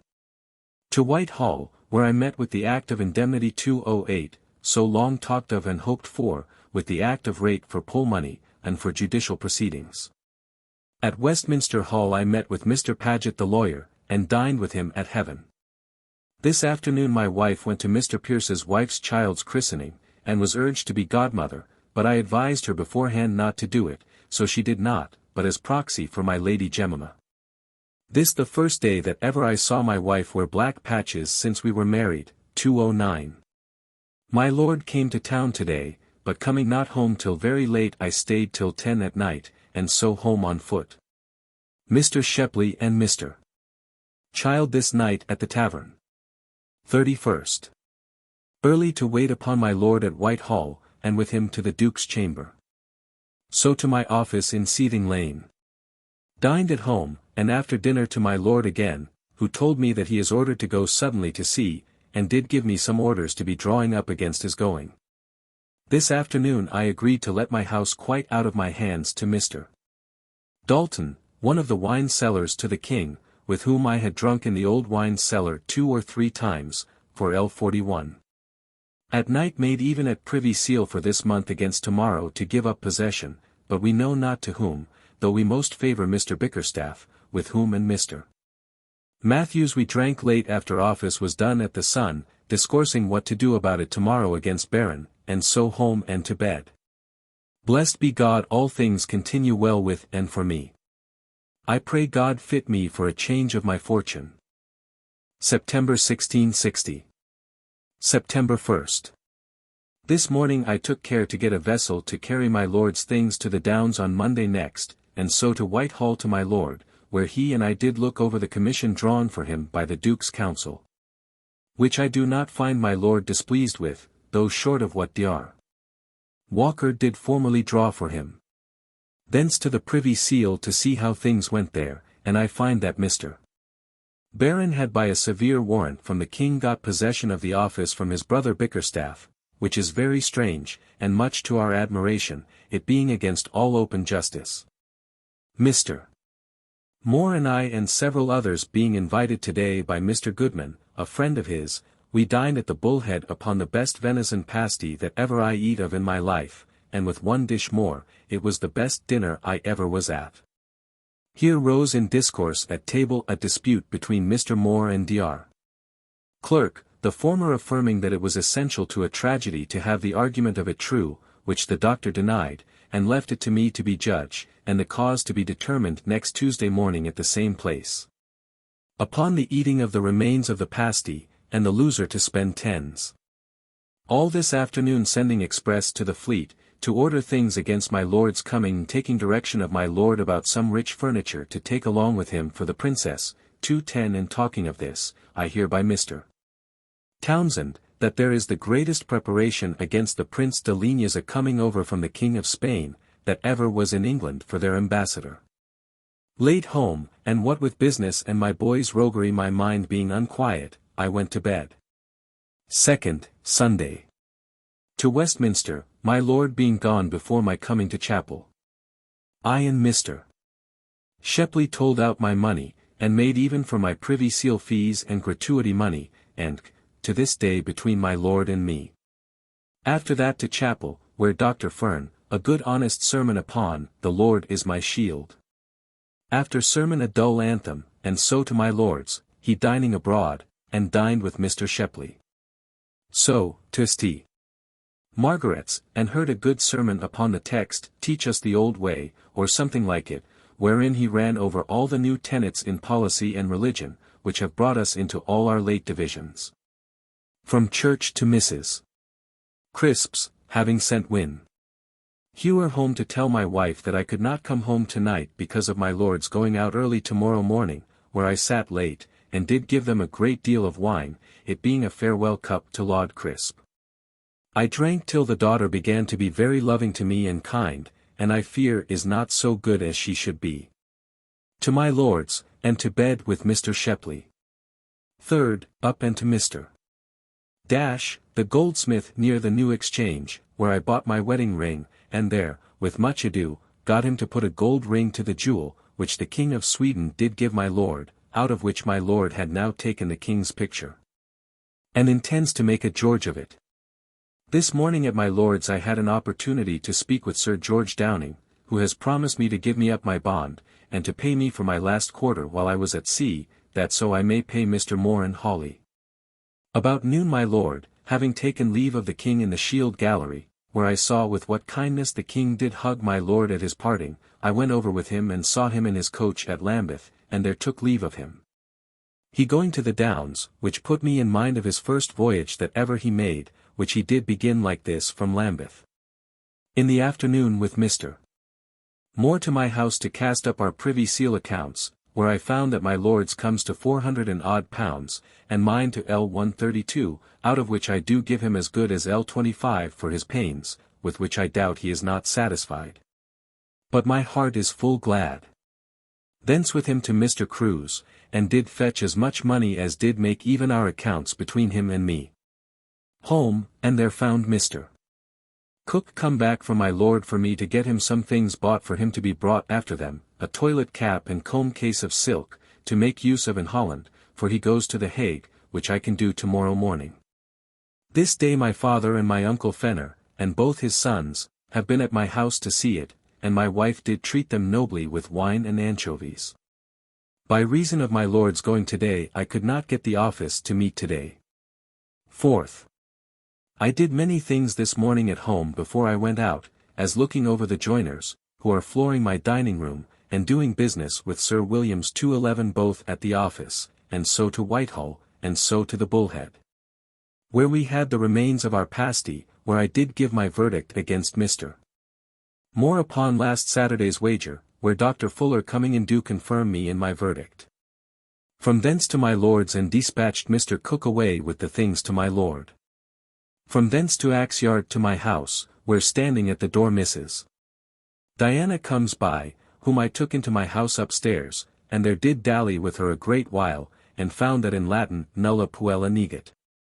So home by water, and there sat up late setting my papers in order, and my money also, and teaching my wife her music lesson, in which I take great pleasure. So to bed. 5th. To the office. From thence by coach upon the desire of the principal officers to a master of chancery to give Mr. Stole his oath, whereby he do answer that he did hear Phineas Pett say very high words against the king a great while ago. Coming back our coach broke, and so Stole and I to Mr. Rawlinson's, and after a glass of wine parted, and I to the office, home to dinner, where, having put away my boy in the morning, his father brought him again, but I did so clear up my boy's roguery to his father, that he could not speak against my putting him away, and so I did give him tens for the boy's clothes that I made him, and so parted and tore his indenture. All the afternoon with the principal officers at Sir W. Batten's about Pett's business, where I first saw Colonel Slingsby, who has now his appointment for comptroller, but did bring it to no issue. This day I saw our dead Imus to be sworn in the peace by, which will be shortly. In the evening my wife being a little impatient I went along with her to buy her a necklace of pearl, which will cost L4 tens. Which I am willing to comply with her in for her encouragement, and because I have lately got money, having now above L200 in cash beforehand in the world. Home, and having in our way bought a rabbit and 2 little lobsters, my wife and I did sup late, and so to bed. Great news nowadays of the Duke d'Anjou's 212 desire to marry the Princess Henrietta. Hugh Peters is said to be taken 213 and the Duke of Gloucester is ill, and it is said it will prove the smallpox. 6th. To Whitehall by water with Sir W. Batten, and in our passage told me how Commissioner Pett did pay himself for the entertainment that he did give the King at Chatham at his coming in, and 20s. A day all the time he was in Holland, which I wonder at, and so I see there is a great deal of envy between the two. At Whitehall I met with Commissioner Pett, who told me how Mr.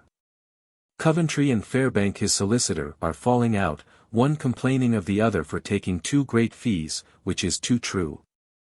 I find that Commissioner Pett is under great discontent, and is loath to give too much money for his place, and so do greatly desire me to go along with him in what we shall agree to give Mr.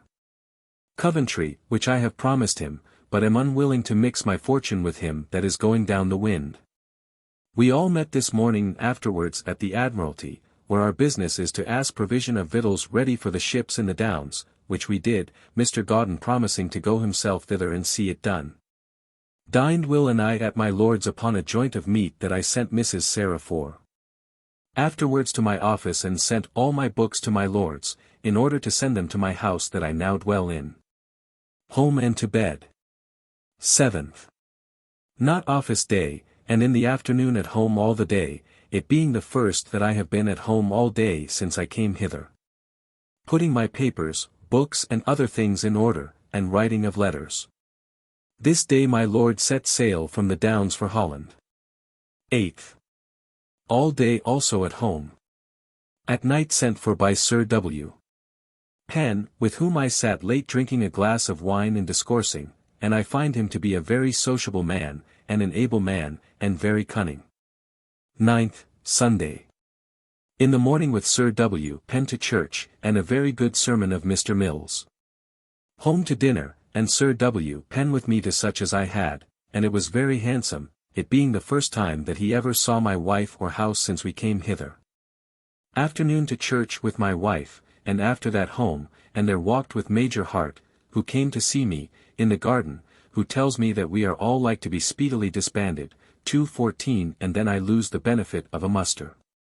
After supper to bed. 10th, office day. News of the Duke's intention to go tomorrow to the Fleet for a day or two to meet his sister. Colonel Slingsby and I to Whitehall, thinking to proffer our service to the Duke to wait upon him, but meeting with Sir G. Carteret he sent us in all haste back again to hire 2 catches for the present use of the Duke. So we returned and landed at the Bear at the bridge foot, where we saw Southwark Fair, I having not at all seen Bartholomew Fair, and so to the Tower Wharf, where we did hire 2 catches. So to the office and found Sir W. Batten at dinner with some friends upon a good chine of beef, on which I ate heartily, I being very hungry. Home, where Mr.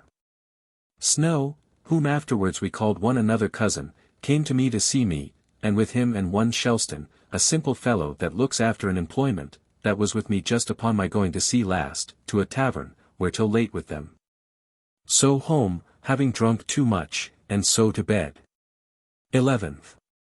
At Sir W. Batten's with Sir W. Pen we drank our morning draught, and from thence for an hour in the office and dispatch a little business. Dined at Sir W.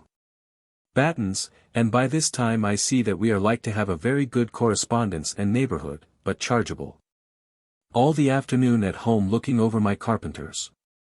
At night I called Dawes Hayter out of the office to my house to sit and talk with me. After he was gone I caused the girl to wash the wainscot of our parlor, which she did very well, which caused my wife and I good sport. Up to my chamber to read a little, and wrote my diary for 3 or 4 days past. The Duke of York did go today by break of day to the Downs. The Duke of Gloucester ill. The House of Parliament was to adjourn today. I know not yet whether it be done or no. To bed. 12th, Office Day. This noon I expected to have had my cousin Snow and my father come to dine with me, but it being very rainy they did not come. My brother Tom came to my house with a letter from my brother John, wherein he desires some books, Barthol, Anatome, Rosin, Ram Antique, and Gas Send, Astronome. The last of which I did give him, and an Angel 2:15 against my father buying of the others. At home all the afternoon looking after my workmen, whose laziness do much trouble me. This day the Parliament adjourned. 13th. Old East comes to me in the morning with letters, and I did give him a bottle of Northdown ale, which made the poor man almost drunk. In the afternoon my wife went to the burial of a child of my cousin Scott's, and it is observable that within this month my Aunt White was brought to bed of 2 girls, my cousin Stradwick of a girl and a boy, and my cousin Scott of a boy, and all died. In the afternoon to Westminster, where Mr. Dalton was ready with his money to pay me for my house, but our writings not being drawn it could not be done today. I met with Mr. Hawley, who was removing his things from Mr. Bowyer's, where he has lodged a great while, and I took him and W. Bowyer to the Swan and drank, and Mr. Hawley did give me a little black rat tune 2:16 painted and gilt. Home by water. This day the Duke of Gloucester died of the smallpox, by the great negligence of the doctors. 14th, Office Day. I got L 42/15. Appointed me by bill for my employment of secretary to the 4th of this month, it being the last money I shall receive upon that score. My wife went this afternoon to see my mother, who I hear is very ill, at which my heart is very sad. In the afternoon Llewellyn comes to my house, and takes me out to the Mitre in Wood Street, where Mr. Samford, W. Simons and his wife, and Mr. Scobel, Mr. Mount and Chetwynd, where they were very merry, Llewellyn being drunk, and I being to defend the ladies from his kissing them, I kissed them myself very often with a great deal of mirth. Parted very late, they by coach to Westminster, and I on foot. 15th, met very early at our office this morning to pick out the 25 ships which are to be first paid off, after that to Westminster and dined with Mr. Dalton at his office, where we had one great court dish, but our papers not being done we could, not, make an end of our business till Monday next. Mr. Dalton and I over the water to our landlord Vanley, with whom we agree as to Dalton becoming a tenant. Back to Westminster, where I met with Dr. Castles, who chid me for some errors in our Privy Seal business. Among the rest, for letting the fees of the 6 judges pass unpaid, which I know not what to say to, till I speak to Mr. Moore. I was much troubled, for fear of being forced to pay the money myself. Called at my father's going home, and bespoke mourning for myself, for the death of the Duke of Gloucester. I found my mother pretty well. So home and to bed. 16th, Sunday. To Dr. Hardy's church, and sat with Mr. Rawlinson and heard a good sermon upon the occasion of the Duke's death. His text was, "And is there any evil in the city and the Lord hath not done it?" Home to dinner, having some sport with Win Hewer, who never had been at common prayer before. After dinner I alone to Westminster, where I spent my time walking up and down in Westminster Abbey till sermon time with Ben Palmer and Fetters the watchmaker, who told me that my Lord of Oxford is also dead of the smallpox, in whom his family dies, after 600 years having that honour in their family and name. From thence to the park, where I saw how far they had proceeded in the pell-mell, and in making a river through the park, which I had never seen before since it was begun. 217. Thence to Whitehall Garden, where I saw the King in purple mourning for his brother. 218. So home, and in my way met with Dinah, who spoke to me and told me she had a desire to speak too about some business when I came to Westminster again. Which she spoke in such a manner that I was afraid she might tell me something that I would not hear of our last meeting at my house at Westminster. Home late, being very dark. A gentleman in the Poultry had a great and dirty fall over a water pipe that lay along the channel. 17th.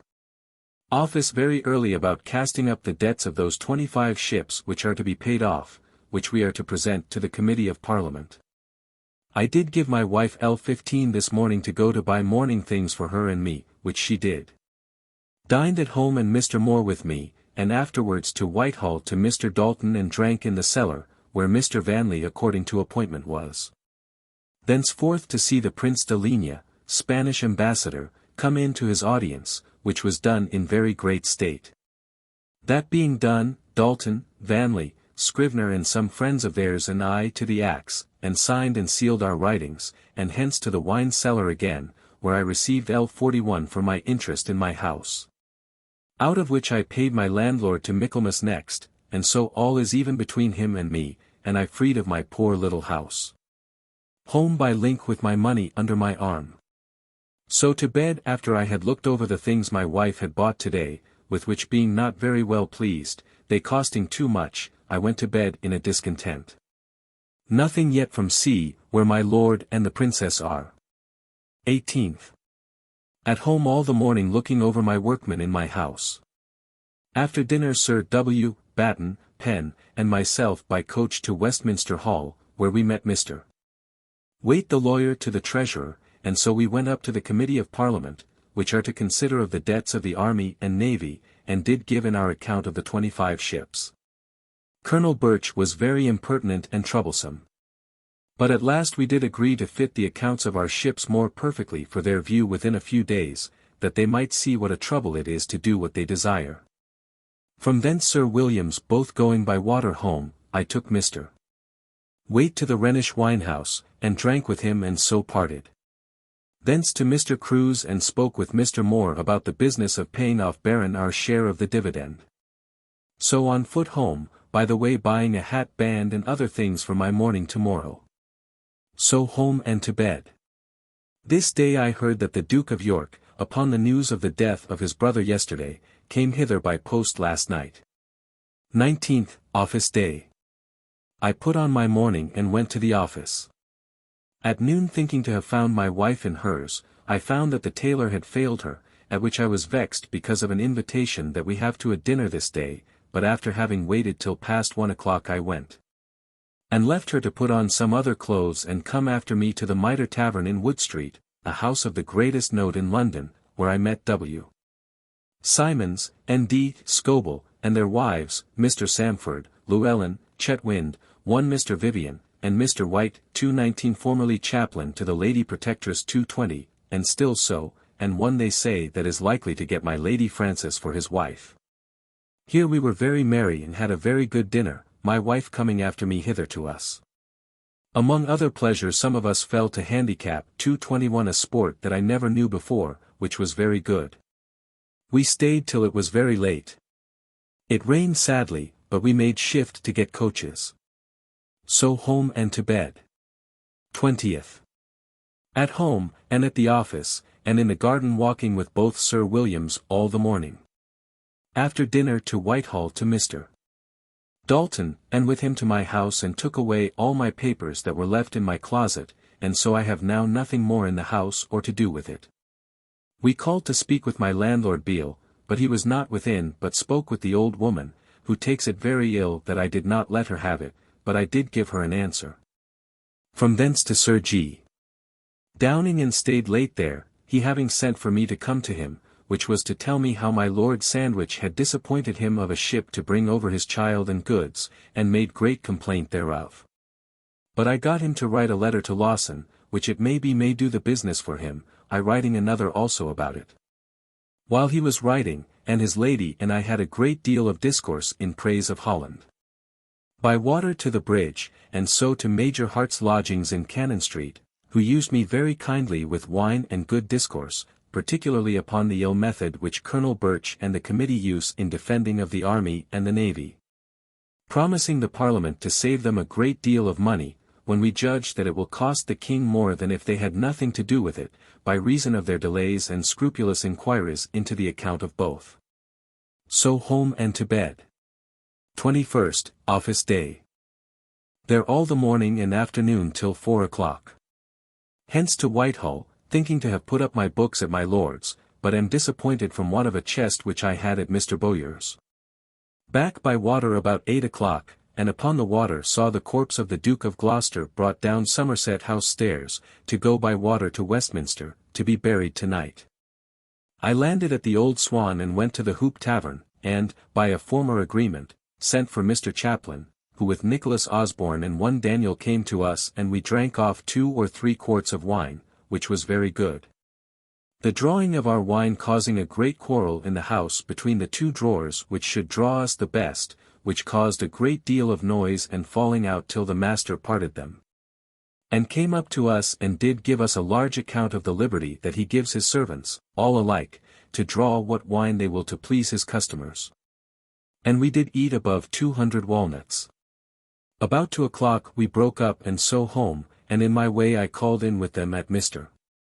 Chaplin's, where Nicholas Osborne did give me a barrel of samphire 222 and showed me the keys of Mardyke Fort 223 which he that was commander of the fort sent him as a token when the fort was demolished, which I was mightily pleased to see. And will get them of him if I can. Home, where I found my boy, my maid's brother, come out of the country today, but was gone to bed and so I could not see him tonight. To bed. 22nd. This morning I called up my boy, and found him a pretty, well-looked boy, and one that I think will please me. I went this morning by land to Westminster along with Llewellyn, who came to my house this morning to get me to go with him to Captain Allen to speak with him for his brother to go with him to Constantinople, but could not find him. We walked on to Fleet Street, where at Mr. Standing's in Salisbury Court we drank our morning draught and had a pickled herring. Among other discourse here he told me how the pretty woman that I always loved at the beginning of Cheapside that sells child's coats was served by the Lady Bennet, a famous strumpet, who by counterfeiting to fall into a swoon upon the sight of her in her shop, became acquainted with her, and at last got her ends of her to lie with a gentleman that had hired her to procure this poor soul for him. To Westminster to my Lord's, and there in the House of Office vomited up all my breakfast, my stomach being ill all this day by reason of the last night's debauch. Here I sent to Mr. Bowyer's for my chest and put up my books and sent them home. I stayed here all day in my Lord's chamber and upon the leads gazing upon Diana, who looked out of a window upon me. At last I went out to Mr. Harper's, and she standing over the way at the gate, I went over to her and appointed to meet tomorrow in the afternoon at my Lord's. Here I bought a hanging jack. From thence by coach home by the way at the New Exchange 224 I bought a pair of short black stockings, to wear over a pair of silk ones for mourning, and here I met with the Turner and Joyce, buying of things to go into mourning too for the Duke, which is now the mode of all the ladies in town, where I wrote some letters by the post to Hinchinbroke to let them know that this day Mr. E.D.W. Pickering is come from my Lord, and says that he left him well in Holland, and that he will be here within 3 or 4 days. Today not well of my last night's drinking yet. I had the boy up tonight for his sister to teach him to put me to bed, and I heard him read, which he did pretty well. 23rd, Lord's Day. My wife got up to put on her mourning today and to go to church this morning. I up and set down my journal for these 5 days past. This morning came one from my father's with a black cloth coat, made of my short cloak, to walk up and down in. To church my wife and I, with Sir W. Batten, where we heard of Mr.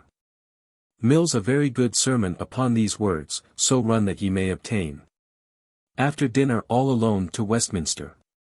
At Whitehall I met with Mr. Pierce and his wife, she newly come forth after childbirth, both in mourning for the Duke of Gloucester. She went with Mr. Child to Whitehall Chapel and Mr. Pierce with me to the Abbey, where I expected to hear Mr. Baxter or Mr. Rowe preach their farewell sermon, and in Mr. Simons's pew I sat and heard Mr. Rowe. Before sermon I laughed at the reader, who in his prayer desires of God that he would imprint his word on the thumbs of our right hands and on the right great toes of our right feet. In the midst of the sermon some plaster fell from the top of the Abbey, that made me and all the rest in our pew afeard, and I wished myself out. After sermon with Mr.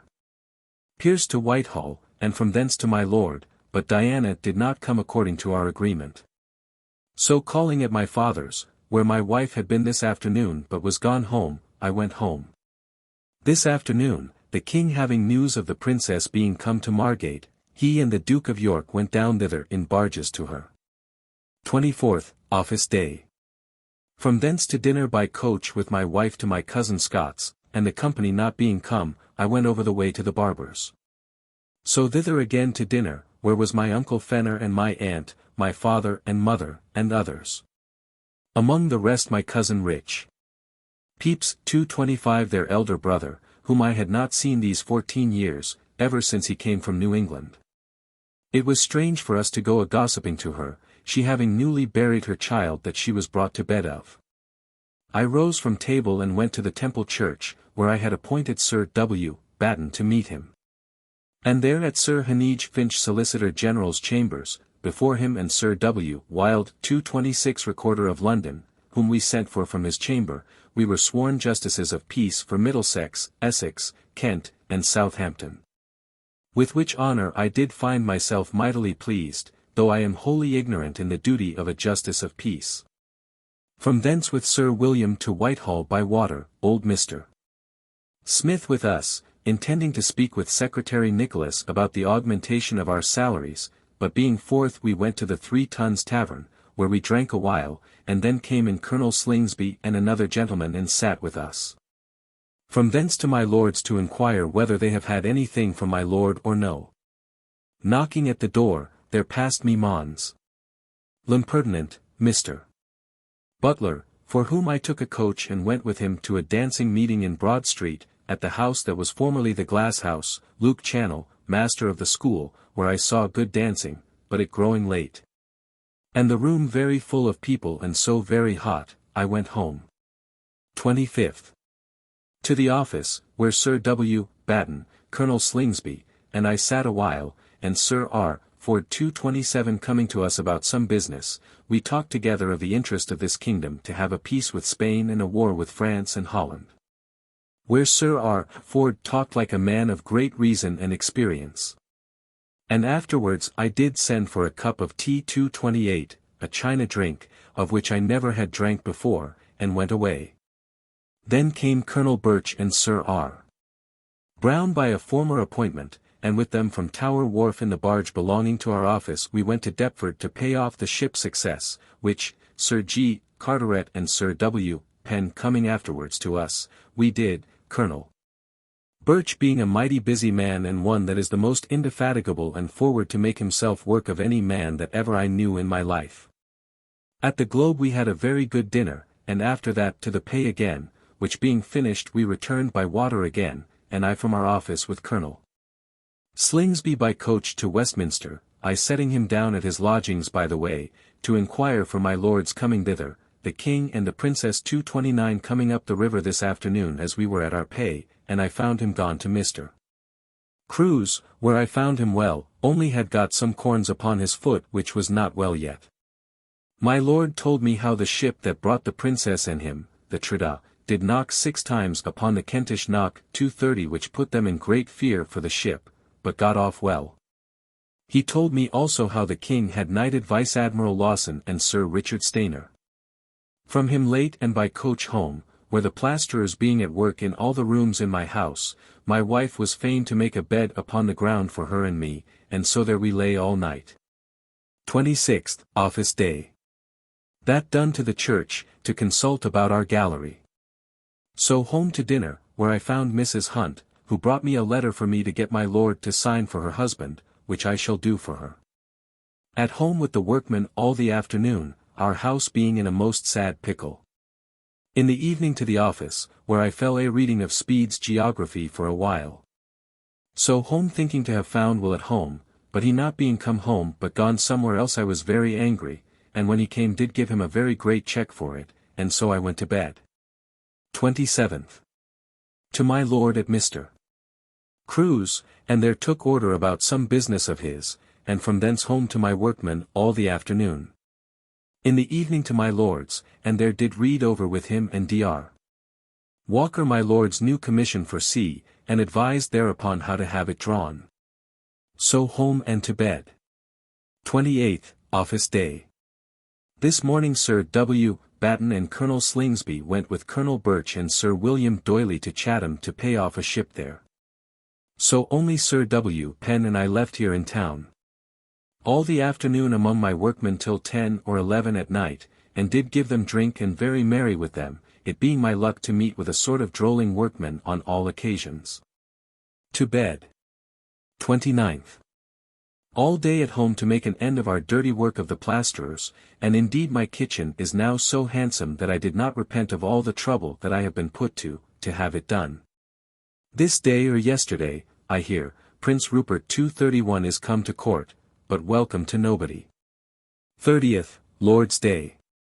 To our parish church both forenoon and afternoon all alone. At night went to bed without prayers, my house being everywhere foul above stairs. October 1660. October 1st. Early to my lord to Whitehall, and there he did give me some work to do for him, and so with all haste to the office. Dined at home, and my father by chance with me. After dinner he and I advised about hangings for my rooms, which are now almost fit to be hung, the painters beginning to do their work today. After dinner he and I to the Mitre, where with my uncle White, whom my father fetched thither, while I drank a glass of wine privately with Mr. Mansell, a poor reformadoo of the Charles, who came to see me. Here we stayed and drank 3 or 4 pints of wine and so parted. I home to look after my workmen, and at night to bed. The commissioners are very busy disbanding of the army, which they say do cause great robbing. My layings out upon my house and furniture are so great that I fear I shall not be able to go through them without breaking one of my bags of L100, I having but L200 yet in the world. 2nd, with Sir W.M. Penn by water to Whitehall, being this morning visited before I went out by my brother Tom, who told me that for his lying out of doors a day and a night my father had forbade him to come any more into his house, at which I was troubled. And did soundly chide him for doing so, and upon confessing his fault I told him I would speak to my father. At Whitehall I met with Captain Clerk, and took him to the Leg in King Street, and did give him a dish or 2 of meat, and his purser that was with him, for his old kindness to me on board. After dinner I to Whitehall, where I met with Mrs. Hunt, and was forced to wait upon Mr. Scawen at a committee to speak for her husband, which I did. After that met with Llewellyn, Mr. Fage, and took them both to the Dog, and did give them a glass of wine. After that at Will's I met with Mr. Spicer, and with him to the Abbey to see them at Vespers. There I found but a thin congregation already. So I see that religion, be it what it will, is but a humour, 232, and so the esteem of it passeth as other things do. From thence with him to see Robin Shaw, who has been a long time ill, and I have not seen him since I came from sea. He is much changed, but in hopes to be well again. From thence by coach to my father's, and discoursed with him about Tom, and did give my advice to take him home again, which I think he will do in prudence rather than put him upon learning the way of being worse. So home, and from home to Major Hart, who is just going out of town tomorrow, and made much of me, and did give me the oaths of supremacy and allegiance, that I may be capable of my arrears. So home again, where my wife tells me what she has bought today, namely, a bed and furniture for her chamber, with which very well pleased I went to bed. 3d with Sir W. Batten and Penn by water to Whitehall, where a meeting of the Dukes of York and Albemarle, my Lord Sandwich and all the principal officers, about the Winter Guard, but we determined of nothing. To my lords, who sent a great iron chest to Whitehall, and I saw it carried, into the king's closet, where I saw most incomparable pictures. Among the rest a book open upon a desk, which I durst have sworn was a real book, and back again to my lord, and dined all alone with him, who do treat me with a great deal of respect. And after dinner did discourse an hour with me, and advise about some way to get himself some money to make up for all his great expenses, saying that he believed that he might have any thing that he would ask of the king. This day Mr. Shepley and all my lord's goods came from sea, some of them laid of the wardrobe and some brought to my lord's house. From thence to our office, where we met and did business, and so home and spent the evening looking upon the painters that are at work in my house. This day I heard the Duke speak of a great design that he and my Lord of Pembroke have, and a great many others, of sending a venture to some parts of Africa to dig for gold ore there. They intend to admit as many as will venture their money, and so make themselves a company. L250 is the lowest share for every man. But I do not find that my Lord do much like it. At night Dar. Fair brother, for so he is lately made of the civil law, brought home my wife by coach, it being rainy weather, she having been abroad today to buy more furniture for her house. 4th. This morning I was busy looking over papers at the office all alone, and being visited by Lieutenant Lambert of the Charles, to whom I was formerly much beholden. I took him along with me to a little alehouse hard by our office, whither my cousin Thomas Pepys the turner had sent for me to show me two gentlemen that had a great desire to be known to me, one his name is Pepys, of our family, but one that I never heard of before, and the other a younger son of Sir Tho. Ben Dishes, and so we all called cousins. After sitting a while and drinking, my two new cousins, myself, and Lieutenant Lambert went by water to Whitehall, and from thence I and Lieutenant Lambert to Westminster Abbey, where we saw Dr. Fruin translated to the Archbishopric of York. Here I saw the bishops of Winchester, Bangor, Rochester, Bath and Wells, and Salisbury, all in their habits, in King Henry VII's chapel. But, Lord! At their going out, how people did most of them look upon them as strange creatures, and few with any kind of love or respect. From thence at 2 to my lord's, where we took Mr. Shepley and W.M. Howe to the Reindeer, and had some oysters, which were very good, the first I have eat this year. So back to my lord's to dinner, and after dinner Lieutenant Lambert and I did look upon my lord's model, and he told me many things in a ship that I desired to understand. From thence by water I, leaving Lieutenant Lambert at Blackfriars, went home, and there by promise met with Robert Shaw and Jack Spicer, who came to see me, and by the way I met upon Tower Hill with Mr. Pierce the surgeon and his wife, and took them home and did give them good wine, ale, and anchovies, and stayed them till night, and so adieu. Then to look upon my painters that are now at work in my house. At night to bed. 5th, office day. Dined at home, and all the afternoon at home to see my painters make an end of their work, which they did today to my content, and I am in great joy to see my house likely once again to be clean. At night to bed.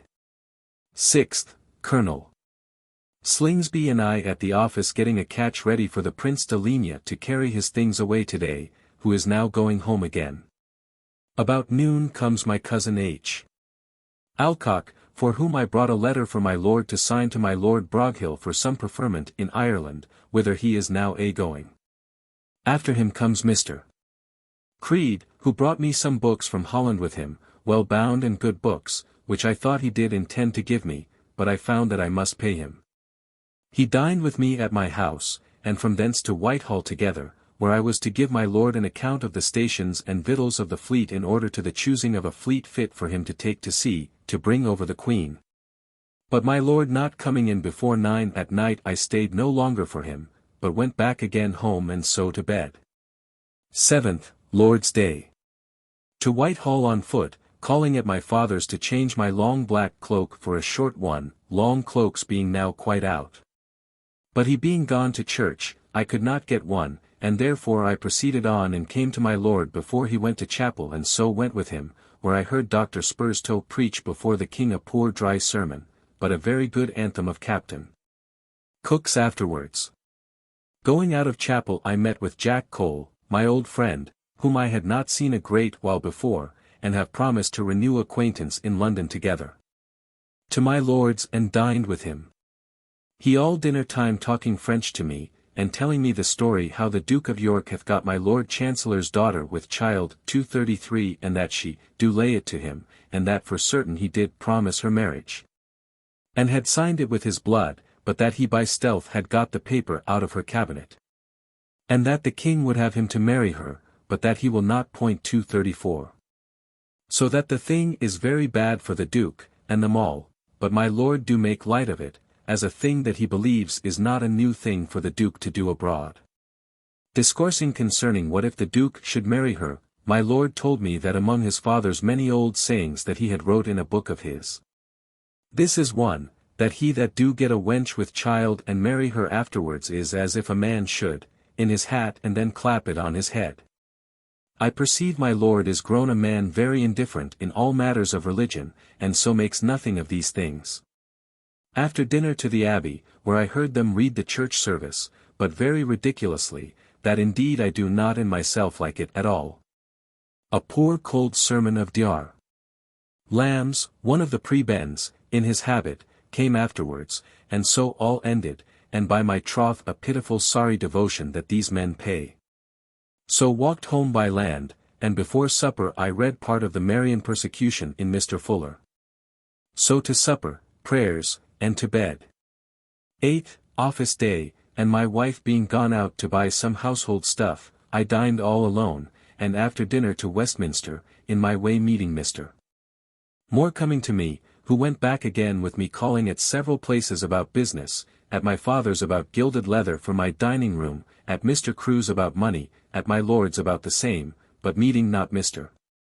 Shepley there I went home by water, and Mr. Moore with me, who stayed and supped with me till almost 9 at night. We love one another's discourse so that we cannot part when we do meet. He tells me that the profit of the Privy Seal is much fallen, for which I am very sorry. He gone and I to bed. 9th. This morning Sir W. Batten with Colonel Birch to Deptford, to pay off 2 ships. Sir W. Penn and I stayed to do business, and afterwards together to Whitehall, where I went to my lord, and found him in bed not well, and saw in his chamber his picture, 235 very well done.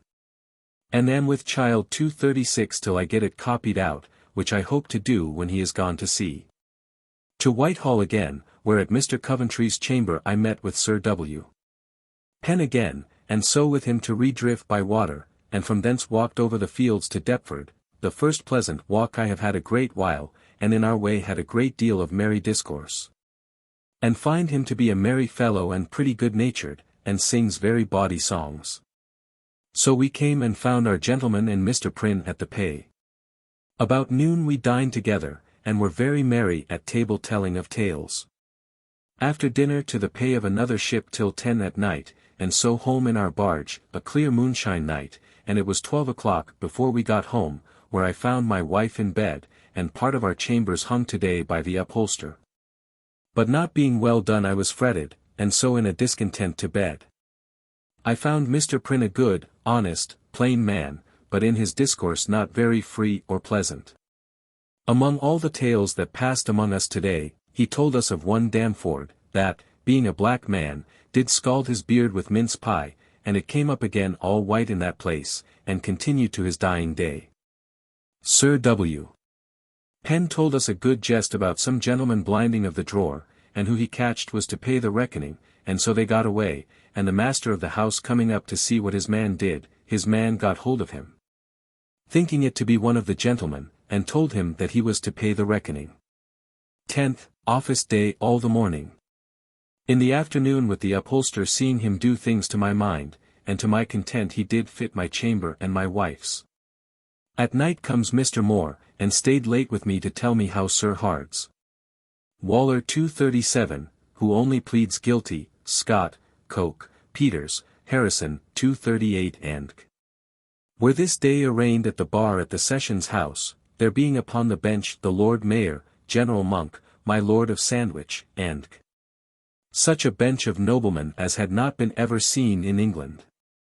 They all seem to be dismayed, and will all be condemned without question. In Sir Orlando Bridgman's charge, he did wholly rip up the unjustness of the war against the king from the beginning, and so it much reflects upon all the Long Parliament, though the king had pardoned them. Yet they must hereby confess that the king do look upon them as traitors. Tomorrow they are to plead what they have to say. At night to bed. 11th. In the morning to my lord's, where I met with Mr. Creed, and with him and Mr. Blackburn to the Rhenish wine house, where we sat drinking of healths a great while, a thing which Mr. Blackburn formerly would not upon any terms have done. After we had done there Mr. Creed and I to the Leg in King Street, to dinner, where he and I and my will had a good utter to dinner, and from thence to walk in St. James's Park, where we observed the several engines at work to draw up water, with which sight I was very much pleased. Above all the rest, I liked best that which Mr. Greatorex brought, which is one round thing going within all with a pair of stairs round, which being laid at an angle of 45 degrees, do carry up the water with a great deal of ease. Here, in the park, we met with Mr. Salisbury, who took Mr. Creed and me to the cockpit to see the Moor of Venice, which was well done. Bert acted the Moor, by the same token, a very pretty lady that sat by me, called out, to see Desdemona smothered. From thence with Mr. Creed to Hercules Pillars, where we drank and so parted, and I went home. 12th, office day all the morning, and from thence with Sir W. Batten and the rest of the officers to a venison pasty of his at the Dolphin, where dined with all Colonel Washington, Sir Edward Brett, and Major Norwood, very noble company. After dinner I went home, where I found Mr. Cook, who told me that my Lady Sandwich is come to town today, whereupon I went to Westminster to see her, and found her at supper, so she made me sit down all alone with her, and after supper stayed and talked with her. She showing me most extraordinary love and kindness, and do give me good assurance of my uncle's resolution to make me his heir. From thence home and to bed. 13th. To my lord's in the morning, where I met with Captain Cuttance, but my lord not being up I went out to Charing Cross, to see Major General Harrison hanged, drawn, and quartered. Which was done there, he looking as cheerful as any man could do in that condition. He was presently cut down, and his head and heart shown to the people, at which there was great shouts of joy. It is said, that he said that he was sure to come shortly at the right hand of Christ to judge them that now had judged him, and that his wife do expect his coming again. Thus it was my chance to see the king beheaded at Whitehall, and to see the first blood shed in revenge for the blood of the king at Charing Cross. From thence to my lord's, and took Captain Cuttance and Mr. Shepley to the Sun Tavern, and did give them some oysters. After that I went by water home, where I was angry with my wife for her things lying about, and in my passion kicked the little fine basket, which I bought her in Holland, and broke it, which troubled me after I had done it. Within all the afternoon setting up shelves in my study. At night to bed. 14th, Lord's Day. Early to my lord's, in my way meeting with Dr. Fairbrother, who walked with me to my father's back again, and there we drank my morning draught, my father having gone to church and my mother asleep in bed. Here he caused me to put my hand among a great many honourable hands to a paper or certificate in his behalf. To Whitehall Chapel, where one Dr. Crofts made an indifferent sermon, and after it an anthem, ill sung, which made the king laugh. Here I first did see the Princess Royal since she came into England. Here I also observed, how the Duke of York and Mrs. Palmer did talk to one another very wantonly through the hangings that parts the king's closet and the closet where the ladies sit. To my lord's, where I found my wife, and she and I did dine with my lady, my lord dining with my Lord Chamberlain, who did treat my wife with a good deal of respect. In the evening we went home through the rain by water in a sculler, having borrowed some coats of Mr. Shepley. So home, wet and dirty, and to bed. 15th, office all the morning. My wife and I by water. I landed her at Whitefriars, she went to my father's to dinner, it being my father's wedding day, there being a very great dinner, and only the Fenners and Joyces there. This morning Mr. Carew 239 was hanged and quartered at Charing Cross. But his quarters, by a great favour, are not to be hanged up. I was forced to go to my lord's to get him to meet the officers of the navy this afternoon, and so could not go along with her, but I missed my lord, who was this day upon the bench at the Sessions House. So I dined there, and went to Whitehall, where I met with Sir W. Batten and Penn, who with the Comptroller, Treasurer, and Mr. Coventry, at his chamber, made up a list of such ships as are fit to be kept out for the winter guard, and the rest to be paid off by the Parliament when they can get money, which I doubt will not be a great while. That done, I took coach, and called my wife at my father's, and so homewards, calling at those Pepys the Turners for some things that we wanted. And so home, where I fell to read The Fruitless Precaution, a book formerly recommended by Dr. Clerk at sea to me, which I read in bed till I had made an end of it, and do find it the best writ tale that ever I read in my life. After that done to sleep, which I did not very well do, because that my wife having a stopping in her nose she snored much, which I never did hear her do before. 16th. This morning my brother Tom came to me, with whom I made even for my last clothes to this day, and having eaten a dish of anchovies with him in the morning, my wife and I did intend to go forth to see a play at the Cockpit this afternoon, but Mr. Moore coming to me, my wife stayed at home, and he and I went out together, with whom I called at the upholsters and several other places that I had business with, and so home with him to the Cockpit, where, understanding that, wit without money, was acted, I would not stay, but went home by water, by the way reading of the other 2 stories that are in the book that I read last night, which I do not like so well as it. Being come home, Will told me that my lord had a mind to speak with me tonight.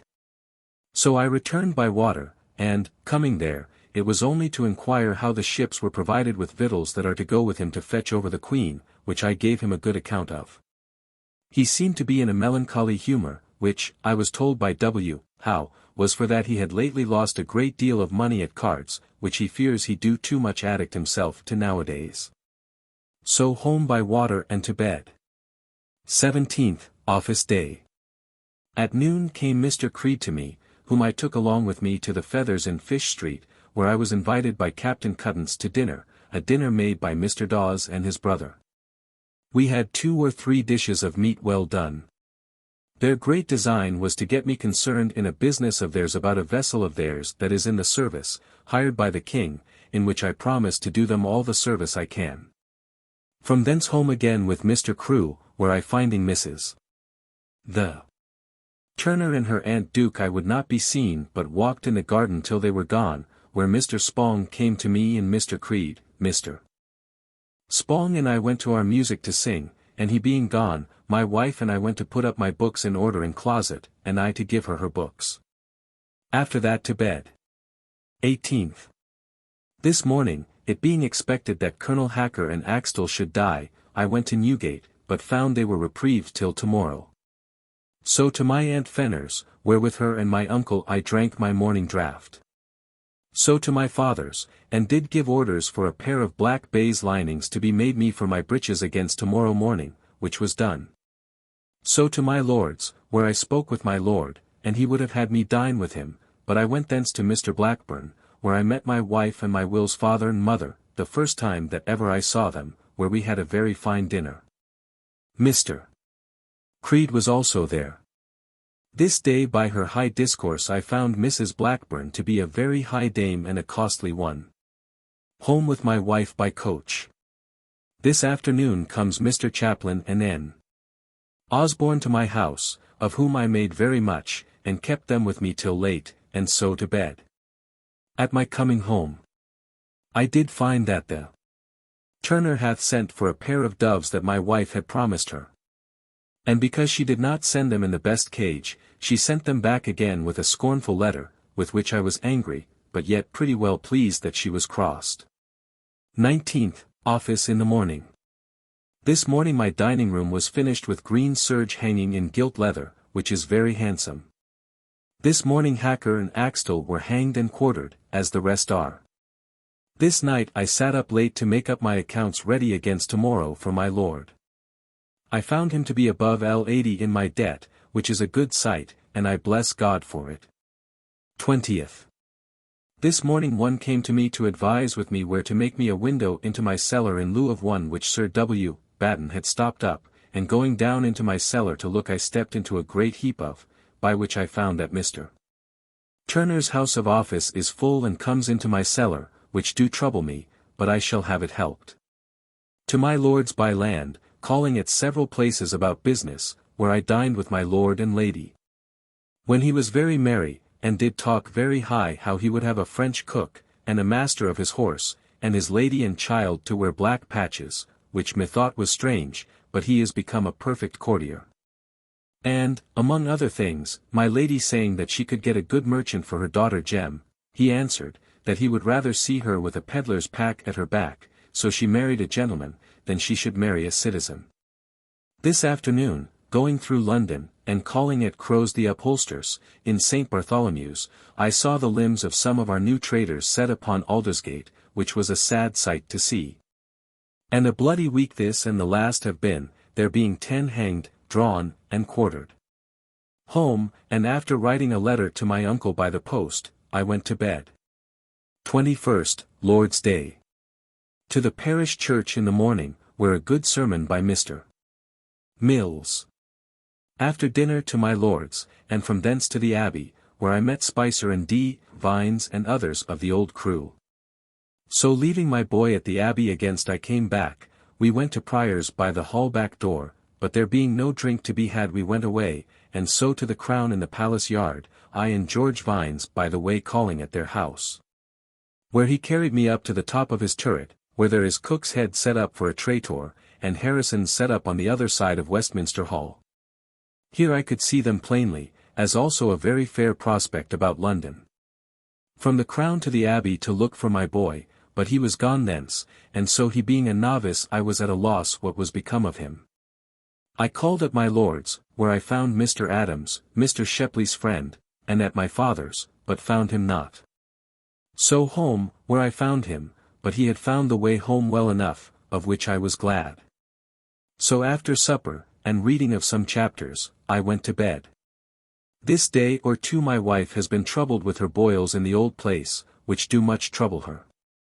Today at noon, God forgive me, I strung my lute, which I had not touched a great while before. 22nd, Office Day. After that to dinner at home upon some ribs of roast beef from the cook's, which of late we have been forced to do because of our house being always under the painters' and other people's hands, that we could not dress it ourselves. After dinner to my lord's, where I found all preparing for my lord's going to sea to fetch the Queen tomorrow. At night my lord came home, with whom I stayed long, and talked of many things. Among others I got leave to have his picture, that was done by Lilly, 240 copied, and talking of religion, I found him to be a perfect skeptic, and said that all things would not be well while there was so much preaching. And that it would be better if nothing but homilies were to be read in churches. This afternoon, he told me, there hath been a meeting before the King and my Lord Chancellor, of some Episcopalian and Presbyterian divines, but what had passed he could not tell me. After I had done talk with him, I went to bed with Mr. Shepley in his chamber, but could hardly get any sleep all night, the bed being ill-made and he a bad bedfellow. 23rd. We rose early in the morning to get things ready for my lord, and Mr. Shepley going to put up his pistols, which were charged with bullets, into the holsters. One of them flew off, and it pleased God that, the mouth of the gun being downwards, it did us no hurt, but I think I never was in more danger in my life. Which put me into a great fright. About 8 o'clock my lord went, and going through the garden my lord met with Mr. William Montague, who told him of an estate of land lately come into the king's hands, that he had a mind my lord should beg. To which end my lord writ a letter presently to my lord Chancellor to do it for him, which, after leave taken of my lord at Whitehall Bridge, I did carry to Warwick House to him. And had a fair promise of him, that he would do it this day for my lord. In my way thither I met the Lord Chancellor and all the judges riding on horseback and going to Westminster Hall, it being the first day of the term, which was the first time I ever saw any such solemnity. Having done there I returned to Whitehall, where meeting with my brother Ashwell and his cousin Sam. Ashwell and Mr. Mallard, I took them to the Leg in King Street and gave them a dish of meat for dinner and paid for it. From thence going to Whitehall I met with Caton Sturpin in mourning, who told me that her mistress was lately dead of the smallpox, and that herself was now married to Monsieur Petit, as also what her mistress had left her, which was very well. She also took me to her lodging at an ironmonger's in King Street, which was but very poor, and I found by a letter that she shewed me of her husband's to the king, that he is a right Frenchman, and full of their own projects. He having a design to reform the universities, and to institute schools for the learning of all languages, to speak them naturally and not by rule, which I know will come to nothing. From thence to my lord's, where I went forth by coach to Mrs. Parker's with my lady, and so to her house again. From thence I took my lord's picture, and carried it to Mr. de Cretz to be copied. So to Whitehall, where I met Mr. Spong, and went home with him and played, and sang, and eat with him and his mother. After supper we looked over many books, and instruments of his, especially his wooden jack in his chimney, which goes with the smoke, which indeed is very pretty. I found him to be as ingenious and good-natured a man as ever I met with in my life, and cannot admire him enough, he being so plain and illiterate a man as he is. From thence by coach home and to bed, which was welcome to me after a night's absence. 24th. I lay and slept long today. Office day. I took occasion to be angry with my wife before I rose about her putting up of half a crown of mine in a paper box, which she had forgot where she had lain it. But we were friends again as we are always. Then I rose to Jack Cole, who came to see me. Then to the office, so home to dinner, where I found Captain Murford, who did put L3 into my hands for a friendship I had done him, but I would not take it, but bade him keep it till he has enough to buy my wife a necklace. This afternoon people at work in my house to make a light in my yard into my cellar.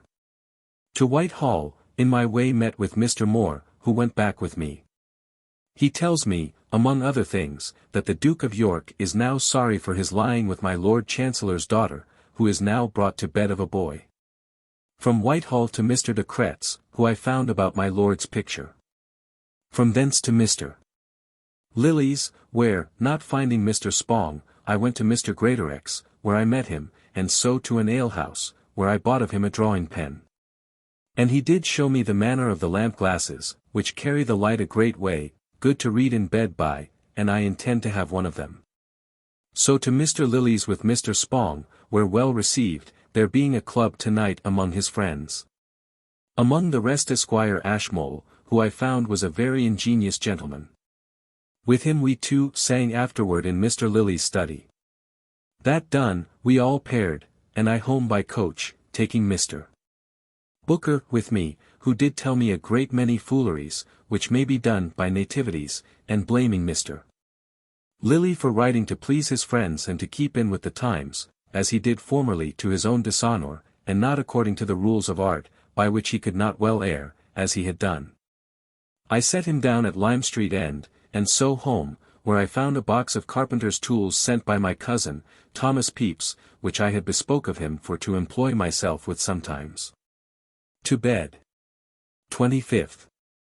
All day at home doing something in order to the fitting of my house. In the evening to Westminster about business. So home and to bed.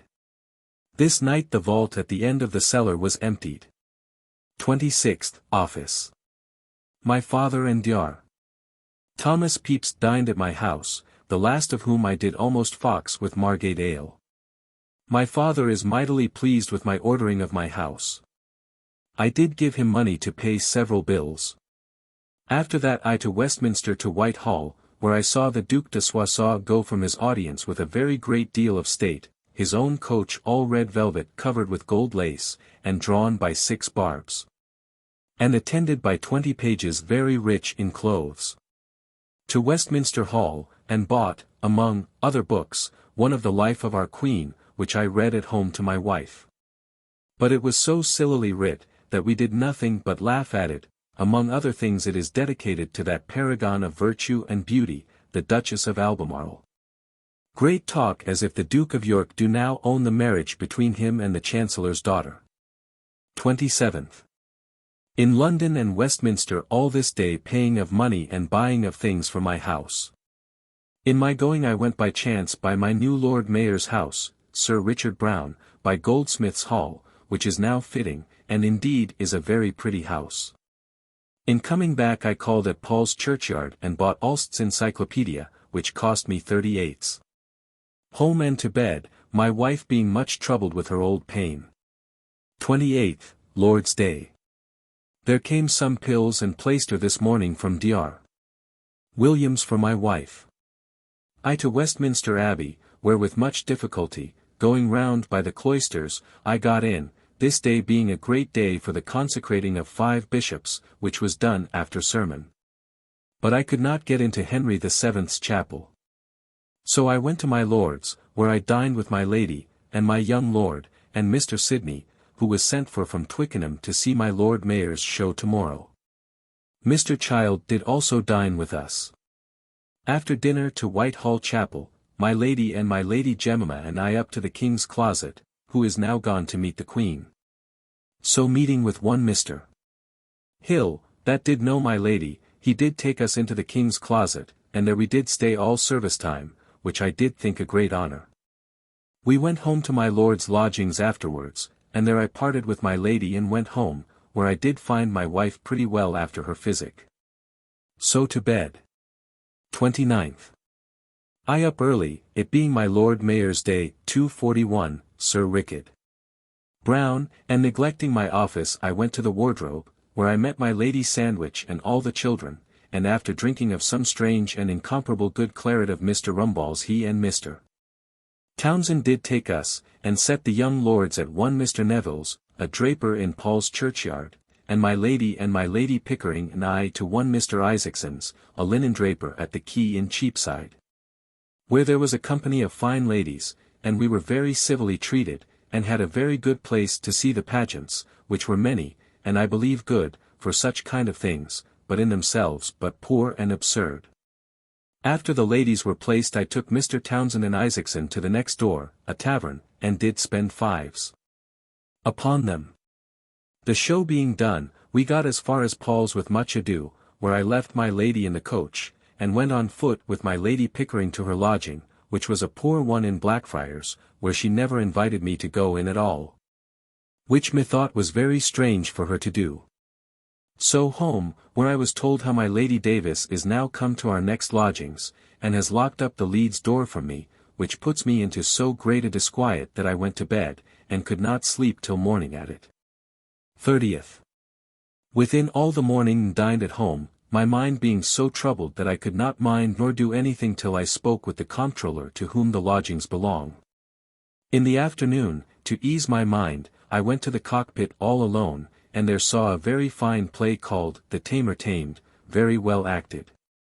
That being done, I went to Mr. Crewe's, where I had left my boy, and so with him and Mr. Moore, who would go a little way with me home, as he will always do, to the Hercules Pillars to drink, where we did read over the King's Declaration in matters of religion, which is come out today, which is very well penned. I think to the satisfaction of most people. So home, where I am told Mr. Davis's people have broken open the bolt of my chamber door that goes upon the leads, which I went up to see and did find it so, which did still trouble me more and more. And so I sent for Griffith, and got him to search their house to see what the meaning of it might be, but can learn nothing tonight. But I am a little pleased that I have found this out. I hear nothing yet of my lord, whether he be gone for the Queen from the Downs or no, but I believe he is, and that he is now upon coming back again. 31st Office Day. Much troubled all this morning in my mind about the business of my walk on the leads. I spoke of it to the comptroller and the rest of the principal officers, who are all unwilling to meddle in anything that may anger my Lady Davis.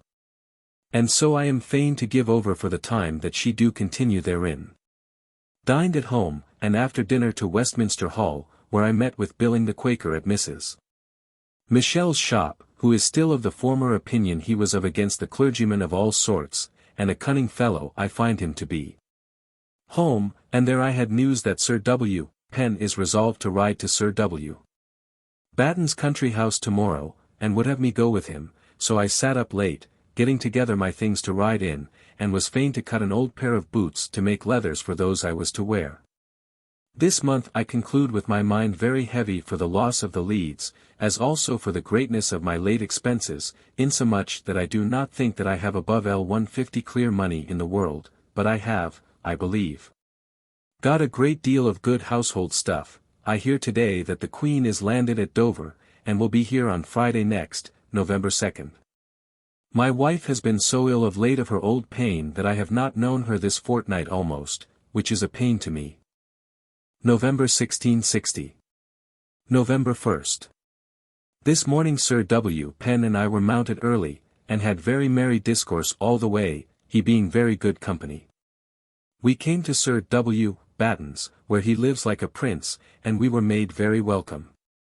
Among other things he showed us my lady's closet, where was great store of rarities, as also a chair, which he calls King Harry's chair, where he that sits down is catched with 2 irons, that come round about him, which makes good sport. Here dined with us 2 or 3 more country gentlemen, among the rest Mr. Christmas, my old schoolfellow, with whom I had much talk. He did remember that I was a great roundhead when I was a boy, and I was much afraid that he would have remembered the words that I said the day the king was beheaded, that, were I to preach upon him, my text should be, the memory of the wicked shall rot. But I found afterwards that he did go away from school before that time. 242. He did make us good sport in imitating Mr. Case, Ashe, and Nye, the ministers, which he did very well, but a deadly drinker he is, and grown exceeding fat. From his house to an alehouse near the church, where we sat and drank and were merry, and so we mounted for London again, Sir W. Batten with us. We called at Bow and drank there, and took leave of Mr. Johnson of Blackwell, who dined with us and rode with us thus far. So home by moonlight, it being about 9 o'clock before we got home. 2nd, office. Then dined at home, and by chance Mr. Holliard 243 called at dinner time and dined with me, with whom I had great discourse concerning the cure of the king's evil, which he do deny altogether any effect at all. In the afternoon I went forth and saw some silver bosses put upon my new Bible, which cost me a success. 6d, the making, and 7s. 6d, the silver, which, with 9s. 6d, the book, comes in all to L13s. 6d, from thence with Mr. Cook that made them, and Mr. Stevens the silversmith to the tavern, and did give them a pint of wine. So to Whitehall, where when I came I saw the boats going very thick to Lambeth, and all the stairs to be full of people. I was told the Queen was coming. 244 so I got a sculler for 6d to carry me thither and back again, but I could not get to see the Queen, so come back, and to my lord's, where he was come. And I supped with him, he being very merry, telling merry stories of the country mayors, how they entertained the king all the way as he come along. And how the country gentlewomen did hold up their heads to be kissed by the king, not taking his hand to kiss as they should do. I took leave of my lord and lady, and so took coach at Whitehall and carried Mr. Child as far as the Strand, and myself got as far as Ludgate by all the bonfires, but with a great deal of trouble, and there the coachman desired that I would release him, for he durst not go further for the fires. So he would have had a shilling or 6d. For bringing of me so far, but I had but 3d. About me and did give him it. In Paul's churchyard I called at Curtains, and there they had got a mass book for me, which I bought and cost me 12 shillings. And, when I came home, sat up late and read in it with great pleasure to my wife, to hear that she was long ago so well acquainted with. So to bed. I observed this night very few bonfires in the city, not above 3 in all London, for the Queen's coming, whereby I guess that, as I believed before, her coming do please but very few. 3d, Saturday. At home all the morning. In the afternoon to Whitehall, where my lord and lady were gone to kiss the Queen's hand. To Westminster Hall, where I met with Tom Doling, and we two took Mrs. Lane to the alehouse, where I made her angry with commending of Tom Newton and her new sweetheart to be both too good for her, so that we parted with much anger, which made Tom and me good sport. So home to write letters by the post, and so to bed. 4th, Lord's Day.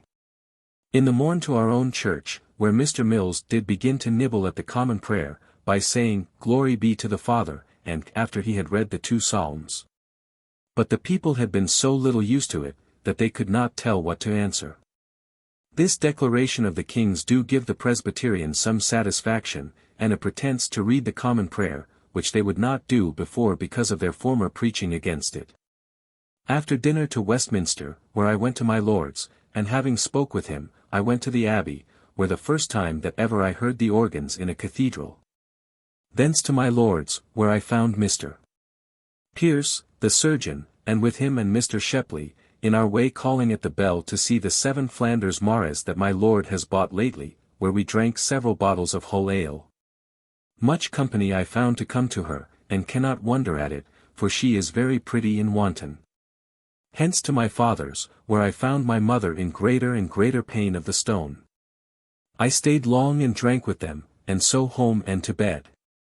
My wife seemed very pretty today, it being the first time I had given her leave to wear a black patch. 5th, Office Day. Being disappointed of money, we failed of going to Deptford to pay off the Henrietta today. Dined at home, and at home all day, and at the office at night, to make up an account of what the debts of 19 of the 25 ships that should have been paid off, is increased since the adjournment of the Parliament. They being to sit again tomorrow. This 5th of November is observed exceeding well in the city, and at night great bonfires and fireworks. At night Mr. Moore came and sat with me, and there I took a book and he did instruct me in many law notions, in which I took great pleasure. To bed. 6th. In the morning with Sir W. Batten and Penn by water to Westminster, where at my lord's I met with Mr. Creed. With him to see my lord's picture, now almost done, and thence to Westminster Hall, where we found the Parliament met today, and thence meeting with Mr. Chetwynd, I took them to the Sun, and did give them a barrel of oysters, and had good discourse. Among other things Mr. Chetwynd told me how he did fear that this late business of the Duke of York's would prove fatal to my Lord Chancellor. From thence Mr. Creed and I to Wilkinson's, and dined together, and in great haste thence to our office, where we met all, for the sale of 2 ships by an inch of candle 245, the first time that ever I saw any of this kind. Where I observed how they do invite one another, and at last how they all do cry, 246, and we have much to do to tell who did cry last. The ships were the Indian, sold for L1, 300, and the Half Moon, sold for L8, 30. Home, and fell a reading of the trials of the late men that were hanged for the king's death, and found good satisfaction in reading thereof. At night to bed, and my wife and I did fall out about the dogs being put down into the cellar, which I had a mind to have done because of his fouling the house, and I would have my will, and so we went to bed and lay all night in a quarrel. This night I was troubled all night with a dream that my wife was dead, which made me that I slept ill all night. 7th, Office Day. This day my father came to dine at my house, but being sent for in the morning I could not stay, but went by water to my lord, where I dined with him, and he in a very merry humour, present Mr.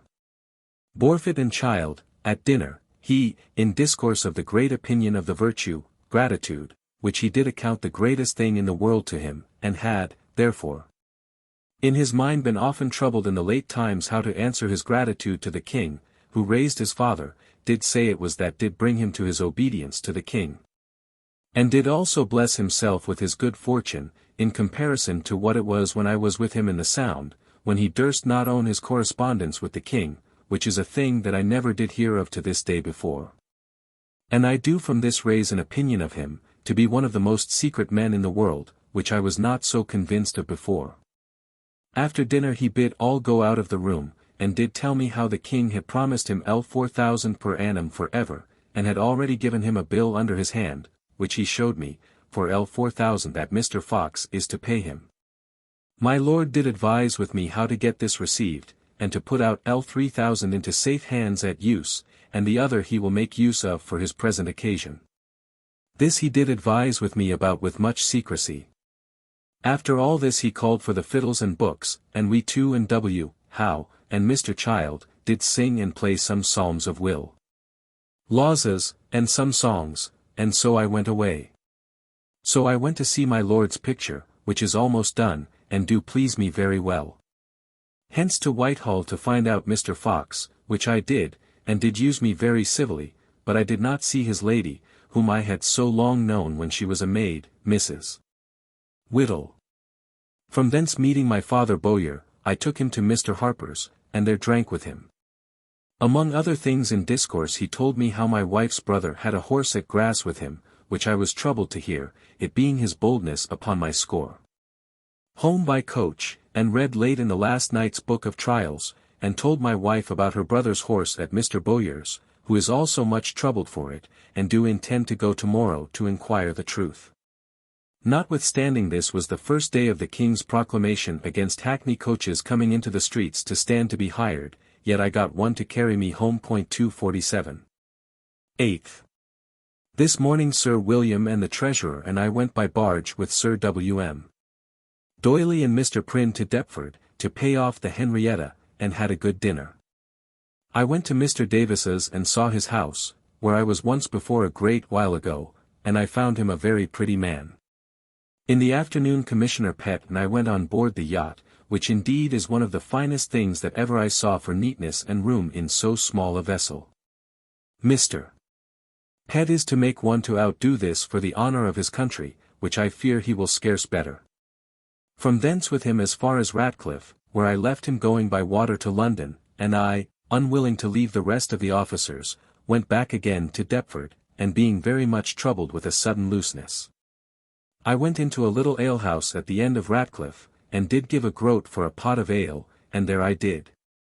So went forward in my walk with some men that were going that way a great pace, and in our way we met with many merry seamen that had got their money paid them today. We sat very late doing the work and waiting for the tide, it being moonshine we got to London before 2 in the morning. So home, where I found my wife up, she shewed me her head which was very well dressed today, she having been to see her father and mother. So to bed. 9th. Lay long in bed this morning though an office day, because of our going to bed late last night. Before I went to my office Mr. Creed came to me about business, and also Mr. Carter, my old Cambridge friend, came to give me a visit, and I did give them a morning draught in my study. So to the office, and from thence to dinner with Mr. Wavell at the Hoop Tavern, where we had Mr. Shepley, Talbot, Adams, Mr. Chaplin and Osborne, and our dinner given us by Mr. Audie and another, Mr. Wine, the King's fishmonger. Good sport with Mr. Talbot, who eats no sort of fish, and there was nothing else till we sent for a neat's tongue. From thence to Whitehall where I found my lord, who had an organ set up today in his dining room, but it seems an ugly one in the form of Bridewell. Thence I went to Sir Harry Wright's, where my lord was busy at cards, and so I stayed below with Mrs. Carter and Evans, who did give me a lesson upon the lute, till he came down, and having talked with him at the door about his late business of money. I went to my father's and stayed late talking with my father about my sister Paul's coming to live with me if she would come and be as a servant, which my wife did seem to be pretty willing to do today, and he seems to take it very well. And intends to consider of it. Home and to bed. 10th, up early. Sir William Batten and I to make up an account of the wages of the officers and mariners at sea, ready to present to the Committee of Parliament this afternoon. Afterwards came the Treasurer and Comptroller, and sat all the morning with us till the business was done. So we broke up, leaving the thing to be rowed over fair and carried to Trinity House for Sir William Batten's hand. When staying very long I found, as appointed, the Treasurer and Comptroller at Whitehall, and so we went with a foul copy to the Parliament House, where we met with Sir Thus Clarges and Mr. Spry, and after we had given them good satisfaction we parted. The Comptroller and I to the Coffee House, where he shewed me the state of his case, how the King did owe him about L6,000. But I do not see great likelihood for them to be paid, since they begin already in Parliament to dispute the paying of the just sea debts, which were already promised to be paid, and will be the undoing of thousands if they be not paid. So to Whitehall to look but could not find Mr. Fox, and then to Mr. Moore at Mr. Crewe's, but missed of him also. So to Paul's churchyard, and there bought Monty Lion, which this year do not prove so good as the last was. So after reading it I burnt it. After reading of that and the comedy of the Rump, which is also very silly, I went to bed. This night going home, Will and I bought a goose. 11th, Lord's Day. This morning I went to Sir W. Batten's about going to Deptford tomorrow, and so eating some hog's pudding of my lady's making, of the hog that I saw a fattening the other day at her house. He and I went to church into our new gallery, the first time it was used. And it not being yet quite finished, there came after us Sir W. Penn, Mr. Davis, and his eldest son. There being no woman this day, we sat in the foremost pew, and behind us our servants, and I hope it will not always be so, it not being handsome for our servants to sit so equal with us. This day also did Mr. Mills begin to read all the common prayer, which I was glad of. Home to dinner, and then walked to Whitehall, it being very cold and foul and rainy weather. I found my lord at home, and after giving him an account of some business, I returned and went to my father's where I found my wife, and there we supped, and Dr. Thomas Pepys, who my wife told me after I was come home, that he had told my brother Thomas that he loved my wife so well that if she had a child he would never marry, but leave all that he had to my child, and after supper we walked home. My little boy carrying a link, and Will leading my wife. So home and to prayers and to bed. I should have said that before I got to my lord's this day I went to Mr. Fox's at Whitehall, when I first saw his lady, formerly Mrs. Elizabeth Whittle, whom I had formerly a great opinion of, and did make an anagram or two upon her name when I was a boy. She proves a very fine lady, and mother to fine children. Today I agreed with Mr. Fox about my taking of the L4,000 of him that the king had given my lord. 12th, lay long in bed today. Sir William Batten went this morning to Deptford to pay off the wolf. Mr. Comptroller and I sat a while at the office to do business, and thence I went with him to his house in Lime Street, a fine house, and where I never was before. And from thence by coach, setting down his sister at the New Exchange, to Westminster Hall, where first I met with Jack Spicer and agreed with him to help me to tell money this afternoon. Hence to De Cretz, where I saw my lord's picture finished, which do please me very well. So back to the hall, where by appointment I met the comptroller, and with him and 3 or 4 Parliament men I dined at Heaven, and after dinner called at Will's on Jack Spicer, and took him to Mr. Fox's, who saved me the labor of telling me the money by giving me, L3,000 by consent, the other L1,000 I am to have on Thursday next, which I carried by coach to the Exchequer, and put it up in a chest in Spicer's office. From thence walked to my father's, where I found my wife, who had been with my father today, buying of a tablecloth and a dozen of napkins of diaper, the first that ever I bought in my life. My father and I took occasion to go forth, and went and drank at Mr. Standing's, and there discoursed seriously about my sister's coming to live with me, which I have much mind for her good to have, and yet I am much afeard of her ill nature. Coming home again, he and I, and my wife, my mother and Paul, went all together into the little room, and there I told her plainly what my mind was, to have her come not as a sister in any respect, but as a servant. Which she promised me that she would, and with many thanks did weep for joy, which did give me and my wife some content and satisfaction. So by coach home and to bed. The last night I should have mentioned how my wife and I were troubled all night with the sound of drums in our ears, which in the morning we found to be Mr. Davis's Jack, 248, but not knowing the cause of its going all night, I understand today that they have had a great feast today. 13th. Early going to my lord's I met with Mr. Moore, who was going to my house, and indeed I found him to be a most careful, painful, 249 and able man in business, and took him by water to the wardrobe, and shewed him all the house. And indeed there is a great deal of room in it, but very ugly till my lord hath bestowed great cost upon it. So to the Exchequer, and there took Spicer and his fellow clerks to the Dog Tavern, and did give them a peck of oysters, and so home to dinner, where I found my wife making of pies and tarts to try, her oven with, which she has never yet done. But not knowing the nature of it, did heat it too hot, and so a little overbake her things, but knows how to do better another time. At home all the afternoon. At night made up my accounts of my sea expenses in order to my clearing off my impressed bill of L30 which I had in my hands at the beginning of my voyage, which I intend to shew to my lord tomorrow. To bed. 14th, Office Day. But this day was the first that we do begin to sit in the afternoon, and not in the forenoon, and therefore I went into Cheapside to Mr. Beauchamp's, the goldsmith, to look out a piece of plate to give Mr.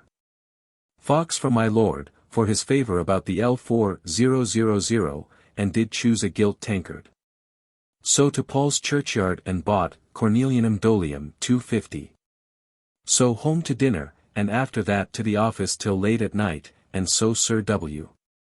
Penn, the comptroller, and I to the Dolphin, where we found Sir W. Batten, who is seldom a night from hence, and there we did drink a great quantity of sack and did tell many merry stories, and in good humours we were all.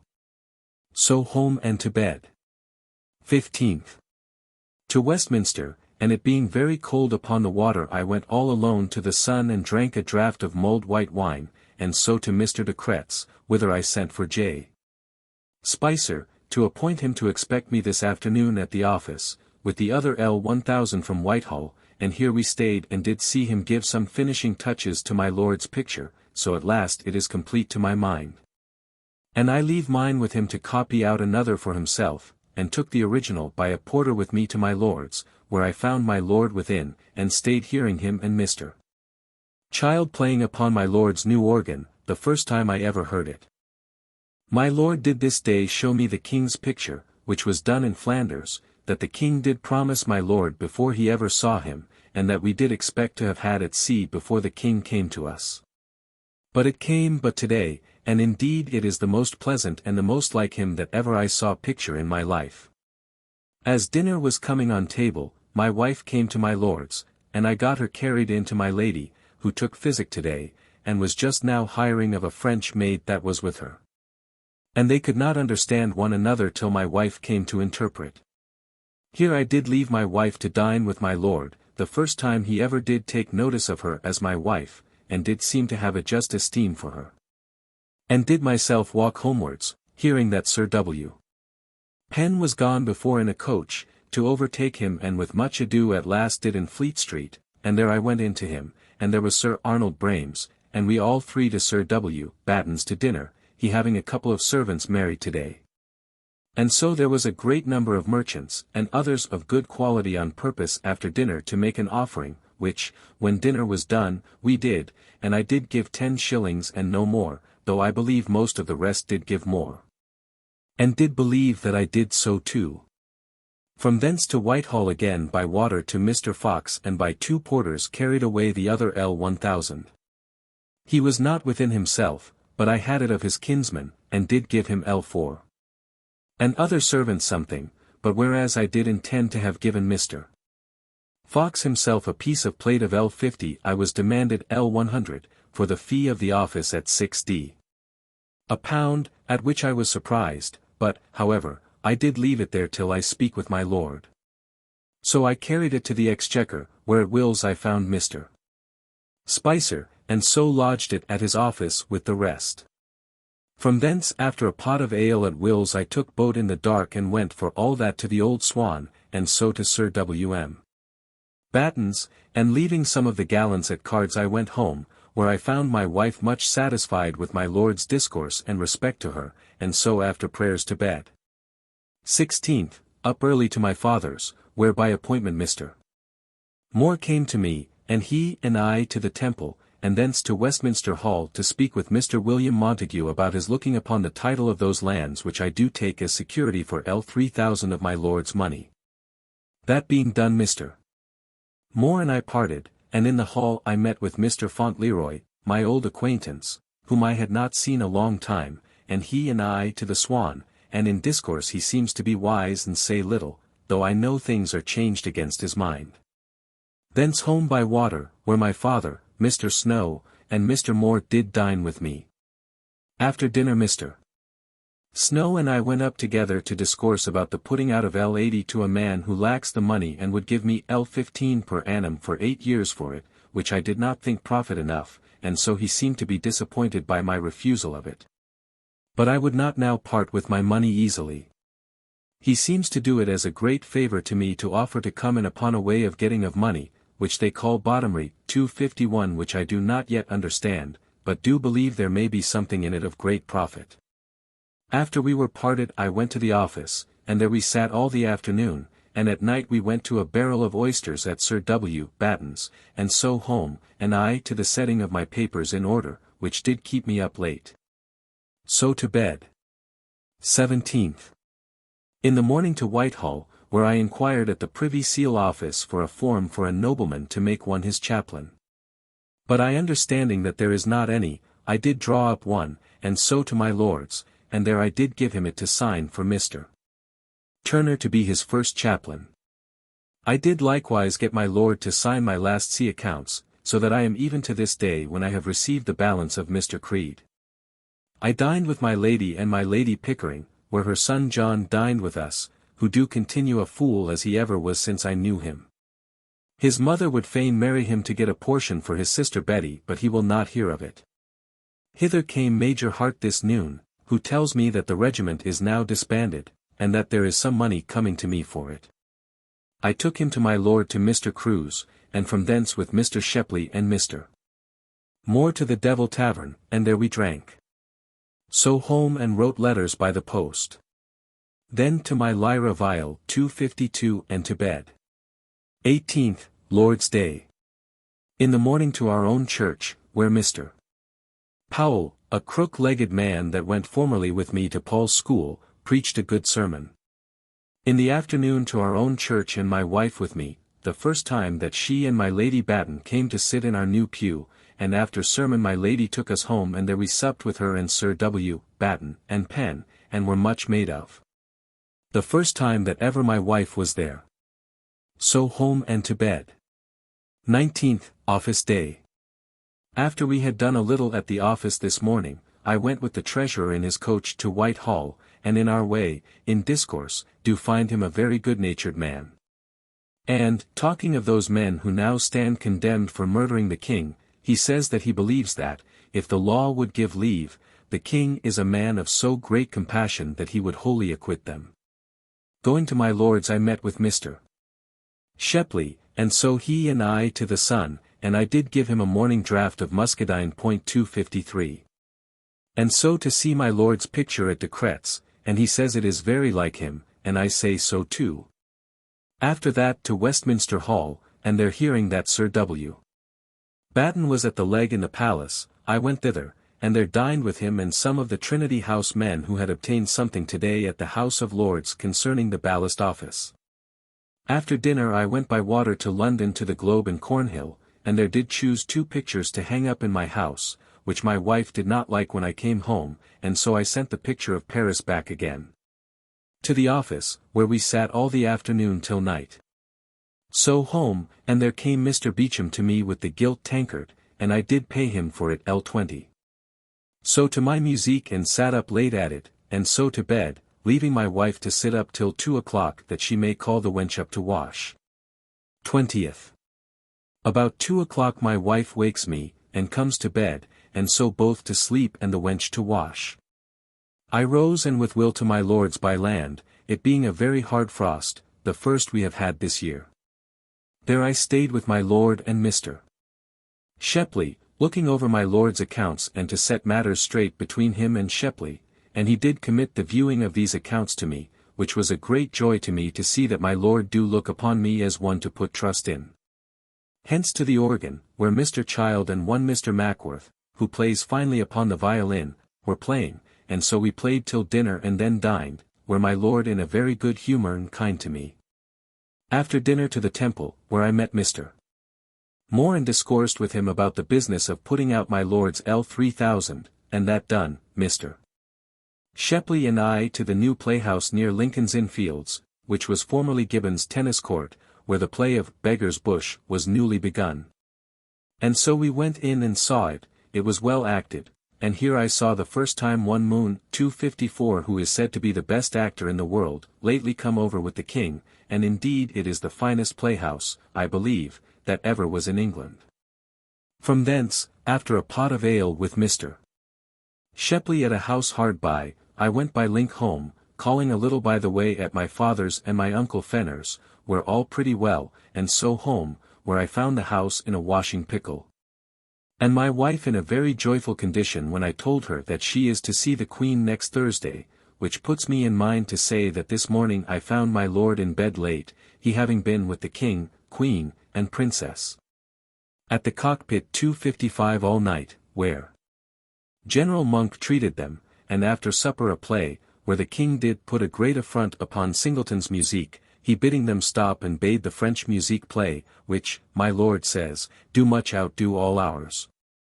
But while my lord was rising, I went to Mr. Fox's, and there did leave the gilt tankard for Mrs. Fox, and then to the counting-house to him, who hath invited me and my wife to dine with him on Thursday next, and so to see the Queen and Princesses.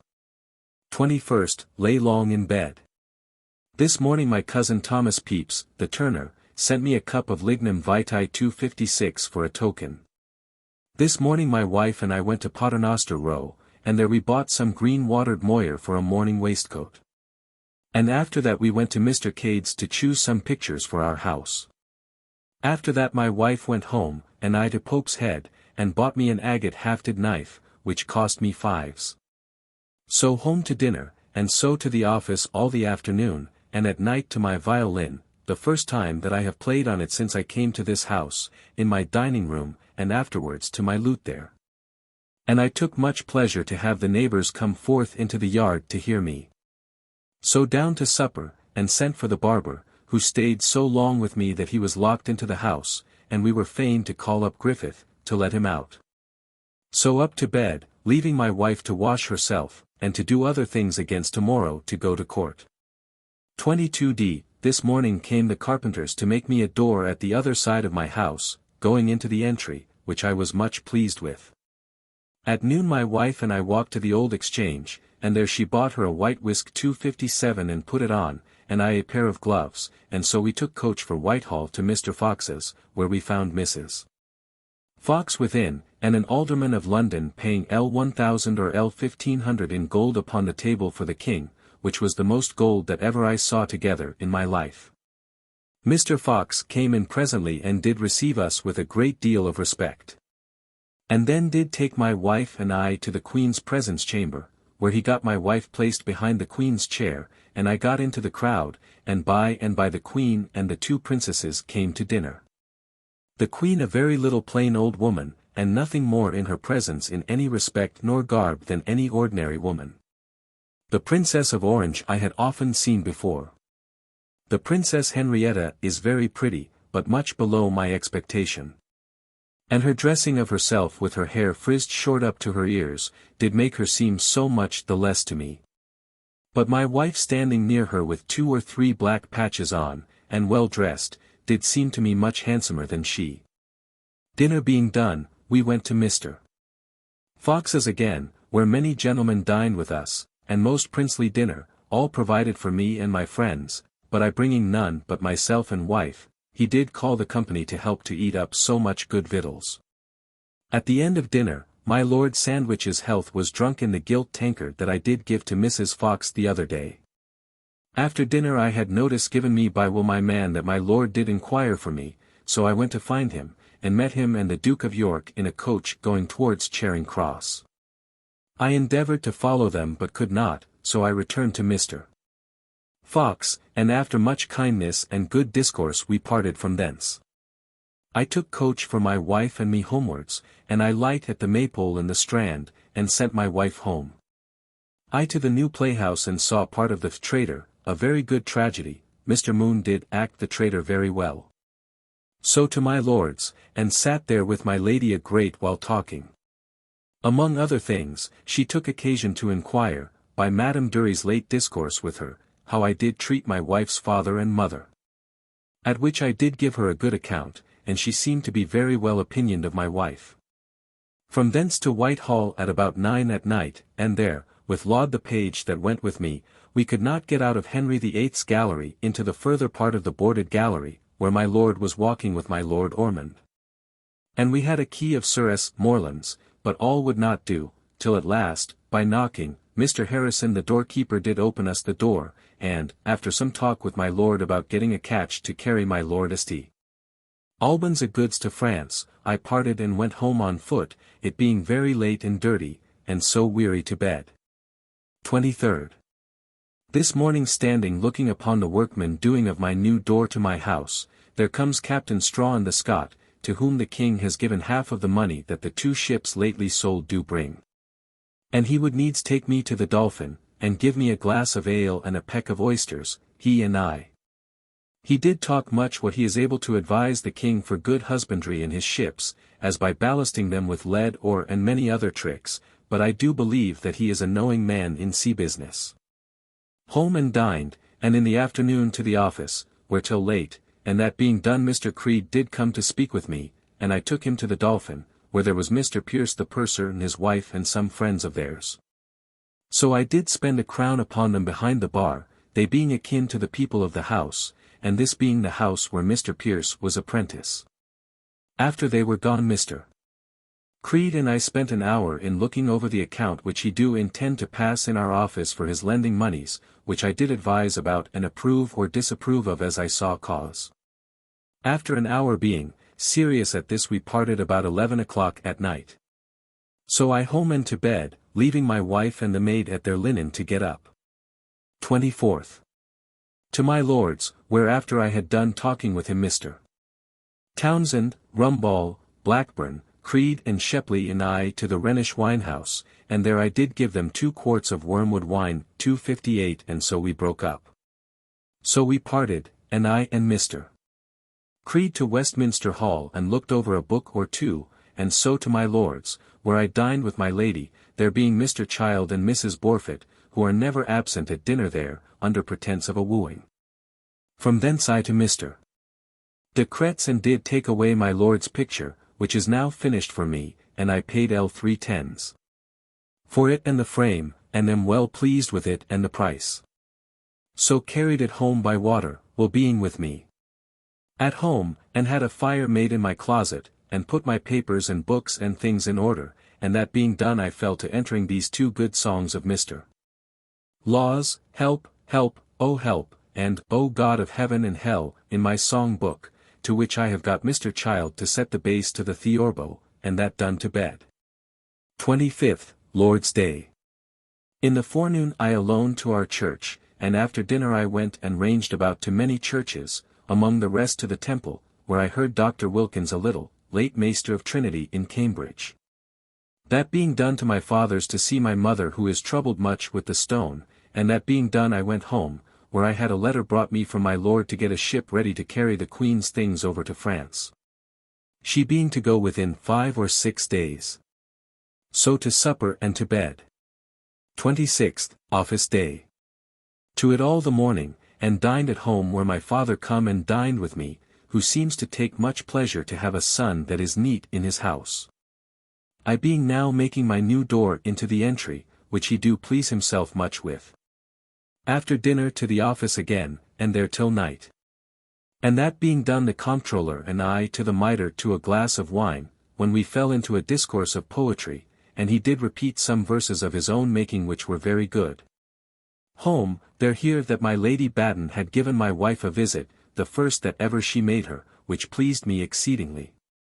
So after supper to bed. 27th. To Whitehall, where I found my lord gone abroad to the wardrobe, whither he do now go every other morning, and do seem to resolve to understand and look after the business himself.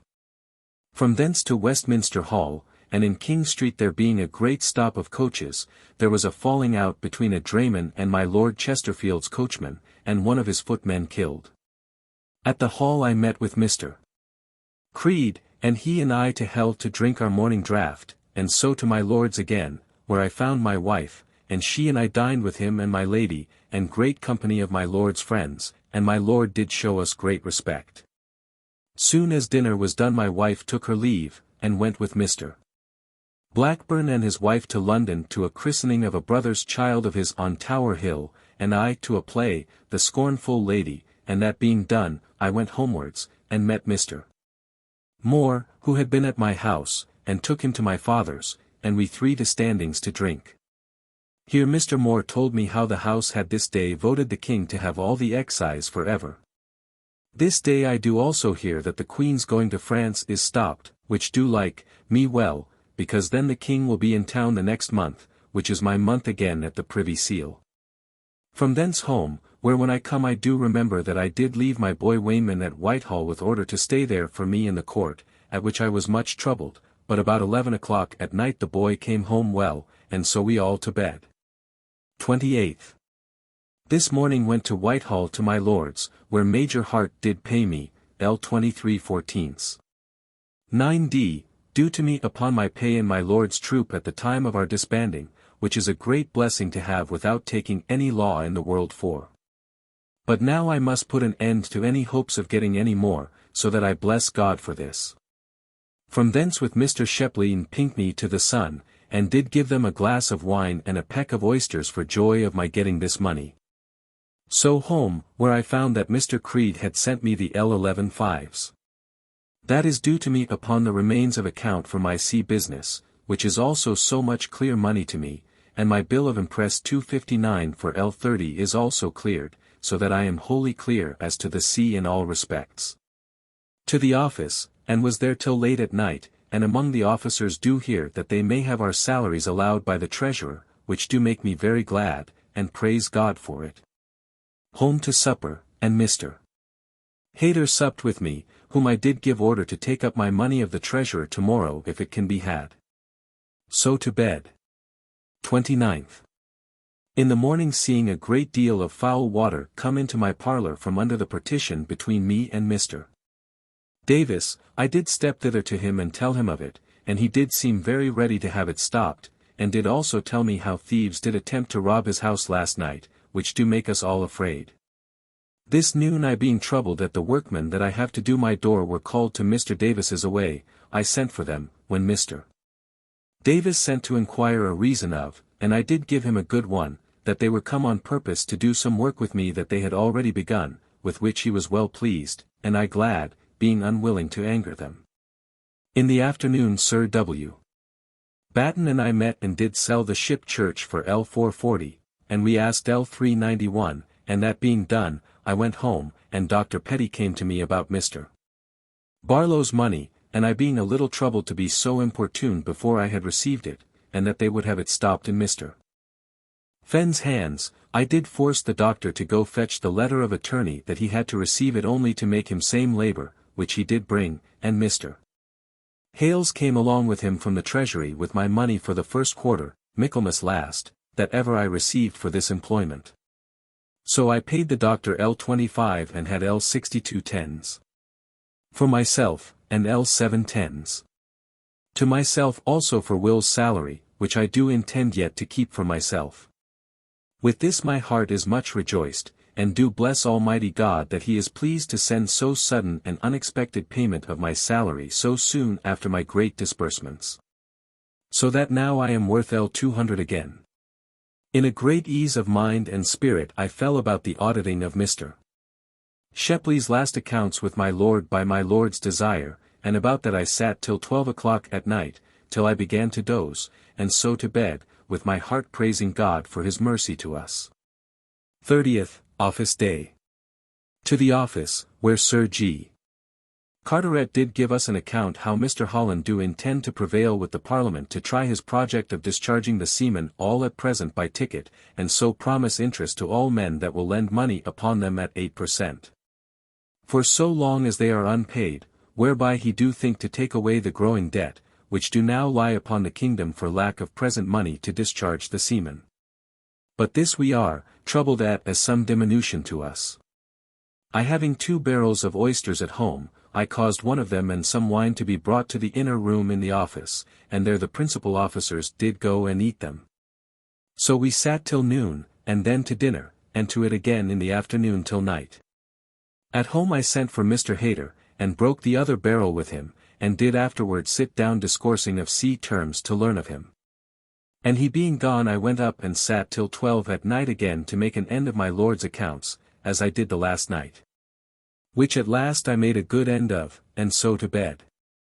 December 1660. December 1st. This morning, observing some things to be laid up not as they should be by the girl, I took a broom and basted her till she cried extremely, which made me vexed, but before I went out I left her appeased. So to Whitehall, where I found Mr. Moore attending for me at the Privy Seal, but nothing to do today. I went to my Lord St. Alban's lodgings, and found him in bed, talking to a priest. He looked like one that leaned along over the side of the bed, and there I desired to know his mind about making the catch stay longer, which I got ready for him the other day. He seems to be a fine civil gentleman. To my lord's, and did give up my audit of his accounts, which I had been then 2 days about, and was well received by my lord. I dined with my lord and lady, and we had a venison pasty. Mr. Shepley and I went into London, and calling upon Mr. Pinkney, the goldsmith, he took us to the tavern, and gave us a pint of wine, and there fell into our company old Mr. Flower and another gentleman, who tell us how a Scotch knight was killed basely the other day at the Fleece in Covent Garden, where there had been a great many formerly killed. So to Paul's churchyard, and there I took the little man at Mr. Curtin's and Mr. Shepley to Ringstead's at the Star, and after a pint of wine I went home, my brain somewhat troubled with so much wine, and after a letter or two by the post I went to bed. 2d, Lord's Day.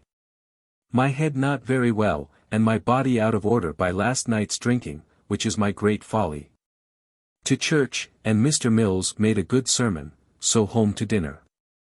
My wife and I all alone to a leg of mutton, the sauce of which being made sweet, I was angry at it, and eat none, but only dined upon the marrow bone that we had beside. To church in the afternoon, and after sermon took Tom Fuller's Church History and read over Henry VIII's life in it, and so to supper and to bed. 3rd.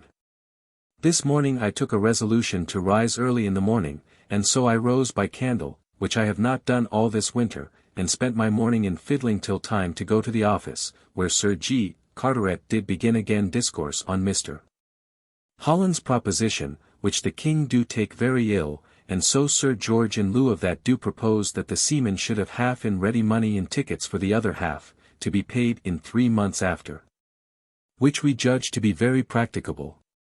After office home to dinner, where come in my cousin Snow by chance, and I had a very good capon to dinner. So to the office till night, and so home, and then come Mr. Davis, of Deptford, the first time that ever he was at my house, and after him Mons. L'Impertinent, who is to go to Ireland tomorrow, and so came to take his leave of me. They both found me under the barber's hand. But I had a bottle of good sack in the house, and so made them very welcome. Mr. Davis sat with me a good while after the other was gone, talking of his hard usage and of the endeavour to put him out of his place in the time of the late commissioners, and he do speak very highly of their corruption. After he was gone I fell a reading Cornelianum Dolium, till 11 o'clock at night with great pleasure, and after that to bed. 4th. To Whitehall to Sir G. Carteret chamber, where all the officers met, and so we went up to the Duke of York, and he took us into his closet, and we did open to him our project of stopping the growing charge of the fleet by paying them in hand 1 moyer, and the other 4 months hence. This he do like, and we returned by his order to Sir G. Carteret chamber, and there we did draw up this design in order to be presented to the Parliament. From thence I to my lord's, and dined with him and told him what we had done today. Sir though. Crew dined with my lord today, and we were very merry with Mrs. Borfit, who dined there still as she has always done lately. After dinner Sir though. And my lady to the playhouse to see The Silent Woman. I home by water, and with Mr. Hayter in my chamber all alone he and I did put this morning's design into order, which being done I did carry it to Sir W. Batten, where I found some gentlemen with him, Sir W. Penn among the rest pretty merry with drink, playing at cards, and there I stayed looking upon them till 1 o'clock in the morning, and so Sir W. Penn and I went away, and I to bed. This day the Parliament voted that the bodies of Oliver, Ireton, Bradshaw, and should be taken up out of their graves in the abbey, and drawn to the gallows, and there hanged and buried under it, which, methinks, do trouble me that a man of so great courage as he was, should have that dishonour. Though otherwise he might deserve it enough. 5th. This morning the proposal which I wrote the last night I showed to the officers this morning, and was well liked of, and I wrote it fair for Sir G. Carteret to show to the King, and so it is to go to the Parliament. I dined at home, and after dinner I went to the new theatre, and there I saw The Merry Wives of Windsor acted, the humours of the country gentleman and the French doctor very well done, but the rest but very poorly, and Sir J. Falstaff tea as bad as any. From thence to Mr. Will Montague's chamber to have sealed some writings tonight between Sir R. Parkhurst and myself about my Lord's L2000, but he not coming, I went to my father's and there found my mother still ill of the stone, and had just newly voided one, which she had let drop into the chimney, and looked and found it to shew at me. From thence home and to bed. 6th. This morning some of the Commissioners of Parliament and Sir W. Batten went to Sir G. Carteret office here in town, and paid off the chestnut. I carried my wife to Whitefriars and landed her there, and myself to Whitehall to the Privy Seal, where abundance of pardons to seal, but I was much troubled for it because that there are no fees now coming for them to me. Thence Mr. Moore and I alone to the Leg in King Street, and dined together on a neat's tongue and udder. From thence by coach to Mr. Crews to my lord, who told me of his going out of town tomorrow to settle the militia in Huntingdonshire, and did desire me to lay up a box of some rich jewels and things that there are in it, which I promised to do. After much free discourse with my lord, who tells me his mind as to his enlarging his family, and desiring me to look him out a master of the horse and other servants, we parted. From thence I walked to Greatorex, he was not within, but there I met with Mr. Jonas Moore, 260, and took him to the Five Bells, and drank a glass of wine and left him. To the Temple, when Sir R. Parkhurst, as was intended the last night, did seal the writings, and is to have the L2000 told tomorrow. From thence by water to Parliament Stairs, and there at an alehouse to Doling, who is suddenly to go into Ireland to venture his fortune. Simons, who is at a great loss for L200 present money, which I was loath to let him have, though I could now do it, and do love him and think him honest and sufficient, yet loathness to part with money did dissuade me from it. Llewellyn, who was very drowsy from a dose that he had got the last night, Mr. Mount and several others, among the rest one Mr. Pierce, an army man, who did make us the best sport for songs and stories in a Scotch tone, which he do very well, that ever I heard in my life. I never knew so good a companion in all my observation. From thence to the bridge by water, it being a most pleasant moonshine night, with a waterman who did tell such a company of bawdy stories, how once he carried a lady from Putney in such a night as this, and she bade him lie down by her. Which he did, and did give her content, and a great deal more roguery.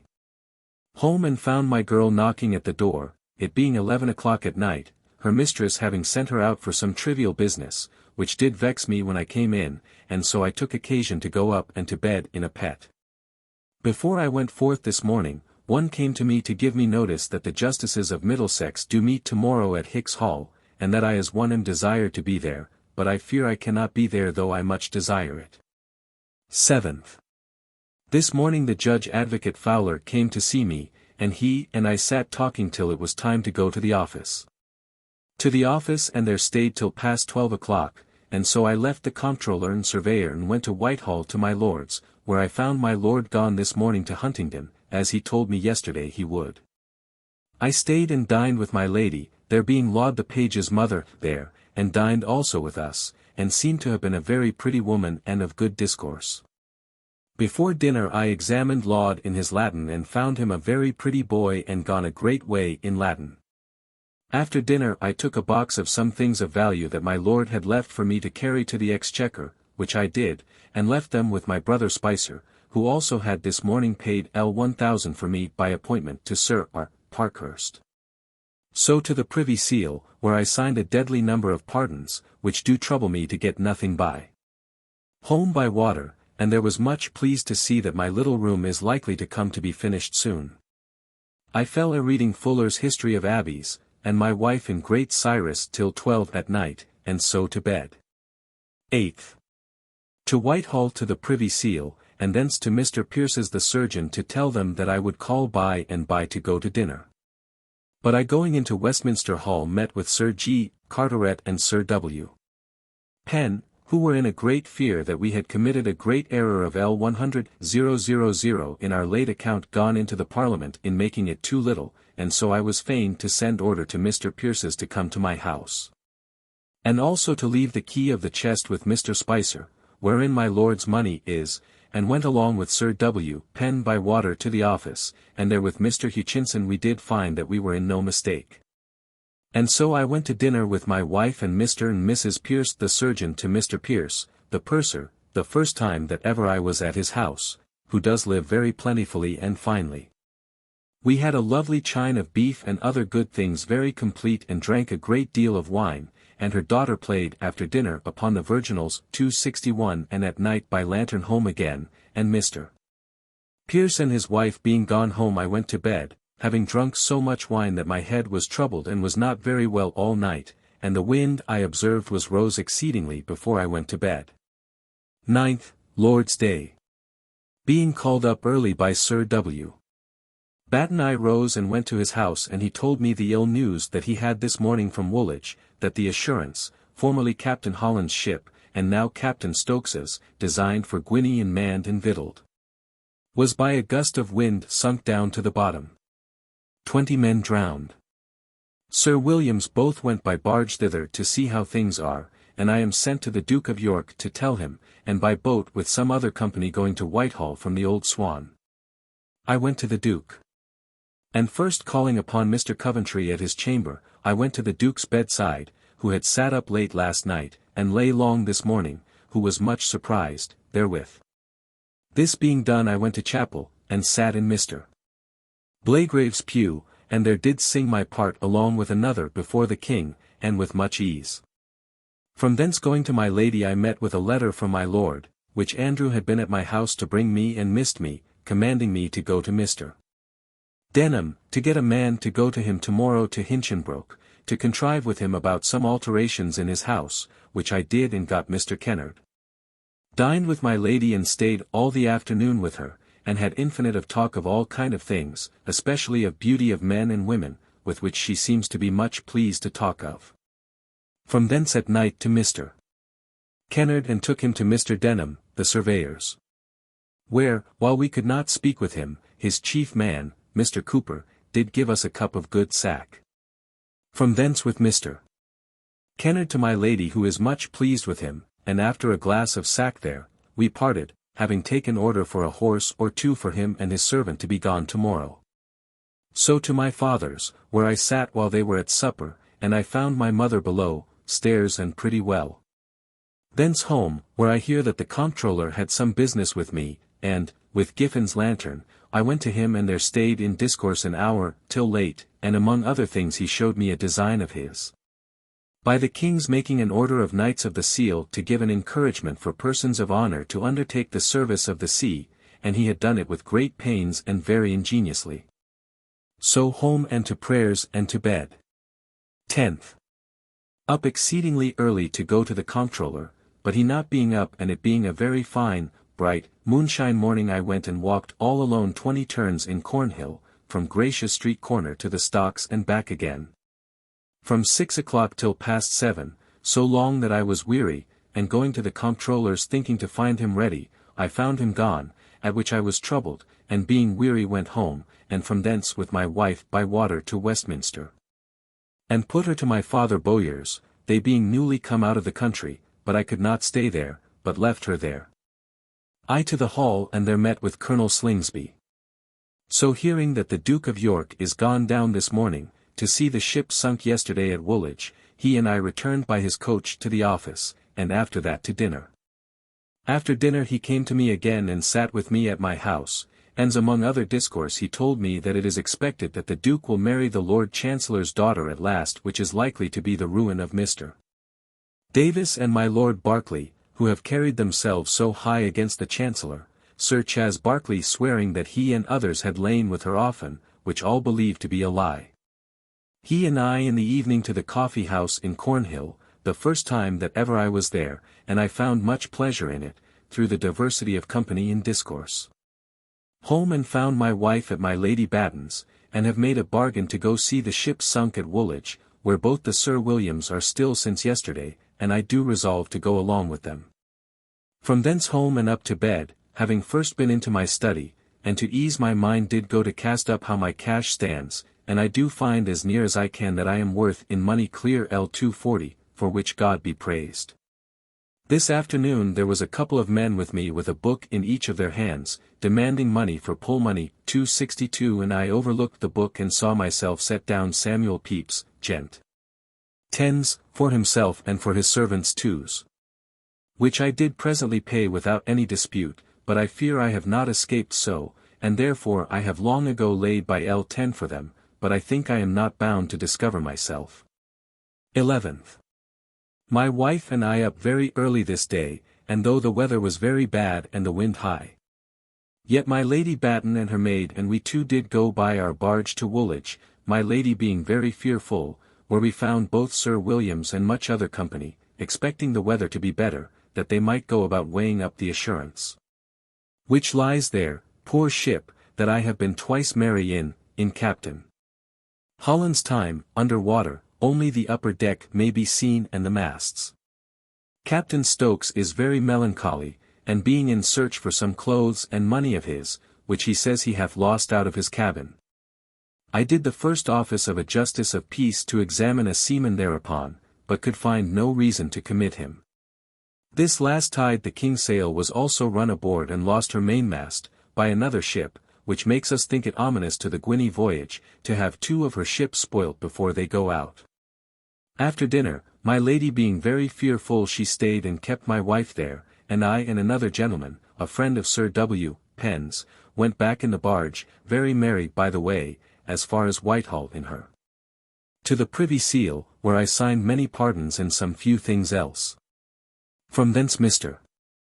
Moore and I into London to a tavern near my house, and there we drank and discoursed of ways how to put out a little money to the best advantage, and at present he has persuaded me to put out L250 for L50 per annum for 8 years. And I think I shall do it. Thence home, where I found the wench washing, and I up to my study, and there did make up an even L100, and sealed it to lie by. After that to bed. 12th, troubled with the absence of my wife. This morning I went, after the comptroller and I had sat an hour at the office, to Whitehall to dine with my lady, and after dinner to the Privy Seal and sealed abundance of pardons and little else. From thence to the Exchequer and did give my mother Bowyer a visit and her daughters, the first time that I have seen them since I went last to sea. From thence up with J.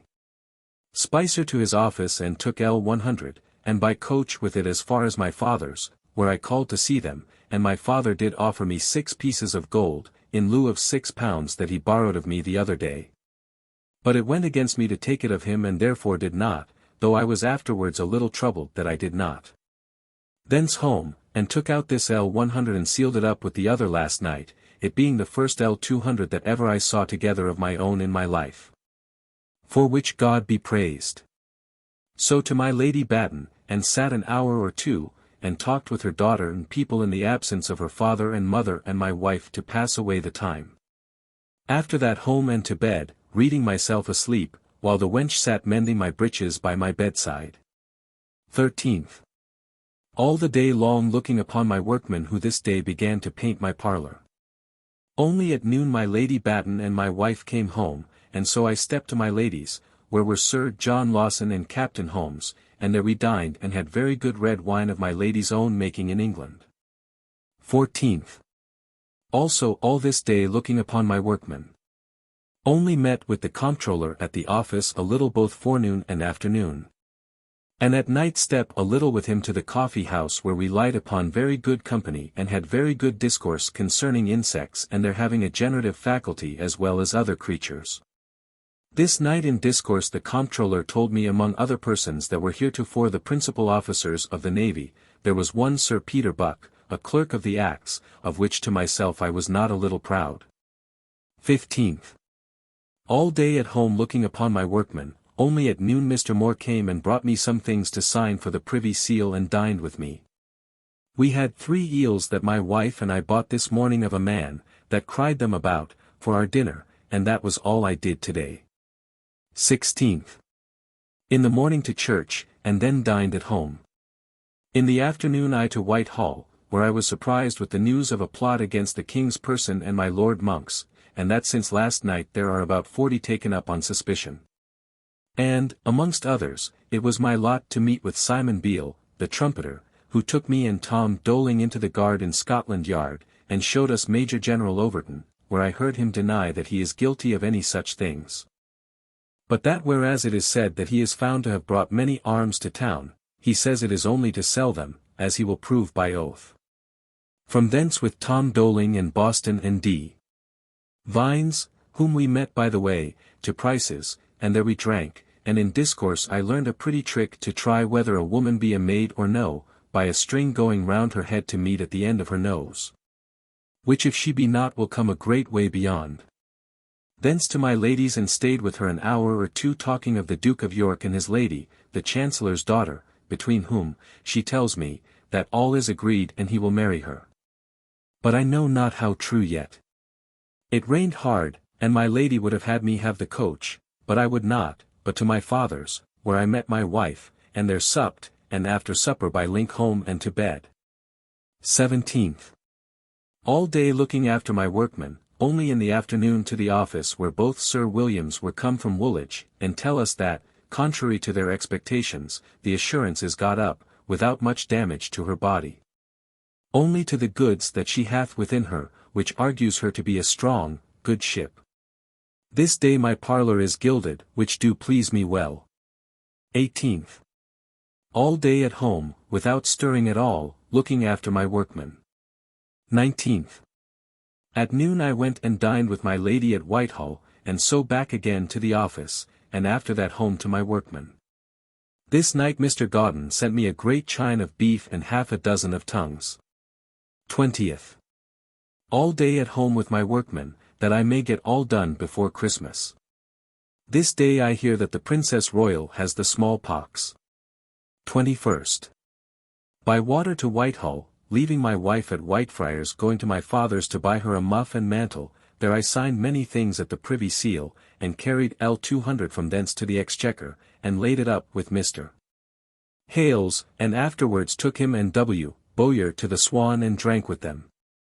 They told me that this is St. Thomas's day, and that by an old custom, this day the Exchequer men had formerly, and do intend this night to have a supper.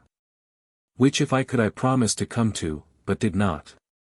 To my lady's, and dined with her, she told me how dangerously ill the Princess Royal is and that this morning she was said to be dead.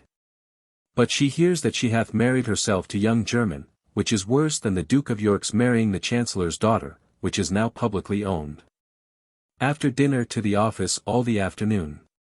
At 7 at night I walked through the dirt to Whitehall to see whether my lord be come to town, and I found him come and at supper, and I supped with him. He tells me that my aunt at Brampton has voided a great stone, the first time that ever I heard she was troubled therewith, and cannot possibly live long, that my uncle is pretty well, but full of pain still. After supper home and to bed. 22nd. All the morning with my painters, who will make an end of all this day I hope. At noon I went to the Sun Tavern, on Fish Street Hill, to a dinner of Captain Teddyman's, where was my Lord Inchiquin, who seems to be a very fine person, Sir W. Penn, Captain Cuttance, and one Mr. Lawrence, a fine gentleman now going to Algiers, and other good company, where we had a very fine dinner, good music, and a great deal of wine. We stayed here very late, at last Sir W. Penn and I home together, he so overcome with wine that he could hardly go, I was forced to lead him through the streets and he was in a very merry and kind mood. I home, found my house clear of the workmen and their work ended, my head troubled with wine, and I very merry went to bed, my head aching all night. 23rd, Lord's Day. In the morning to church, where our pew all covered with rosemary and bays. A stranger made a dull sermon. Home and found my wife and maid with much ado had made shift to spit a great turkey sent me this week from Charles Carter, my old colleague, now minister in Huntingdonshire, but not at all roasted, and so I was fain to stay till 2 o'clock. And after that to church with my wife, and a good sermon there was, and so home. All the evening at my book, and so to supper and to bed. 24th. In the morning to the office, and Commissioner Pett, who seldom comes there, told me that he had lately presented a piece of plate, being a couple of flagons, to Mr. Coventry, but he did not receive them, which also put me upon doing the same too, and so after dinner I went and chose a pair of candlesticks to be made ready for me at Alderman Backwell's.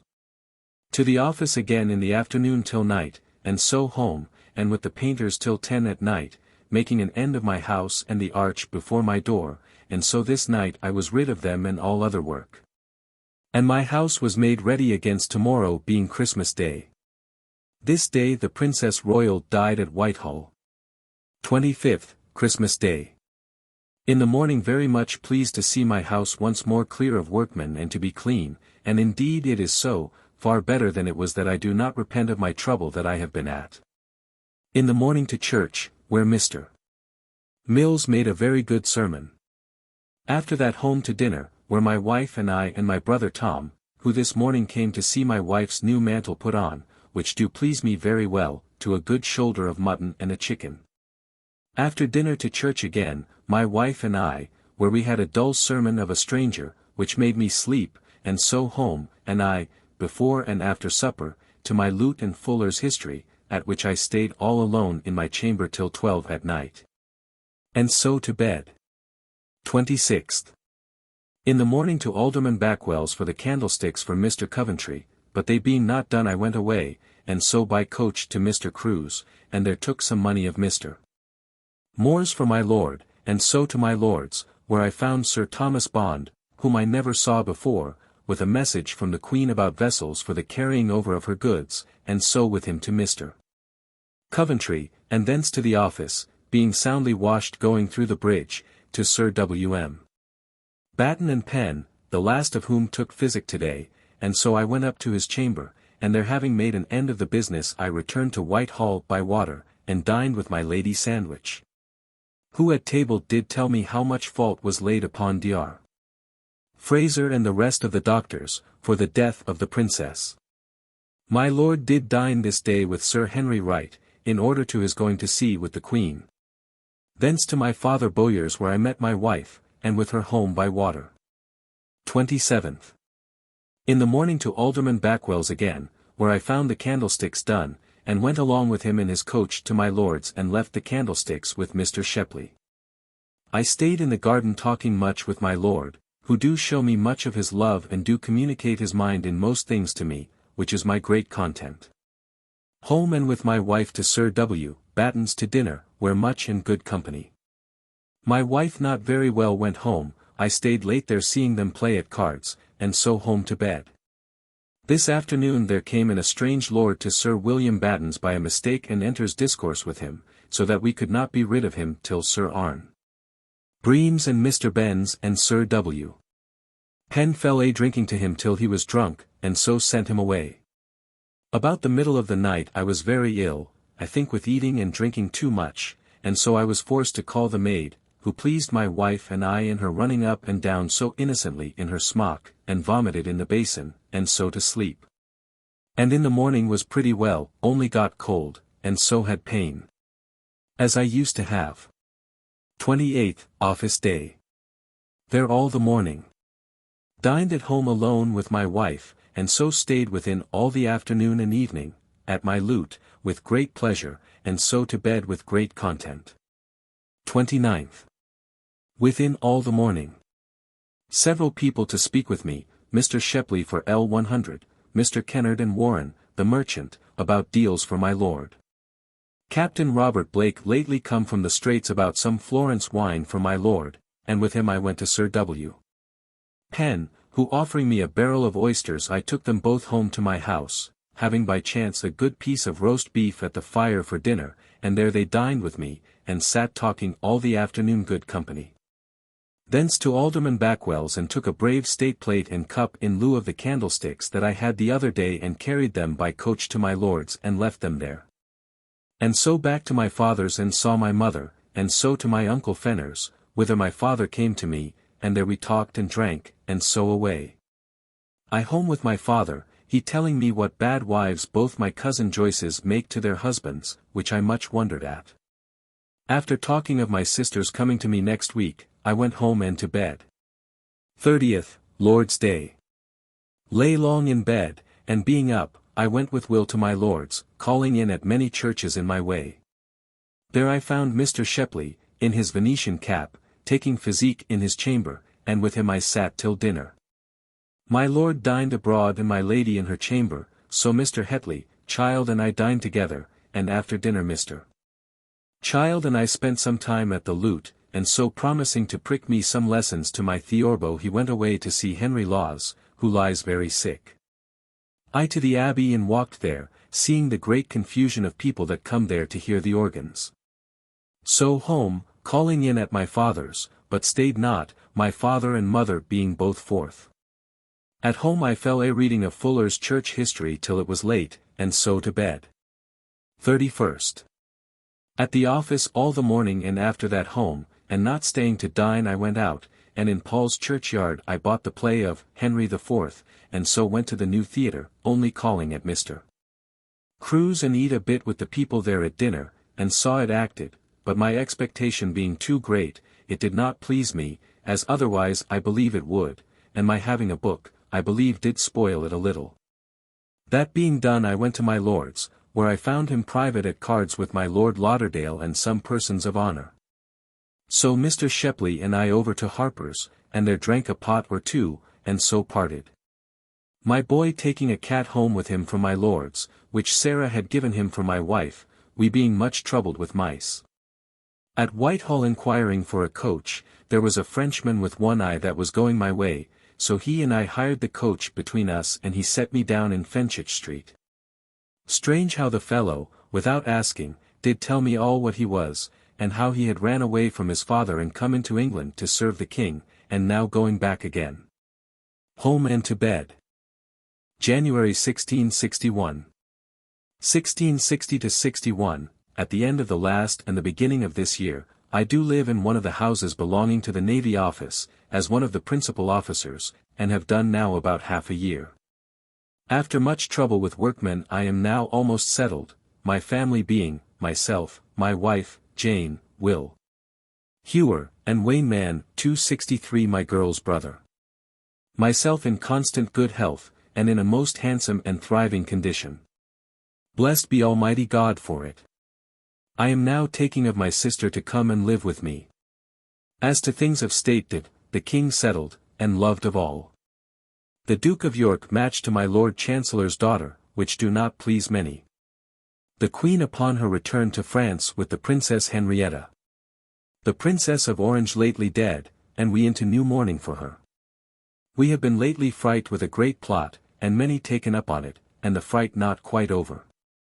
The Parliament, which had done all this great good to the king, beginning to grow factious, the king did dissolve it December 29th last, and another likely to be chosen speedily. I take myself now to be worth 300 clear in money, and all my goods and all manner of debts paid, which are none at all. January 1st, called up this morning by Mr. Moore, who brought me my last things for me to sign for the last month, and to my great comfort tells me that my fees will come to L80 clear to myself, and about L25 for him, which he hath got out of the pardons. Though there be no fee due to me at all out of them.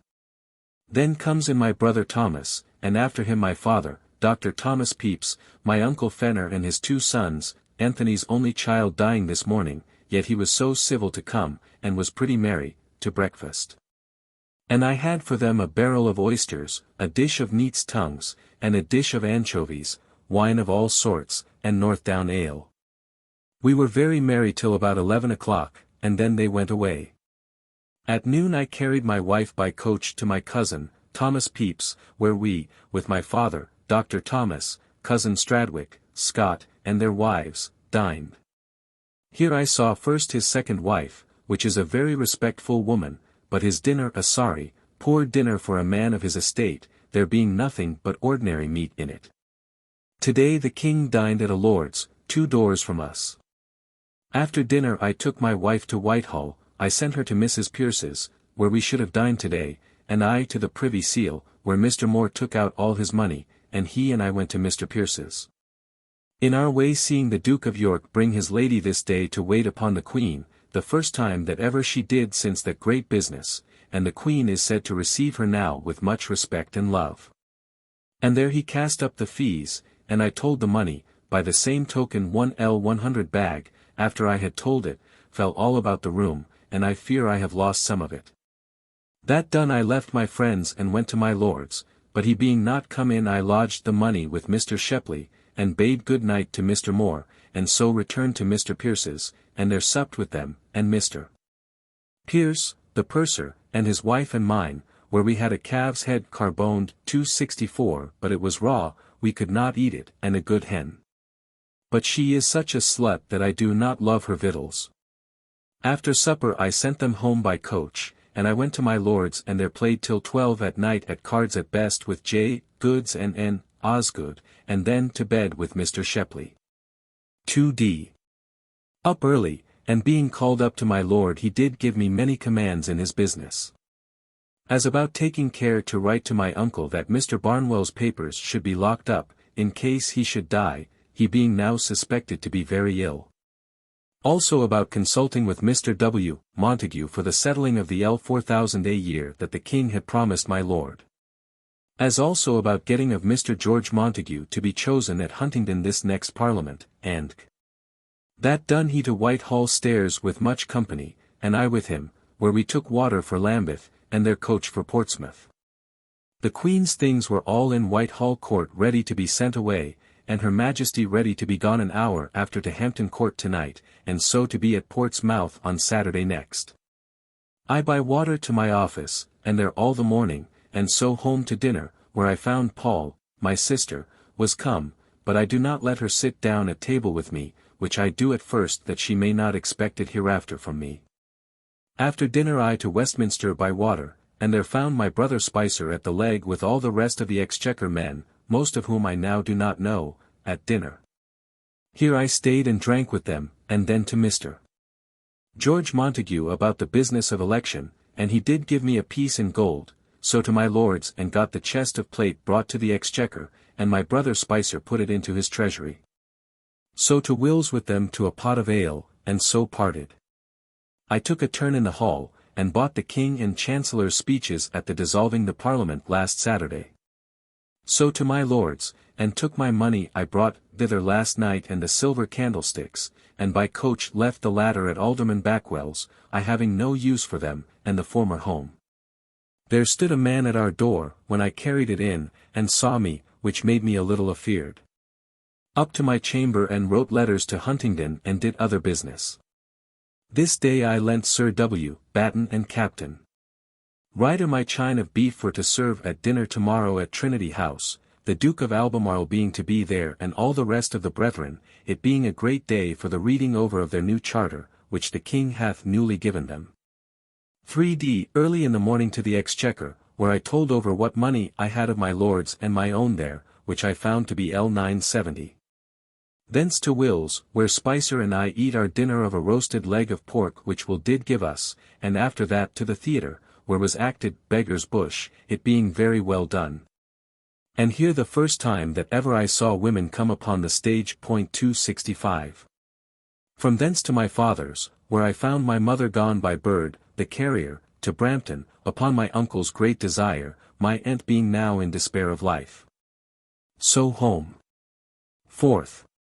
Office all the morning, my wife and Paul being gone to my father's to dress dinner for Mr. Honeywood, my mother being gone out of town. Dined at home, and Mr. Moore with me, with whom I had been early this morning at Whitehall, at the Jewel Office, 266 to choose a piece of gilt plate for my lord, in return of his offering to the king, which it seems is usual at this time of year. And an earl gives 20 pieces in gold in a purse to the king. I chose a gilt tankard, weighing 31 ounces and a half, and he is allowed 30, so I paid 12s. For the ounce and half over what he is to have. But strange it was for me to see what a company of small fees I was called upon by a great many to pay there, which, I perceive, is the manner that courtiers do get their estates. After dinner Mr. Moore and I to the theatre, where was The Scornful Lady, acted very well, it being the first play that ever he saw. Thence with him to drink a cup of ale at Hercules Pillars, and so parted. I called to see my father, who told me by the way how Will and Mary Joyce do live a strange life together, nothing but fighting, and, so that sometimes her father has a mind to have them divorced. Thence home. 5th, home all the morning. Several people came to me about business, among others the great Tom Fuller, who came to desire a kindness for a friend of his, who hath a mind to go to Jamaica with these 2 ships that are going, which I promised to do. So to Whitehall to my lady, whom I found at dinner and dined with her, and stayed with her talking all the afternoon, and thence walked to Westminster Hall. So to Will's, and drank with Spicer, and thence by coach home, staying a little in Paul's churchyard, to bespeak Ogilby's Aesop's Fables and Tully's Offices to be bound for me. So home and to bed. 6th, Lord's Day. My wife and I to church this morning, and so home to dinner to a boiled leg of mutton all alone. To church again, where, before sermon, a long psalm was set that lasted an hour, while the sexton gathered his year's contribution through the whole church. After sermon home, and there I went to my chamber and wrote a letter to send to Mr. Coventry, with a piece of plate along with it, which I do preserve among my other letters. So to supper, and thence after prayers to bed. 7th. This morning, news was brought to me to my bedside, that there had been a great stir in the city this night by the fanatiques, who had been up and killed 6 or 7 men, but all are fled. 267. My Lord Mayor and the whole city had been in arms, above 40,000. To the office, and after that to dinner, where my brother Tom came and dined with me, and after dinner, leaving 12d. With the servants to buy a cake with at night, this day being kept as 12th day, Tom and I and my wife to the theatre, and there saw The Silent Woman. The first time that ever I did see it, and it is an excellent play. Among other things here, Kin Aston, the boy, had the good turn to appear in 3 shapes, first, as a poor woman in ordinary clothes, to please Morose. Then in fine clothes, as a gallant, and in them was clearly the prettiest woman in the whole house, and lastly, as a man, and then likewise did appear the handsomest man in the house. From thence by link to my cousin Stradwick's, where my father and we and Dr. Pepys, Scott, and his wife, and one Mr. Ward and his. And after a good supper, we had an excellent cake, where the mark for the Queen was cut, and so there was 2 queens, my wife and Mrs. Ward. And the king being lost, they chose the doctor to be king, so we made him send for some wine, and then home, and in our way home we were in many places strictly examined, more than in the worst of times. There being great fears of these fanatiques rising again, for the present I do not hear that any of them are taken. Home, it being a clear moonshine and after 12 o'clock at night. Being come home we found that my people had been very merry, and my wife tells me afterwards that she had heard that they had got young Davis and some other neighbors with them to be merry, but no harm. 8th. My wife and I lay very long in bed today talking and pleasing one another in discourse. Being up, Mr. Warren came, and he and I agreed for the deals that my lord is to have. Then Will and I to Westminster, where I dined with my lady. After dinner I took my Lord Hinchinbroke and Mr. Sidney to the theatre, and shewed them The Widow, an indifferent good play, but wronged by the women being to seek in their parts. That being done, my lord's coach waited for us, and so back to my lady's, where she made me drink of some Florence wine, and did give me 2 bottles for my wife. From thence walked to my cousin Stradwick's, and there chose a small banquet and some other things against our entertainment on Thursday next. Thence to Tom Pepys and bought a dozen of trenchers, and so home. Some talk today of a head of fanatiques that do appear about Barnet, but I do not believe it. However, my Lord Mayor, Sir Rickard Brown, hath carried himself very honourably, and hath caused one of their meeting houses in London to be pulled down. 9th, waked in the morning about 6 o'clock, by people running up and down in Mr. Davis's house, talking that the fanatiques were up in arms in the city. And so I rose and went forth, where in the street I found every body in arms at the doors. So I returned, though with no good courage at all, but that I might not seem to be afeared, and got my sword and pistol, which, however, I had no powder to charge, and went to the door, where I found Sir R. Ford, and with him I walked up and down as far as the Exchange, and there I left him. In our way, the streets full of train band, and great stories, what mischief these rogues have done. And I think near a dozen have been killed this morning on both sides. Seeing the city in this condition, the shops shut, and all things in trouble, I went home and sat, it being office day, till noon. So home, and dined at home, my father with me, and after dinner he would needs have me go to my uncle White's, where I have been so long absent that I am ashamed to go. I found him at home and his wife, and I can see they have taken my absence ill, but all things are past and we good friends, and here I sat with my aunt till it was late, my uncle going forth about business. My aunt being very fearful to be alone. So home to my lute till late, and then to bed, there being strict guards all night in the city, though most of the enemies, they say, are killed or taken. This morning my wife and Paul went forth early, and I stayed within. 10th. There comes Mr.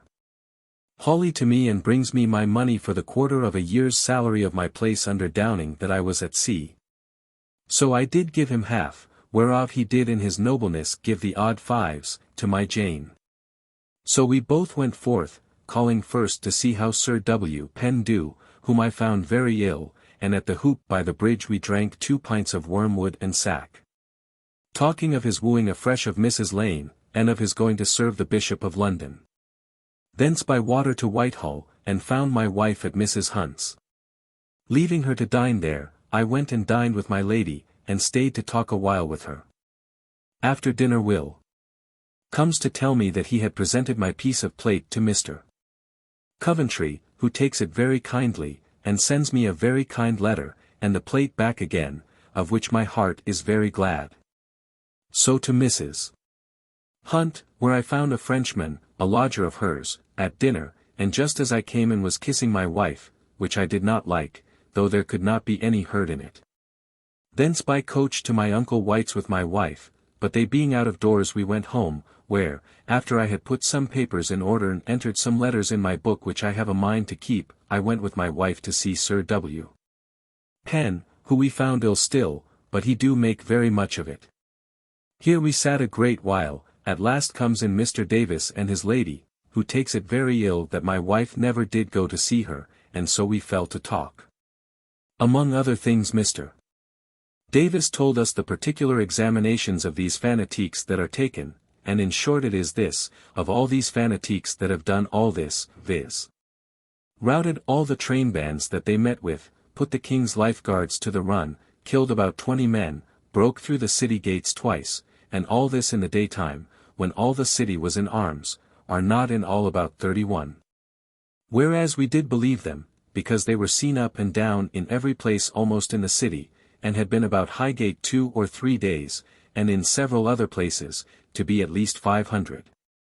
A thing that never was heard of, that so few men should dare and do so much mischief. Their word was, the King Jesus, and the heads upon the gates. Few of them would receive any quarter, but such as were taken by force and kept alive. Expecting Jesus to come here and reign in the world presently, and will not believe yet but their work will be carried on though they do die. The King this day came to town. 11th, Office Day. This day comes news, by letters from Portsmouth, that the Princess Henrietta is fallen sick of the measles on board the London, after the Queen and she was under sail. And so was forced to come back again into Portsmouth harbour. And in their way, by negligence of the pilot, run upon the horse sand. The Queen and she continue aboard, and do not intend to come on shore till she sees what will become of the young princess. This news do make people think something indeed, that 3 of the royal family should fall sick of the same disease, one after another. This morning likewise, we had order to see guards set in all the king's yards. And so we do appoint who and who should go to them. Sir William Batten to Chatham, Colonel Slingsby and I to Deptford and Woolwich. Portsmouth being a garrison, needs none. Dined at home, discontented that my wife do not go neither now she has 2 maids. After dinner comes in Kate Sturpin, whom we had not seen a great while, and her husband to see us, with whom I stayed a while, and then to the office, and left them with my wife. At night walked to Paul's churchyard, and bespoke some books against next week, and from thence to the coffee house, where I met Captain Morris, the upholsterer, who would fain have lent me a horse tonight to have rid with him upon the city guards. With the Lord Mayor, there being some new expectations of these rogues. But I refused by reason of my going out of town tomorrow. So home to bed. 12th. With Colonel Slingsby and a friend of his, Major Waters, a deaf and most amorous melancholy gentleman, who is under a despair in love, as the Colonel told me, which makes him bad company, though a most good-natured man, by water to redrift. And so on foot to Deptford, our servants by water, where we fell to choosing 4 captains to command the guards, and choosing the places where to keep them, and other things in order thereunto. We dined at the Globe, having our messenger with us to take care for us. Never till now did I see the great authority of my place, all the captains of the fleet coming cap in hand to us. Having stayed very late there talking with the Colonel, I went home with Mr. Davis, storekeeper, whose wife is ill and so I could not see her, and was there most prince-like lodged, with so much respect and honor that I was at a loss how to behave myself. 13th. In the morning we all went to church, and sat in the pew belonging to us, where a cold sermon of a young man that never had preached before. Here Commissioner came with his wife and daughters, the eldest being his wife's daughter is a very comely black woman. 268 so to the Globe to dinner, and then with Commissioner Pett to his lodgings there, which he hath for the present while he is building the king's yacht, which will be a pretty thing, and much beyond the Dutchman's. And from thence with him and his wife and daughter-in-law by coach to Greenwich Church, where a good sermon, a fine church, and a great company of handsome women. After sermon to Deptford again, where, at the Commissioner's and the Globe, we stayed long. And so I to Mr. Davis's to bed again. But no sooner in bed, but we had an alarm, and so we rose, and the comptroller comes into the yard to us. And seamen of all the ships present repair to us, and there we armed with every one a handspike, with which they were as fierce as could be. At last we hear that it was only 5 or 6 men that did ride through the guard in the town, without stopping to the guard that was there, and, some say, shot at them. But all being quiet there, we caused the seamen to go on board again, and so we all to bed, after I had sat a while with Mr. Davis in his study, which is filled with good books and some very good song books, I likewise to bed. 14th. The arms being come this morning from the Tower, we caused them to be distributed. I spent much time walking with Lieutenant Lambert, walking up and down the yards, who did give me much light into things there, and so went along with me and dined with us. After dinner Mrs. Pett, her husband being gone this morning with Sir W. Batten to Chatham, lent us her coach, and carried us to Woolwich, where we did also dispose of the arms there and settle the guards. So to Mr. Pett's, the shipwright, and there supped, where he did treat us very handsomely, and strange it is to see what neat houses all the officers of the King's yards have, his wife a proper woman, and has been handsome, and yet has a very pretty hand. Thence I with Mr. Ackworth to his house, where he has a very pretty house, and a very proper lovely woman to his wife, who both sat with me in my chamber, and they being gone, I went to bed, which was also most neat and fine. 15th. Up and down the yard all the morning seeing the seamen exercise, which they do already very handsomely. Then to dinner at Mr. Ackworth's, where there also dined with us one Captain Bethel, a friend of the comptroller's. A good dinner and very handsome. After that and taking our leaves of the officers of the yard, we walked to the waterside and in our way walked into the rope yard, where I do look into the tar houses and other places. And took great notice of all the several works belonging to the making of a cable. So after a cup of burnt wine 269 at the tavern there, we took barge and went to Blackwell and viewed the dock and the new wet dock, which is newly made there, and a brave new merchantman which is to be launched shortly. And they say to be called the Royal Oak. Hence we walked to Dickshore, and thence to the Tor and so home. Where I found my wife and Paul abroad, so I went to see Sir W. Penn, and there found Mr. Coventry come to see him, and now had an opportunity to thank him, and he did express much kindness to me.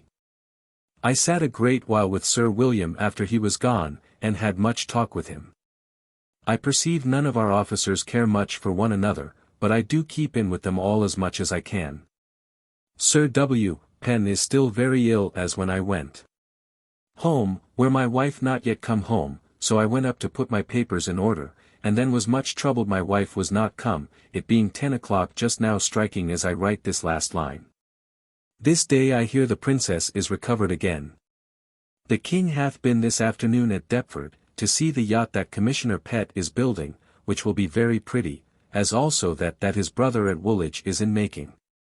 By and by comes in my boy and tells me that his mistress do lie this night at Mrs. Hunt's, who is very ill, with which being something satisfied, I went to bed. 16th. This morning I went early to the comptroller's and so with him by coach to Whitehall, to wait upon Mr. Coventry to give him an account of what we have done, which having done, I went away to wait upon my lady. But coming to her lodgings I find that she is gone this morning to Chatham by coach, thinking to meet me there, which did trouble me exceedingly, and I did not know what to do, being loath to follow her.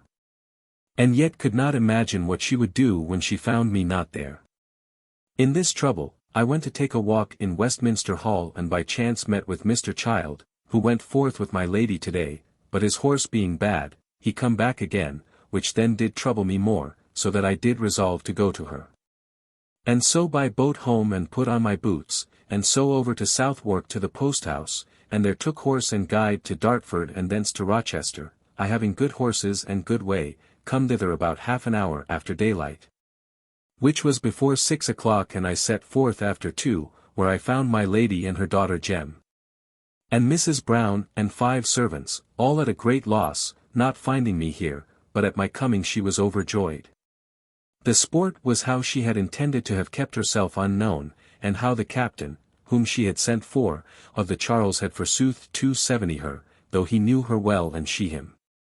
In fine we supped merry and so to bed, there coming several of the Charles's men to see me before I got to bed. The page lay with me. 17th, up, and breakfast with my lady. Then come Captains Cuttance and Blake to carry her in the barge on board. And so we went through Hem Creek to the Sovereign, a goodly sight all the way to see the brave ships that lie here, first, which is a most noble ship. I never saw her before. My Lady Sandwich, my Lady Jemima, Mrs. Brown, Mrs. Grace, and Mary and the page, my lady's servants and myself, all went into the lantern together. From thence to the Charles, where my lady took great pleasure to see all the rooms, and to hear me tell her how things are when my lord is there. After we had seen all, then the officers of the ship had prepared a handsome breakfast for her, and while she was pledging my lord's health they give her 5 guns. That done, we went off, and then they give us 13 guns more. I confess it was a great pleasure to myself to see the ship that I begun my good fortune in. From thence on board the Newcastle, to show my lady the difference between a great and a small ship. Among these ships I did give away L7. So back again and went on shore at Chatham, where I had ordered the coach to wait for us. Here I heard that Sir William Batten and his lady, who I knew were here, and did endeavour to avoid, were now gone this morning to London. So we took coach, and I went into the coach, and went through the town, without making stop at our inn, but left J. Goods to pay the reckoning. So I rode with my lady in the coach, and the page on the horse that I should have rid on, he desiring it. It begun to be dark before we could come to Dartford, and to rain hard, and the horses to fail, which was our great care to prevent, for fear of my lord's displeasure, so here we sat up for tonight, as also Captains Cuttance and Blake, who came along with us. We sat and talked till supper, and at supper my lady and I entered into a great dispute concerning what were best for a man to do with his estate, whether to make his elder son heir, which my lady is for, and I against, but rather to make all equal. This discourse took us much time, till it was time to go to bed. But we being merry, we bade my lady good night, and intended to have gone to the post-house to drink, and hear a pretty girl play of the cittern, and indeed we should have lain there, but by a mistake we did not, but it was late. And we could not hear her, and the guard came to examine what we were. So we returned to our inn and to bed, the page and I in one bed, and the two captains in another, all in one chamber, where we had very good mirth with our most abominable lodging. 18th. The captains went with me to the post-house about 9 o'clock, and after a morning draught I took horse and guide for London, and through some rain, and a great wind in my face, I got to London at 11 o'clock. At home found all well, but the monkey loose, which did anger me, and so I did strike her till she was almost dead, that they might make her fast again, which did still trouble me more. In the afternoon we met at the office and sat till night, and then I to see my father who I found well, and took him to Standings to drink a cup of ale. He told me my aunt at Brampton is yet alive and my mother well there. In comes Will Joyce to us drunk, and in a talking vapouring humour of his state, and I know not what, which did vex me cruelly. After him Mr. Hollier had learned at my father's that I was here, where I had appointed to meet him, and so he did give me some things to take for prevention. Will Joyce not letting us talk as I would, I left my father and him and took Mr. Hollier to the Greyhound, where he did advise me above all things, both as to the stone and the decay of my memory, of which I now complain to him, to avoid drinking often, which I am resolved, if I can, to leave off. Hence home, and took home with me from the bookseller's Ogilby's Aesop, which he had bound for me, and indeed I am very much pleased with the book. Home and to bed. 19th. To the Comptroller's, and with him by coach to Whitehall. In our way meeting Venner and Pritchard upon a sledge, who with 2 more Fifth Monarchy men were hanged today, and the 2 first drawn and quartered.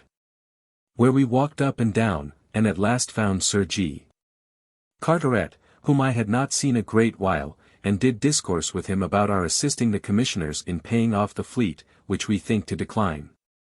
Here the treasurer did tell me that he did suspect those Hayter to be an informer of them in this work, which we do take to be a diminution of us, which do trouble me, and I do intend to find out the truth. Hence to my lady, who told me how Mr. Headley is dead of the smallpox going to Portsmouth with my lord. My lady went forth to dinner to her father's, and so I went to the Leg in King Street and had a rabbit for myself and my Will, and after dinner I sent him home and myself went to the theatre, where I saw The Lost Lady, which do not please me much. Here I was troubled to be seen by 4 of our office clerks, which sat in the half-crown box and I in the ones. 6d. From thence by link, and bought 2 mouse traps of Thomas Pepys, the turner, and so went and drank a cup of ale with him, and so home and wrote by post to Portsmouth to my lord and so to bed. 20th, Lord's Day.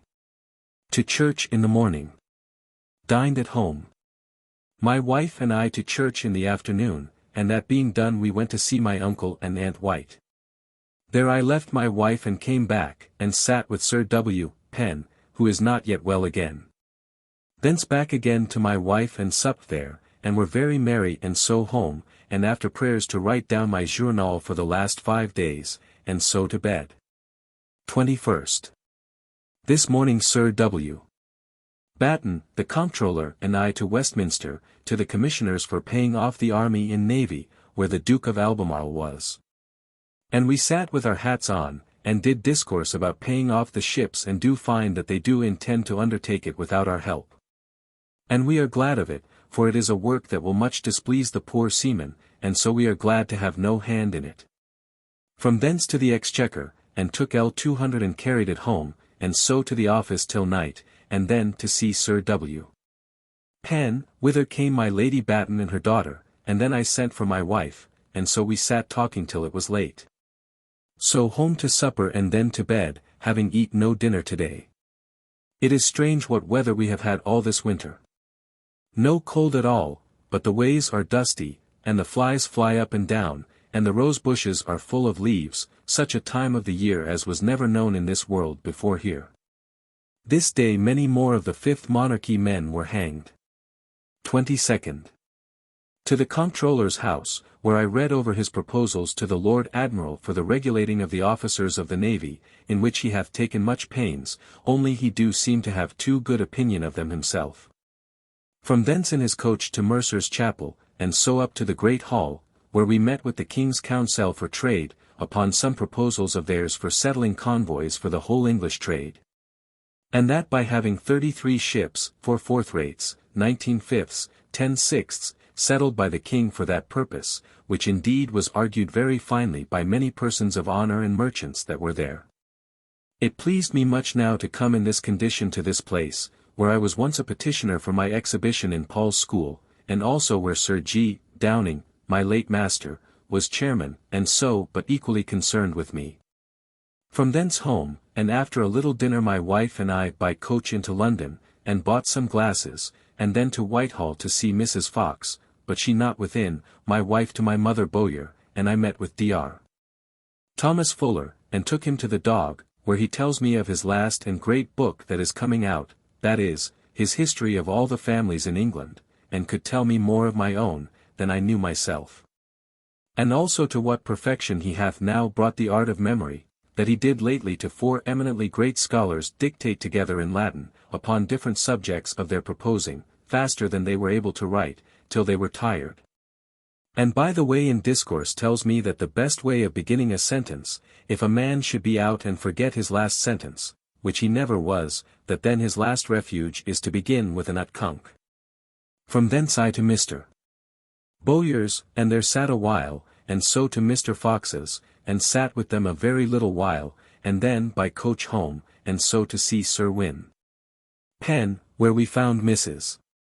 Martha Batten and 2 handsome ladies more, and so we stayed supper and were very merry, and so home to bed.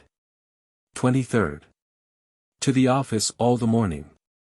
My wife and people at home busy to get things ready for tomorrow's dinner. At noon, without dinner, went into the city, and there meeting with Greatorex, we went and drank a pot of ale. He told me that he was upon a design to go to Teneriffe to try experiments there. With him to Gresham College 271, where I never was before, and saw the manner of the house, and found great company of persons of honour there. Thence to my bookseller's, and for books, and to Stevens, the silversmith, to make clean some plate against tomorrow, and so home, by the way paying many little debts for wine and pictures, and, which is my great pleasure. Home and found all things in a hurry of business, Slater, our messenger, being here as my cook till very late.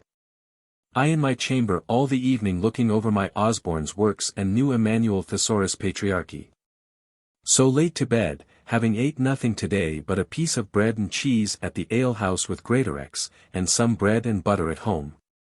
24th. At home all day. There dined with me Sir William Batten and his lady and daughter, Sir W. Penn, Mr. Fox, his lady being ill could not come, and Captain Cuttance, the first dinner I have made since I came hither. This cost me above L5, and merry we were, only my chimney smokes. In the afternoon Mr. Hayter bringing me my last quarter's salary, which I received of him, and so I have now Mr. Barlow's money in my hands. The company all go away, and by Sir W.M.S. Both and my Lady Batten and his daughter come again and supped with me and talked till late, and so to bed, being glad that the trouble is over. 25th. At the office all the morning. Dined at home and Mr. Hayter with me, and so I did make even with him for the last quarter. After dinner he and I to look upon the instructions of my Lord Northumberland's, but we were interrupted by Mr. Salisbury's coming in, who came to see me and to show me my Lord's picture in little, of his doing. And truly it is strange to what a perfection he is come in a year's time. From thence to Paul's churchyard about books, and so back again home. This night comes 2 cages, which I bought this evening for my canary birds, which Captain Ruth this day sent me. So to bed. 26th. Within all the morning. About noon comes one that had formerly known me and I him, but I know not his name, to borrow L5 of me, but I had the wit to deny him. There dined with me this day both the Pierces and their wives, and Captain Cuttance, and Lieutenant Lambert, with whom we made ourselves very merry by taking away his ribbands and garters, having made him to confess that he is lately married. The company being gone, I went to my lute till night, and so to bed. 27th, Lord's Day. Before I rose, letters come to me from Portsmouth, telling me that the Princess is now well, and my Lord Sandwich set sail with the Queen and her yesterday from thence for France. To church, leaving my wife sick. At home, a poor dull sermon of a stranger. Home, and at dinner was very angry at my people's eating a fine pudding, made me by Slater, the cook, last Thursday, without my wife's leave. To church again, a good sermon of Mr. Mills, and after sermon Sir W. Penn and I an hour in the garden talking, and he did answer me to many things. I asked Mr. Coventry's opinion of me, and Sir W. Batten's of my Lord Sandwich, which do both please me. Then to Sir W. Batten's, where very merry, and here I met the comptroller and his lady and daughter, the first time I ever saw them, and Mrs.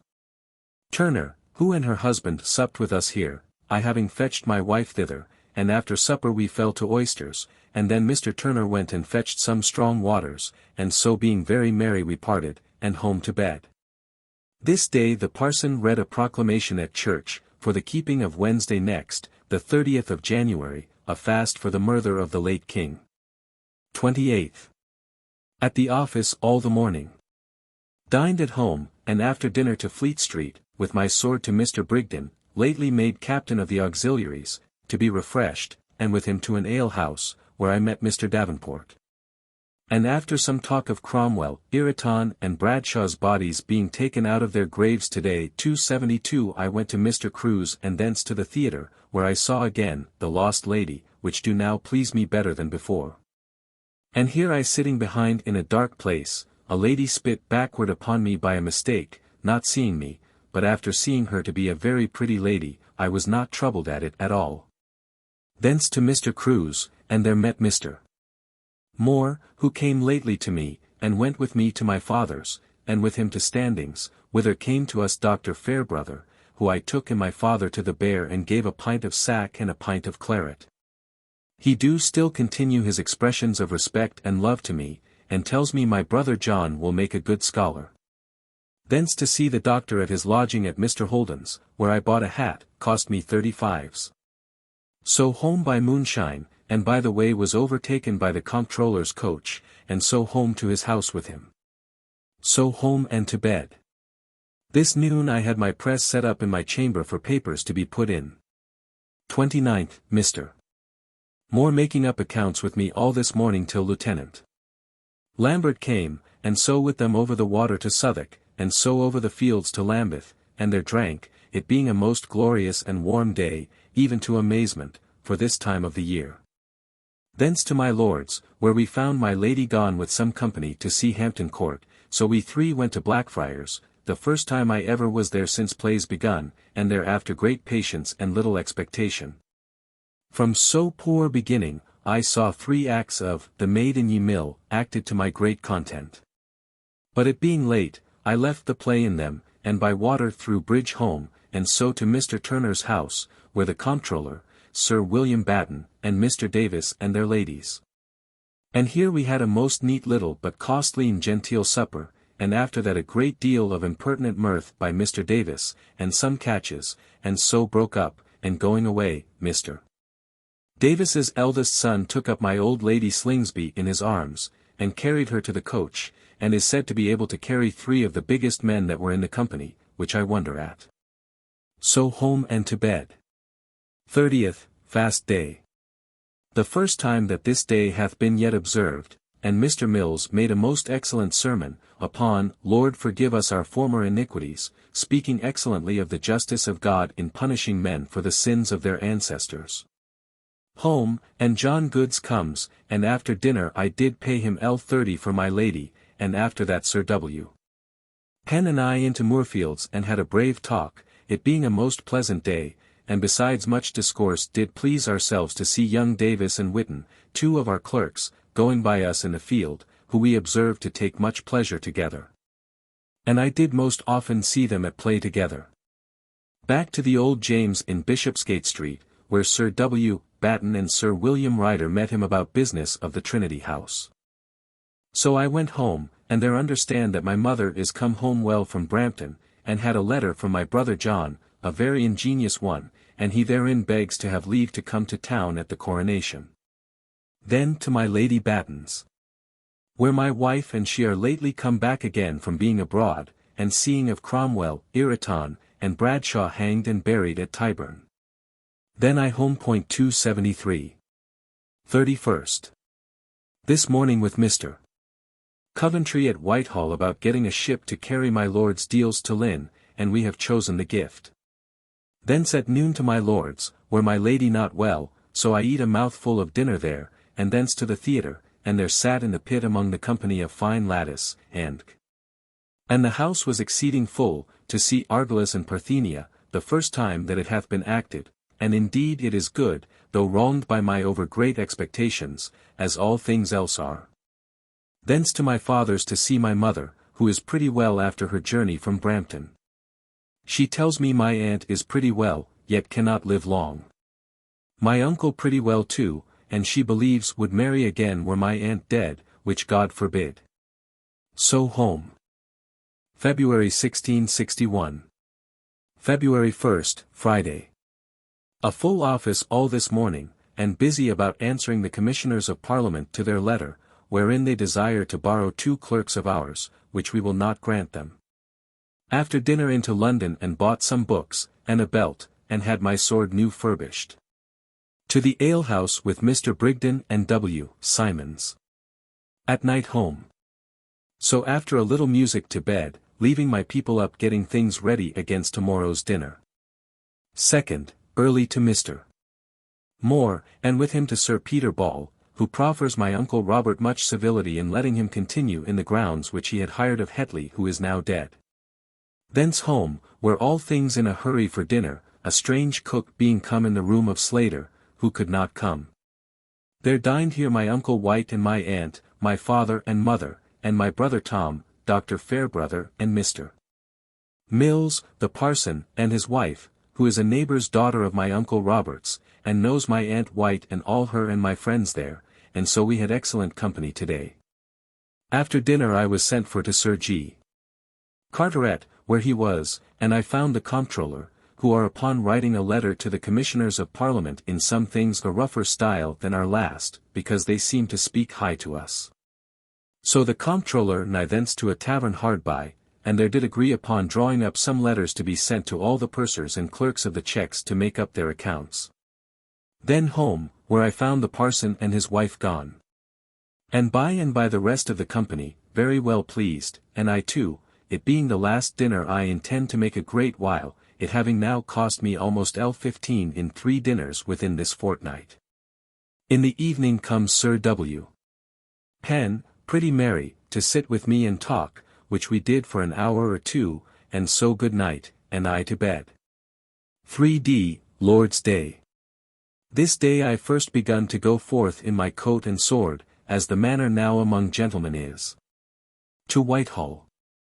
In my way heard Mr. Thomas Fuller preach at the Savoy upon our forgiving of other men's trespasses, shewing among other things that we are to go to law never to revenge, but only to repair, which I think a good distinction.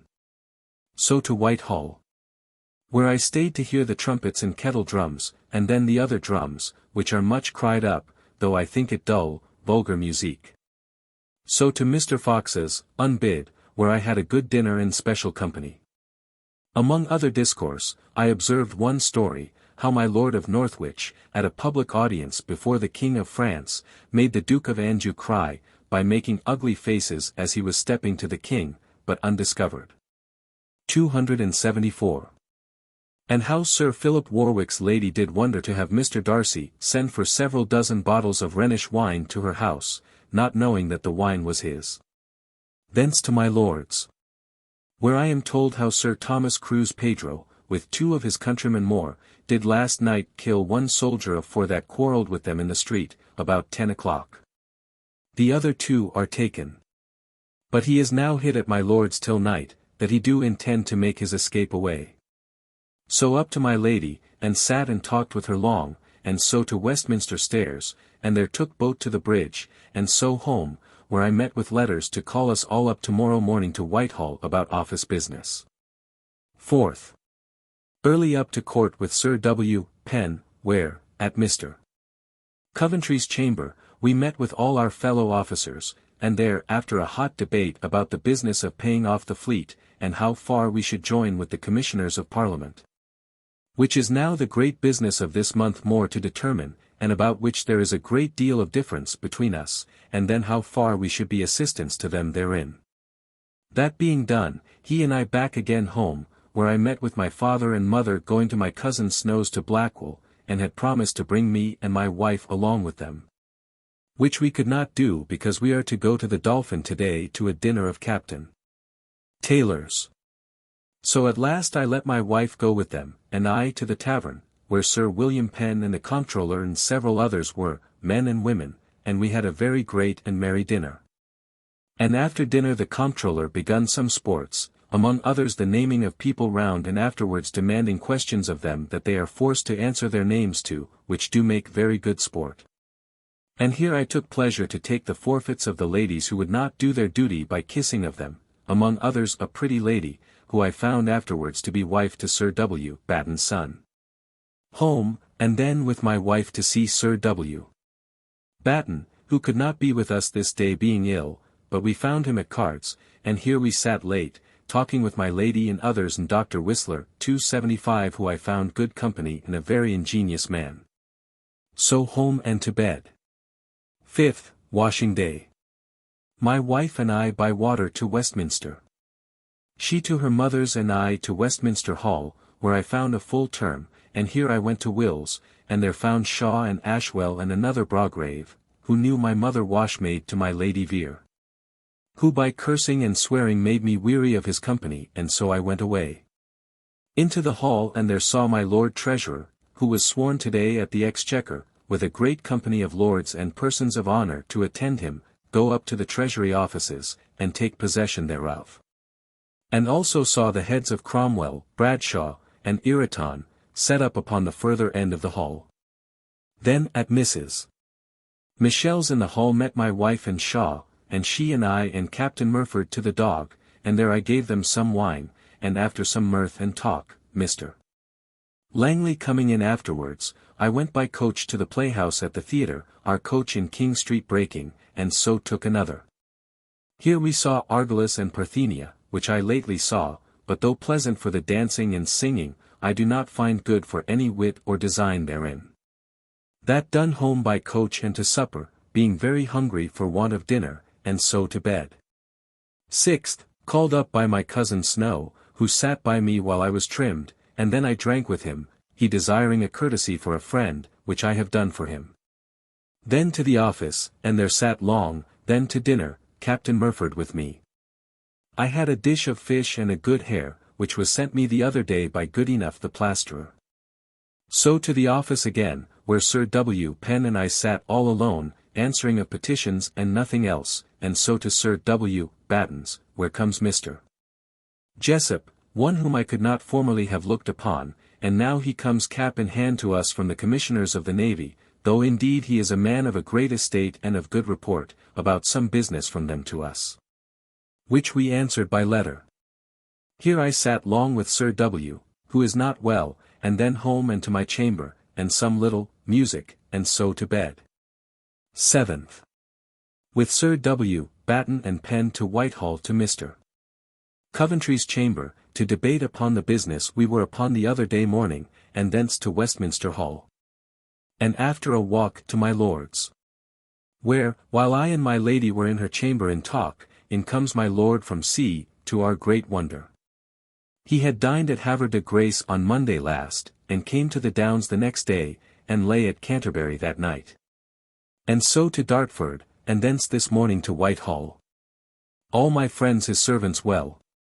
Among others, Mr. Creed and Captain Ferrers tell me the stories of my Lord Duke of Buckingham's and my Lord's falling out at Havre de Grace, at cards. They too and my Lord St. Albans playing. The Duke did, to my Lord's dishonour, often say that he did in his conscience know the contrary to what he then said, about the difference at cards. And so did take up the money that he should have lost to my lord. Which my lord resenting, said nothing then, but that he doubted not but there were ways enough to get his money of him. So they parted that night, and my lord sent for Sir R. Stainer and sent him the next morning to the Duke, to know whether he did remember what he said last night, and whether he would own it with his sword in a second, which he said he would, and so both sides agreed. But my lord St. Albans, and the Queen and Ambassador Montague, did waylay them at their lodgings till the difference was made up, to my lord's honour, who hath got great reputation thereby. I dined with my lord, and then with Mr. Shepley and Creed, who talked very high of France for a fine country, to the tavern, and then I home. To the office, where the two Sir Williams had stayed for me, and then we drew up a letter to the Commissioners of Parliament again, and so to Sir W. Batten, where I stayed late in talk, and so home, and after writing the letter fair then I went to bed. 8th. At the office all the morning. At noon to the Exchange to meet Mr. Warren the timber merchant, but could not meet with him.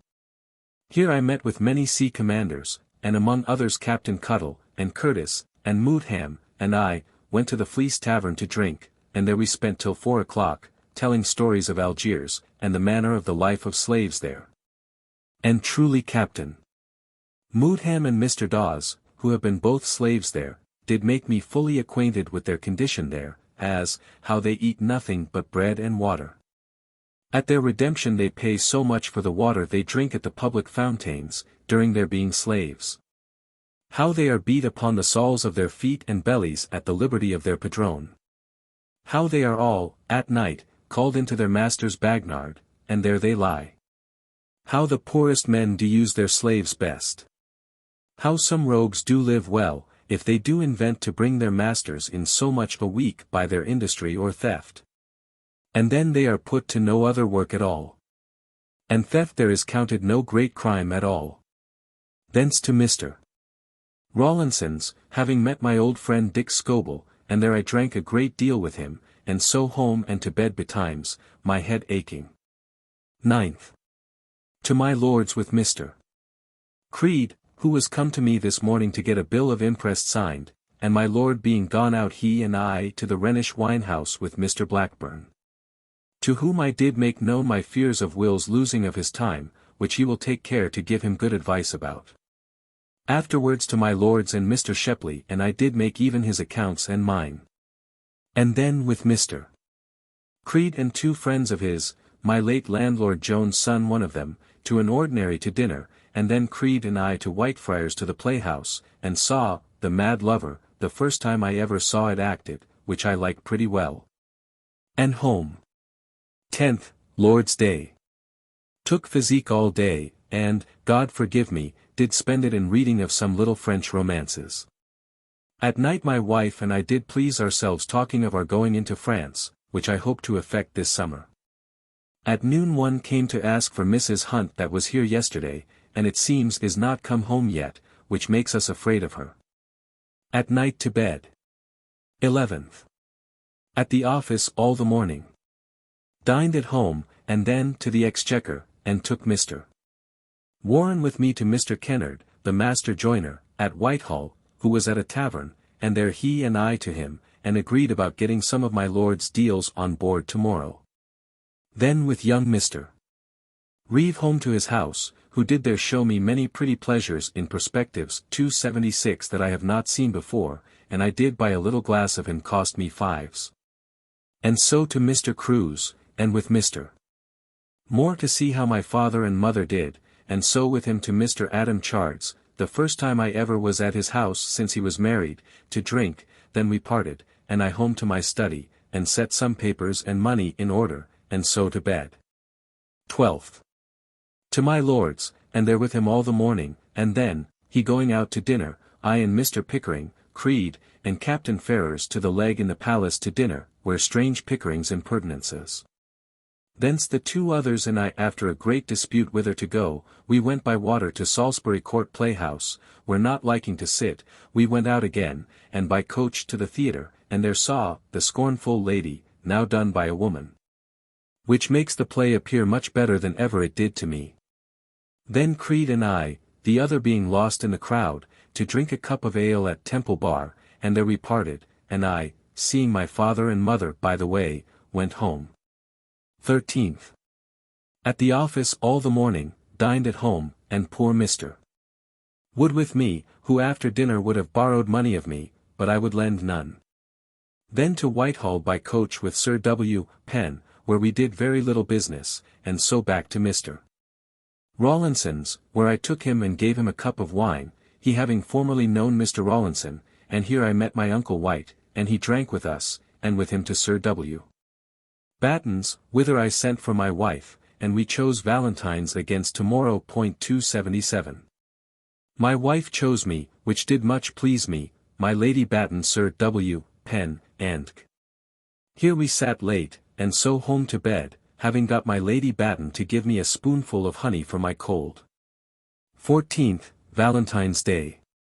Up early and to Sir W.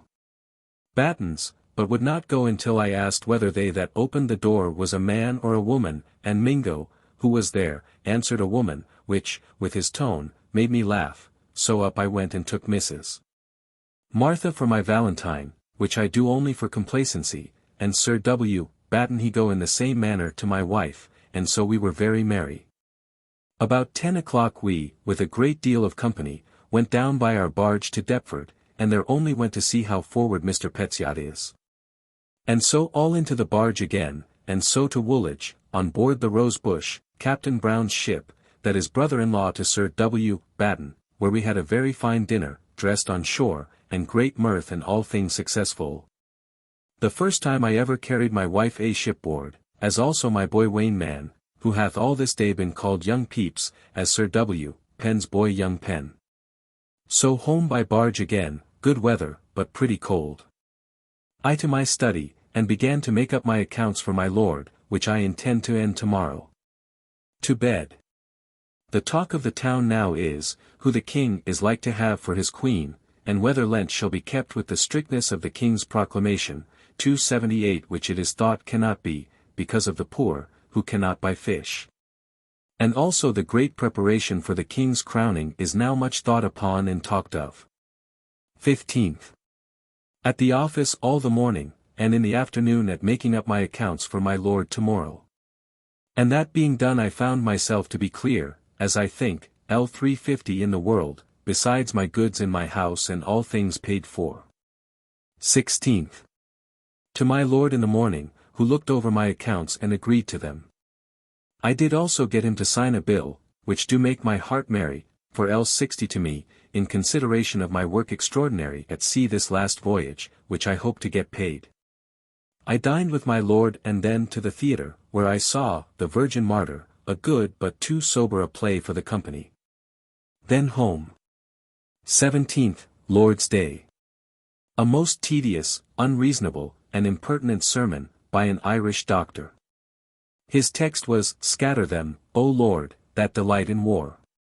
Sir William Batten and I very much angry with the parson. And so I to Westminster as soon as I came home to my lord's, where I dined with Mr. Shepley and Howe.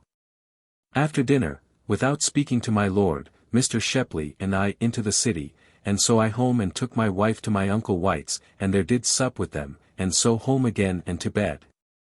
18th. At the office all the morning, dined at home with a very good dinner, only my wife and I, which is not yet very usual. In the afternoon my wife and I and Mrs. Martha Batten, my Valentine, to the Exchange, and thereupon a pair of embroidered and 6 pair of plain white gloves I laid out 40s. Upon her. Then we went to a mercer's at the end of Lombard Street, and there she bought a suit of lutestring 279 for herself, and so home. And at night I got the whole company and Sir W.M.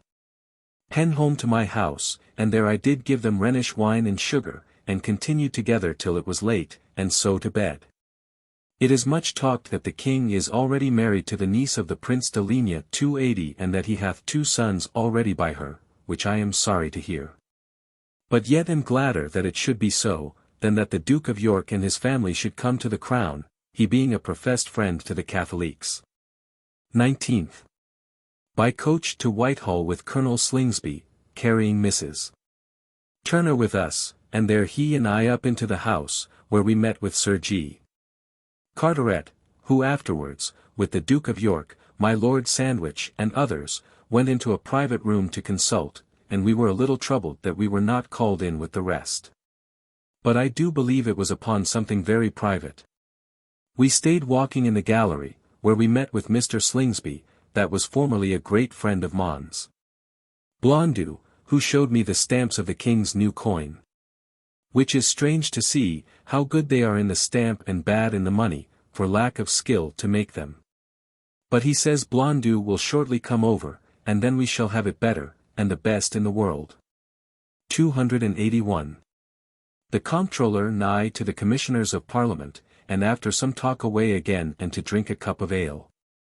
He tells me, he is sure that the king is not yet married, as it is said, nor that it is known who he will have. To my lord's and found him dined, and so I lost my dinner, but I stayed and played with him and Mr. Child, and some things of 4 parts, and so it raining hard and bitter cold, the first winter day we have yet had this winter, I took coach home and spent the evening in reading of a Latin play, the Naufragium Jocular. And so to bed. 20th. All the morning at the office, dined at home and my brother Tom with me, who brought me a pair of fine slippers which he gave me. By and by comes little Llewellyn and friend to see me, and then my coz Stradwick, who was never here before. With them I drank a bottle of wine or 2, and to the office again, and there stayed about business late, and then all of us to Sir W. Penn's, where we had, and my Lady Batten, Mrs. Martha, and my wife, and other company, a good supper, and sat playing at cards and talking till 12 at night, and so all to our lodgings. 21st. To Westminster by coach with Sir W. Penn, and in our way saw the city begin to build scaffolds against the coronation. To my lord, and there found him out of doors. So to the hall and called for some caps that I have a making there, and here met with Mr. Hawley, and with him to Will's and drank, and then by coach with Mr. Langley our old friend into the city. I set him down by the way, and I home and there stayed all day within, having found Mr. Moore, who stayed with me till late at night talking and reading some good books. Then he went away, and I to bed. 22nd. All the morning at the office. At noon with my wife and Paul to my father's to dinner, where Dr. Thos. Pepys and my coz Snow and Joyce Norton.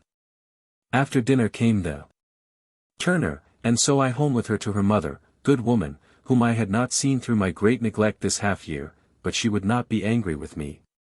Here I stayed all the afternoon talking of the king's being married, which is now the town talk, but I believe false. In the evening Mrs. the and Joyce took us all into the coach home, calling in Bishopsgate Street, thinking to have seen a new harpsichon 282 that she had a making there, but it was not done, and so we did not see it.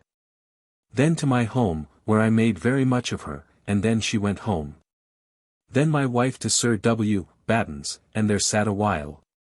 He having yesterday sent my wife 6 pairs of gloves, and a pair of silk stockings and garters, for her Valentine's gift. Then home and to bed. 23rd. This my birthday, 28 years. This morning Sir W. Batten, Penn, and I did some business, and then I by water to Whitehall, having met Mr. Hartlett by the way at Alderman Backwell's. So he did give me a glass of Rhenish wine at the Steelyard, and so to Whitehall by water. He continues of the same bold impertinent humour that he was always of and will ever be. He told me how my Lord Chancellor had lately got the Duke of York and Duchess, and her woman, my Lord Ossory's and a doctor, to make oath before most of the judges of the kingdom, concerning all the circumstances of their marriage. And in fine, it is confessed that they were not fully married till about a month or 2 before she was brought to bed, but that they were contracted long before, and time enough for the child to be legitimate. 283. But I do not hear that it was put to the judges to determine whether it was so or no. To my lord and there spoke to him about his opinion of the light, the sea mark that Captain Murford is about, and do offer me an eighth part to concern myself with it, and my Lord do give me some encouragement in it, and I shall go on. I dined here with Mr. Shepley and Howe.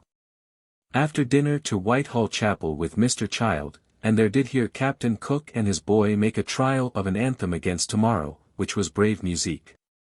Then by water to Whitefriars to the playhouse, and there saw The Changeling, the first time it hath been acted these 20 years, and it takes exceedingly. Besides, I see the gallants do begin to be tired with the vanity and pride of the theatre actors, who are indeed grown very proud and rich. Then by link home, and there to my book a while and to bed. I met today with Mr. Townsend, who tells me that the old man is yet alive, in whose place in the wardrobe he hopes to get my father, which I do resolve to put for. I also met with the comptroller, who told me how it was easy for us all, the principal officers, and proper for us, to labour to get into the next Parliament. And would have me to ask the Duke's letter, but I shall not endeavour it because it will spend much money, though I am sure I could well obtain it. This is now 28 years that I am born. And blessed be God, in a state of full content, and great hopes to be a happy man in all respects, both to myself and friends. 24th, Sunday. Mr. Mills made as excellent a sermon in the morning against drunkenness as ever I heard in my life.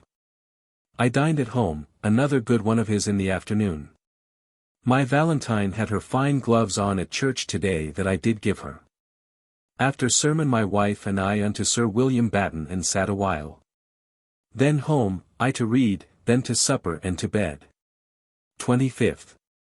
Sir William Penn and I to my Lord Sandwich's by coach in the morning to see him, but he takes physic today and so we could not see him. So he went away, and I with Llewellyn to Mr. Mount's chamber at the Cockpit, where he did lie of old, and there we drank, and from thence to W.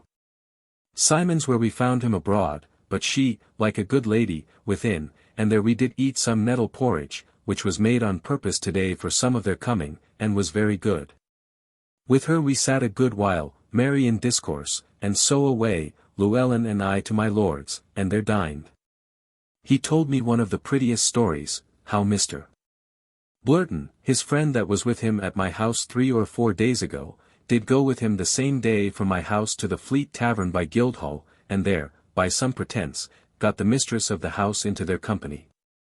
And by Llewellyn calling him doctor, she thought that he really was so, and did privately discover her disease to him, which was only some ordinary infirmity belonging to women, and he proffering her physic.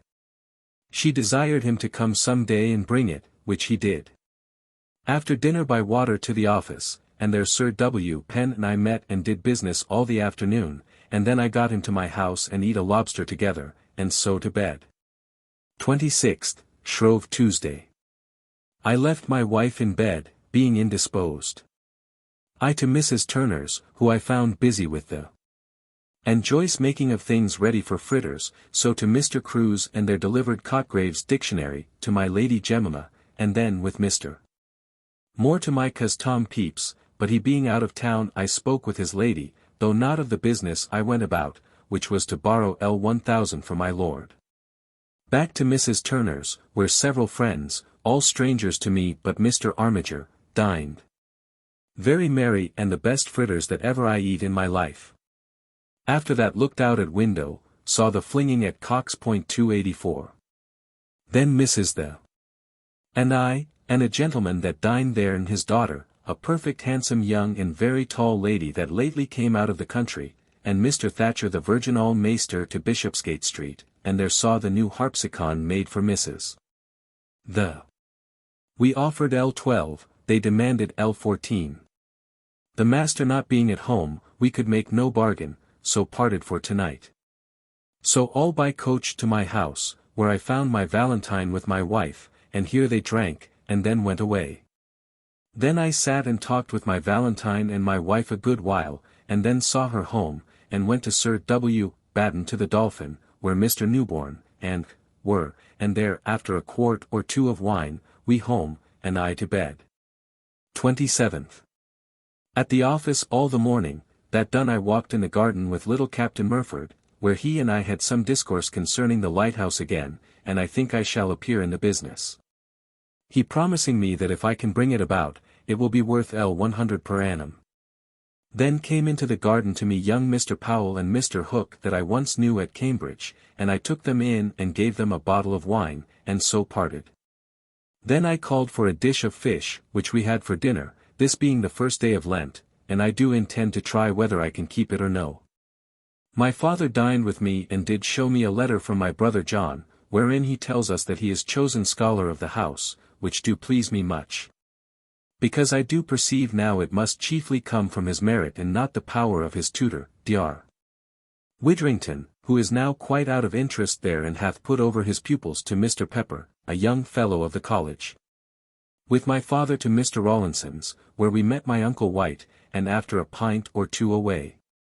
I walked with my father, who gave me an account of the great falling out between my uncle Fenner and his son Will, as far as Paul's churchyard, and so left him, and I home.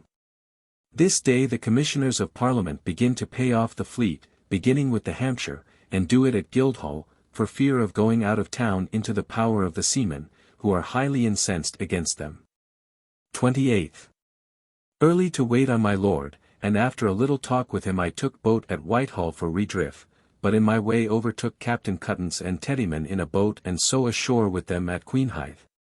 And so to a tavern with them to a barrel of oysters, and so away.